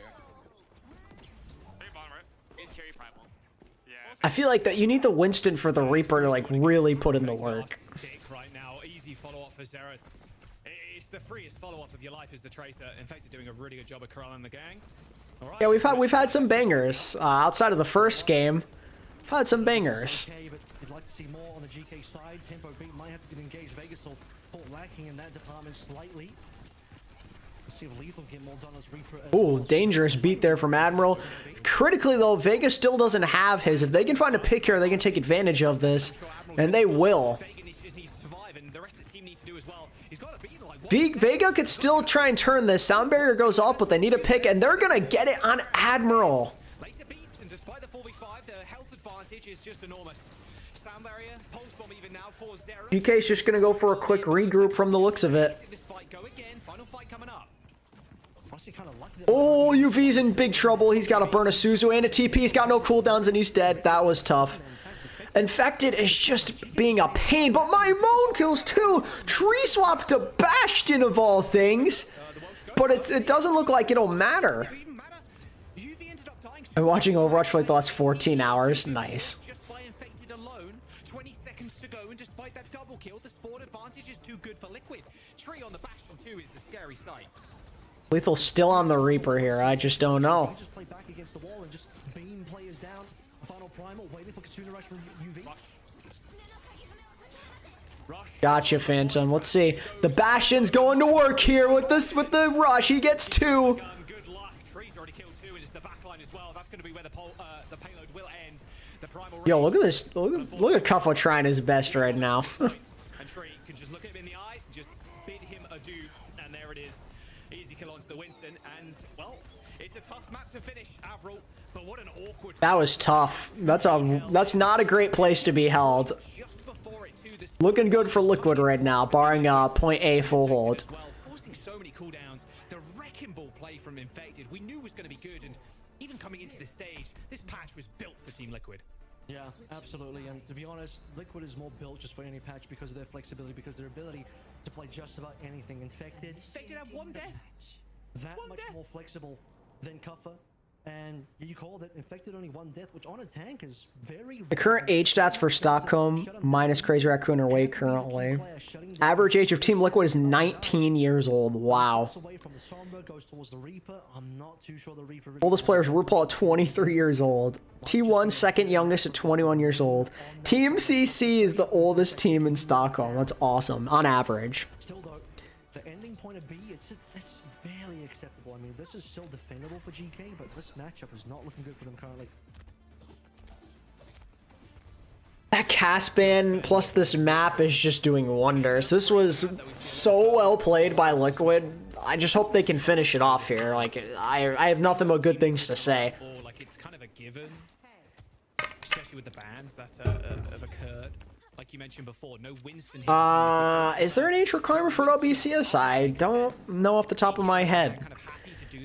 I mean, Ziad's like 17 and he's playing. Maybe it's 17. No, but Tree played last year. How old is Tree? It's just a good hero that he knows he can perform on. Tree's 18. Some range issues into Tree's Freya, and Tree's Freya has been deadly so far this series.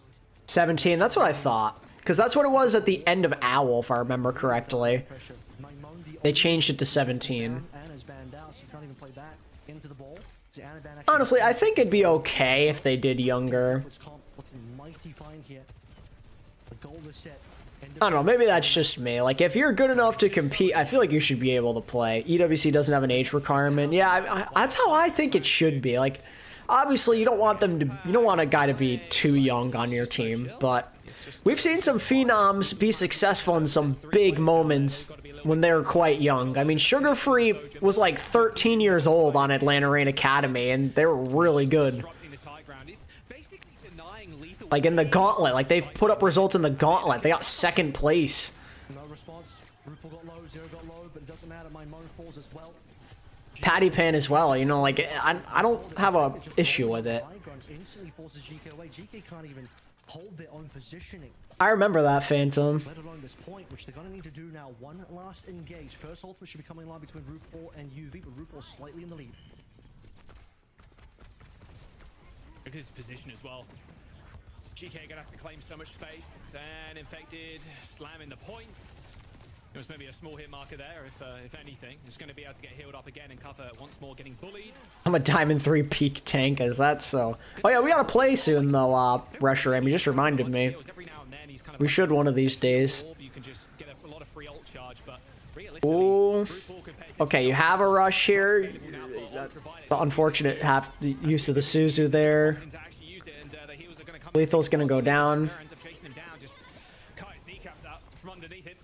A rush from server room 2 means Cover can't stay around for too much longer either. And it's been quite unlucky in this game too. Spin to win for Infected. Just spinning and winning. We are spinning and winning out here. I mean, Infected's even got the mines too. I mean, this is just domination. This is not close right now. It's looking quite bad. This is why ball was banned up map 1. Despite Cover's own ability to play the ball, he hasn't had as much recent experience on it. He's picked it up again for this stage, but Infected's been playing it for a lot longer. This could be scary. He's gonna drop no mines. I think that's the right play. And Lethal find a pick. Vega almost turbo fed, but he's okay.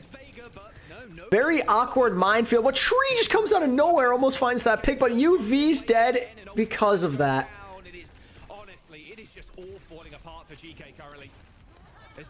Yeah, this looks like a map. Coupler's just gonna try his best to escape with a primal, but yeah, he's just gonna die, it looks like. Oh, they're just struggling to find an answer. Lethal on the Reaper. It doesn't matter. Infected's got more than enough bullets in his mag to dump into the back of him. Final push, no cover. GK. Cover's gonna go to ball just to be able to initiate this touch. Lethal's gone over to the Reaper. Are we gonna get any kills? Tree is just harassing them. Oh, the Bulla! It's massive! Tree just solo kills Ultraviolets, and Avril can't even deliver any AoE healing to the rest of his team. He's just stuck behind that door. That's it. It's just so low. I mean, it's all low. Not even close. That was a stomping of a map. Liquid play their band strategically and their map pick, and it results in a win. Match point for Team Liquid. How does GK respond? Team Liquid look unfazed. Looks like it's delivering a little bit more for Liquid than it is for GK currently, based on how that last one went. But you also have to look back as well. Elios, dive mirror, going the way, especially on that well round, quite comfortably for Team Liquid. It doesn't seem like GK have the capability to play a mirror today, whether that's the Winston mirror or the ball mirror, and certainly the Winston into the ball as well. Lethal hasn't been that keen to stay on the Sombra. It took him a while, but part of that was also the case that GK just wanted to play for payload for like 2 whole minutes, and no real engage there. Love this channel. He single-handedly got me into watching Overwatch Esports. I'm glad I could help you find love for the game. That means a lot. Thank you. Appreciate the kind words, and I'm glad you're enjoying it. Pressure from Infected, constantly diving on in. Dives in general, the outrange advantage from Tree on that Freya. Lethal just wasn't having a good game on this particular map, but I'll tell you what, map... Are Liquid gonna end this here, or did GK have another big strat in their pocket? We saw what happened on Kings. They were ready to go on Kings. And Flashpoint as well, right? So like 2 very good modes for that. If you're looking at the map pool too, both kind of like escort, hybrid, like it's pretty chill for dive tanks. Like Team Liquid are very happy taking GK here. They're on match point currently, undefeated still, 8-0 in the regular season. I mean, Infected got 15 points. Yeah, he was balling. Wrecking ballin'. Really is built for them, and very hard to ban them out too. Something we've kind of harped on a ton. We'll see where we end up going. But Yeah, I'd say that wasn't very close. Does that say 130 to 27, or am I tripping? I don't even know if there are good bans. Is that... There's no way, right? This is it, 3. On map 1 to 3. For real? Wrecking Ball, Winston, Ana. I mean, that's the core of the dive gone. That's nuts, man. That is crazy. TL playing whatever they want, despite They got 100 more kills. Is that really possible? Can we fact check that? And Atlas, just because Atlas is more favored, or at least is viable for the Brawl, for the Ram to coming on through. If the Survasa comes on in, Hey, I'm looking for myself. Playing the dive on that one, you're going to be in potential trouble. So I think Wait, it's actually, I think that's actually just straight up correct. Wow.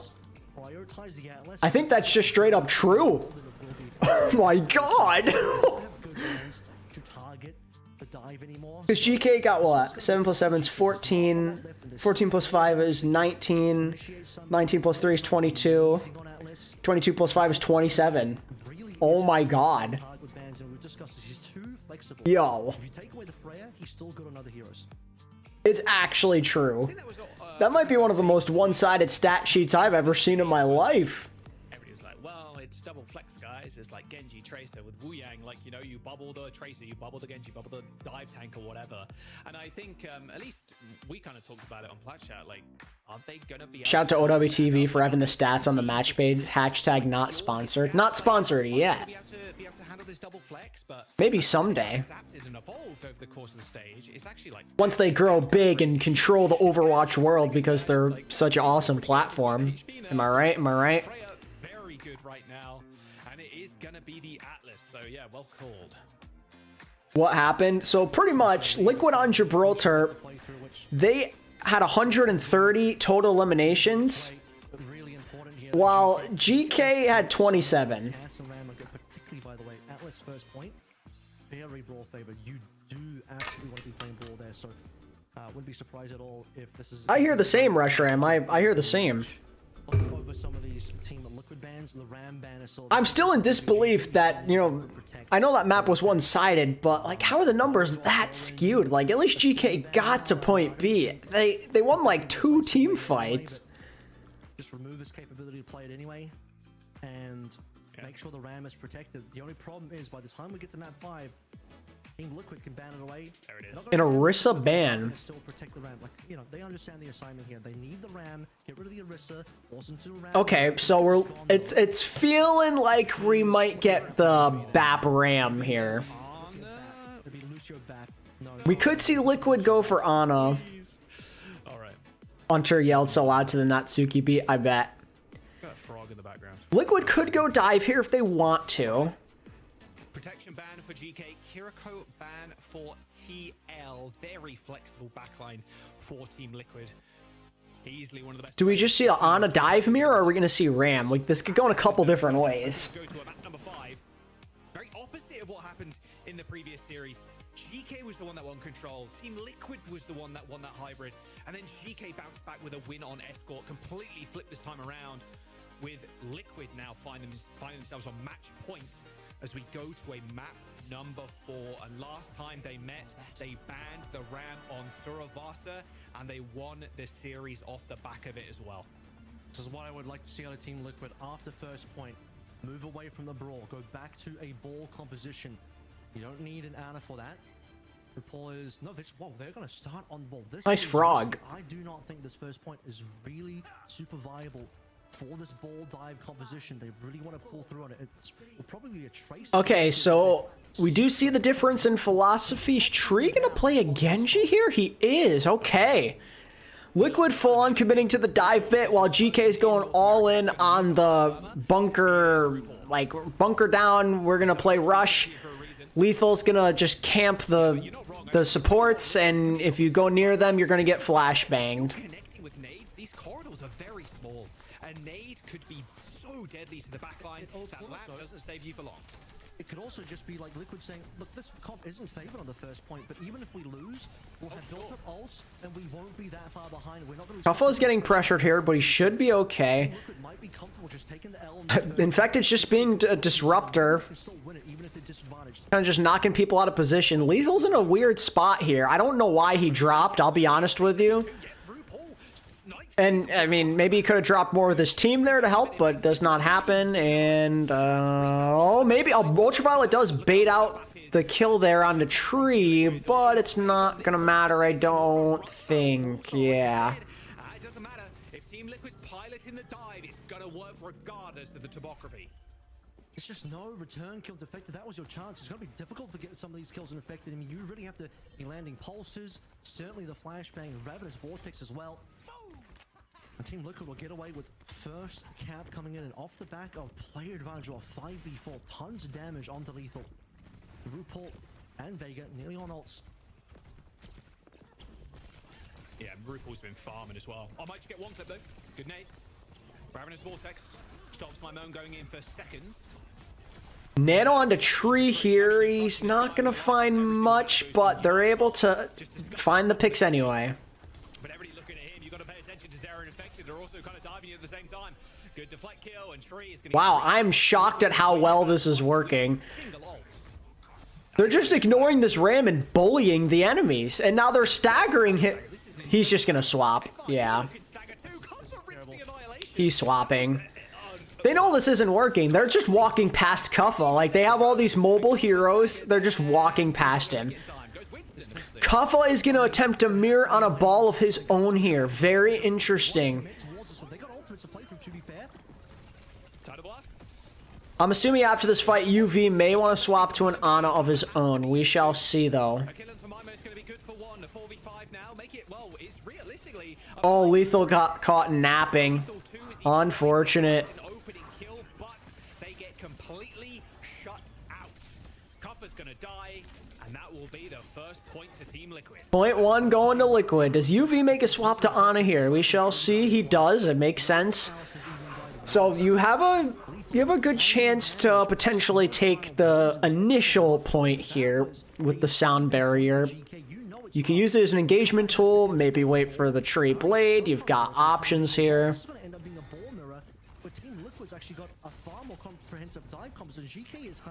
Minefield out from Infected. They're just going to force them into a weird spot. Sound barrier goes up, and they kill Tree. Okay. Nice Bionade from UV. Like, immediately they make the swaps, and they look a lot better. Okay. I'm glad that GK decided to make the quick swap here.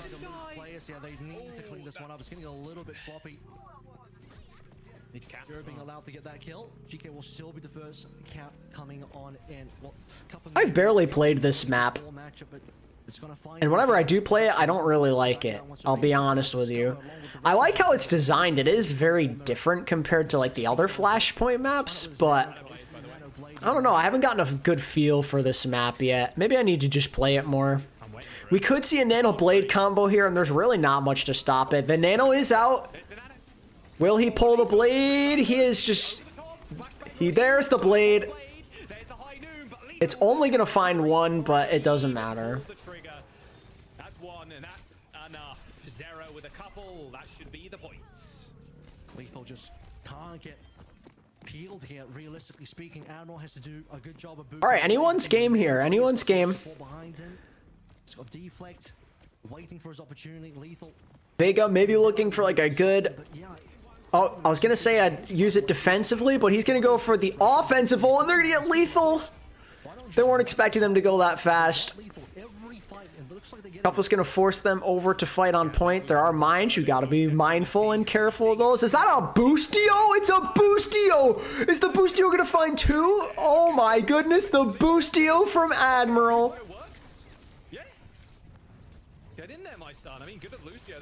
Zera's gonna kill UV. Zera gets both supports.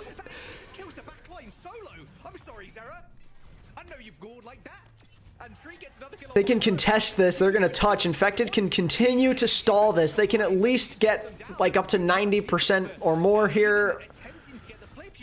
They can't even flip yet. The contest.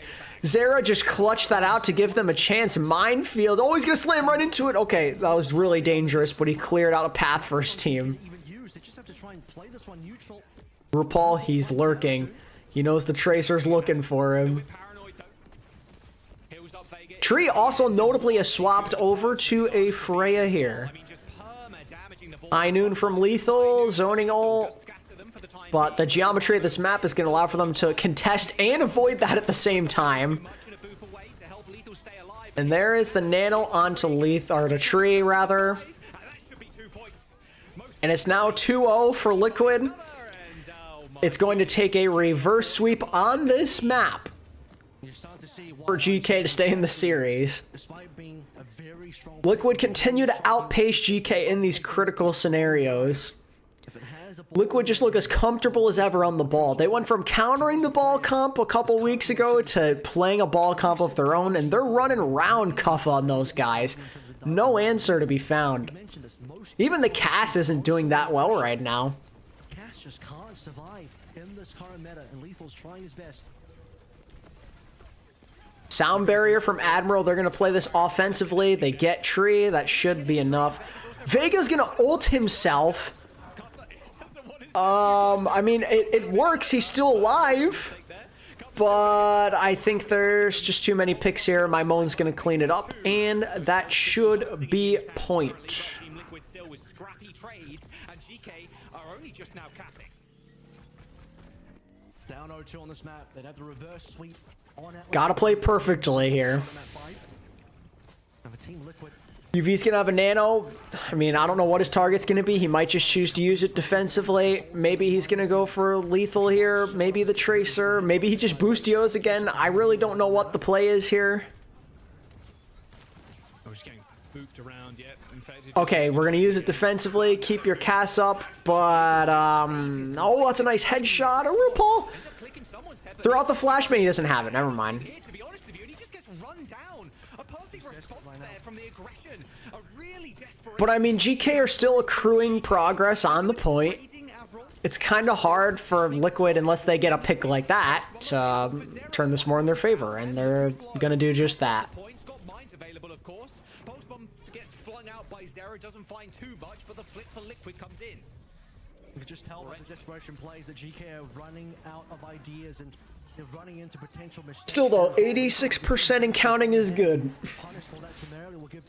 They've got an opportunity here. They can keep this map alive. It's just going to take one fight, and they have tools to make it happen.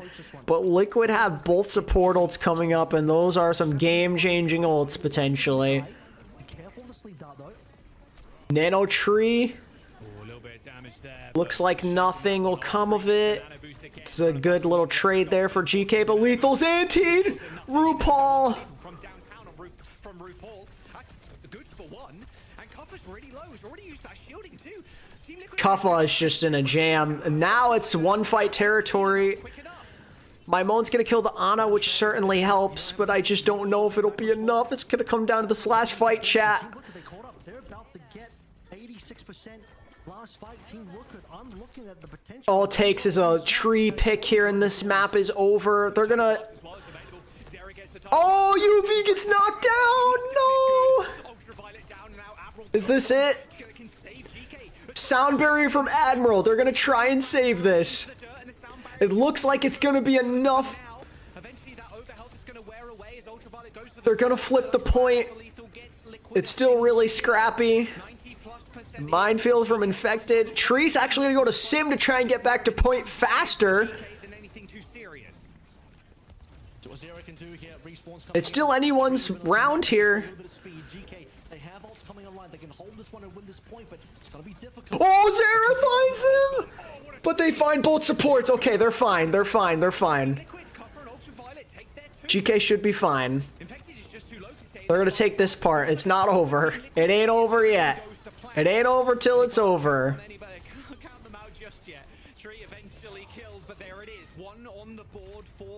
Wow, that was stressful. Zera wanted to end that. He almost did. Tree is gonna... Never mind, I was gonna say, back to Genji, question mark? Alright, GK, if they can just stagger their ults and not use all of them here, they've got a good foothold to maybe take this to a 2-2 tie. With ultimate advantage, maybe they can find something in this first fight to get a cap again. Oh, big nade by Ultraviolet onto RuPaul. And the Nano as well, just for good measure.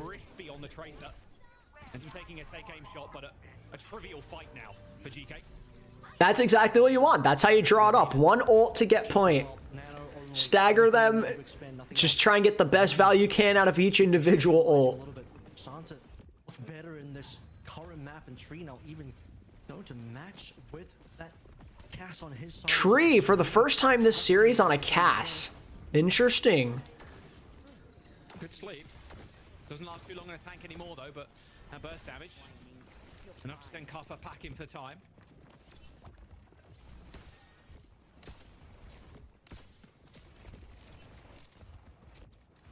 Nano coming online for RuPaul next.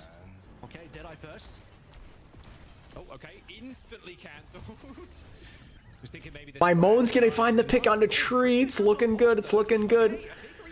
They're doing it again. They're just like smartly staggering the ults. Liquid though, I mean, they should be able to win next fight if they get another one. Zero, let him cook. Is just gonna get run down. A slam in from Infected's good for a kill onto the Cassidy. Is Liquid have to expend some good resources though? One fight, 99%. And there's the 99. It requires a Nano onto Zero to finally have Liquid get on board for this point. No other really good ball, rather Nano targets ball is obviously one of the considerations, but not really amazing. Bruh, what? Headshot perk maybe? Team Liquid gives Geekay the opportunity now to progress.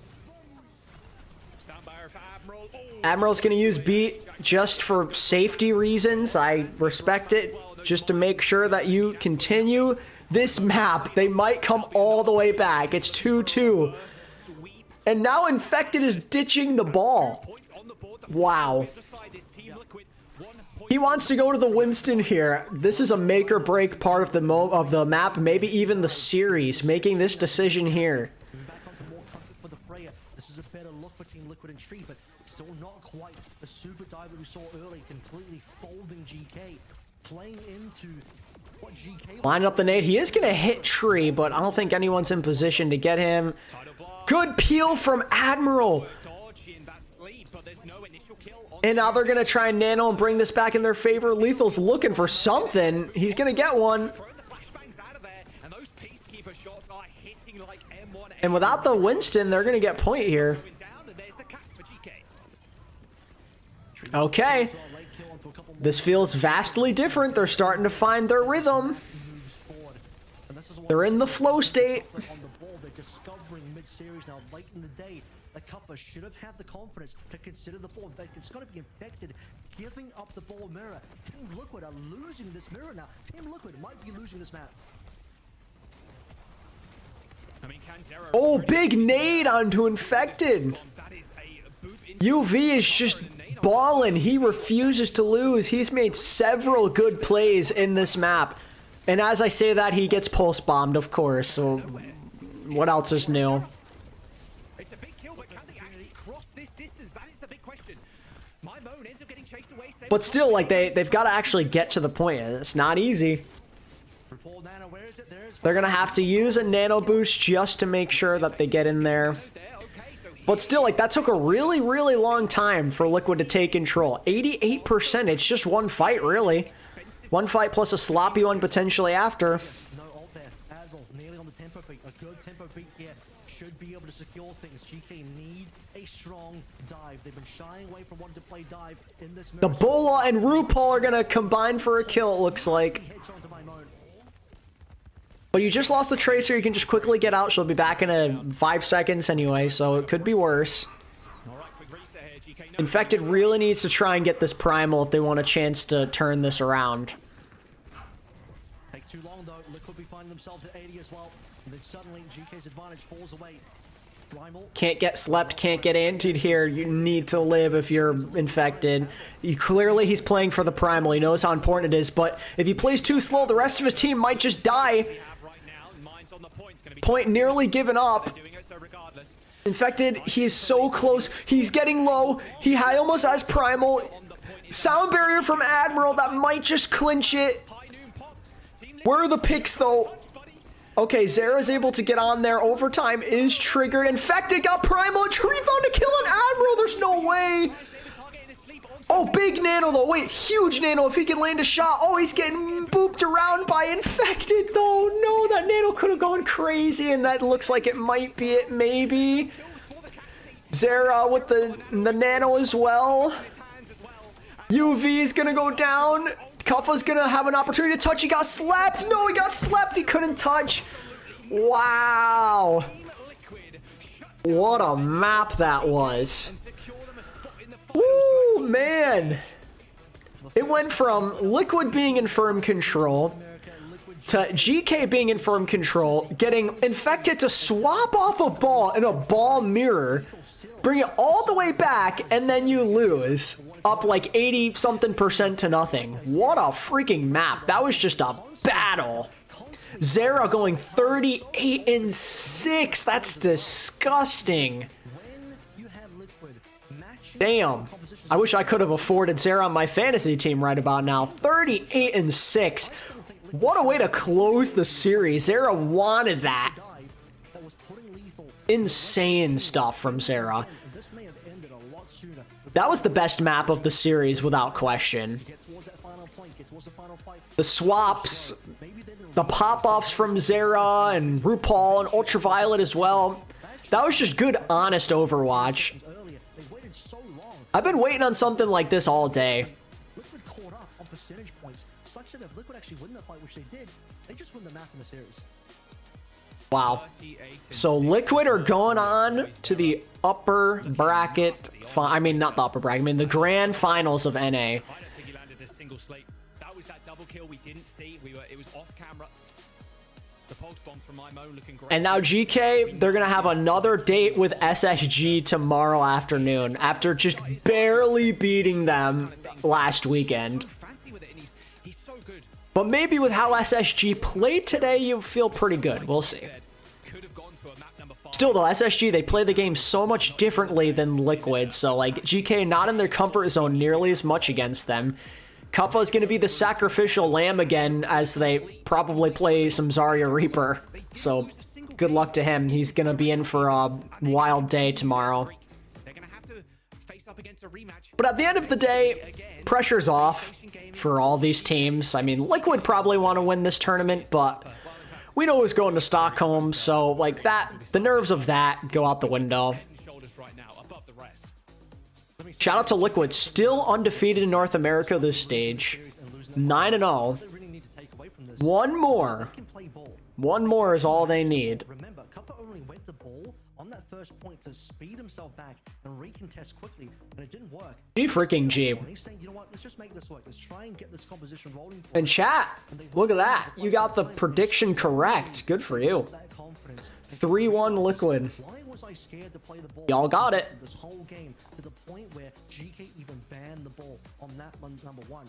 Go through this lower bracket now, GK, and if you get this rematch again, understand that you can play this dive mirror. Maybe not on the Winston, but certainly on the ball, because you know that could have been the opportunity. Wow. What a day of games. Team Liquid though, far too flexible. We had a little bit of everything, didn't we, chat? Twisted Minds Alcatia banger, part 8000. Liquid and GK, despite the scoreline, was pretty entertaining. We saw Gen G lose to freaking Peps 3-0 with internet issues and all. And Sakura, for a few moments, gave us hope they could beat SSG. So, yeah, that's one heck of a day, if I say so. Regardless, tomorrow is going to be a heck of a day, but to finish up this one and send us off, let's jump over to the desk. How about fantasy points? How are we looking? How did I do today? My Moan got 7.5. Not great. Admiral got 9. And Infected got 33. Okay. You know what? I'll take it. And some Z's as well. Now, we are not quite done here because we have a match to wrap up. And holy, Team Liquid. They were literally firing on all cylinders, and on the other side, I'm just wondering if there'll be a player interview. That's why I'm like waiting to see when I should end or not here. They got bullied a little bit. Yeah, this was Team Liquid, I think, kind of setting the pace throughout the series. Like, you know, being the team to get aggressive. And honestly, you know, I think, you know, the staff on Team Liquid has to feel so good about this team because, man, when we go to the comms, that is very clean communication out of Team Liquid. Like, there's very little strategic discussion, which is actually usually the mark. Zara said, I went crazy on Atlas. I'm not satisfied. Let's go. Tempo and, you know, micro calls. So the way they're playing the game, very, very intuitive, but also very, very coordinated. And, you know, I'm just really impressed by that communication. Like, that's about the gold standard in Overwatch at the highest level. And is very difficult. I'm so happy for Team Liquid. For a while this season, we just didn't know it then. Like, they had a good looking team, but they weren't cashing in on their potential. They were choking games. But look at them now, man. They're in another NA final. And they're looking like the favorites to win it with how they're performing right now.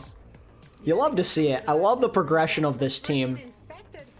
Ah, interview. See, this is why I waited to end. Infected interview. Let's freaking go. He's got the liquid sweatshirt and everything.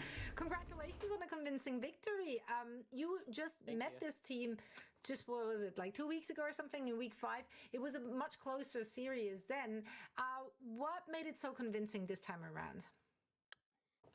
Well, I think the big thing is our team has gotten really good at dive.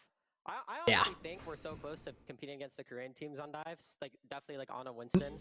No, like, unironically, he may not be wrong. Infected can ball and Winston, and then Zero's a goated tracer. And RuPaul, when he's hitting those nades, man. Why not? Do you think about those matchups now, as far as your preparation goes, to take on the Korean teams? Probably not yet. Or do you think about, even EMEA, like people playing some of these like sim comps with Cassidy? How much do you think about international preparation right now, or is that something you're kind of waiting until after the NA playoffs are done to focus on? Well, I think we're definitely waiting because we want to get first to stage for sure. Hell yeah, I love that approach. Like, for me, and I know Tree, like, we were thinking a little bit about like the EMEA teams because we scrim them from time to time, and we're like, we need to figure out how to beat the sim stuff because the EMEA teams I think are really good right now. But for now, so clearly NA struggling with the EMEA from the sounds of it. Chatting more about the flexibility, I think we often praise Team Liquid for being a very flexible team, not only when it comes to Vague on the main support, but of course you can play so many different heroes, right? And today we saw a lot of the great Wrecking Ball, but the last series is a lot of Sigma. So I wanted to ask you, how do you feel about your hero pool? What are some of the tank heroes that you're working to improve upon? Zarya might be something to improve in the future, maybe. Well, I guess like the for starters, it's like D.Va and Zarya because like Hawk and Painkiller and Zeb, like I think they're all really good Zarya players, and Zarya I think is really strong, and Zarya is one of my weakest, but I think we're able to play around that pretty well, like playing like Winston and ball stuff. So do you have someone you model your game after? When it comes to the Zarya, sorry. When it comes to the Zarya, there's someone like you're looking at and you're like, I want to model my game after them. Oh, Hawk. Yeah. Hawk. That guy's a monster on Zarya, for sure. Yep. Sorry, I interrupted you, but... Nah, you're good. Well, now we just stand in awkward silence. In that case, I'll take over. Infected, thank you so much for joining us, and of course, best of luck to the team to trying to take that NA crown. Well, chat, that was a day. Thank you so much. And that means we are done. Just gonna mute the stream and do my send-off. I appreciate y'all for hanging out with me. It was about 8 hours of streaming. I didn't think it'd go for that long, but here we are. It was fun. I will be back tomorrow. It won't be like last week where I missed Sunday. This time I will be streaming tomorrow for all of the final games of NA and EMEA. It's gonna be fun. I think we have some good matchups to look forward to, especially on the NA side of things. But for now, I'm going to rest up. I'm going to eat some dinner. It's getting pretty late. I appreciate y'all as always, and I will see you guys tomorrow. Peace.